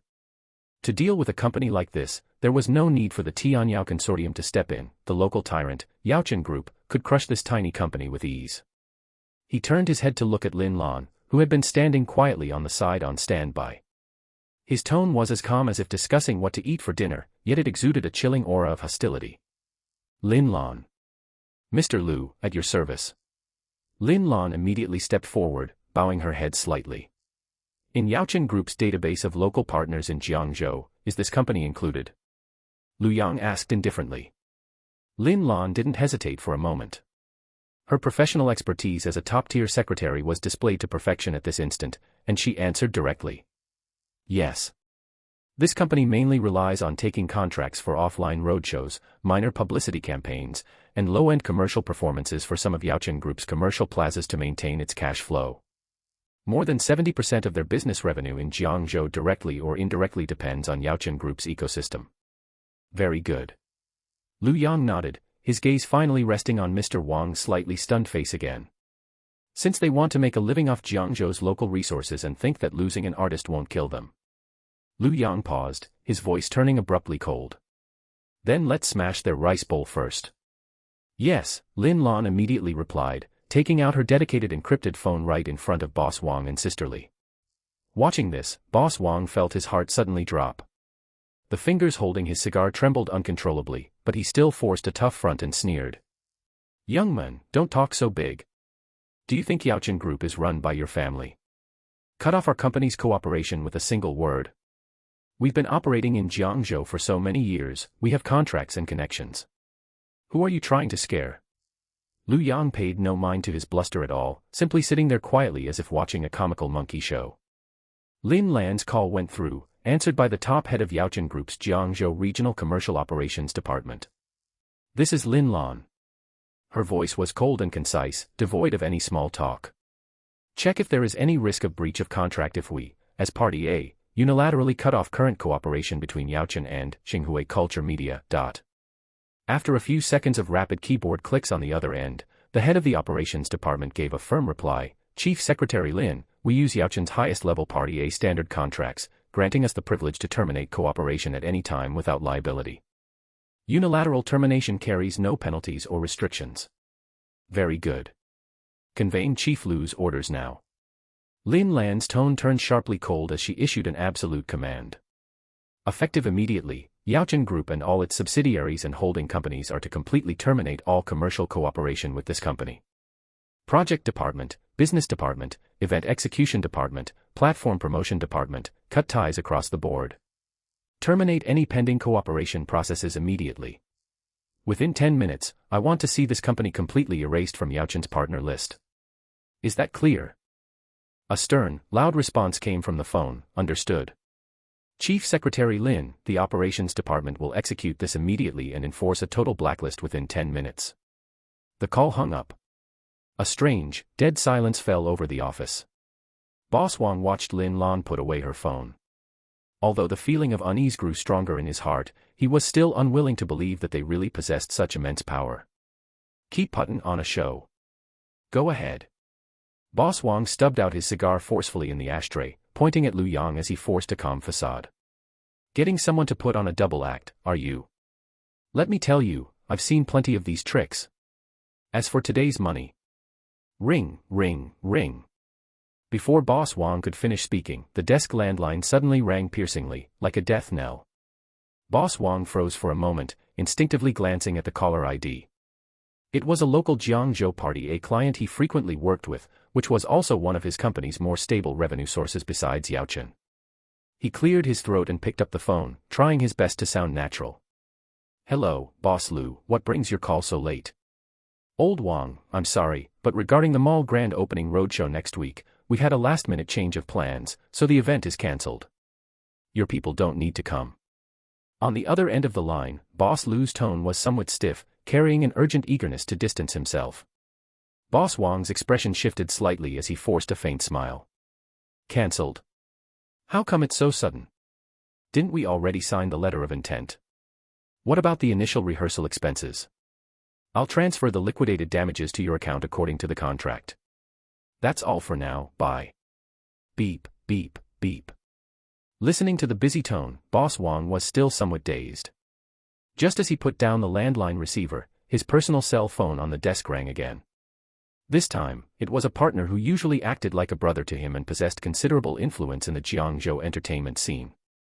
Boss Wang took a deep breath and answered, "Hello, old Zhao. Wang Jiangwo. Who the fuck did you offend?"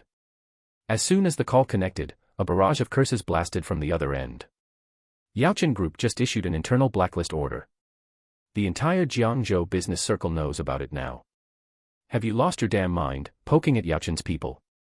Boss Wang's face turned deathly pale in an instant, fine beads of cold sweat breaking out on his forehead. Old Zhao, listen to me, there might be a misunderstanding here. Misunderstanding my ass. I'm warning you, our joint promotion project for next month is terminated immediately. Don't drag me down with you. And don't fucking call me ever again. Clack, the call was ruthlessly hung up once more. In less than 2 minutes, a chain reaction erupted like a horrific storm inside this small talent agency.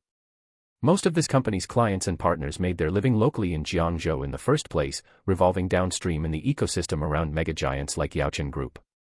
Now, Yaochen Group had pulled out suddenly without warning and even directly issued a blacklisting order. As for the other local businesses, who among them wasn't sharp as a tack? To protect their own collaborations with Yaochen and avoid becoming collateral damage, everyone's immediate reaction was to follow suit and sever all ties. It wasn't that anyone was intentionally targeting Wang Jiangwo, but in Jiangzhou, no one would dare offend a true behemoth like Yaochen Group over such a low-tier, insignificant company. Ring, ring, ring. BZZ, BZZ, BZZ. The desk landline, Boss Wang's personal phone, and even his backup phone rang frantically almost at the exact same time. Boss Wang tried to hold his ground at first. When the first call came in, he was still talking tough. By the end of the second call, his face had turned the color of pig liver. By the time the third call rang, he couldn't sit still at all anymore. The fourth call, the fifth. He stood right up from his executive chair, grabbing the phones with trembling hands, his voice carrying obvious tears and pleading, "Boss Zhang, please let me explain. Boss Li, we can negotiate the liquidated damages, please don't just cut ties directly." But no one listened to his explanations. The content of every single call was eerily identical: terminate cooperation, draw a line immediately. What was even more terrifying was that Sister Li, the manager standing to the side, also had her phone vibrating wildly. Sister Li answered a call trembling. Hearing a few words, her face turned dead pale instantly, and she almost dropped her phone. What? The brand wants to terminate the contract. And demands we compensate for reputational damage. But. Hello. Hello. Sister Li turned her head and looked at Boss Wang in terror. The other artists under her management had just sent consecutive messages saying all their previously scheduled announcements and appearances were inexplicably cancelled. In less than 10 short minutes, the entire company was like someone who had their oxygen tube pulled out, instantly plunged into a suffocating dead end. On the desk, that 12 million yuan compensation bill was still spread out there. Boss Wang reached out his hand, but for the first time, he didn't dare to touch it. Standing behind Lu Yang, Lin Jianyue watched this dramatic, almost magical scene unfold before her eyes, completely stunned. Just a few minutes ago, these two had been sitting there high and mighty, holding an exorbitant compensation claim of 12 million yuan, absolutely certain that she wouldn't dare to cross them and that she could only be at their mercy. But what about now? The usually arrogant boss was now bowing and scraping over the phone like a grandson, drenched in sweat. The sharp-tongued manager was so terrified she didn't even dare to speak out of turn, leaning against the wall as pale as death. Yet Lu Yang, the one who had caused all of this, simply sat quietly on the sofa, his posture not having changed even a bit. He hadn't shouted or argued hoarsely with them, nor had he slammed tables or chairs to threaten them. He had only calmly given a single order, and it had directly ripped the very foundation of this company away, flesh and bone. Was this his power? There was no need to reason with you, nor any need to settle accounts with you. Because in his eyes, you didn't even have the right to sit at the table and gamble with him. In the office, the ringing of the telephone finally began to quiet down. It wasn't because the issue was resolved, but because all the calls that could be made had already been made, and every partnership that was meant to be severed had been cut completely clean within these short few minutes. President Wang slumped as he put down his phone. It was as if all his strength had been drained, his legs buckled, and he collapsed back into his chair. His shirt was already soaked through with cold sweat, his chest heaved violently, and he gasped heavily for air.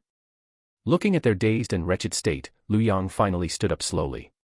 He walked over to the desk and looked down at President Wang, his tone still carrying that calm, waveless composure. Weren't you two calculating how much she was worth just now?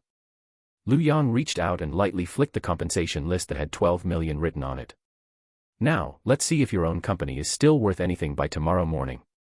These words were like a cold, sharp knife, stabbing precisely and unerringly into the most vulnerable part of President Wang's heart. President Wang shuddered violently, finally snapping awake as if from a dream. The look in his eyes as he stared at Lu Yang was now filled with bone-chilling terror. He finally realized what kind of monster he had provoked today. How was this some wealthy second-generation playboy?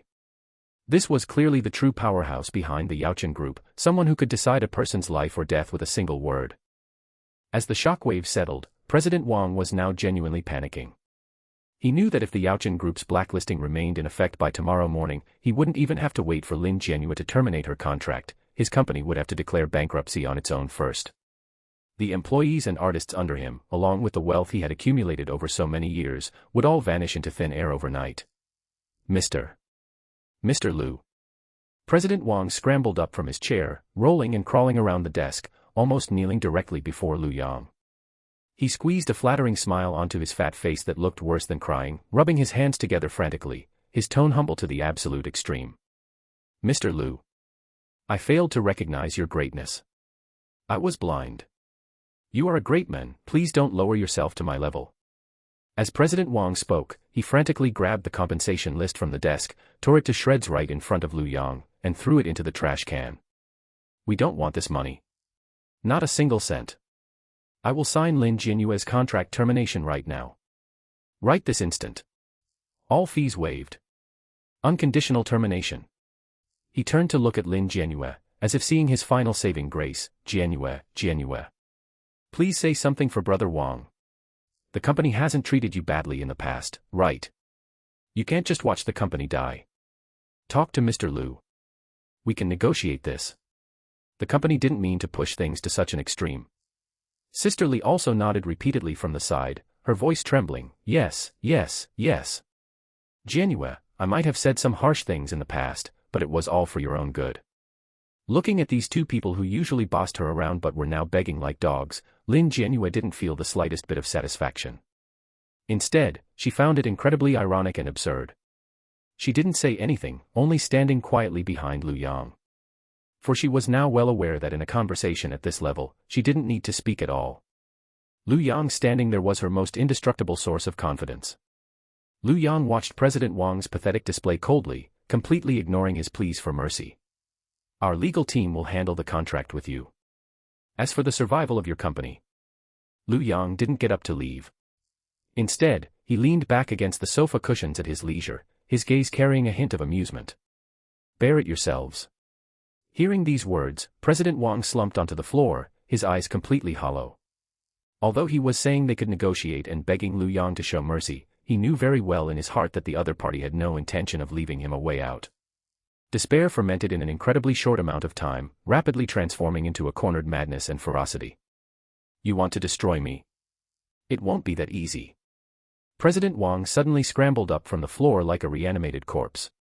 The flattery on his face vanished instantly as he glared at the seated Lu Yang, gritting his teeth. You with the surname Lu, don't push people too far. Do you think that just because you have influence in the Yaochen Group, you can cover the sky with one hand in Jiangzhou? Facing President Wang's impotent rage, Lin Lan and the two lawyers had cold expressions, while Lin Jianyue frowned slightly and stood quietly by Lu Yang's side. Lu Yang didn't even lift an eyelid, merely uttering two words calmly, "Go on." This complete disregard, treating him like air, thoroughly stung President Wang. Having operated in Jiangzhou for so many years, was he really just going to sit and wait for death? He still had cards to play. Over the past few years, in order to thrive in Jiangzhou's entertainment circle, he had secretly made quite a few connections. Those big figures who usually accepted his benefits, and those local tyrants who ran rampant in Jiangzhou relying on their backgrounds. Fine. You forced my hand. President Wang quickly walked to his desk, pulled open a drawer, grabbed a private phone, and scrolled through his contacts with trembling fingers. He glared viciously at Lu Yang, looking as if he wanted to devour him alive. Do you really think cutting off my business means I'm dead? Since you won't give me a way out, then we'll drag each other down to the grave. Today, I want to see if a powerful dragon can suppress a local snake. Lu Yang watched him quietly, as if watching a comical monkey show. He even casually picked up the teacup on the table, his tone calm yet exuding absolute control. Make the call. Call over everyone you think can save you. A malicious light gleamed in President Wang's eyes as he finally found the number representing his most reliable and deep-seated connections.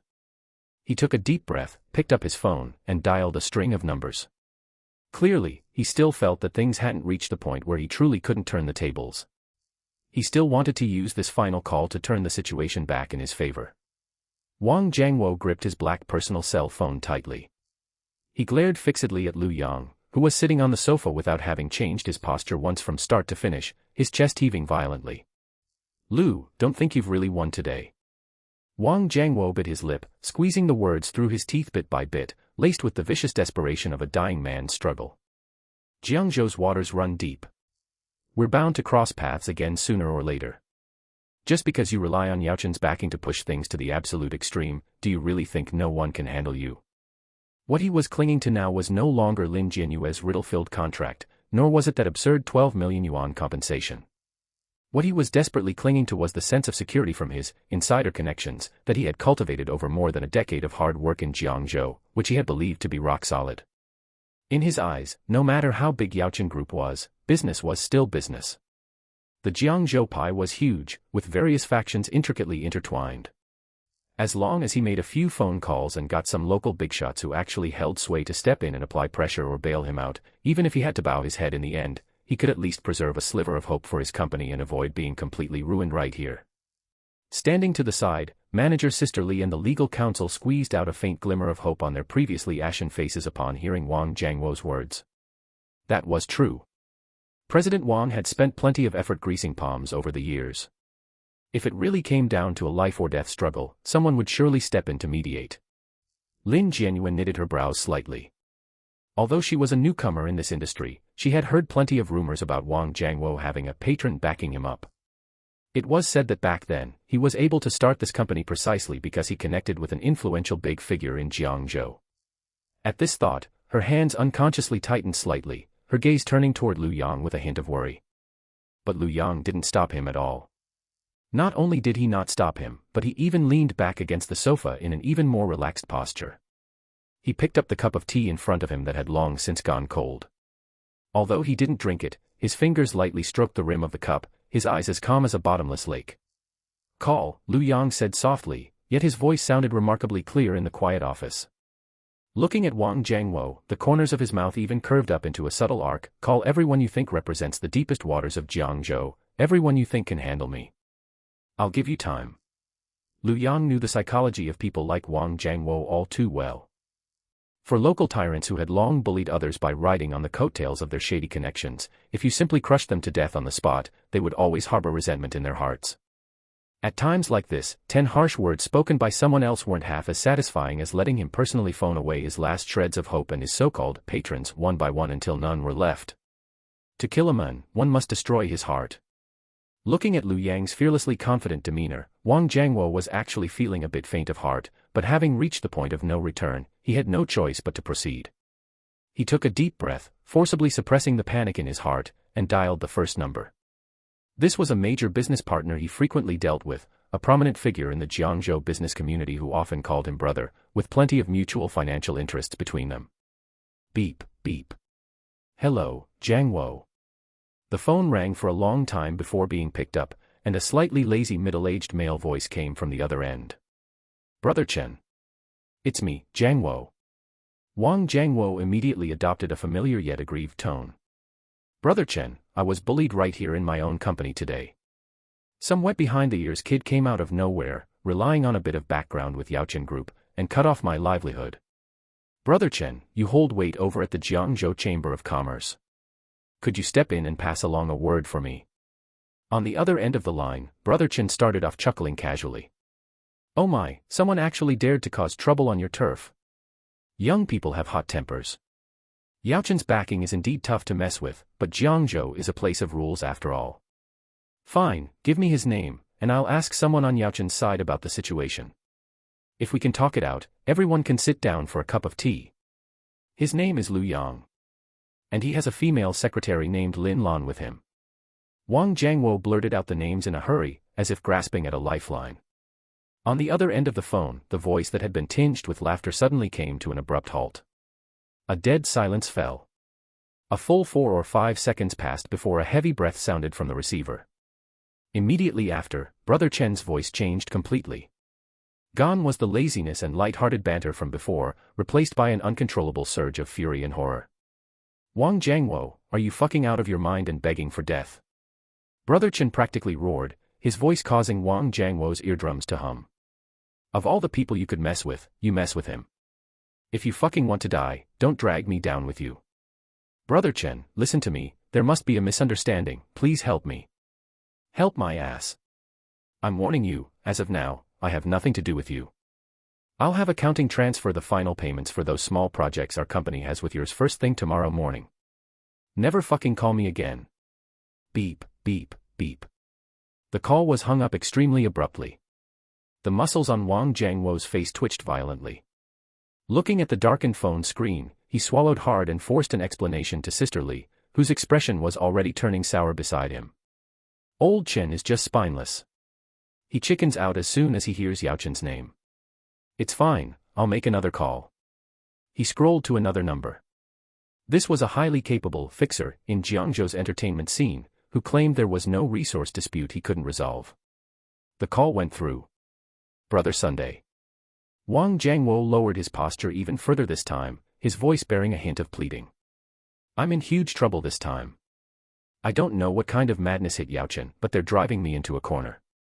Brother Sun, you have broad connections in the industry and can talk to Yao Chen's higher-ups. As long as you can defuse this crisis for me, I'll give you half of my company's profits this year to show my respect. Half the profits was definitely not a small sum for a company like Xinghui. Brother Sun on the other end fell silent for a moment, seemingly weighing the pros and cons. After a while, he lowered his voice and said, Jiangwo, it's not that I won't help you. What you've done is just way too big. How on earth did you offend Yao Chen? It's just a kid named Lu Yang standing up for a female artist. Lu Yang. Brother Sun interrupted him directly, his voice imbued with deep apprehension. Are you sure that guy is called Lu Yang? Yes. He looks like a college student of only 18 or 19. A college student. Brother Sun sucked in a sharp breath on the other end, his voice instantly turning cold as ice, as if he had heard some terrifying taboo. Wang Jiangwo, you really are tired of living. Do you know that just half an hour ago, the higher-ups personally issued a statement, whoever dares to take over Xinghui's mess is looking to die. Higher UPS. Wang Jiangwo's brain buzzed with a loud hum, as if a heavy sledgehammer had struck him hard. Brother Sun, save me. I really didn't know. Wang Jiangwo panicked completely, a tearful tone creeping into his voice. Save you? Right now, I can't wait to cut all ties with you. Brother Sun sneered. You don't even know what kind of formidable god you've provoked, yet you dare to spout nonsensical big talk here. Keep that profit of yours to buy your own coffin. The call was hung up once again. 2 calls in a row felt like 2 loud slaps, striking hard across Wang Jiangwo's face. Sweat began pouring frantically from his palms, seeping through his fingers bit by bit and turning the phone casing slick. His complexion changed from flushed red to a bloodless, pale ghastliness. What made him feel the most terrified and miserable wasn't that the calls couldn't get through or that no one answered. It was that answering them changed nothing. Those people who used to make him feel secure and who could call the wind and rain in Jiangzhou would now run faster than anyone the moment they heard the identity of his opponent. They didn't even dare say an extra polite word, terrified of catching even a speck of bad luck. Is there anyone else? Lu Yang sat on the sofa, looking at Wang Jiangwo's pathetic, stray dog appearance. His tone remained flat, yet carried a suffocating sense of pressure. Keep calling. Wang Jiangwo shuddered violently all over. He bit through his lip, tasting a metallic hint of blood. He knew he was down to his last trump card. That person was his true patron in Jiangzhou and his benefactor from when he started out, a super heavyweight big shot with an immensely deep background in the Jiangzhou business community. With trembling hands, Wang Jiangwo dialed the number he had set as a priority contact, making several mispresses before it finally went through. The phone rang for a long time, so long that Wang Jiangwo almost thought the other party wouldn't answer. Hello. Finally, the call connected, and an aged yet immensely dignified voice came through. Master Zhou. Master Zhou, save me. Wang Jiangwo was almost in tears, as if grabbing onto the very last piece of driftwood that could save his life. Master Zhou, the people from Yaochen Group are trying to exterminate me. They blacklisted my company and cut off my livelihood. Master Zhou, you must speak up for me, for the sake of what I did for you back then. Jiangwo. Master Zhou's voice was very calm, so calm that not a single ripple could be heard, yet it caused Wang Jiangwo's heart to plunge into the abyss instantly. I already know about your situation. Master Zhou, since you know, you must. Do you have any idea whose head you stepped on today? Master Zhou interrupted him, a barely perceptible trace of weariness and deep dread in his tone. I don't know, it was just a guy called Lu Yang. Do you think you're worthy of uttering his name? Master Zhou's voice suddenly dropped, every word weighing down like a mountain heavily pressing onto Wang Jiangwo's spine. Wang Jiangwo's pupils dilated instantly, his face full of disbelief. Even Master Zhou wouldn't dare address him by his name directly. What kind of person was that college student who looked only 18 or 19 years old? Jiangwo, I'm old, and it's time for me to step down. Master Zhou sighed. I can't manage this matter, and I don't dare manage it. The trouble you've caused is too big, so big that even I have to steer clear of it. Starting tomorrow, I will have someone clean up our past accounts and transactions. Take care of yourself from now on. Master Zhou. Master Zhou. You can't just ignore me. Wang Jiangwo shouted into the phone with a heartbreaking cry, but the only response he got was a ruthless busy tone. Clatter. The phone slipped from Wang Jiangwo's sweat-soaked hand, crashing heavily onto the floor, and the screen shattered into pieces. His psychological defense line completely collapsed at this moment. Wang Jiangwo was like a puppet whose soul had been sucked out, his legs went soft, and he collapsed straight to the ground. His complexion was ashen, and he gasped heavily for breath, looking blankly at the floor with empty eyes, trembling violently all over. He finally understood that his so-called connections and backer that he was so proud of were simply a joke that would puncture at the slightest poke in front of absolute power. The so-called backer couldn't even make a sound in front of Lu Yang. The reversal of the scene came even faster and more realistically than imagined. Sister Li, the manager who had just been standing behind Wang Jiangwo, putting on airs with him and thinking there was still a turning point, turned pale at this moment, subconsciously took 2 steps back, and desperately widened the distance between herself and Wang Jiangwo. She knew that this ship had already sunk, and it had sunk into the abyss without even a single bubble emerging. This has nothing to do with me. Sister Li's voice trembled, her eyes dodging and not daring to look at Lu Yang, and she even began to ask Lin Jianyue for help.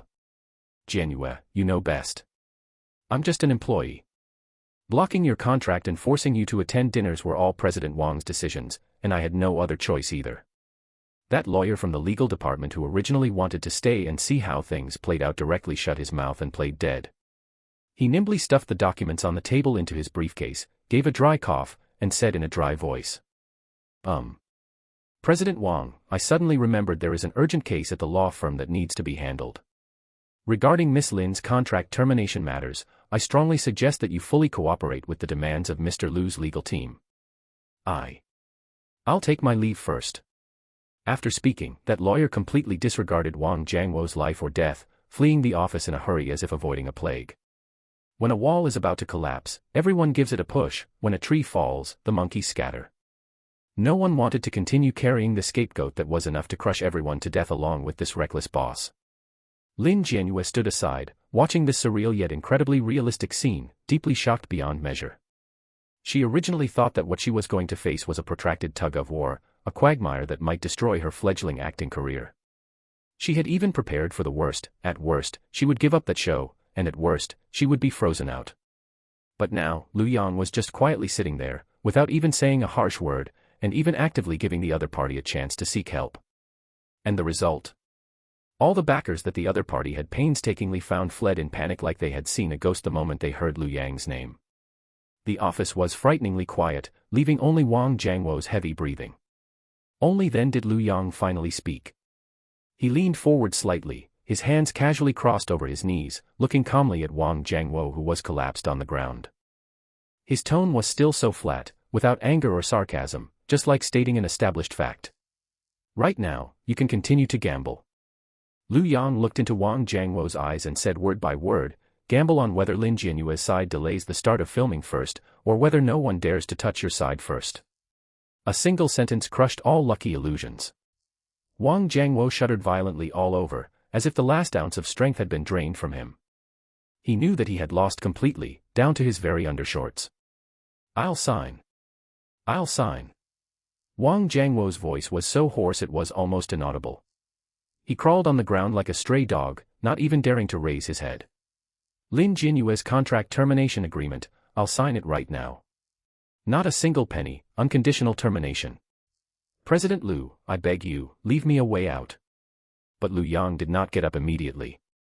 He looked at Wang Jiangwo lying on the ground, his tone still flat without a single ripple. Empty pleas for mercy are useless. Aren't you going to sign? Then sign right now. After speaking, Liu Yang raised his chin slightly and looked directly at the legal team behind him. Take out the documents. Liu Yang said indifferently, termination agreement, clearance confirmation, schedule restoration, finish them all at once. Yes, President Liu. Several lawyers immediately stepped forward and spread out the fully prepared set of documents one by one on the office desk. The thick agreement was opened, and the clauses unfolded page by page. Which one was the official contract termination, which one was the waiver of subsequent dispute liability, and which one confirmed that Lin Jianyue's subsequent filming, costume fittings, and publicity would no longer be restricted by the original company. It was written clearly and plainly. Wang Jiangwo looked at those documents on the table, the flesh on his face trembling. Of course he knew that as long as he signed these words today, Lin Jianyue would truly have nothing to do with him anymore. But he was even clearer that he had no qualifications to negotiate terms anymore. Sign. Liu Yang dropped only one word. Wang Jiangwo shuddered all over, scrambling and crawling to the office desk, grabbing the pen, his hand shaking so much he could barely hold it steady. 1 page. 2 pages. 3 pages. Every stroke he made seemed like he was personally cutting away his last bit of wishful thinking. Several company employees nearby who hadn't gotten off work yet had long been scared pale by this scene. Swept by Lin Lan's cold gaze, one of them immediately hugged the official seal box over, not daring to say an extra word. Stamp it. Lin Lan's voice was crisp and cold. Thump. Thump. Thump. Bright red official seals fell one after another. In the office, only the muffled sound of the seals hitting the paper remained. Lin Jianyue stood aside, her fingertips clenching bit by bit, then loosening bit by bit. Until the last document was stamped, organized by the lawyer, and pushed in front of her, the stifling pressure that had been weighing on her chest for days finally seemed to be completely removed. That invisible shackle that had always been tightened around her neck wasn't just broken in words. She lowered her head to look at the topmost contract termination agreement, her eye sockets burning hot, but she couldn't say a single word. Right at this moment, Lin Lan, who had been standing aside watching coldly, saw the tablet in her hand suddenly light up. She lowered her head and glanced at it, and a trace of chill instantly flashed across her originally calm eyes. Lin Lan walked quickly to Liu Yang's side and lowered her voice. President Liu, the group's risk control department and legal department just casually checked the bottom of Xinhui culture. The first batch of materials has been transmitted over.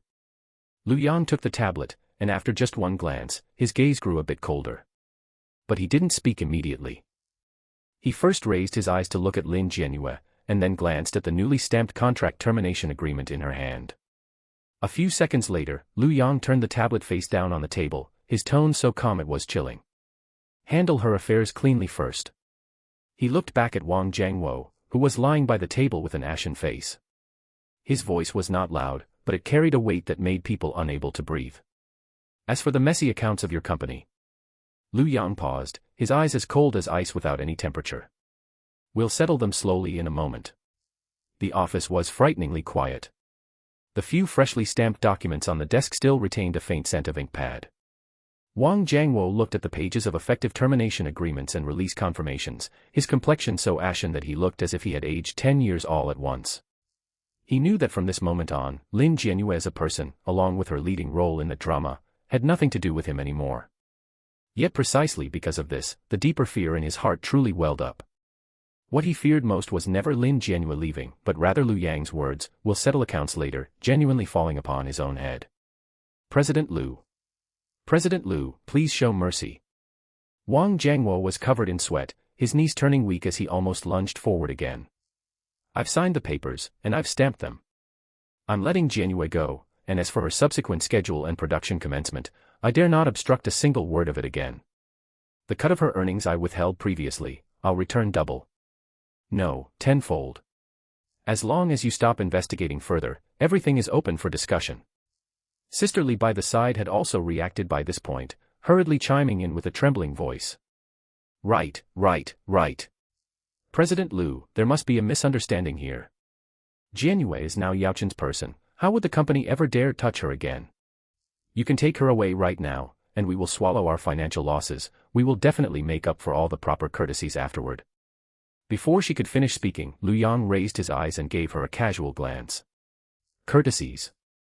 The corners of Lu Yang's mouth twitched into an extremely faint arc, yet his eyes held not a shred of a smile. Are you even worthy of mentioning this word? The rest of Sister Li's words instantly stuck in her throat, her face flushing crimson, not daring to lift her head again. At that moment, the tablet beside Lu Yang's hand lit up once more.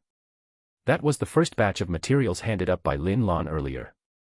Lu Yang only scanned it for a few glances, and the hint of chilliness in his eyes that had originally been reined in sank down once more. This was no longer a simple rotten contract dispute. Utilizing information asymmetry to induce newcomers into signing unfair contracts, privately arranging problematic dinner banquets, keeping false accounts and taking kickbacks in commercial activities, and even hiding several shady gray accounts. The people this company had scammed over the years were by no means limited to just Lin Jianyue. They treated batch after batch of newcomers who had just entered the industry as things that could be trampled and squeezed at will. Lu Yang raised his head, looking at Wang Jiangwo, who was still kneeling by the table with an ashen face, his gaze completely cold. Wang Jiangwo's scalp tingled from that glance, and the ominous premonition deep in his heart surged instantly to the peak.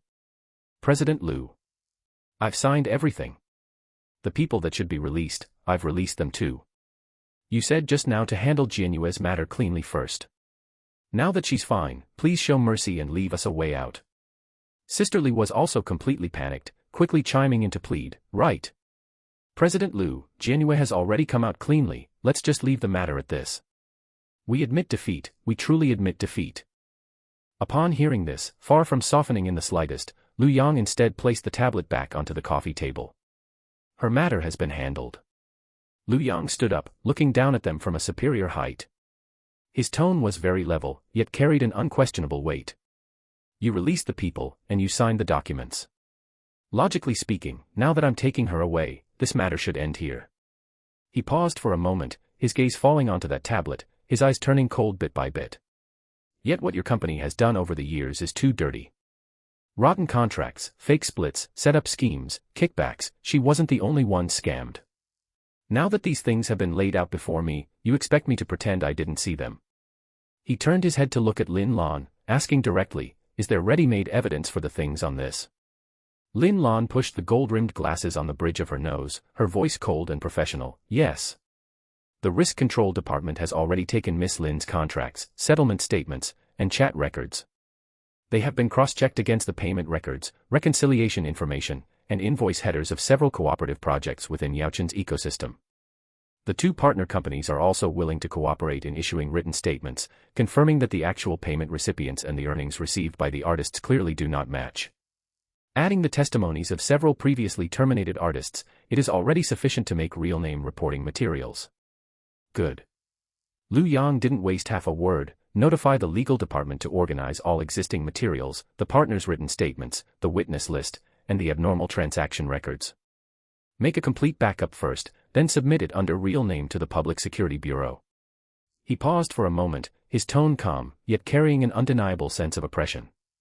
Report what should be reported, and transfer what should be transferred. We keep records, and the detectives investigate and verify. How to investigate and how to determine the outcome hereafter, let the detectives handle it according to the law. As these words fell, the air in the office seemed to be instantly sucked dry. Wang Jiangwo gave a violent shudder, scrambling forward on all fours like a dog whose tail had been stepped on. President Liu. President Liu, you can't do this. The contracts have been terminated, and you've taken the people away too. Why do you still insist on pushing things to the absolute limit? Pushing things to the absolute limit. Lu Yang looked at him, his voice still not high, yet more oppressive than any roar. You use rotten contracts to trap people, force newcomers to attend those dinner banquets, swallow their earnings, and ruin their paths. And now you tell me that I'm pushing things to the absolute limit. Wang Jiangwo's lips trembled, unable to utter a single word. Lu Yang didn't look at him again, merely adding indifferently. You aren't afraid that I'll push things to the absolute limit. You're afraid that the Public Security Bureau will truly investigate and figure out everything you've done, piece by piece. Following Lu Yang's directive, the entire Xinhui Culture Company instantly plunged into an unprecedented storm. In less than 20 minutes, several law enforcement vehicles flashing red and blue strobe lights, alongside a black business car from Yaochen Group's legal department, screeched to a halt downstairs at Xinhui Culture simultaneously. Over a dozen decisive and efficient detectives, after receiving the real name reporting materials and preliminary evidence submitted by Yaochen's legal department, swiftly sealed off the finance room, legal department office, and executive offices of Xinhui Culture. No. No. You cannot touch that computer. That's a private computer, you have no right. Watching helplessly as the detectives directly unplugged the encrypted computer belonging to the head of finance and slapped a seal on it as physical evidence to be seized on the spot, Wang Jiangwo let out a desperate, miserable scream. The leading detective cast a cold glance at him, directly flashing the search warrant and summons in his hand. Save whatever you have to say to discuss slowly back at the Public Security Bureau. Take them all away. A detective stood to the side, methodically compiling pieces of gathered information, and then right in front of Wang Jiangwo and Sister Li, read them out one by one in a tone devoid of any emotional coloring. In April 2025, utilizing Yinyang contracts to withhold a total of 1.2 million in commercial performance fees from signed artist Chin XXX. Under 3 concealed accounts belonging to the company, suspected tax evasion exceeded 15 million over the past 2 years. The detective turned to the next page. The very last trace of color on Wang Jiangwo's face faded away as well. Now, they were truly panicking. Before, when Lu Yang simply took Lin Jianyue away, they were still thinking about paying compensation, finding connections, and stalling for time, figuring that worst-case scenario, they could just spend money to avert disaster. But now, seeing Yaochen's legal department organizing the materials one by one and seeing that the investigators had officially taken over, Wang Jiangwo finally understood that this time it couldn't be glossed over just by offering an apology and compensation. The materials laid out right in front of him were already enough to completely tear open all the things he had painstakingly hidden over the years. The company couldn't be protected, and neither could the accounts. Those shady dealings and the money he had pocketed would sooner or later have to be spat back out with interest. What was even more fatal was that once the charges were confirmed, whatever face, connections, and position he had accumulated in the Jiangzhou entertainment circle over the years would all collapse completely.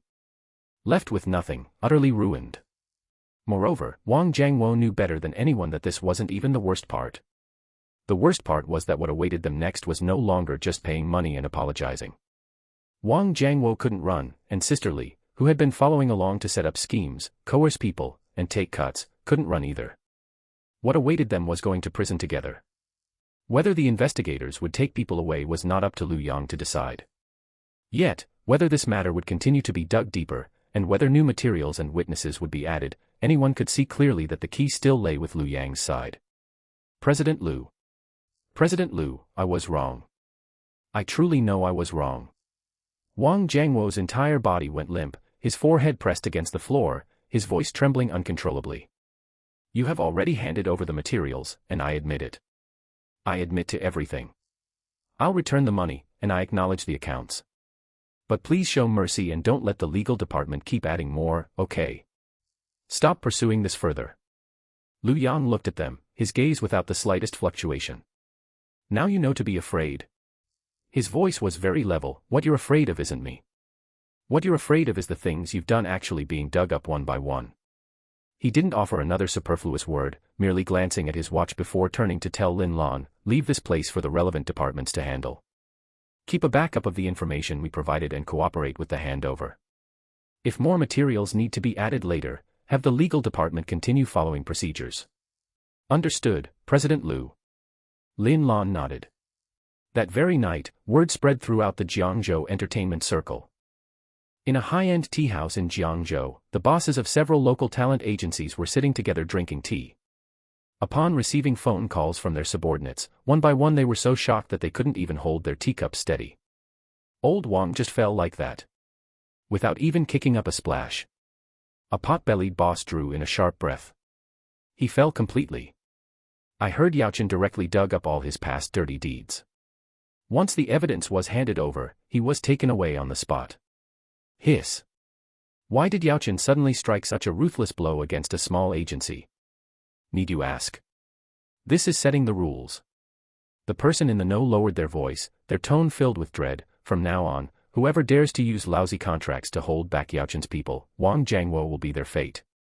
As the night grew deeper, a black Maybach drove smoothly on the road back to Jiangzhou University. The interior of the car was very quiet. Lin Jianyue sat on the leather back seat, still clutching the termination agreement tightly in her hand. The corners of her eyes were still somewhat red, her chest rising and falling slightly. Only at this moment did she truly let out that breath. The immense sense of security, being pulled back from the edge of a cliff by someone, not only pulled back, but having the ravine beneath the cliff smoothly paved over, left her mind still somewhat dazed. She turned her head to look at Lu Yang, who was sitting beside her and looking down at messages on his phone. He was truly very young, even a year younger than herself. Yet, the composure he had displayed earlier in the office, deciding others' lives and deaths with a laugh, turning his hands to cover clouds and rain, made her feel a deep sense of awe and reverence. Lu Yang. Lin Jianyue finally couldn't help speaking, her voice somewhat hoarse with a heavy nasal tone. Today, thank you. If it weren't for you, I really wouldn't know what to do.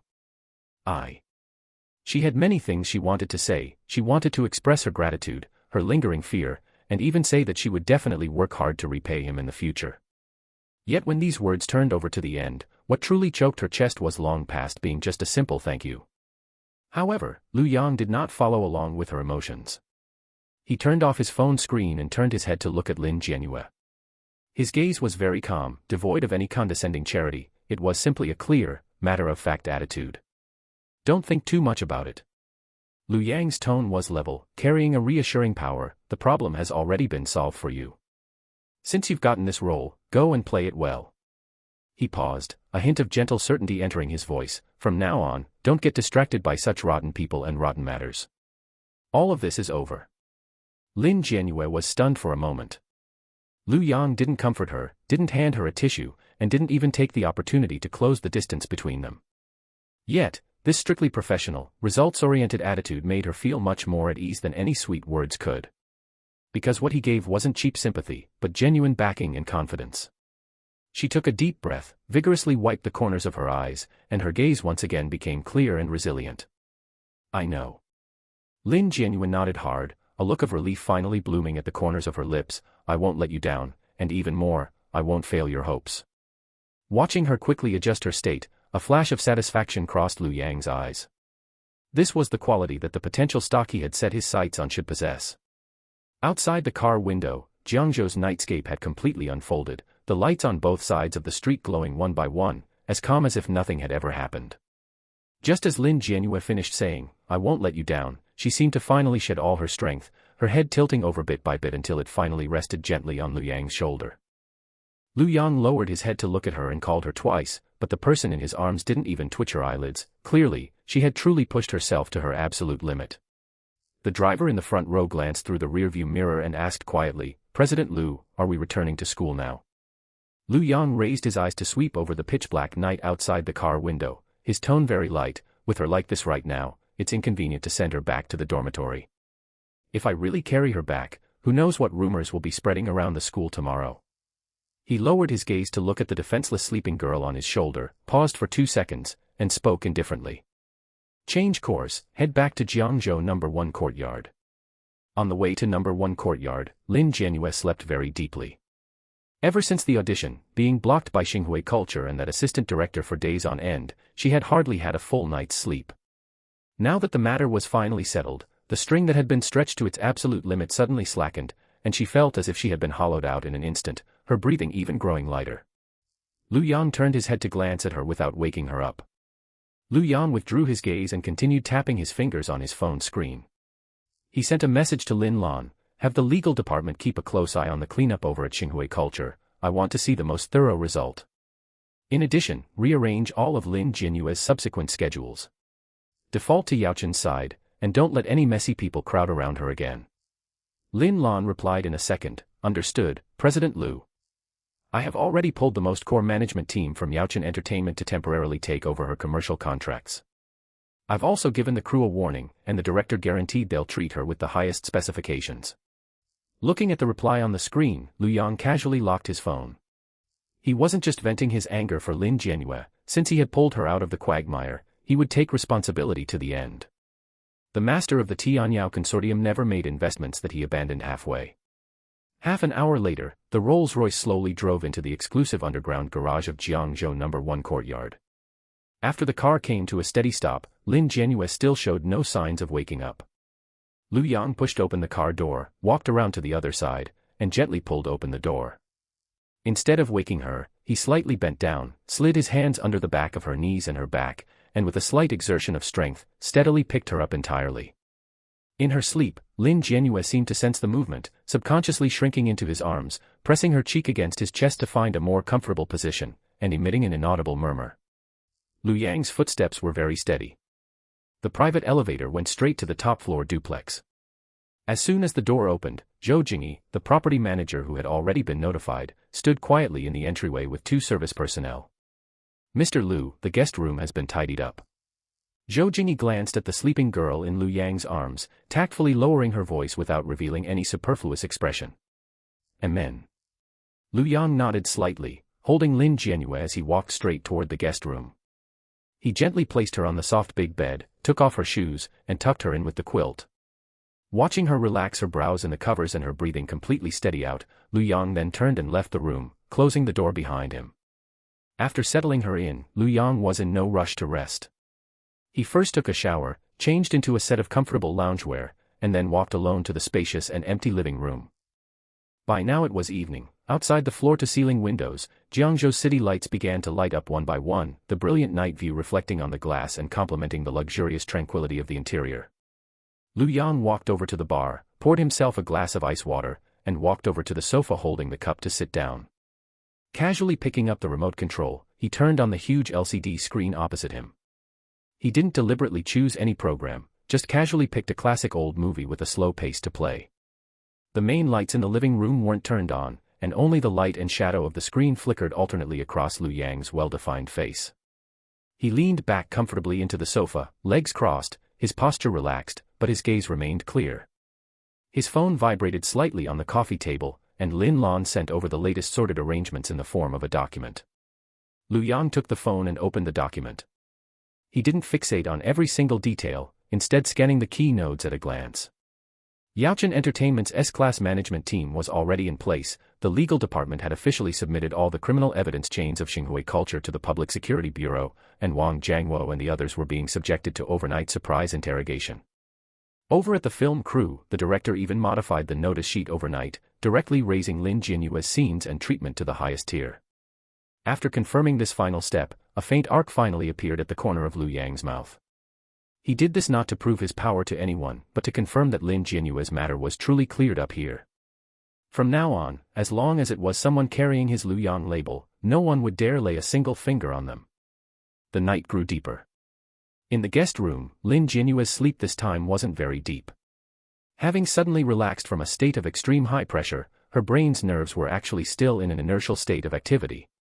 In her dream, as if she hadn't completely walked out of the tense emotion, her brows knitted together gently from time to time, and when she turned over, the hem of her white shirt also loosened a little bit from the edge of her high-waisted jeans. She let out a long breath and slowly opened her eyes.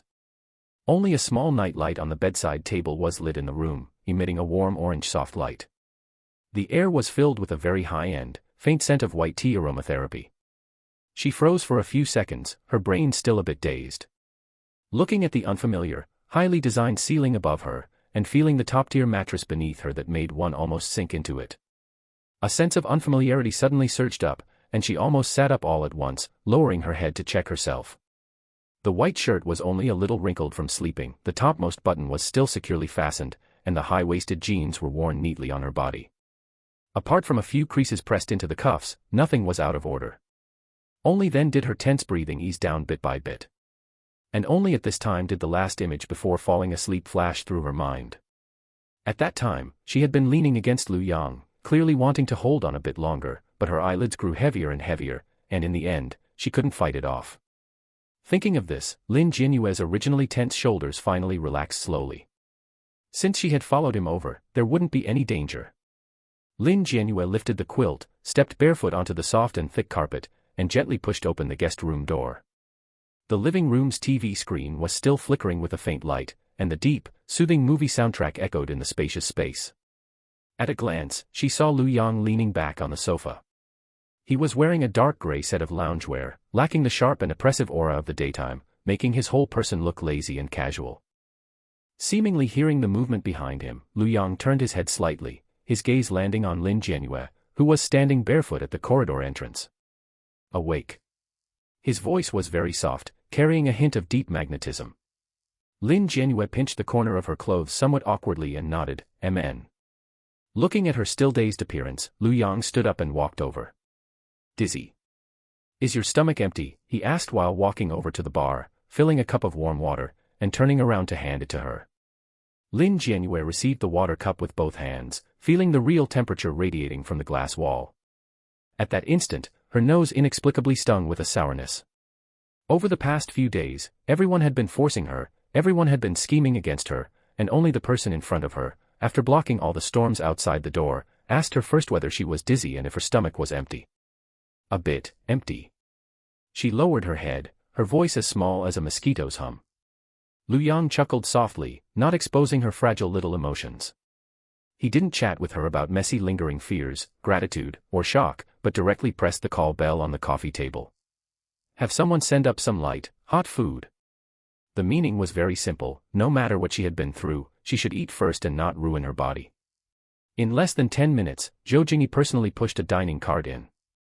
Several exquisite and light dishes, along with a pot of seafood porridge cooked to perfection, were properly placed on the large marble dining table. "Mr. Lu, Miss Lin, please enjoy your meal." Zhou Jingyi respectfully retreated, not glancing at Lin Jianyue even once during the entire process, professional to the extreme.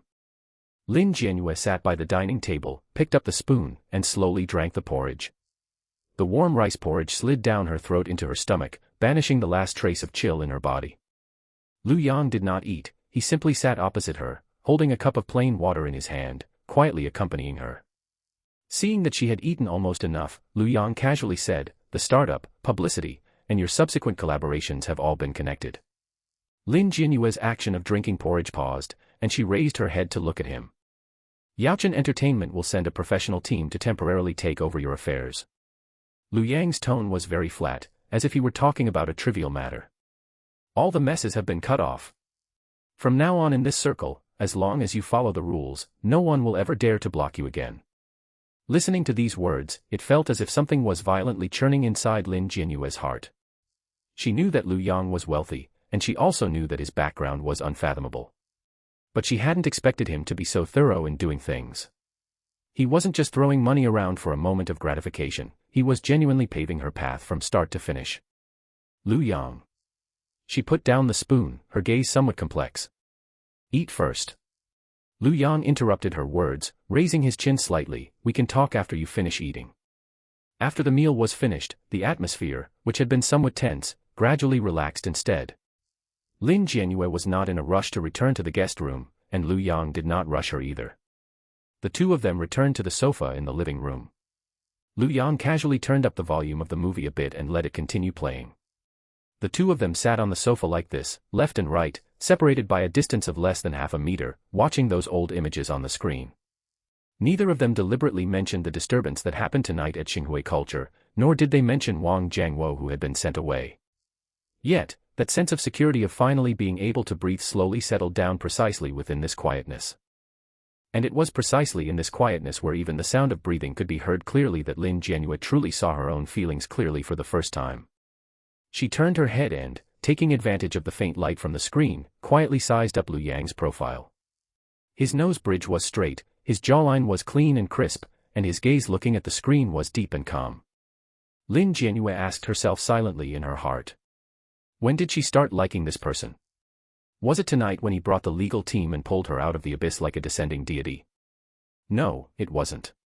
It started from that time at the auto show when he bought 3 luxury cars in a row yet still maintained that unhurried calm. It started from that time at the night market when, facing the provocation of a second-generation rich kid, he suppressed the entire scene without even lifting an eyelid. It started from when he opened the door for her and told her she could rely on him. She had already fallen for him bit by bit. It was just that things were too chaotic before. Every day she struggled for her future and survival, not daring to think carefully about these romantic things at all. But now, when she was truly protected by him to this absolutely safe place, when she no longer needed to guard against anyone's scheming, she dared to admit it in her heart. What she wanted wasn't just to be helped a hand by him. She wanted to stay by his side. Yet the more she figured out these feelings, the heavier that trace of unease in her heart became. She was not a fool, she was clearer than anyone else about how high Lu Yang stood. Tonight, she had witnessed with her own eyes the suffocatingly massive energy of Yaochen Group, and had seen with her own eyes how those usually lofty big bosses did not even dare to raise their heads in front of Lu Yang. And the more she understood that the distance between the two of them would only become more and more obvious. She was currently just a newcomer whose career was starting to pick up, while Lu Yang was a superior figure who controlled the destinies of countless people. She wasn't afraid of anyone coming to snatch Lu Yang away, she just suddenly didn't want to pretend not to know anymore. Even more, she didn't want to wait until later, until Lu Yang walked further and further away, when she wouldn't even have the courage to take this step forward and ask him a question. After the movie finished playing, the time had already passed midnight. It's getting late. Lu Yang picked up the remote control to turn off the TV, stood up, and glanced at her. Go rest. Tomorrow happens to be Saturday, so there's no need to rush to catch up with anything. Sleep well, rest more, and collect yourself. MHM. Lin Jianyue nodded obediently, stood up, and walked toward the guest room. Lu Yang moved quickly, heading straight back to his master bedroom suite. He didn't deliberately lock the door. This was originally his privately owned territory under absolute control. Outside there was not only Zhou Jingyi's property management team, but also top security arranged by Zhao Feng guarding it 24 hours a day, so he didn't need to guard against anyone. Lin Jianyue returned to the guest room and walked into the bathroom. The warm water flow slid all the way down her slender shoulders and neck, and the misty vapor quickly overspread the mirror surface, making her already slightly burning face appear a few shades redder. She stood under the showerhead with her eyes closed, wanting to calm herself down, but the quieter her mind was, the more chaotic her heartbeat became instead. After washing up, she changed into the silk nightgown that Zhou Jingyi had prepared in advance. The smooth fabric clung to her skin, making her whole person lack a bit of her usual icy coldness and adding a bit of softness in the night. She lay down on the large bed, but her fingertips still subconsciously clenched the corner of the quilt tightly. The room was very quiet, so quiet that she could only hear the thump, thump sound of her own heartbeat inside her chest. She tossed and turned on the bed for a long time. In her mind, every word Lu Yang had spoken and every look in his eyes continuously replayed. The first thing to float up wasn't the imposing manner he had in the office that made everyone unable to raise their heads. Instead, it was that tone of voice he used when looking at her, which was clearly very faint yet could somehow instantly make a person feel at ease. Don't think too much. The problem has already been solved for you. Since you've gotten this role, go and play it well. Following closely into her mind was his appearance of standing in front of the desk, blocking all wind and rain for her. However, no one is allowed to block Lin Jianyue's scenes anymore today. Finally, she sat up abruptly from the bed. A trace of unprecedented firmness flashed through her eyes. Since she had already seen her own heart clearly, and since she already knew the gap, she should retreat even less. She took a deep breath, got out of bed, didn't even put on her slippers, stepped barefoot on the thick carpet, and walked out of the guest room step by step. A glimmer of faint light still leaked through the crack of the master bedroom's door. Lin Jianyue walked up to the door and stopped her footsteps. She felt as if her heartbeat was about to leap out of her throat. She bit her lower lip, and finally made up her mind. She reached out her hand and gently pushed open Lu Yang's bedroom door. Inside the room, Lu Yang was leaning against the head of the bed, holding a tablet computer in his hand, looking at a brief report sent by Qing Yanzhou regarding the subsequent personnel transfers of Yaochen Group. Hearing the subtle noise coming from the doorway, he raised his head. Lin Jianyue stood at the doorway, her hands still tightly pinching the hem of her nightgown. She stood right there, her eye rims slightly red, but her gaze was startlingly bright. Seeing her enter, Lu Yang paused for a moment. He simply put the tablet in his hand on the bedside table beside him, and looked at her calmly. What's wrong? Lu Yang spoke first, his voice carrying concern. Coming over so late, is there something you want to tell me? Lin Jianyue did not answer Lu Yang's words. This time, she did not flinch. She released her hand pinching the nightgown, took 2 steps forward, and stopped by the bedside. Only a warm orange floor lamp was lit in the room. A soft halo fell on her body, casting a layer of delicate shimmering light onto that silk nightgown. She was born extremely beautiful. By day she looked cold and ethereal, but at this moment she had cast off that layer of forced sharpness from the daytime. Standing in the night, she instead possessed an indescribable gentleness and vulnerability, making people involuntarily lighten their breathing by a few fractions. She looked at Lu Yang, as if she had finally crossed that hurdle in her heart, her voice very soft, yet she didn't dodge at all. Lu Yang, I like you. After saying these words, she felt as if she had suddenly shed all her burdens. Lu Yang looked at her and did not immediately reply. Lin Jianyue bit her lip, as if afraid she would back out the next second, suddenly reached out her hand, lifted the quilt by the bedside, and directly slipped under it, carrying a faint scent of white tea. The girl's body carried a trace of the night's chill, gently pressing into his embrace. Lu Yang's body stiffened slightly. Through the thin fabric, he could clearly feel the slight tremble when she pressed against him, as well as her heartbeat, which was half a beat faster due to tension. But he didn't take the opportunity to hug her tightly, nor did he make any other move right away. He merely lowered his gaze, looking down at the face looking up at him from right in his arms. After 2 seconds of silence, he spoke in a low voice. Lin Jianyue, let's make things clear first.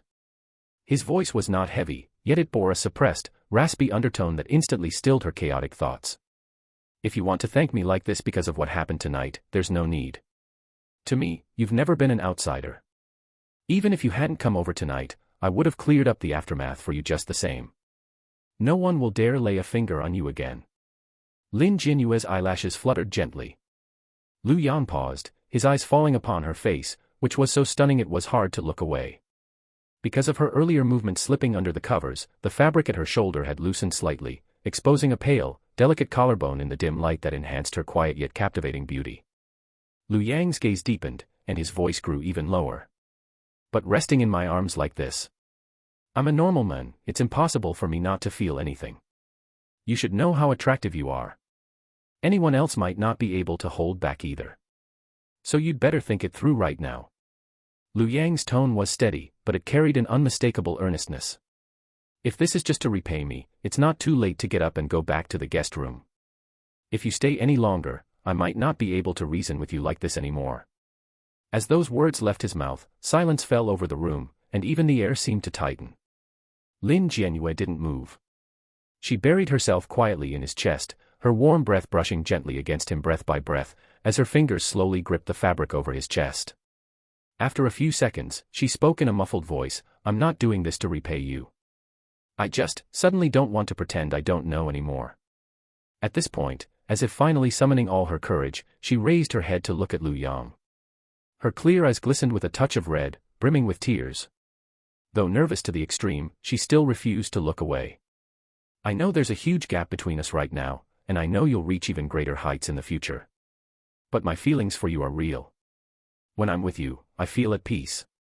I feel that no matter how chaotic the outside world is, as long as you're here, I don't have to be afraid.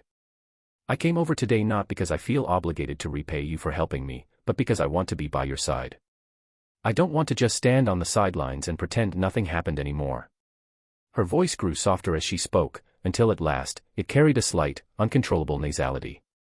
If you don't want me, I'll go back right now. But if you do, then I don't want to back down. Lu Yan looked at her, seeing her bright, pure face filled with unreserved sincerity. The emotions he had been suppressing in the depths of his eyes finally settled completely.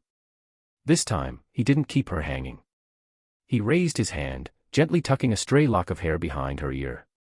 His fingertips brushed across the cool corner of her eye before he slid his arm around her waist, pulling her an inch deeper into his embrace. What I want has never been your repayment. After saying this, he lowered his head and rested his forehead gently against hers. The distance between them shrank until only their mingled breaths remained, so close he could see every delicate flutter of her eyelashes with perfect clarity. Enveloped by his heavy, overwhelming presence, tears spilled from Lin Jianyue's eyes. But this time, it wasn't out of grievance or fear. Her heart, suspended for so long, had finally found its true resting place. The next second, the girl in his arms took a soft breath, her voice so soft it was barely audible. You're pressing on my hair. Lu Yan paused and looked down. Indeed, a few strands of hair were tangled around her shoulder. Don't move. He carefully disentangled her long hair strand by strand with rare gentleness, his voice kept very low. Does it still hurt? Lin Jianyue's earlobes burned hot, and she buried herself even deeper into his chest, only letting out a soft after a long pause. As the night deepened, the lights of Jiangzhou spread quietly outside the French window. No more words were spoken in the bedroom, leaving only their mingled breaths in close embrace and heartbeats that couldn't be suppressed. After a long time, Lu Yang finally spoke softly, "Tomorrow, I'll register your fingerprints for the door lock too." Basking in his embrace, Lin Jianyue's earlobes burned hotter, her voice faint almost to invisibility. "Why tomorrow?" Lu Yang lowered his gaze to look at her, his tone casual, yet laced with an undeniable warmth. "The door lock can wait." That night, the paper window between them that had never been pierced was finally broken through completely. Some words didn't need to be stated explicitly anymore, for both of them already knew the answer in their hearts. And at the exact moment Lin Jianyue settled down completely, burying her head in the crook of Lu Yang's neck. A synthesized electronic voice that only Lu Yang could hear silently popped up in his mind. Ding. Hidden check completed, first high-quality relationship binding achieved. Distributing rewards. Reward 1, Bloodline Continuation Authority. The host gains absolute, autonomous control over confirmed bound partners. Reward 2, Youth and Beautification Slots ×2. The host can directly designate the targets. Once active, it can maintain the target's current optimal state long-term and slowly repair microscopic cell damage without any side effects. Lu Yang's eyes paused in the void for only a split second before closing the system prompt. These two rewards perfectly matched his current identity and needs. As the master of the Tianyao Consortium, the last thing he needed was an uncontrollable accident, and the 2 beautification slots were a direct boost. Lu Yang didn't hesitate. With a thought, he used one of the slots on himself. The next second, he casually applied the second slot to Lin Jianyue in his arms. After completing all this, he lowered his head, breathing in the faint fragrance of her hair, holding her even more securely. Early the next morning. Sunlight over Jiangzhou streamed through the large French windows, splashing onto the solid wood floor of No. 1 courtyard. When Lin Jianyue woke up from her sleep, she felt completely refreshed and different. She sat up from the bed and stretched, a sense of unprecedented ease and lightness flowing through her whole body. It wasn't just because she had finally left that terrible company, nor was it merely because she was no longer a newcomer who had to shoulder everything alone. She walked into the bathroom and looked at herself in the mirror. Even she could clearly feel that after waking up from this sleep, her complexion and vitality were far more radiant and steady than in previous days. The fatigue accumulated from long nights and constant anxiety had miraculously faded away.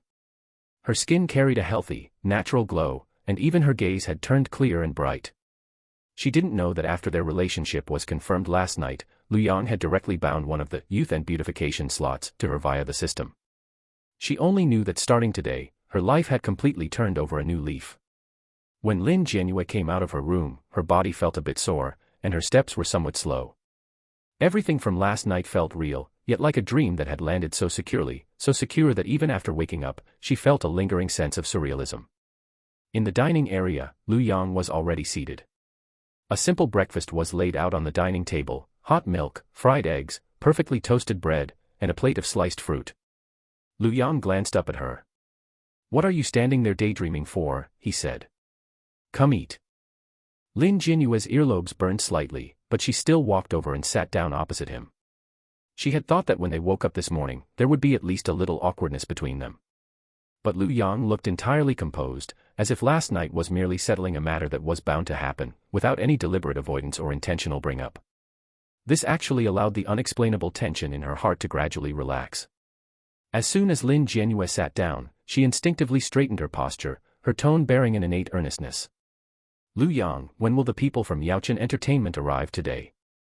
Do I need to prepare any documents? And about the film crew?" Lu Yang was picking up a cup of black coffee. Hearing her words, his movement paused slightly.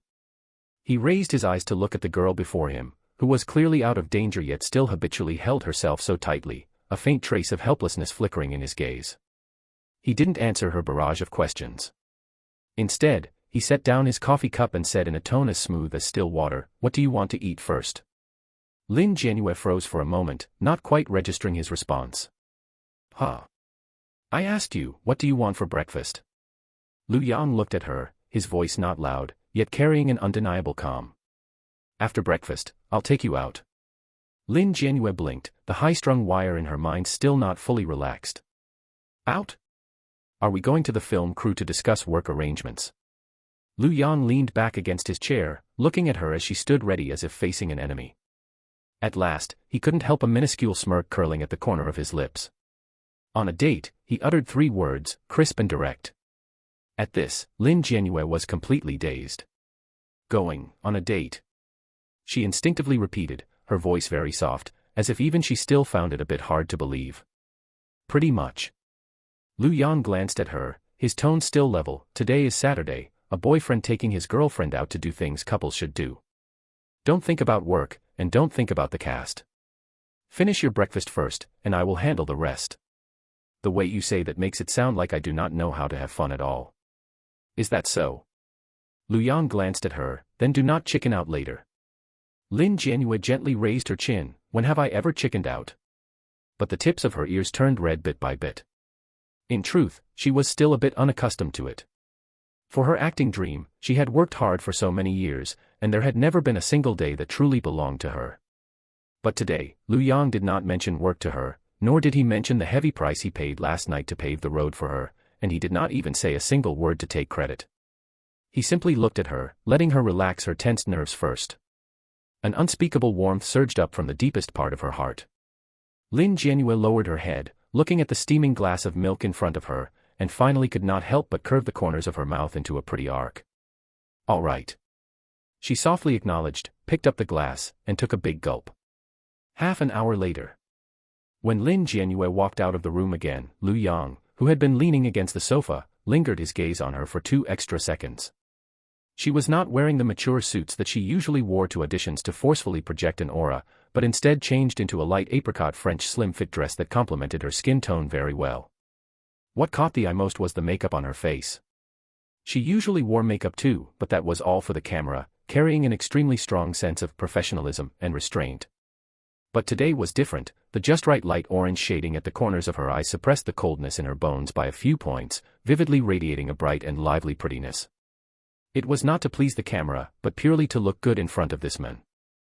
Let us go. She walked up to Lu Yang, her fingers curling slightly, as if she was still a bit unaccustomed to dressing up purely for a date like this. Lu Yang stood up, his gaze sweeping across her bright face. His tone was level, but he dropped a solid statement. Very pretty. Lin Jianyue pursed her lower lip and did not reply, but the little light in the depths of her eyes could no longer be hidden no matter what. Afterwards, the two took the exclusive elevator straight to the underground garage. When Lin Jianyue followed Lu Yang out of the elevator, she once again truly felt what it meant to be a wealthy person. There was no deliberate display of pomp, nor a crowd of bodyguards bustling ahead and behind to create momentum, but everything exuded a silent, smooth, and steady quality like spring rain moistening things. A Rolls-Royce was already waiting at the elevator entrance. The driver was wearing a crisp suit and white gloves. As they approached, he opened the back seat door with the most standard posture. Mr. Lu, Miss Lin, good morning. The driver's voice was respectful and restrained, his gaze lowered, absolutely refusing to take an extra look at anywhere he should not. Lu Yang nodded slightly, guarded the car roof for Lin Jianyue to let her get in first, and then stepped into the carriage himself. The moment the car door closed, the hustle and bustle of the outside world were completely shut out.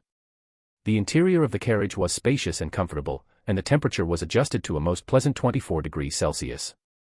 The soundproofing effect was superb. Even though the vehicle had smoothly driven out of the garage and merged into Jiangzhou's traffic, the inside of the car remained so quiet that only each other's breathing could be heard. Sitting beside Lu Yang, Lin Jianyue looked at the receding street view outside the window, an unprecedented and wondrous feeling arising in her heart. Over the years, whenever she went out, it was either for auditions, live streaming, meeting people, fighting for opportunities, or rushing schedules. She had long been accustomed to opening her eyes every day and first thinking about what to do today, what matter could not go wrong, and how a certain sentence should be phrased. But today, after being with Lu Yang, many things that she previously had to tough out on her own did not even require her to speak up here with him. The route had long been planned by someone so there would not be traffic jams, the locations had long been properly arranged so there was no need to queue, even the places for entering, leaving, and stopping had been taken care of in advance, completely sparing her from any worry. The vehicle drove smoothly for about 40 minutes and finally stopped in front of the VIP entrance of Jiangzhou's largest ocean world. The first stop Lu Yang took her to was Ocean World. He did not choose those intensely thrilling amusement parks that were floatingly lively and filled everywhere with screams and heavy metal music, because he knew that what Lin Jianyue needed most right now was not venting, but catching her breath.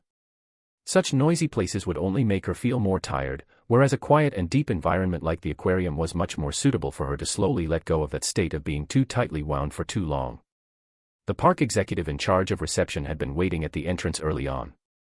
Seeing Lu Yang get off the car, he immediately welcomed them with a face full of smiles. "Mr. Lu, it is truly our honor that you could come. The tour route inside has been arranged in advance, and it will be quieter. No one will disturb you and Miss Lin." The executive bent slightly, his tone revealing utmost respect. Lu Yang merely gave a bland "Amen" without any superfluous nonsense. "No need to follow us, we will walk by ourselves." All right. Feel free to command us if you need anything." The executive tactfully retreated to the side. Walking through the long, deep blue corridor, the view suddenly opened up before them. In front of a huge glass curtain wall, the deep blue seawater seemed to wrap around the entire world. Schools of colorful fish shuttled through the water, and a huge manta ray waved its wing-like pectoral fins, slowly gliding overhead. Sunlight refracted through the water surface, casting mottled light and shadows in front of the glass curtain wall.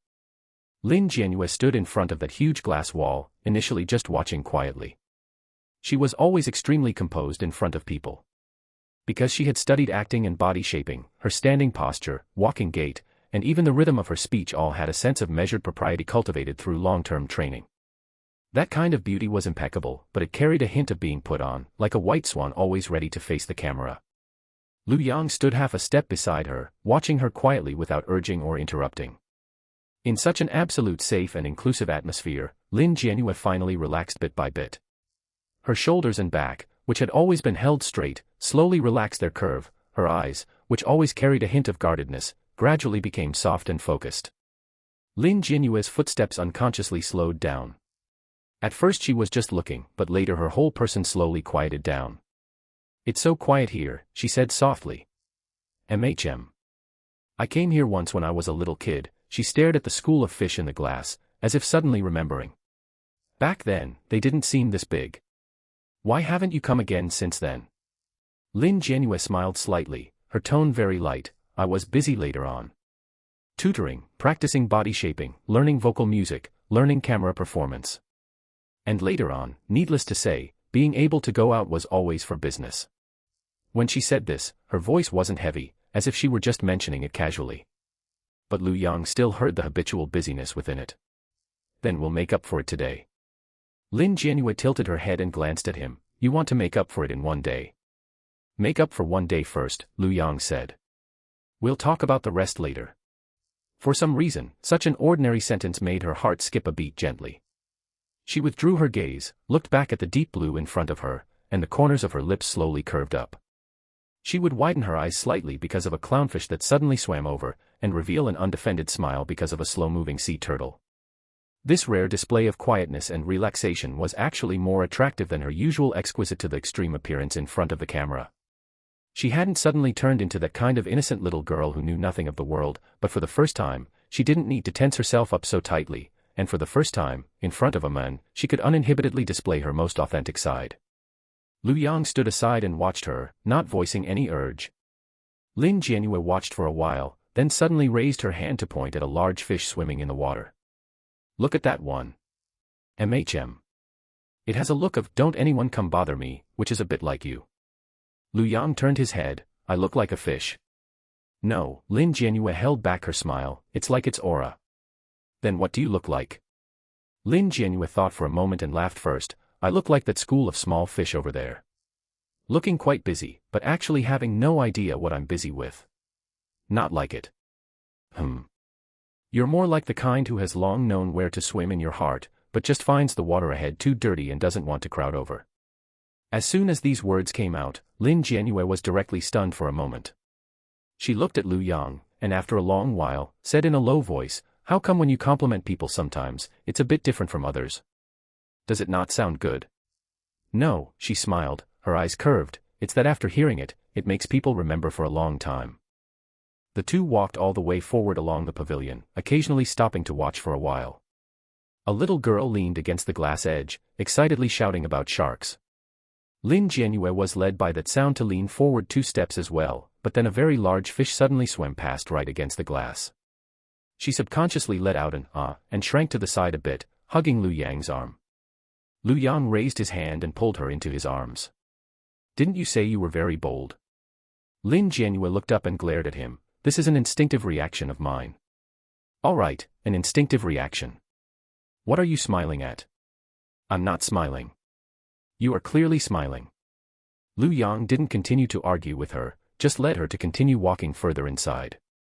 Lu Yang watched the water light reflect on her delicate and pretty face, watching the light flickering in the depths of her eyes, and his gaze also softened involuntarily. Leaving the deep-sea area, the two came to the outdoor animal performance area. The atmosphere here suddenly became lively.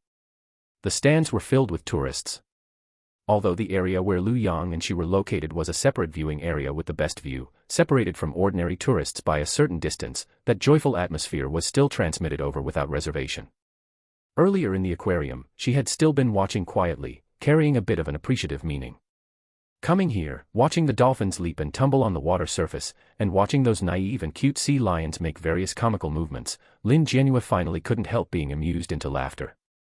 Her laughter was crisp and pleasant, lacking the usual restraint and containment. She was truly following the reactions of the people around her and looking forward, her eyes flashing with the pure light that a girl of her age should have. Lu Yang turned his head to look at her. "Is it that funny? Don't you think so?" Lin Jianyue lowered her voice. "That one just now was too good at acting." "Are you doing a professional review?" "Right," she nodded with a straight face. Its pause, and the timing of its turn, were especially precise. Lu Yang was amused into a smile by her serious look. Seeing this, Lin Jianyue was stunned for a moment instead. Of course she had seen Lu Yang smile before, but like this now, without any social implications, nor that restrained smile after handling some business, but truly being amused by this little thing in front of him, was actually very rare. "You look better when you smile." As soon as the words left her mouth, she realized she had spoken too smoothly. She pulled back abruptly, but her ears turned red first. Lu Yang looked at her and raised an eyebrow. "You weren't even this daring to speak last night." Lin Jianyue almost choked on her own saliva, turned her head to look at the sea lions on the stage, and pretended she hadn't heard anything. "The performance is about to end," she stiffly changed the subject. Seeing her slightly flushed cheeks from smiling, the corners of his mouth also curved up. After watching the performance, the two walked forward along the shaded path of the park, and not far away was a small amusement area. Inside were some amusement facilities that weren't too intense but carried a bit of fun.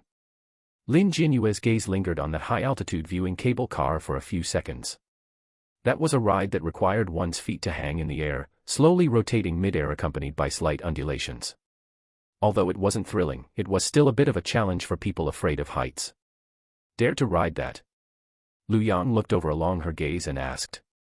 Lin Jianyue originally wanted to say this kind of ride was too childish, but being provoked by Lu Yang like this, she became unconvinced instead. "Ride if we ride, what's there to be afraid of?" "Sure." "Don't use that tone." "What tone?" "Like you've decided I'll chicken out." Lu Yang nodded. "All right, then you get on first." Lin Jianyue withdrew her gaze and stubborn-moutedly lifted her chin. "I kind of want to try it, anyway. I'm not afraid of heights." Lu Yang didn't expose that momentary hesitation of hers just now, but naturally took her hand. "Let's go." A few minutes later, the two sat on the double seat of the cable car. The safety bar slowly lowered, and along with the starting sound of the machinery, the seat began to rise slowly, and their feet gradually left the ground. At first it was fine, but when the cable car rose to its highest point and suddenly had a slight weightless drop in midair, Lin Jianyue still couldn't help letting out a short exclamation. She said she wasn't afraid with her mouth, but once she really reached midair, her body's instinctive reaction couldn't fool anyone. Almost instinctively, her hand fiercely grabbed the arm of Lu Yang beside her, her fingers tightly clutching his sleeve. Lu Yang did not move, nor did he make a sound to laugh at her, simply letting her grab onto him. After just a few seconds, he turned his hand over to hold hers, steadily wrapping her slightly chilled palm, cold from nervousness, inside his own large, warm palm. Feeling the strength and warmth transmitted from his hand, Lin Jianyue's panicked heartbeat miraculously calmed down. She turned her head to look at Lu Yang's profile, which was right up close and consistently calm like still water, and her cheeks inexplicably flushed with a faint red. When the ride stopped and her feet stepped back onto solid ground, Lin Jianyue felt a bit embarrassed first. Lowering her head, she tried to pull her hand back and muttered quietly, Actually, it wasn't even that high. Lin Jianyue had originally been staring ahead. Once the ride came to a complete stop and the surrounding sounds gradually returned, she belatedly realized that her hand hadn't let go yet. As if she had been burned, she immediately pulled it back. I was just afraid of bumping into something earlier. It wasn't fear. I know. Don't look at me like you're just humoring me. Lu Yang got off the equipment first, turned around, and reached out his hand to her. Get down. Lin Jianyue was still being stubborn. I can get down by myself. Despite saying that, she still placed her hand into his palm. After standing steady, she gently pressed her lower lip and said softly, Lu Yang. Acting like this makes it very easy to spoil someone. Lu Yang glanced at her and answered very directly. Then let's be a little more spoiled. Half of Lin Jianyue's chest went numb all at once, and she simply turned her face away, refusing to look at him. However, Lu Yang did not let go of her hand right away, simply holding it naturally as he walked her outside, his tone carrying a trace of imperceptible indulgence. All right, if it's not high. Next time I'll take you on the roller coaster. I am definitely not riding that. Lin Jianyue immediately retorted, but the corners of her mouth couldn't stop curving upwards wildly. For lunch, Lu Yang arranged it at a highly renowned private restaurant in Jiangzhou. This place was not open to the general public and only hosted top-tier members from specific circles. The restaurant was built halfway up the mountain, and the entire private dining room was an independent glass sunroom surrounded by lush greenery, with floor-to-ceiling windows offering a bird's-eye view of the bustling scenery of most of Jiangzhou City. The dishes were extremely exquisite, each meticulously prepared by veteran chefs, with rich yet non-greasy flavors. By this time, Lin Jianyue's state was completely different from when she had just woken up in the morning. Once a person truly relaxed, their chatty box would naturally open up, and she spoke a bit more than usual. She took a sip of the warm, nourishing stewed soup, looked at the scenery outside the window, and sighed half-jokingly. Lu Yang, it feels like it's been many years since I've gone out to play like this properly. Lu Yang put down his chopsticks, picked up the purple clay teapot beside him, added some tea for her, and asked in a gentle tone, Did your family manage you strictly since childhood? Lin Jianyue nodded, her gaze drifting slightly into the distance. Following that remark, she slowly poured out her past little by little. Ever since I was little. My parents had very high expectations for me, especially regarding my personal image and temperament. She held the teacup with both hands, feeling its warmth. Posture classes, vocal classes, dance classes, and state management in front of the camera. Many things weren't actually practiced later because I wanted to go for auditions or live stream, but rather things I was constantly pressured to practice since the past. She paused for a moment, seemingly recalling those days filled with sweat and repetitive practice. Actually, I don't hate these. Lin Jianyue raised her head, looking into Lu Yang's eyes with a trace of seriousness in her tone. On the contrary, I've actually always liked standing in front of the camera. I like the feeling of being hit by the spotlight and seen by everyone. That's why later in college, I figured out how to make short videos and start live streaming on my own. On one hand, it was to accumulate experience and popularity, and on the other hand, it was also because I inherently liked that feeling of being caught by the lens. Speaking of this, her eyes dimmed a little. It's just, liking it is one thing. When truly walking down this path, when treating it as my only way out, I found that I've always lived very tiredly. She smiled self-deprecatingly. I didn't dare gain even a little weight, didn't dare throw tantrums outside casually, and didn't even dare offend anyone, even if they were just a floor manager. Every day I calculated gains and losses, calculating how to get the next opportunity.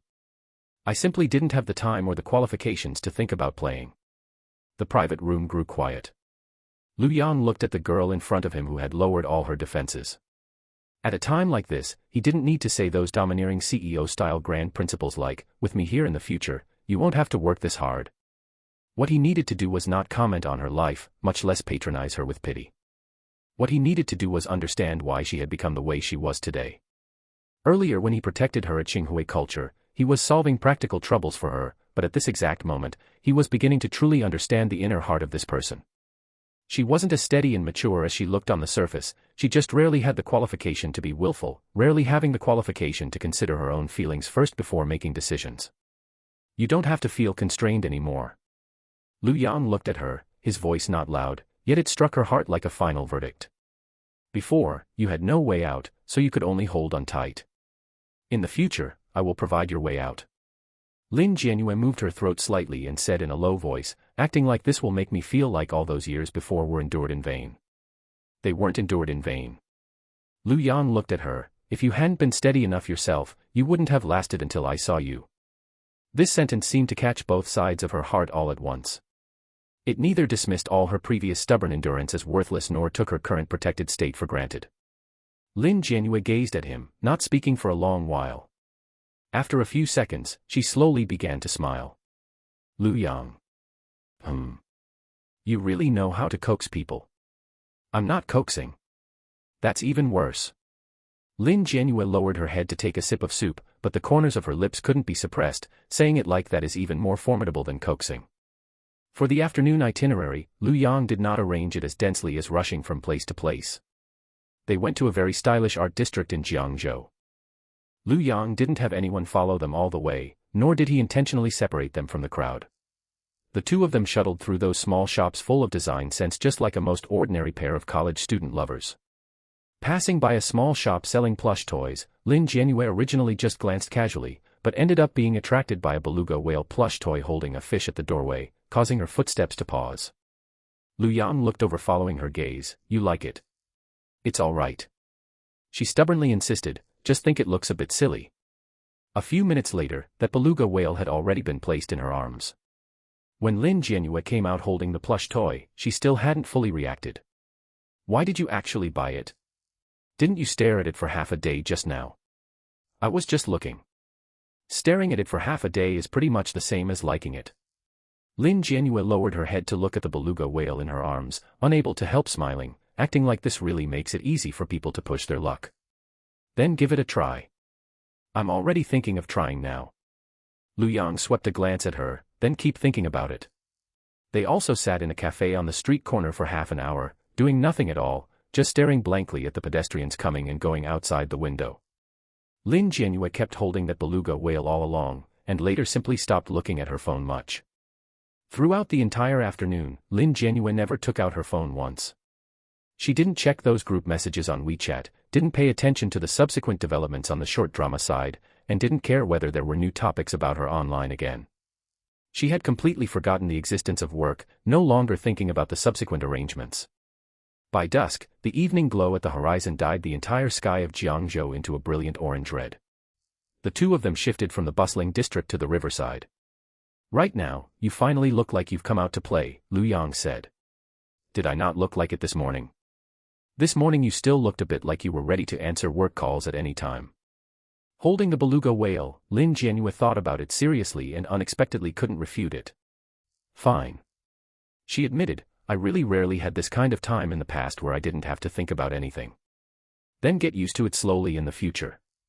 Why do you keep talking about the future? Lu Yang paused for a split second and lowered his head to look at her. You don't want a future. Lin Jianyue's heart skipped a beat. She instinctively wanted to be stubborn at first, but meeting his gaze, she finally whispered, I do. Her word, I do, was spoken very softly, but once it fell, even she herself felt as if her heart had been gently nudged by something. The wind from the riverside blew over, slightly messing up a few strands of loose hair on her forehead.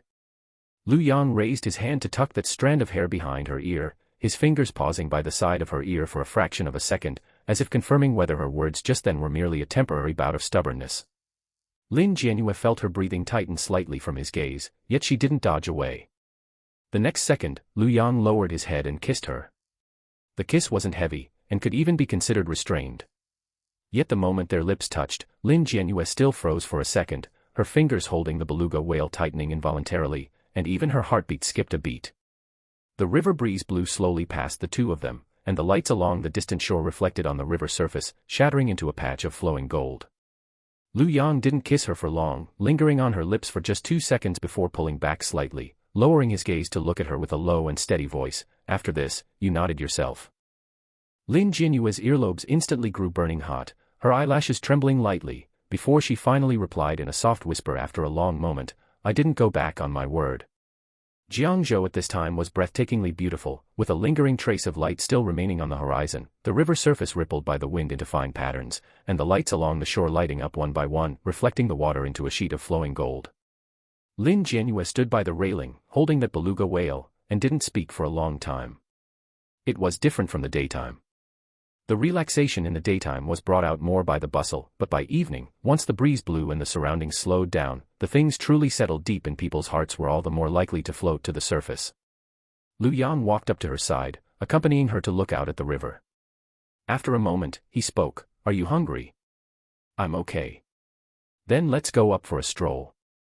Lin Jianyue was stunned for a moment. "Go up where?" Lu Yang lifted his chin toward a lit-up berth by the riverbank. Moored there was a cruise ship that wasn't overly extravagant, but clearly wasn't open to the public at will. The lights along the deck were gentle, casting shimmering, pale golden shadows on the water. Lin Jianyue looked over there, then turned back to look at him. "You arranged even this?" "On the way." "Isn't the gold content of your on the way a bit too high?" Lu Yang smiled. "Going up or not?" "Going up." The cruise ship slowly pulled away from the dock and headed toward the center of the river. Lin Jianyue stood on the highest deck of the cruise ship, her hands resting on the railing as she let the river breeze blow through her long hair. She watched the lights on both banks rapidly recede and gazed at the city adorned by neon lights into a dreamy illusion, her entire being growing quiet from the inside out. "Lu Yang." She suddenly spoke in a low voice, so soft as if she were afraid of shattering the nightscape. Lu Yang walked to her side, standing shoulder to shoulder with her. "It feels like it's been a very, very long time since I last felt this relaxed." She turned her head to look at him, her eyes flashing with a brilliance even brighter than the lights on the river. "In the past, I always felt that many things could only be borne by myself alone." She looked at the river, her voice somewhat ethereal. "When encountering trouble, I got used to pulling back my emotions first, swallowing my grievances into my stomach, and then putting on the most perfect, flawless state for others to see. Because I knew that if I didn't hold on myself, no one would hold on for me." She paused for a moment, turned around, and faced Lu Yang directly. "However, ever since I got together with you, for the first time, I felt that I didn't need to be on guard against others all the time, nor did I need to force myself to hold on so hard all the way through." Her gaze was gentle and resolute. "As long as you're here, I inexplicably feel at ease. Just like last night at Xinghui, as long as I saw you standing there, I felt it wouldn't matter even if the sky fell." These were her truest inner thoughts. With the atmosphere set to this point, the desire for the future that had long been suppressed within Lin Jianyue was finally revealed without reservation for the first time. She looked at Lu Yang, her tone becoming unprecedentedly serious and firm. "However, Lu Yang, I don't want to just be a canary protected behind you, living a peaceful and secure life. I like the camera, and I like being seen. I want one day to truly stand in that position. I want to keep climbing higher, to become a star who can truly stand firm in this circle, rather than an internet celebrity who relies on other people's handouts, flashes in the pan for a brief moment of heat, and then disappears." "Standing how?" Lin Jianyue seemed not to expect him to ask so directly. She was first startled, but then thought about it seriously. "At the very least, when others mention me, they won't think of luck first, nor will they think of who is backing me first. Instead, they will think, oh, this person can really act and can truly hold her own in front of the camera." As she spoke, that speck of light in the depths of her eyes slowly brightened. "I want works, I want roles, and I want that kind of future where when I walk outside, people don't recognize me just because of temporary hype, but genuinely remember who I am." She didn't conceal her ambition, nor did she choose to attach herself to him or give up and coast along just because of Lu Yang's power. This was the real Lin Jianyue. This was the Lin Jianyue who could grit her teeth and finish filming even after being wronged on set, and who dared to flip the table in front of a lousy contract. Lu Yang quietly listened to her finish. She tilted her head to look at Lu Yang, her voice not loud, yet very steady. "Lu Yang, I don't want to just be someone who is kept." As these words fell, the deck fell silent for a few seconds. Lu Yang looked at her, and the judgment in his heart completely settled along with it. What Lin Jianyue wanted was never a comfortable hand of cards, nor was it to have all wind and rain blocked from her so she could quietly stay in the background. What she wanted was a path. A path that could go upward and walk steadily. Lu Yang reached out and gently pinched the back of her neck, his movement carrying a hint of reassurance and a touch of affirmation. Then be that kind of person. Lin Jianyue gazed at him. Don't you think I'm greedy? What kind of greed is this? Lu Yang's voice was steady, but his words were very grounded. You want to climb upward, which is entirely right to begin with. Since you want to walk it, stop stumbling around blindly on your own. Lin Jianyue's heart gave a slight jolt. She could hear that this sentence wasn't just casual comforting. It wasn't telling her to try slowly, it wasn't leaving it to luck, nor was it telling her to talk about it later. Rather, it meant he already knew very well how she should walk next, and at least this road wouldn't force her to fumble in the dark alone anymore. Her throat tightened slightly, and she asked in a low voice, if you spoil me like this, won't I become more and more dependent on you? Lu Yang looked at her, answering very calmly without any evasion. If you can't leave, then you can't leave. Lin Jianyue's eyelashes trembled lightly, and the next second she leaned forward a step, gently resting her forehead against his shoulder. The river breeze blew past the two of them, the lights on the distant bridge lit up one by one, and the tour boat slowly parted the water surface, pushing the city's nightscape away layer by layer. She leaned like this for quite a while before softly saying, I'm really happy today. Not that kind of superficial happiness. I know. I always used to feel that as long as I was steady enough, I could endure through many things. Her voice was muffled, yet carried a hint of a smile. Now I finally realize that the feeling of having someone catch you is really different. Lu Yang raised his hand and ruffled the top of her hair. Just remember it from now on. After the cruise ship docked, on the way back to number 1 courtyard, Lin Jianyue was much quieter overall. That quietness wasn't because of caution, but rather like a hedgehog that had finally found a safe harbor, truly casting off the hard defensive shell in its heart. After getting into the car, she sat in the back seat hugging the beluga plush, lowered her head to look at it for a moment, and suddenly asked, did you know from the very beginning that I would be this happy today? Lu Yang glanced at her. I had a rough idea. Then you really know how to arrange things. It wasn't an arrangement. Then what was it? Taking you out to get some fresh air. Lin Jianyue originally wanted to smile, but upon hearing these words, her heart instantly softened. She slowly rested her head on Lu Yang's shoulder and whispered, Lu Yang. Thank you. You're welcome. But I still want to say it. Then say it and sleep for a bit. Can you stop always phrasing this kind of atmosphere so naturally? Otherwise what? At least let me be touched for a little longer. A trace of a smile flashed across Lu Yang's eyes as he raised his hand to lower her seat a bit. All right, take your time being touched. Lin Jianyue leaned against his shoulder, the corners of her lips curving up bit by bit. Meanwhile, beside her, the screen of Lu Yang's phone lit up slightly in the darkness. It was an encrypted internal email. The sender was Lin Lan. In the attachment was a top-secret document dozens of pages long. That wasn't a simple schedule sheet, but rather an entire set of an S-grade star-making roadmap, ranging from positioning, training, resource tilting, to crisis public relations, custom-tailored specifically for Lin Jianyue by Yaochen Group mobilizing its top-tier think tank team and entertainment resources. Lu Yang looked at the document title on the screen, his gaze calm yet sharp. Since she had already made clear the path she wanted to take, from here on out, it would no longer be as simple as just taking her out to relax for a day. It wasn't that he wouldn't let the entire Tianyao Consortium come down directly, but for the entertainment industry line, Yaochen's brand name alone was already heavy enough. More crucially, Yaochen Entertainment's headquarters was right in Jiangzhou. Whether it was deploying teams, arranging training, taking on projects, or monitoring publicity and handling follow-up issues, it was much faster and more convenient.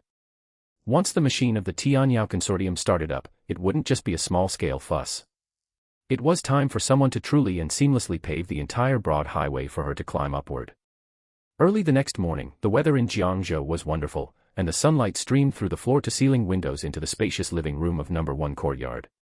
When Lin Jianyue woke up, her mental state was completely different from the past few days.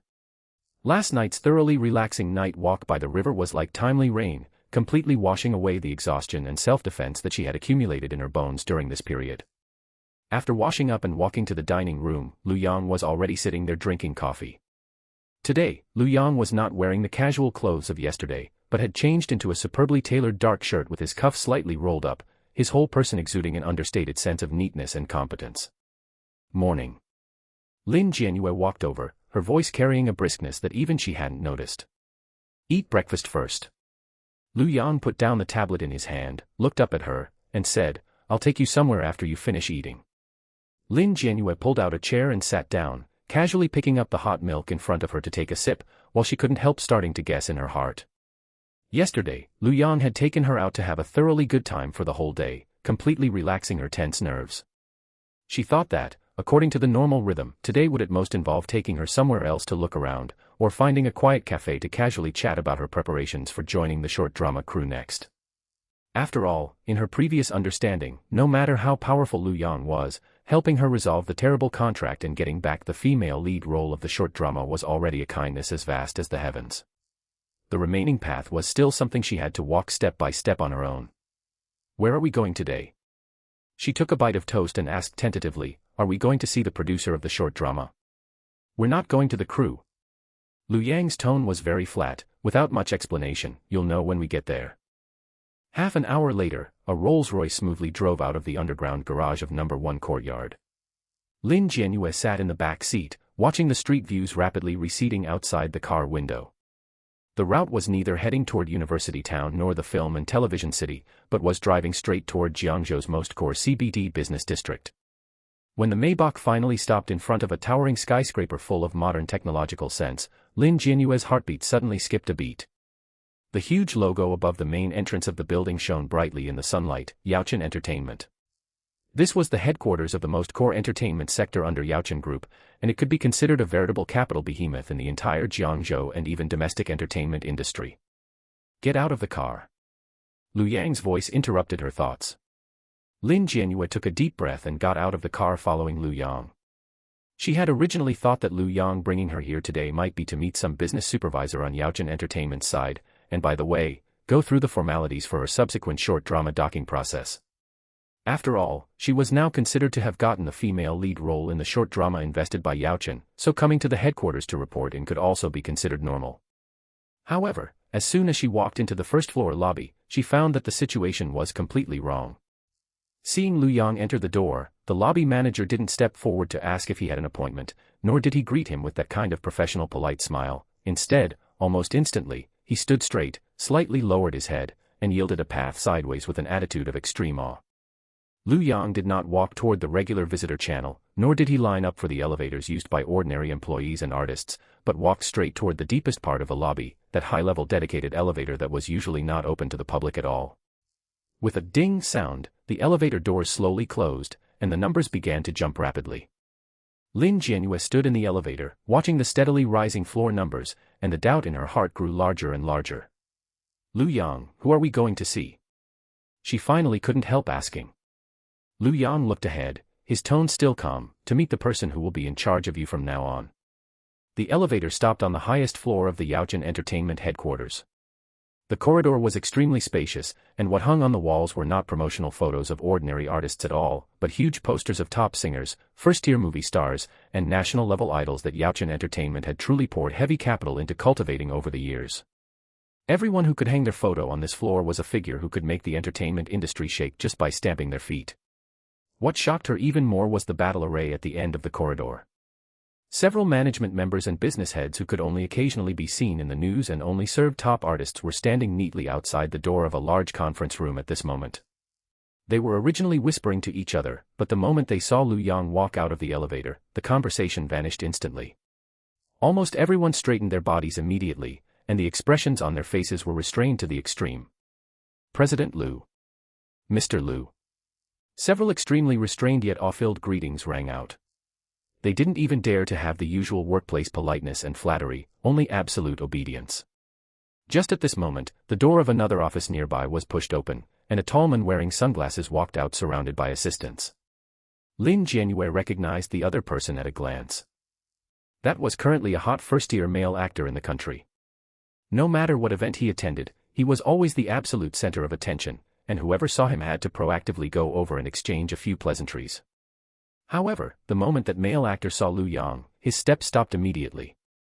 He quickly took off his sunglasses, and a very natural smile, even carrying a hint of ingratiation, immediately piled up on his face as he took the initiative to walk over quickly. President Lu, you're here today. The male actor bent slightly, his tone full of warmth. I heard Secretary Lin say a few days ago that you were busy, so I didn't dare to go disturb you. Lu Yang only glanced at him indifferently, without even pausing his steps, and simply uttered a casual "MHM" before leading Lin Jianyue straight ahead. Far from feeling slighted, that first-tier male actor kept smiling until Lu Yang walked past, and only then put his sunglasses back on and left. This scene was like a heavy hammer, smashing fiercely into Lin Jianyue's heart. Without anyone explaining to her, and without looking at any data reports, just this passing by scene made her clearly understand what kind of unreachable position Lu Yang stood at in Yaochen Entertainment and within this massive capital empire. He was the absolute master here. The door of the conference room was pushed open, and Lu Yang led Lin Jianyue in, sitting down directly in the main seat. Lin Jianyue sat down somewhat uneasily in the position beside him. There was no politeness or pleasantry in the conference room. Lin Lan, the chief secretary to the chairman of the Tianyao Consortium, was already standing in front of the projection screen.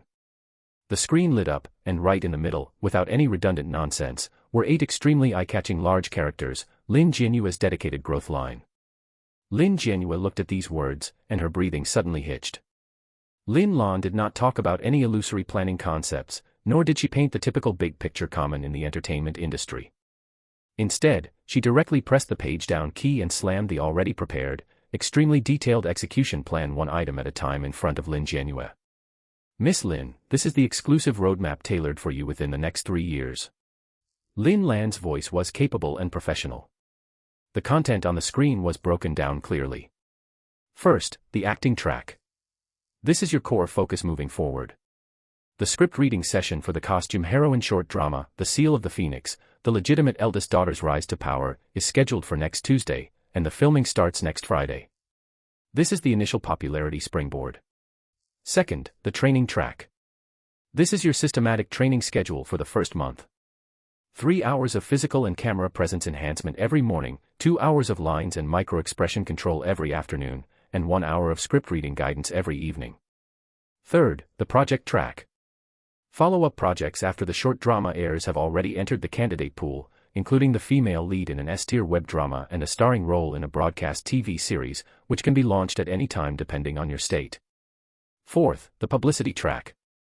Status maintenance before entering the crew, the release rhythm of costume-fitting photos, the leakage of set photos during shooting, and popularity follow-up after the short drama airs will all be closely monitored by dedicated personnel from the group's top-tier PR team. Fifth, legal and safety. All your external contracts and business docking will be fully backed by the core legal department of the group, ensuring that no one can create obstacles for you within the rules. At the same time, your personal itinerary will be equipped with an exclusive security team.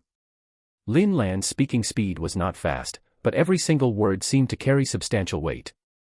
None of it was empty talk. The first month's training schedule, staged image positioning, and publicity rhythm had all been scheduled down to specific names and specific time nodes. Lin Jianyue sat in the chair, listening to these dense and precise arrangements, completely dumbfounded.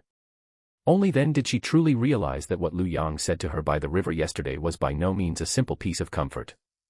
He said, "You want to climb higher. Since you want to go up, stop crashing around blindly on your own." This was not empty talk. Someone had truly mobilized the top-tier resources and the most professional team. Even how she should walk her path for the next few months or even years had already been clearly and smoothly arranged for her in advance. Immediately following that, the legal head of Yaochen Entertainment stepped forward and handed a thick document to Lin Jianyue with both hands. "Miss Lin, this is your specialized growth service agreement. Please review it." Lin Jianyue reached out somewhat stiffly and opened the agreement. However, when she saw the terms on it clearly, the shock in her heart was even more intense than when she saw the roadmap just now. What shocked her the most about this agreement was not how strict the restrictions inside were, but that there were almost completely none of the oppressive, obstructive, and binding harsh clauses found in ordinary artist contracts. She was not treated as an ordinary newcomer crammed into Yaochen's management pool to wait in line for opportunities. Nor was she bound by the conventional long-term contracts of 10 or 8 years typical of regular artists, let alone the unimaginably harsh commission splits. The core of this agreement consisted of only 2 words: project initiation. The group directly established a separate project exclusively for her. Training budget, styling budget, publicity budget, legal safety net expenses, necessary security expenses, status maintenance costs. All funds were listed separately. With no upper limit, executed exclusively for her by the core team here at Yaochen Entertainment. In other words, the essence of this agreement was not at all that Yaochen Entertainment signed her to make money for the company. Instead, the company carved out an exclusive passage, sparing no cost and completely following Lu Yang's will, forcefully pushing her toward the pinnacle of the entertainment industry's pyramid. The more Lin Jianyue read, the heavier and scorching hot the document in her hand felt. Having struggled at the bottom of the entertainment industry for so long, she knew the tricks inside all too well. Let alone a newcomer like her who had just gained momentum because of a short drama, even those popular stars within Yaochen Entertainment who had already secured their positions as first-tier artists could absolutely never get a specialized agreement of this level. This was no longer just supporting a person, this was using the absolute power of capital to forge an indestructible suit of armor for her. Watching her slightly trembling fingertips, Lu Yang did not let her sit in the meeting room to slowly digest this shock, but directly stood up. "Don't just look at things on paper," Lu Yang said in a very calm tone. "Let's go, I'll take you to see the execution part." Lin Jianyue immediately closed the agreement and followed Lu Yang out of the meeting room. They took the elevator to the building's exclusive training floor. As soon as the door to the physical and camera training area was pushed open, a few teachers with steady temperaments and sharp gazes were already waiting inside. Lin Jianyue recognized two of them at a glance. They were extremely famous mentors in the industry who usually only provided long-term private guidance to top-tier artists. Newcomers outside couldn't hire them no matter how much money they spent. Lu Yang did not speak, only tilting his head slightly. Those teachers immediately entered a work state. Unlike ordinary paid private instructors who showered Lin Jianyue with unnutritious praises, as soon as they spoke, they displayed a terrifying level of professionalism and targeting. "Miss Lin, please take 2 steps forward, then turn your head naturally," a physical posture teacher said. Lin Jianyue took a deep breath and performed the movement according to the request. "Stop." The teacher's gaze was like a torch. "Your overall temperament is very clear and refined, but when your left shoulder relaxes, the shoulder line has an extremely tiny drop. Under a high-definition camera close-up, this drop will ruin your cold and detached bone structure beauty. For the coming week, we must first solve the muscle memory problem of this area." Another teacher in charge of camera presence also spoke. "Your facial state when on camera is very stable, but the moment your eyes switch emotions, there is a trace of subconscious evasion. This is a trace formed by long-term subconscious habits. Before entering the crew, I need your gaze to not only be steady, but also achieve absolute focus and penetrating power when the camera presses in." They didn't talk nonsense, didn't introduce how awesome they were, and didn't talk about what could be done in the future. What they spoke of was every single day ahead, which specific hour to start working, which shortcoming to patch up first, and to what extent the state must be forcibly elevated before entering the crew next Friday. Standing in the center of the venue and listening to these incisive analyses, Lin Jianyue not only did not feel embarrassed, but instead surged with an unspeakable sense of security. This was true professionalism, and this was the confidence that could allow someone to truly stand firm in front of the camera. After viewing the training area, Lu Yang took her to the project planning room. On the huge whiteboard, unlike her former company that casually used a bunch of messy low-end commercial performances and stage events to fool her, there were several film and television project proposal documents neatly placed on the table in different directions. Even the creative lineup, role positioning analysis, publicity rhythm after broadcasting, and how far this show could elevate her in the audience's perception had already been clearly analyzed in advance by a professional evaluation team. What surprised Lin Jianyue even more was that besides the acting track, on the other side of the whiteboard, a secondary music track reserve was also listed separately. "Miss Lin's vocal timbre has a very high recognition."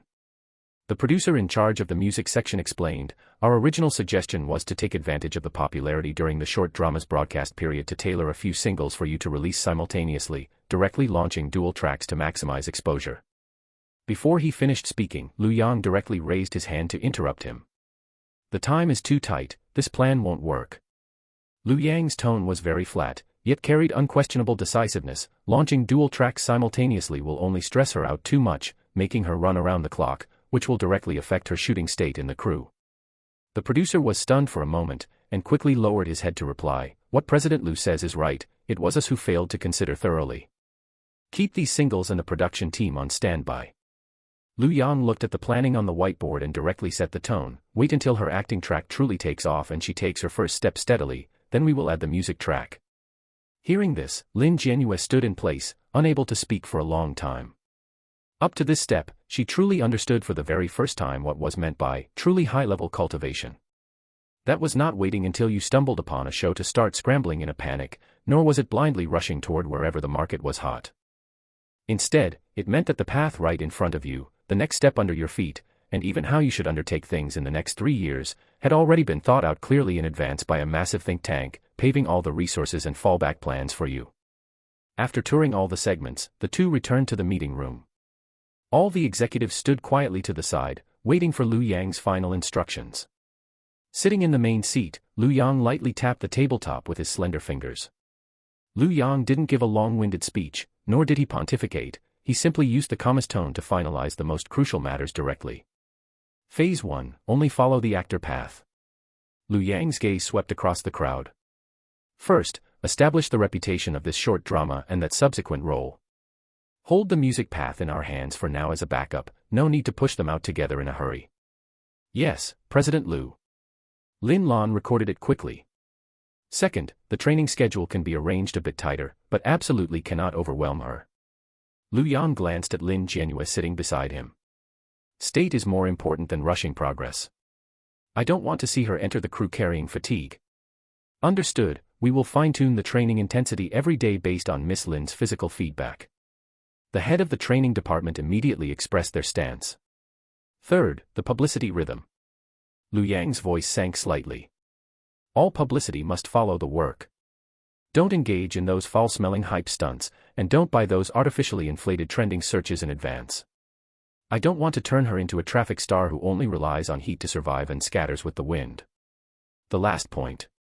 Liu Yang stood up, his gaze sweeping around the conference room, his tone revealing an unquestionable dominance. Since I let her walk this path, it's not to treat her as a short-term cash cow to make quick money. What you need to do is to push her steadily to the highest position for me. As soon as these words fell, the conference room fell silent, and everyone clearly felt the weight in these words. They knew very well that starting today, the 3 words Lin Jianyue represented absolute priority in Yaochen entertainment. The meeting ended, all the heads retreated, leaving only Liu Yang and Lin Jianyue in the conference room. Looking at the signed, Special Growth Service Agreement, in front of her, and the densely packed yet extremely scientific first-month training schedule next to it, Lin Jianyue's eye sockets grew slightly warm. She knew that starting today, everything was different. She no longer had to smile apologetically at dinner parties and try her luck like before, nor did she have to worry about being replaced at any time by someone who brought capital into the crew. She was now a person genuinely established as an independent project and heavily cultivated by Yaochen Entertainment. The pie in the sky painted by her former boss that she could never eat had turned into top-tier agreements that were already in effect and solid, high-quality projects one by one here. But what made her eyes even warmer was another point. She wasn't just a woman he fancied and casually protected behind him. Liu Yang truly understood what she said on the deck last night, he completely treated what she wanted as a serious matter. He not only gave her the stage she wanted, but personally placed her into his future blueprint, crafting every single step of her ascent to be incomparably solid. Leaving Yaochen headquarters and getting into the car for the return trip, the carriage was very quiet. For the next period of time, Lin Jianyue would devote herself wholeheartedly to the early close training, and then directly enter the crew to busy herself with the shooting of the short drama. For the two of them who had just established their relationship less than 2 days ago, this meant that for a long time, she would have to stay in the crew and couldn't meet every day like ordinary couples. Lin Jianyue looked out the car window, her fingers gently twisting together. This reluctance and attachment before leaving grew wildly like vines deep in her heart. But the tenacity in her bones told her that now was definitely not the time to indulge in romantic attachments. Liu Yang gave her such a huge path, if she couldn't catch it, that would truly let him down. She turned her head, looking at Liu Yang's well-defined profile, and took the initiative to speak. Liu Yang. In the next few months, I might be very busy, and most of the time will be spent in the crew. Lin Jianyue's voice was not loud, but very steady. Liu Yang glanced at her, I know. Go busy yourself. Lin Jianyue bit her lip, as if having made up some kind of determination, and laid the words out completely clear. Actually, I'm very clear in my heart. She looked into his eyes, her tone exceptionally sober, a person like you is so outstanding. Your attraction to women is fatal. In the future, it's impossible for me to be the only woman by your side. There will be many women more outstanding and prettier than me who want to get close to you. Liu Yang raised his eyebrows slightly, not interrupting her. Lin Jianyue took a deep breath, with no grievance in the depths of her eyes, only a nearly transparent calm. Therefore, I am not greedy, and I have never thought of monopolizing you. You go busy with your affairs, and I'll go film properly, walking steadily on the path you gave me, so as not to embarrass you. She reached out and gently held Lu Yang's hand, her voice soft yet firm. I only ask that in the future, no matter how high you stand, no matter how many people are by your side, as long as there can always be a place for me in your heart, that's enough. This was both her sobriety and her attitude of completely following Lu Yang wholeheartedly and without reservation. Lu Yang turned his hand over to hold hers, pulling her slightly closer. He didn't say any nonsense about solemn oaths, just pinched her cheek with his other hand, carrying a faint smile in his tone. Put your mind at ease. Go to the crew to film your scenes properly, and call me anytime you run into something you can't resolve. My person is not allowed to be wronged out there. A trace of watery light flashed in Lin Jianyue's eyes, and she nodded heavily, MHM. As the military training completely ended, Jiangzhou University finally ushered in the true sense of the start of the semester. For the freshmen, the excitement brought by the mixers and performance galas of the past few days hadn't fully dissipated when they were caught off guard by real life crashing down head-on. The class schedules were densely packed, the teaching buildings were distributed like a maze, and the canteen during the morning rush hour was extremely crowded. Coupled with the club recruitment and class notifications ringing non-stop in the group chats every day, everyone was instantly pulled back into the truest ecology of university life. In dormitory 302, Zhou Kai was holding a printed class schedule, rolling around on the bed with a distressed face. No way. Why are there 8 a.m. classes in freshman year?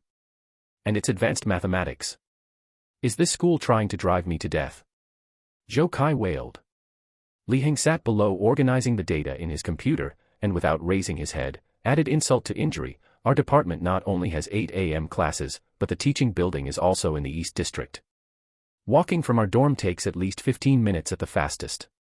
We won't be able to sleep in any more in the future. Chen Yuan silently stuffed a few books into his backpack on the side, and whispered, I checked yesterday, there are also a lot of people in the canteen in the morning. If we want to eat breakfast, we have to wake up another 20 minutes earlier. It's over, my university life has already ended before it even started. Zhou Kai sighed with a lifeless expression. When Lu Yang pushed the door open and walked in, the dormitory was filled with wails of misery. Brother Yang is back. Zhou Kai looked like he saw a savior. Brother Yang, look at this schedule, it's simply not something a human could endure.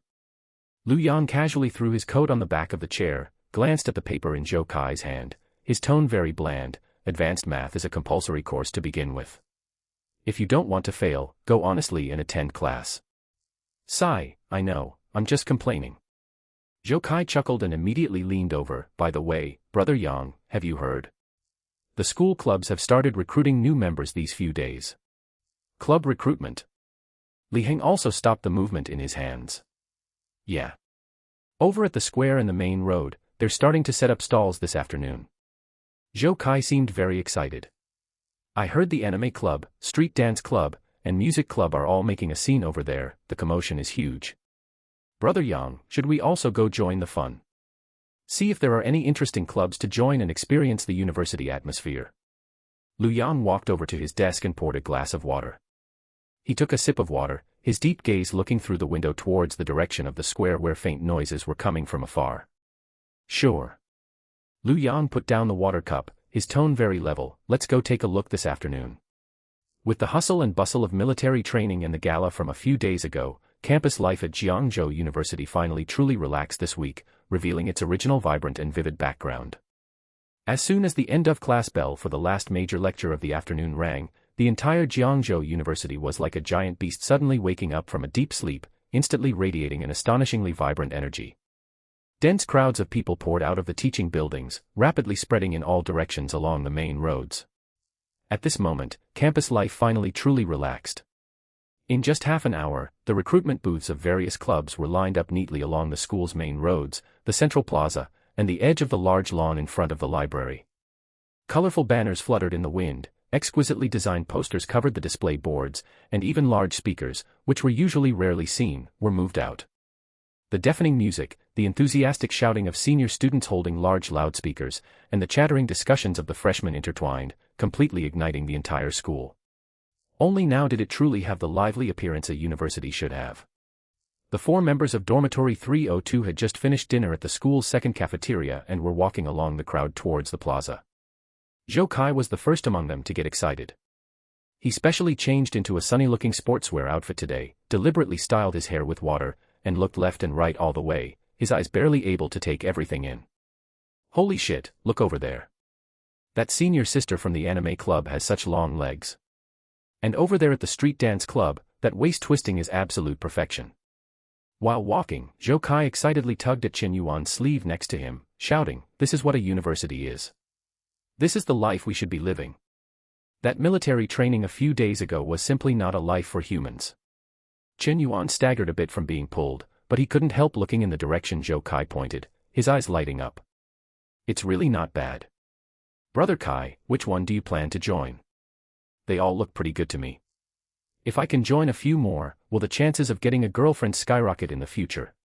That's a must." Zhou Kai patted his chest. "What is a club?" "A club is a legal blind date convention. But we can't be blind either, we have to figure out which clubs have more girls and which clubs know how to make things interesting." Li Hang, walking on the other side, pushed up the glasses on the bridge of his nose. He was still holding a professional book he had just borrowed from the library, and his tone was pragmatic as always. "You two shouldn't just look at the girls, many clubs require you to do work after joining. If you run into those clubs that hold meetings every day and make freshmen move tables and pull sponsorships, there will be a time when you'll be crying. Anyway, I plan to check out the Computer Association or the Algorithm Club and do something substantive. Aish Laoli, you are just too boring. If we don't play as freshmen, are we supposed to wait until we are bald seniors to play?" Zhou Kai waved his hand in exasperation, then turned to look at Lu Yang, who was walking right in the middle. Lu Yang was dressed very casually today, wearing a solid-colored short-sleeve shirt of extremely high texture paired with a pair of loose casual pants, his hands in his pockets, his steps unhurried. The surrounding hustle and bustle didn't seem to make him feel noisy, instead, it added a touch of youthful vitality belonging to his age to his face, which usually always looked somewhat stern. "Brother Yang, what about you?" Zhou Kai asked casually, with a hint of curiosity in his tone. "A person like you, what kind of clubs would you actually be interested in? I feel like those ordinary small-scale clubs simply wouldn't catch your eye." Chen Yuan also chimed in, "Yeah, Brother Yang, with your aura standing right there, anyone who doesn't know would think you are a faculty advisor from some club coming down to inspect the work. If you were to join those ordinary clubs, those senior students probably wouldn't even dare to speak loudly to you." Listening to his roommate's teasing, Lu Yang just smiled faintly and didn't pick up on that thread of conversation. "Let's take a look first." Lu Yang's gaze swept over the bustling booths ahead, his tone very flat. "Since we're already here, we have to walk around to find out." Lu Yang looked at the senior students enthusiastically soliciting freshmen, looked at the freshmen whose eyes were filled with longing for the future, and looked at the primitive yet real competitiveness displayed by different clubs in order to vie for new members. For him, the Tianyao Consortium in his hands was undoubtedly massive, and the numbers in his bank card were certainly astonishing, but those were lofty, high above things. And the true home turf of the campus was not just attending classes and going back to the dorm to sleep, nor was it driving a supercar around the school every day, but rather the hustle and bustle before his eyes, these people, and these trivial everyday routines, which slowly began to revolve around his life. Only by truly stepping into this hustle and bustle could this university truly become his territory. Several people strolled along with the crowd, and the various tricks and displays of the clubs were simply dazzling. Over at the anime club, several senior girls wearing extremely gorgeous cosplay costumes were dancing otaku dances to ACG music, surrounded by a large circle of boys holding mobile phones taking pictures.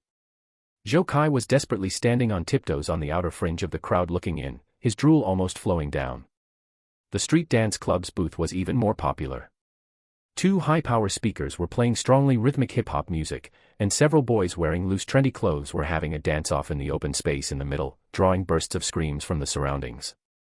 Not far away, although the debate club had no music or dance, several senior students in formal attire were eloquently chatting with freshmen about international situations and philosophical issues, stubbornly holding up the booth with just their mouths.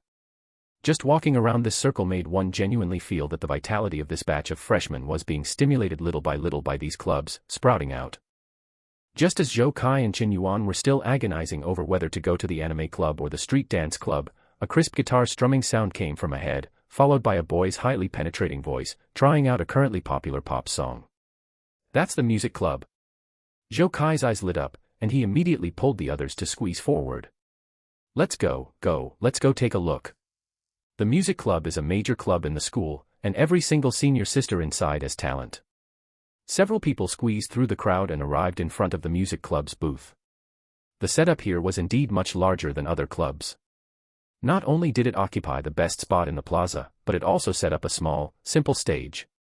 Drum sets, keyboards, various electric guitars, and acoustic guitars were all fully provided. Over a dozen senior students wearing unified club uniforms were busy. Some were handing out flyers, some were registering freshmen, and others were tuning instruments on stage. The boy who had just been singing finished a song, and applause immediately rang out all around. The boy smiled, put down his guitar, and was about to pick up the water bottle on the table to take a drink when his gaze inadvertently swept across the crowd and he suddenly froze. His line of sight locked straight onto Lu Yang. The boy first rubbed his eyes in disbelief, then reacted abruptly, not even bothering to drink water anymore, and directly jumped down from the stage, walking quickly to stand in front of Lu Yang. Holy shit! Lu Yang. You're Lu Yang, right? The boy's voice sounded somewhat loud due to excitement, instantly attracting the attention of a circle of people around them. Looking at the somewhat familiar boy in front of him, Lu Yang nodded slightly, his expression still calm. It's me. With this, the entire music club booth was like a bomb dropped into it, instantly blowing up into a commotion. Lu Yang. The freshman who played the guitar at the military training social party. Oh God, it really is him. I've watched the video from that night no less than 10 times, that original song was simply divine. He's alive. I actually got to see the living Lu Yang. He looks even more handsome than in the video. That night during military training, Lu Yang held a broken acoustic guitar at the social mixer between the Department of Foreign Languages and the Department of Economics and Management, and forcefully used a single song to suppress the temporary girls group from the Department of Foreign Languages until they had no temper left. That night shot video was still spreading crazily among the freshman circles and various school chat groups. Among this batch of freshmen at Jiangzhou University, and even in the eyes of many sophomore and senior students, Lu Yang had already gained quite a bit of fame. Seeing this momentum, several core senior students from the music club immediately put down their work and all gathered around. Junior Lu, hello, I'm the president of the music club, my name is Zhang Bin. A senior student with semi-long hair and a very artistic vibe proactively extended his hand, his face piled with an enthusiastic smile. Your performance on the playground that night, everyone in our club saw it, it was truly breathtaking. Your guitar foundation and vocal conditions are definitely professional grade.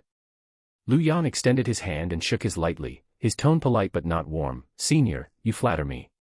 That night I was just casually strumming to prop up the facade for the class. Hey, this is definitely not a level you can have just by casually playing. Zhang Bin smiled and waved his hand, then said half seriously and half jokingly.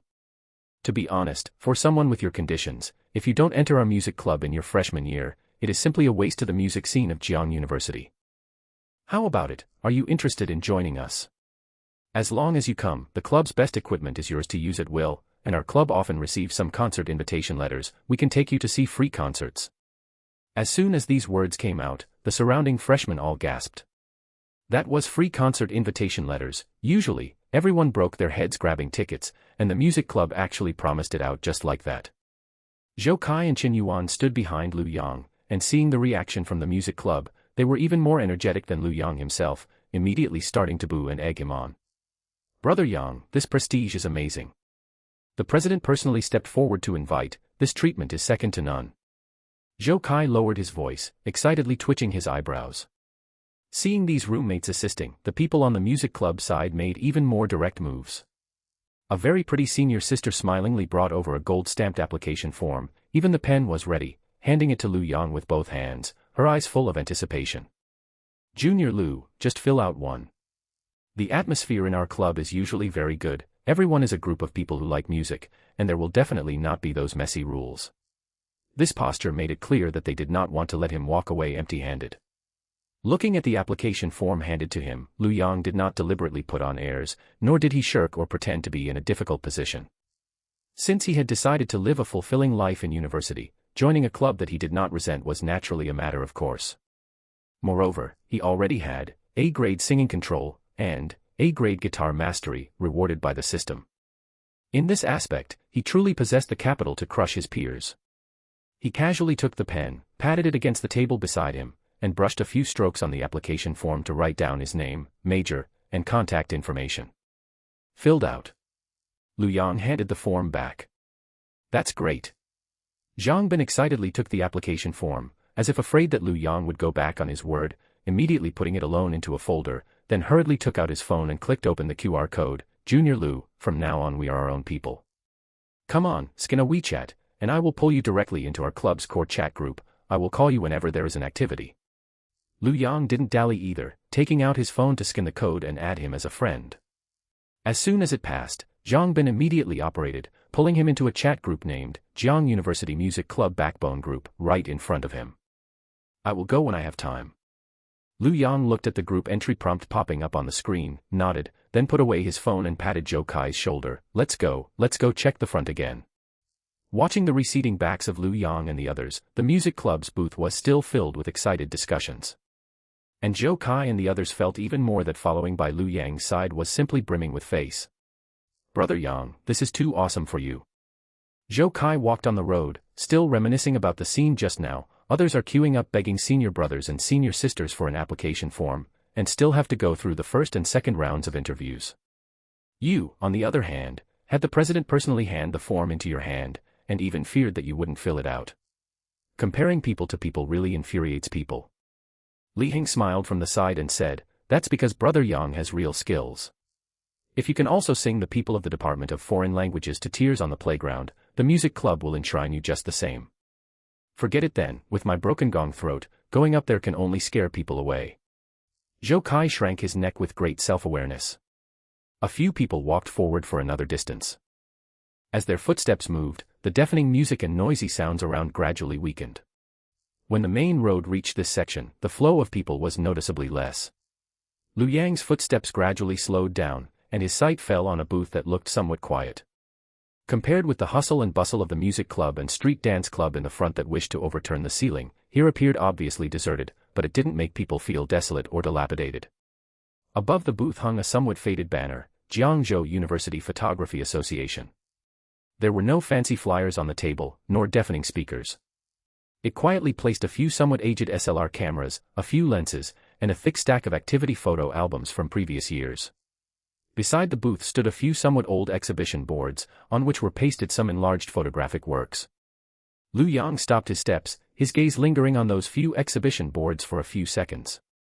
The photos on the exhibition board, whether composition, light and shadow, or the use of color, all exuded an extremely solid professional foundation. Behind the booth sat a junior-senior student wearing black-framed glasses and a plaid shirt. He did not shout as hard as others, but just sat quietly there wiping the lens in his hand. Seeing Lu Yang and the others stop in front of the booth, the senior raised his head, pushed his glasses, and greeted with a very gentle tone, "Junior, are you interested in photography?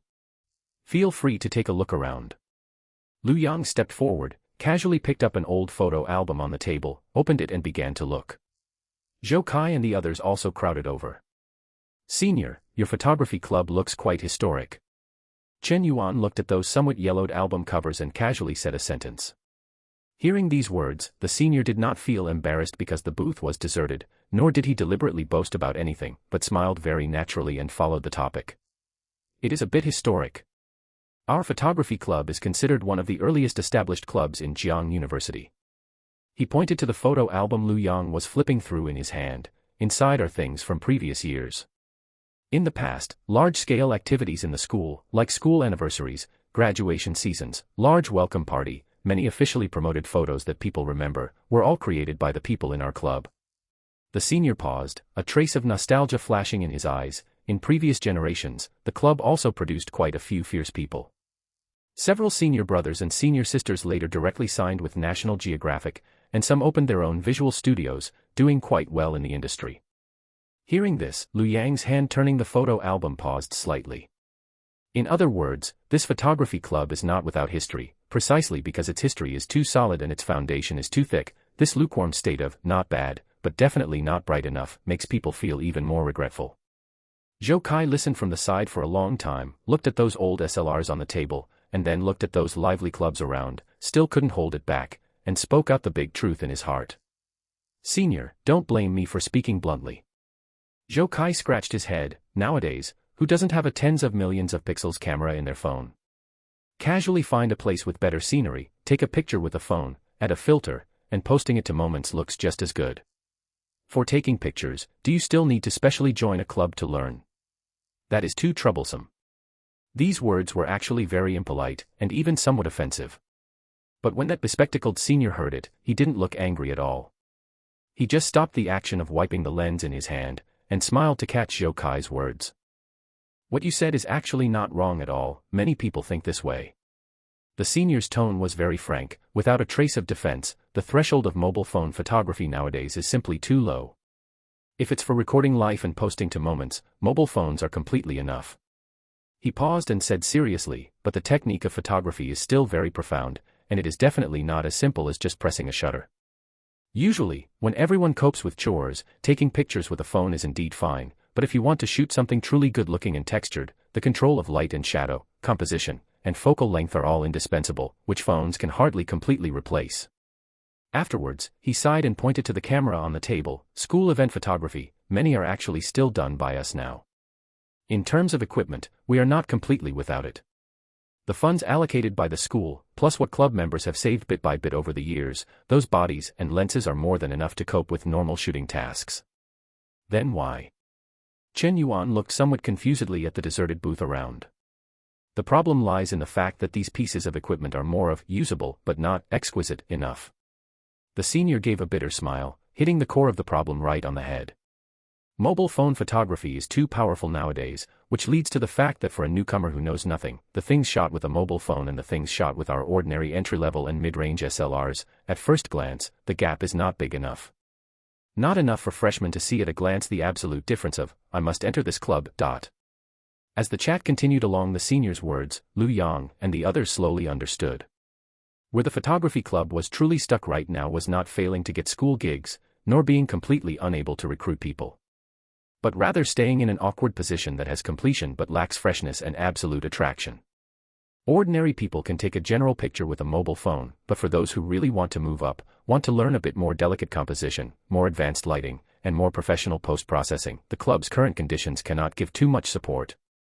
Lu Yang listened quietly, his gaze never leaving the photo album in his hand. He was not unfamiliar with these things. Lu Yang inherently possessed an instinctive sharpness for images, pictures, and composition. Ever since he came to this university, whether looking at the people around him, watching those lively activities, or looking at the environment on campus, many times he would subconsciously linger an extra glance to observe the interweaving of light and shadow and the state of the characters. Compared to a place like the music club that was direct in its liveliness and where everyone was desperately releasing hormones, a club like the photography club with a thick foundation and more real and realistic problems made him more willing to stop and look for a while. Lu Yang simply flipped through those few old photo albums from beginning to end, and carefully looked at the enlarged and developed works placed on the table. He could tell that the current status of this club was far from the point where it was about to shut down or completely fail. Talking to the end, that senior also felt that he had a congenial chat with these few freshmen, and casually asked, "How about it, juniors, do you want to leave a name and try? Even if you don't come to participate in activities much in the future, it's good to have time usually to borrow equipment and exchange photography insights." Zhou Kai, Chen Yuan, and the others looked at each other, still observing half-jokingly. For them, this place was indeed a bit boring. However, to everyone's surprise, Lu Yang didn't hesitate even a bit. He directly picked up the pen on the table and neatly wrote his name on the almost blank registration form. "I'll join one first." Lu Yang put down the pen, his tone calm and resolute. "When I have time later, I'll go check out the club activity room." This actually left the senior from the photography club dumbfounded. A person like Lu Yang, even though the senior hadn't recognized him just now, just by looking at his aura and the subtle posture of his roommates treating him as the leader, he knew this was definitely not an ordinary freshman. Logically speaking, someone like this should go to the liveliest, most flashy clubs that could best attract girls' attention. No one expected that, besides causing such a big commotion over at the music club earlier, he would also leave his name so seriously and unhesitatingly in this deserted photography club. It was completely different from the situation at the music club where others begged him and actively tried to keep him. Over at the photography club, it felt more like Lu Yang chose it himself after making his own judgment. Zhou Kai and the others were also somewhat surprised watching Lu Yang's actions. "Brother Yang, are you really joining? This photography club doesn't look like it has any perks, and there aren't many girls either." Zhou Kai muttered in a low voice. But on second thought, the few of them felt that with this matter happening to Lu Yang, it didn't seem wrong either. When had Lu Yang ever done things according to conventional rules? Since he decided to join, he must have his own reasons. After registering his name and information, the senior appeared very happy. Seeing that there weren't many people at the booth right now, he naturally stood up. Junior, anyway, the recruitment is almost over. Our activity room is on the first floor of the University Student Activity Center ahead. If you have time, shall I take you over to take a look? All right. Lu Yang nodded in agreement. Following the senior into the University Student Activity Center and pushing open a door in the corner of the first floor, the photography club's activity room appeared before their eyes. The place was indeed not big, only 20 or 30 square meters, but it was kept extremely clean and didn't look messy at all. Against the wall stood several moisture-proof equipment cabinets, neatly stacking camera bodies and lenses accumulated bit by successive generations of club members over the years. Although most of them were older models, they were very well maintained, with not a speck of dust on the lenses. The surrounding walls were covered with excellent photographs taken by past club members. In the corner, there were also some exhibition boards and background panels left over from previous large-scale photo exhibitions. In this tiny space, the most valuable thing was by no means the old machines in the cabinet. Rather, it was that precipitated atmosphere. While introducing the items in the equipment cabinet to Lu Yang, the senior casually brought up the photos on the wall. Actually, the most presentable set of works from our photography club isn't the lively welcome scenes during the day, or the snapshot captures during sports meetings. Pointing at a set of black and white and cold-toned photos framed in logwood in the corner, the senior's tone revealed a trace of pride. Instead, it's shots of the school in the early morning. Lu Yang looked over in the direction his finger pointed. In the photos, there was the lingering morning mist on the playground, the first beam of sunlight piercing through the teaching building's hallway, and the lakeside water surface that hadn't been completely woken up by the wind, serene like a mirror. These things, usually everyone is busy going to class or sleeping, and no one would specially wake up early to see them. The senior smiled, but once you calm down and capture them well, it has a special flavor that belongs to the very bones of this school. Hearing this, Lu Yang's gaze, which had previously been glancing around casually, truly lingered on those few photos for 2 extra seconds. He took a step closer, carefully scrutinizing that photo of the early morning playground. The running track in the photo was completely deserted, the distant stands loomed faintly in the morning mist, and an extreme sense of quietness and vast emptiness hit him in the face. Lu Yang suddenly found it somewhat interesting. The school during the day was bustling, lively, and the main stage where various interpersonal relationships and interests intertwined. However, that layer of quietness in the early morning that hadn't been stepped awake by the crowd, that foundational color stripped of all impetuosity, made it even easier to capture the true weight and depth of a century-old university. He didn't say many words of praise, just quietly watched for a moment, and then deeply engraved this matter in his heart. After coming out of the photography club's activity room, the sky outside had already darkened. The recruitment activities on the square were still continuing, and even because of the arrival of night, those lit-up colorful lights and glow sticks made the atmosphere even more fanatical. The roommates were still enthusiastically drilling into other lively spots. Zhou Kai clamored all the way to go check if there were any other fun clubs, and whether they could score some small gifts or souvenirs for free along the way. Chen Yuan and Li Heng also followed him, shuttling between various booths. Lu Yang didn't continue fooling around with them too late. After accompanying them to stroll around a bit more and experiencing this wave of freshman fervor, he found an excuse and returned to the dorm a step early. Returning to the dorm, taking a shower, and changing into clean pajamas, his roommates hadn't returned yet, and the dorm appeared very quiet. Lu Yang walked over to the balcony edge, pushed open the sliding door, and the night's cool breeze blew towards his face, taking away a trace of the daytime's sultry heat. On the distant playground, the high pole lights were still shining with dazzling white light, and occasionally a few night-running figures could be seen moving on the track. The wind blew across the woods beside the playground, making rustling sounds. Viewed from this angle, the entire campus appeared very empty yet profound. He had never gone to the playground at that extremely early hour when the sky was just dawning and the whole campus was still sleeping, nor had he ever calmed down to seriously look at the morning scenery. Tomorrow morning, he might as well wake up a bit earlier, run 2 laps on the playground, and by the way, use his own eyes to see what this school really looked like in the early morning before it woke up. Meanwhile, in the girls' dormitory of the School of Art and Design. After Su Wantong returned to the dorm at night, she didn't go to sleep immediately like the other roommates. Sitting in front of her desk and looking at the opened sketchbook in front of her, she hesitated for a long time without putting pen to paper. Lately, her mind had been weighed down by all sorts of messy things, concerning her major, and also concerning the design direction she wanted to pursue in the future. The bustling, dizzyingly noisy club recruitment during the day wasn't that she couldn't stand it, but deep down, she still preferred that quietness when the day was just dawning and there weren't many people around. Only in that absolute quietness could she sort out the lines in her mind and see clearly what she truly wanted to draw. She sighed softly, closed the sketchbook, and picked up the phone placed to the side. Swiping her fingers across the screen a few times, she simply pushed her alarm clock for the next day forward by a good half hour or so. She planned to take advantage of the few people in the early morning tomorrow to go running on the playground for a bit, breathe some fresh air, and incidentally clear her head. The same school, the same night. In 2 dormitory buildings not far apart, before many people had even woken up, 2 people had each dialed the time of the next day to the earliest in their hearts. Wait until dawn tomorrow. On the playground of this massive campus, the people who would encounter each other first were very likely the 2 of them. At past 6 in the morning, Jiangzhou University's campus had not fully woken up yet. A pale white was just showing on the edge of the sky, and the steps of the stadium grandstands still carried the coolness of the night that had not completely dissipated. The running track was empty, with only a sparse 3 or 4 people jogging. Lu Yang woke up early. He was wearing a dark gray long-sleeved athletic jacket, following the outermost track, stretching out his breathing and pace lap by lap. The slightly cool morning breeze blew across his face, very refreshing. Compared to the hustle and bustle of daytime everywhere, he actually preferred the clean background color of the university early morning.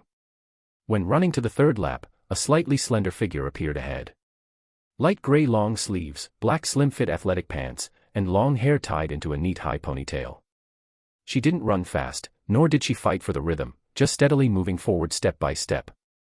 Lu Yang ran to her side rear and recognized her at a glance. Su Wantong.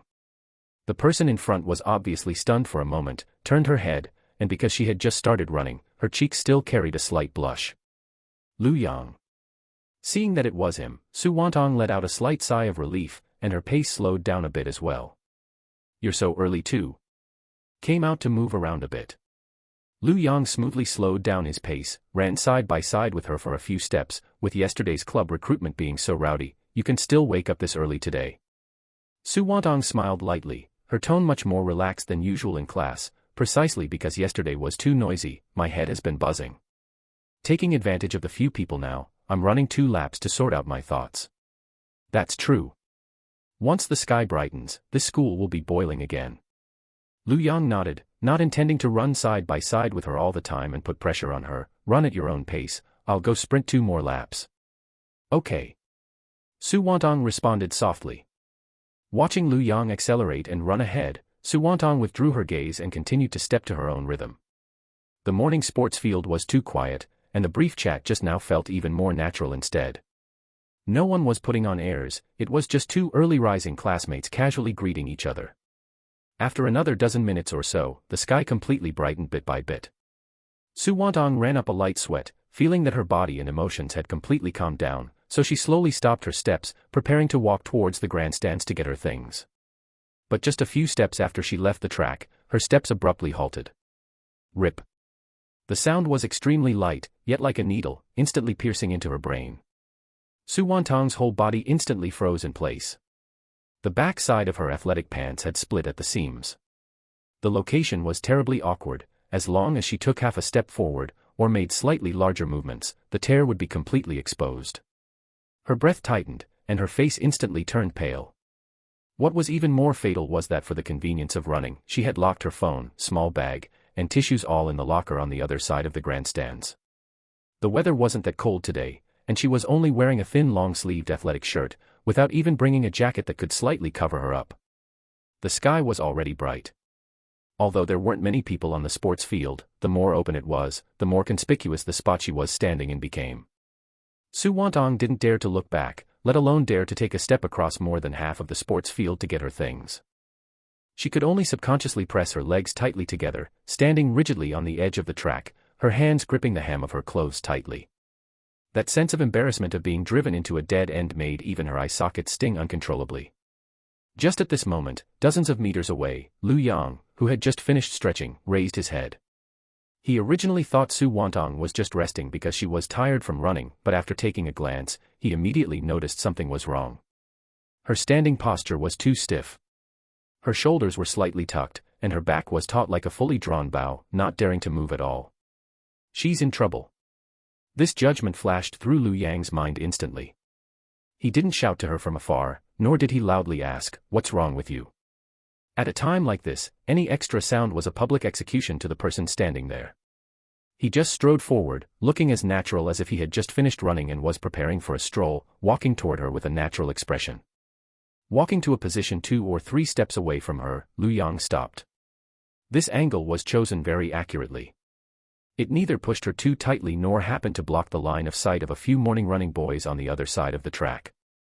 Hearing footsteps approaching from behind, Su Wantong's whole body tensed up even more. Catching a glimpse of Liu Yang out of the corner of her eye, her heart gave a loud thump, panicking and not knowing where to hide. What she feared most right now was being bumped into by acquaintances. However, Liu Yang didn't ask anything. He neatly and decisively unzipped his zipper, took off the dark gray athletic jacket on his body, and handed it directly in front of her. "Take it, tie it on first."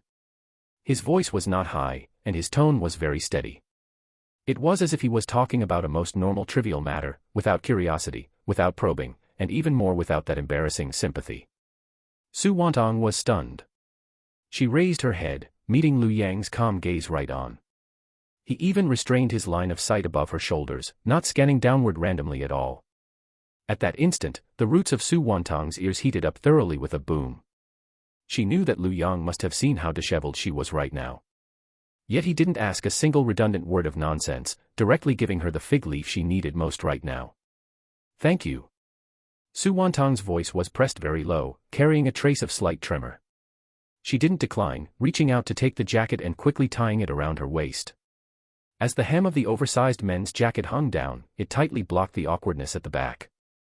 The fabric still carried the warmth of the boy who had just taken it off, and in this slightly cool early morning, it surprisingly made people feel exceptionally grounded. Until this moment, Su Wantong finally dared to slightly relax her legs that had been tensed all along. Seeing her tie the jacket well, Liu Yang then smoothly spoke, "Didn't you bring other clothes?" "No." Su Wantong lowered her head, her fingers unconsciously pinching the sleeve of the jacket. "My phone and bag are both in the locker over by the grandstands." After finishing this sentence, she became even more embarrassed. Even with a jacket tied around her waist right now, she felt too embarrassed to cross the entire sports field just like this to get her things. Liu Yang glanced toward the grandstands following her gaze, not letting her figure out a way by herself, and directly took over the conversation. "Which locker number?" Su Wantong was stunned for a moment, raising her head to look at him. "I'll go help you get it." Liu Yang's tone was very natural. "You stand here and catch your breath, don't wander around." That sentence of, "don't wander around," completely took care of her last trace of awkwardness. Su Wantong bit her lower lip and said softly, "Locker 32. The password is 0612. "All right. Wait for me a moment." Liu Yang acknowledged, didn't stay any longer, and turned to walk towards the grandstands. The morning mist had not completely dissipated yet. Su Wantong stood in place, her waist still tightly tied with his jacket. Watching Liu Yang's retreating figure as he walked away, the sense of disheveledness like escaping death in her heart gradually faded away. Replaced by it was a strange emotion she had never experienced before, rising bit by bit like the slowly rising morning light on this sports field. This guy, how can even helping people give others such a sense of security? The early morning playground was so quiet that only the occasional sound of the passing wind could be heard.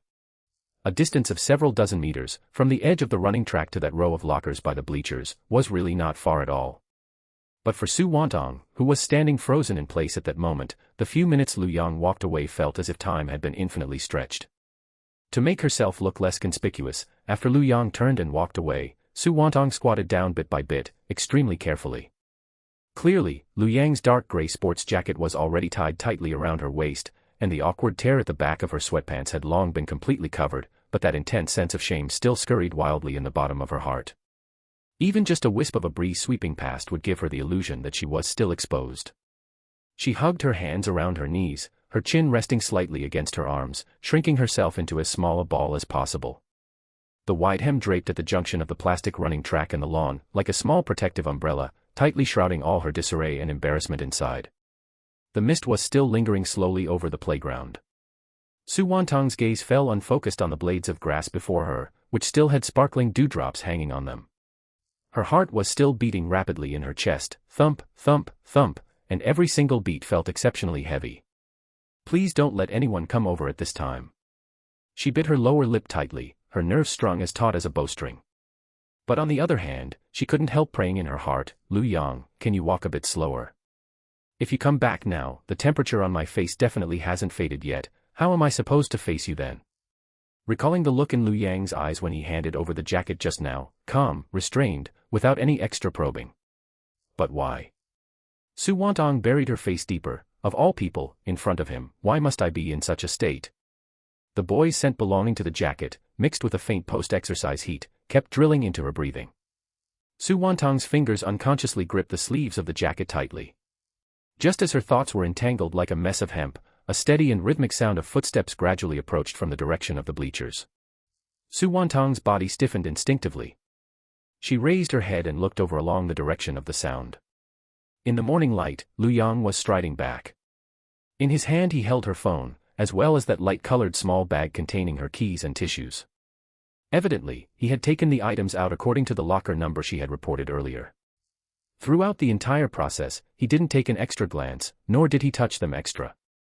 He walked very steadily, neither fast nor slow, and his expression was no different from when he was usually in class or walking on the main road.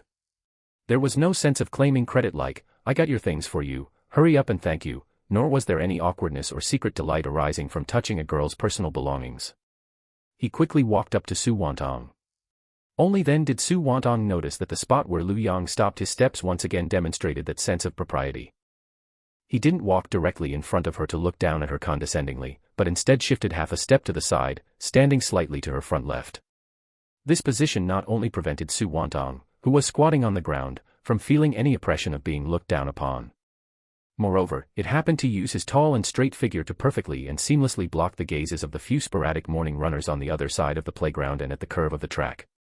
He was like a mobile screen, constantly shielding her in a safe shadow. Su Wantong's heart trembled slightly at the bottom.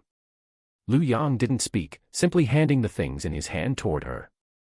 Throughout the entire process, he didn't even lower his head to glance through her small bag, nor did he touch the screen of her phone, his actions as neat as if he were dealing with an ordinary, even negligible trivial matter. Thank you. Su Wantong took a deep breath and hurriedly reached out her hand to take them. Having squatted here and waited for a few minutes, coupled with her previously highly tense nerves, her legs had long grown somewhat numb. Seeing that the things were finally retrieved, the only thought in her mind right now was to quickly take the items, and then leave this extremely embarrassing place at the fastest speed to escape back to her dorm. Because she was anxious in her heart, her movement in taking the things was a bit large, and immediately afterward she stood up abruptly. However, the moment she stood straight, the soreness and numbness in her legs surged up fiercely. Her vision also suddenly went dark, and the surrounding scenery seemed to sway all at once. Su Wantong's face turned pale in an instant with a whoosh. Her slender body uncontrollably leaned forward, and the hand that was originally going to take the phone also grabbed futilely in midair, letting out an extremely short exclamation.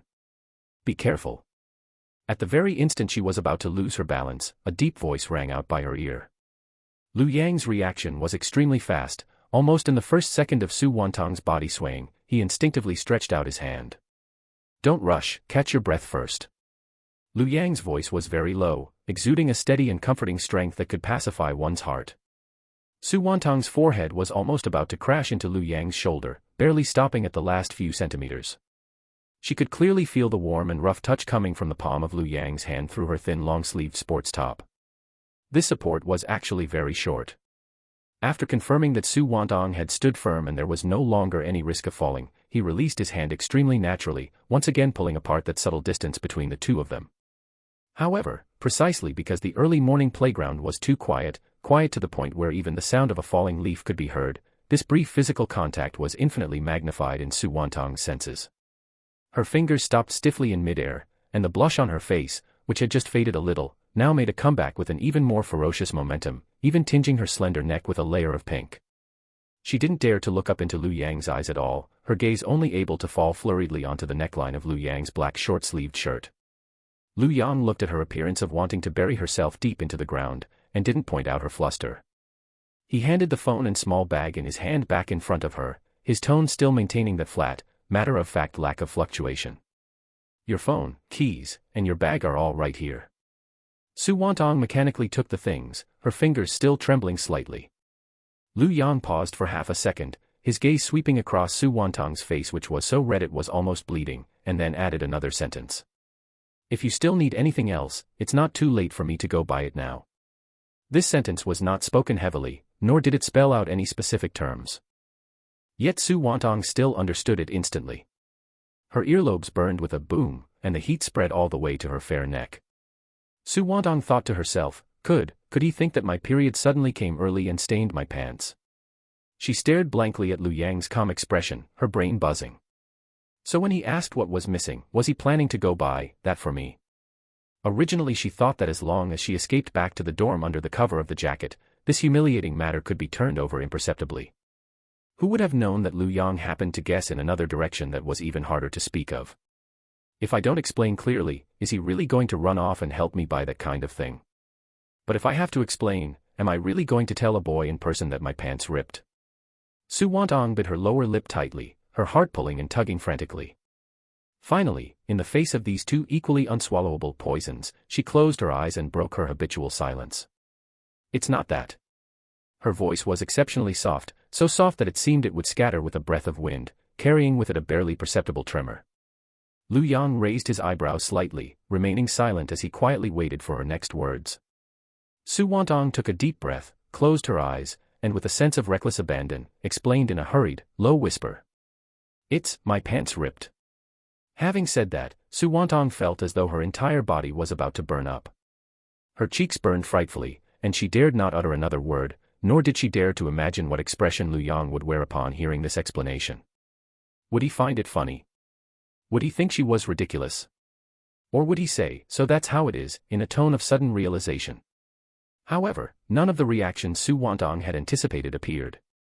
Lu Yang did not laugh, showed no look of surprise, and did not even explain whether his previous guess had been correct or not. He merely gave a calm hum of acknowledgement. It was an exceptionally calm single syllable that signified, I see. Afterward, he looked at Su Wantong and asked in a natural tone. Can you walk? Such crisp and decisive words extinguished the fire of anxiety that had been burning ever brighter in Su Wantong's heart. He gave her no opportunity to be embarrassed, nor did he let this awkward topic linger between them for even a second longer. This attitude of cutting straight to the result and focusing only on what to do next instead forcefully pushed the mortifying embarrassment Su Wantong feared most back down to the bottom of her heart. Su Wantong was stunned for a moment, then nodded in a fluster, I can walk. Of course she could return to her dormitory by herself now.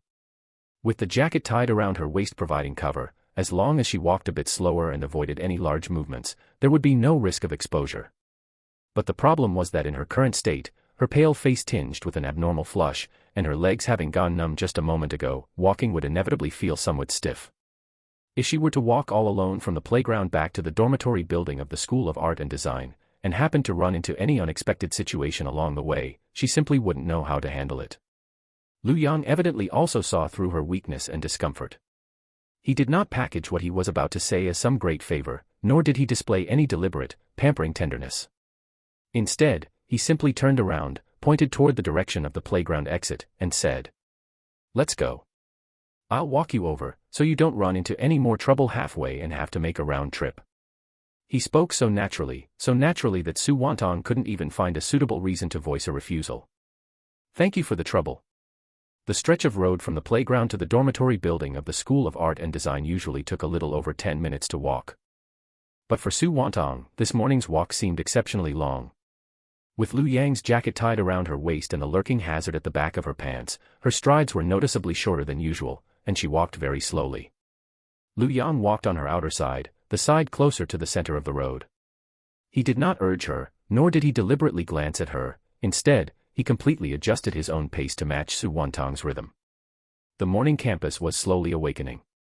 Wisps of cooking smoke were already rising from the distant cafeteria, and a sanitation worker pushing a garbage cart along the main road produced a faint rumbling sound. The two walked side by side along the tree-lined path dappled with mottled shadows. Along the way, there were only 2 or 3 instances of extremely soft conversation. This jacket. I'll wash it before returning it to you. Su Wantong looked at the pavement beneath her feet and softly broke the silence. No rush. Lu Yang's gaze was fixed ahead, his voice steady. Take care of yourself first. After that came another long silence. Later in the day, the main road would be filled with the clamor of club recruitment, swarms of freshmen, and all sorts of purposeful conversations. But right now, on this early morning tree-lined path, there were only the two of them, guarding a secret known only to each other, one that was slightly awkward yet protected to perfection. With every steady step along the way, Su Wantong's heartbeat finally returned to its normal rhythm bit by bit. She secretly glanced out of the corner of her eye at Lu Yang walking beside her. He was wearing a black top with broad shoulders, his profile appearing cool, sharp, and clear-cut in the morning light. His entire person still exuded an aura of supreme steadiness, as though nothing could ever cause him to lose control. Su Wantong suddenly felt that the sharp-edged, overwhelmingly dominant Lu Yang she had seen earlier at the class meeting or on the military training ground seemed to overlap with the Lu Yang walking beside her now, yet there also seemed to be something more. He possessed thunderous methods, yet likewise maintained the tact and discretion of a gentle spring breeze. After walking for nearly 20 minutes, the two finally arrived downstairs at the girls' dormitory building of the School of Art and Design. The dormitory manager had just opened the main doors of the building and was stretching her back at the entrance. Lu Yang stopped in his tracks, not taking even a single step further, leaving the safety boundary downstairs at the girls' dormitory to Su Wantong. We're here. He looked at Su Wantong, his tone calm. Su Wantong turned around to face Lu Yang. She climbed up 2 steps on her own, standing at a slightly higher vantage point, though her movements were still clearly hesitant. With both hands clutching the edges of the jacket around her waist, she looked at Lu Yang's expressionless face, her lips parting slightly. Thank you, for today. Out of her mouth, she still only uttered this most ordinary expression of gratitude. But only Su Wantong herself knew that this thank you was no longer the usual polite pleasantry born of manners and upbringing. Rather, after experiencing extreme panic, helplessness, and humiliation this morning, only to be properly and securely protected, that indescribable, burning warmth in her heart had finally found an outlet for release. Lu Yang looked at her and nodded slightly, not wasting any extra words. Head back. With that, he turned around and retraced his steps, walking in the direction of the dormitory building for the Department of Economics and Management. Su Wantong stood on the steps, watching Lu Yang's retreating figure gradually disappear around the corner of the tree-lined path before turning to walk into the dormitory building. When she returned to the dorm, her roommates were still asleep, and the room was filled only with the soft sound of breathing. Su Wantong tiptoed over to her desk, carefully untied the jacket from around her waist, and then changed out of the torn sweatpants. She casually draped those sweatpants, the ones that had put her through the most wretched moment of her life, over the back of her chair. Then, she meticulously folded Lu Yang's jacket and placed it on her clean desktop. Exhausted, she sank down onto the edge of her bed. Su Wantong sat quietly for a long time, her gaze resting on the jacket atop her desk. Logically speaking, having gone through such a morning, what should have flashed repeatedly through her mind was how wretched she had looked standing on the playground, how humiliating it had been when she almost tripped. Yet, none of that appeared. Those awkward images seemed to have been overridden by a much stronger force. At this very moment, flashing through Su Wantong's mind over and over again, was simply that pair of deeply restrained eyes when Lu Yang had handed her the jacket still warm from his body by the morning playground, along with that brief sentence. Tie this around you first. Su Wantong raised a hand and gently touched her still warm cheeks. The next second, her gaze drifted back to the dark gray jacket neatly folded on her desk. She suddenly felt that she would have to return this jacket to Lu Yang with her own hands tomorrow. In the women's dormitory of the School of Art and Design at Jiangzhou University, the afternoon sunlight slanted right through the glass door of the balcony, casting a patch of warm light on the floor tiles. Su Wantong stood in front of the sink, her light-colored knitted sleeves neatly rolled up to her elbows, revealing a section of fair and slender forearms. She lowered her head, scrubbing a sports jacket in a basin with a focused expression. The dormitory was very quiet at the moment. Some roommates had gone to the library, and others had gone to participate in the club ice-breaking activities that had just finished recruiting new members. Only she was left behind. The faucet was not tightly closed, and a thin stream of water washed over the foam on the fabric with a gurgling sound. This monotonous sound of water seemed particularly clear in the empty washroom.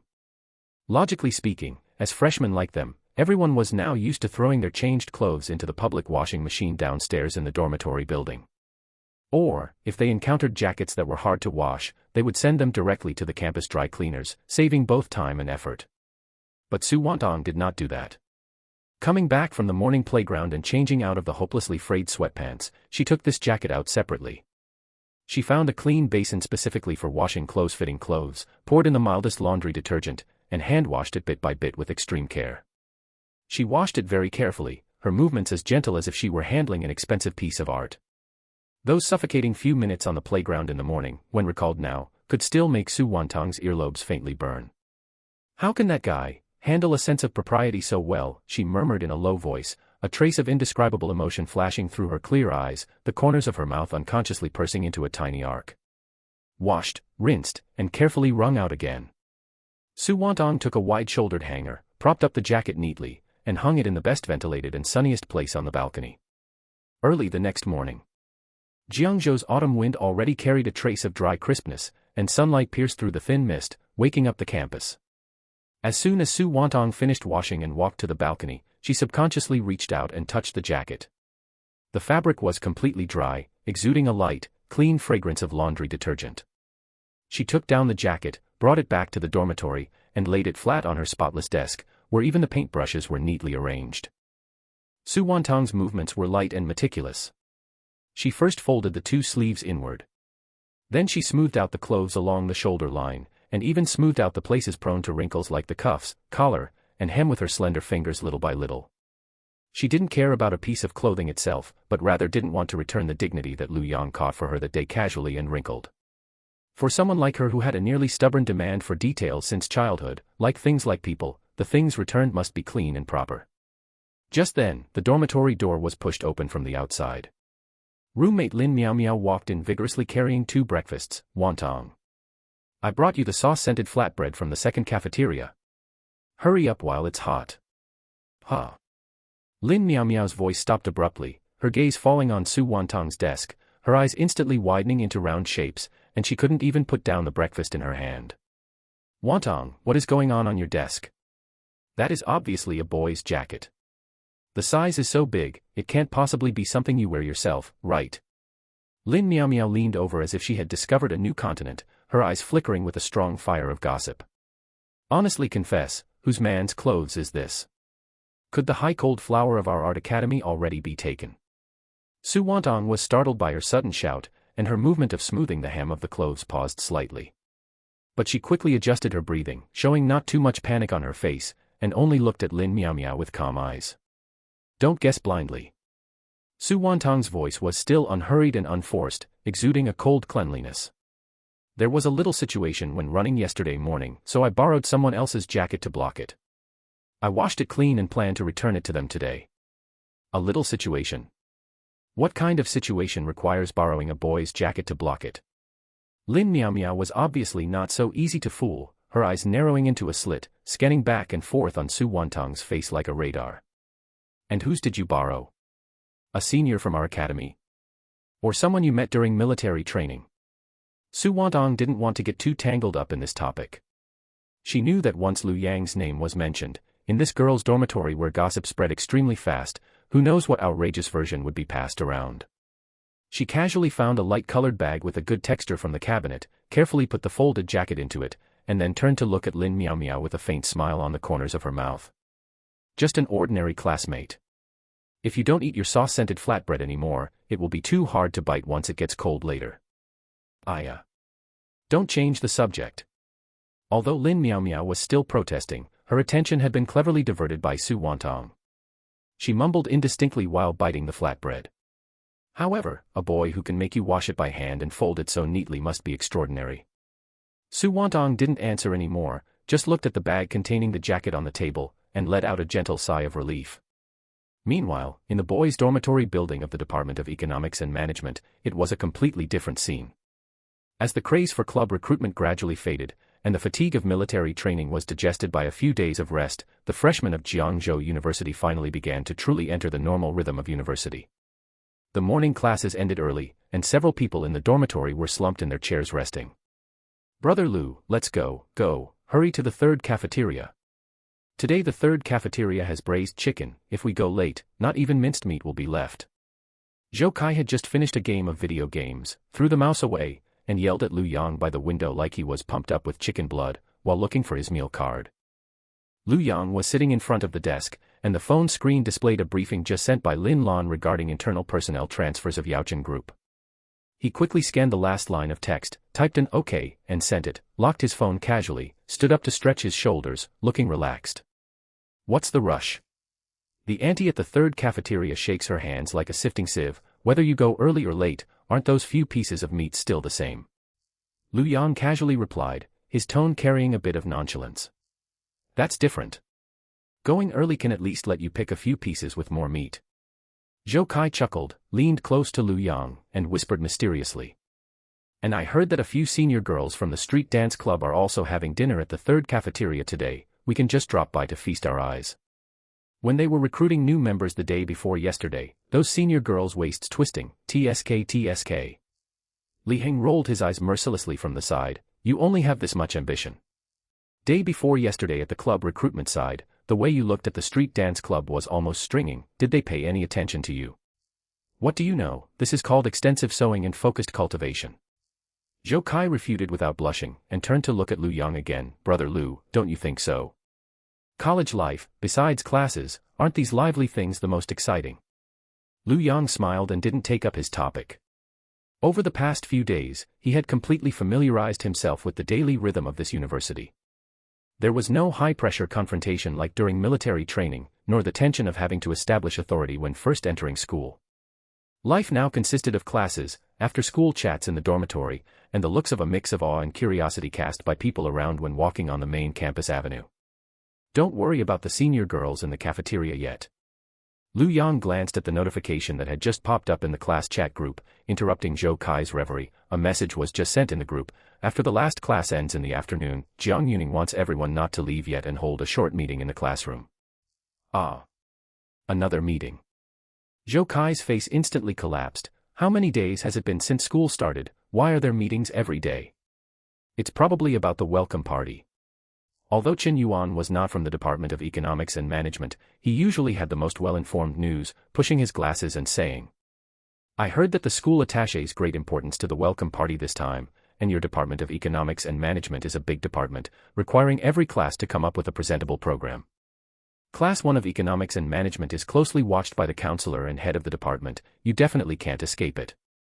Welcome party. Zhou Kai's eyes lit up, and his previous dejection was swept away instantly. That's wonderful. This is a great opportunity to stand out. Several people chatted and laughed as they took their meal cards, pushed the door open and walked towards the third cafeteria. After lunch, they went back to the dormitory and took a comfortable nap, until it was almost 2:30 when they packed their school bags and went out. Li Heng and Chen Yuan went to other teaching buildings, while Lu Yang and Zhou Kai followed the flow of people towards the number 3 teaching building where they had classes in the afternoon. And on the other side, that neatly folded jacket had already been packed into a bag by Su Wantong.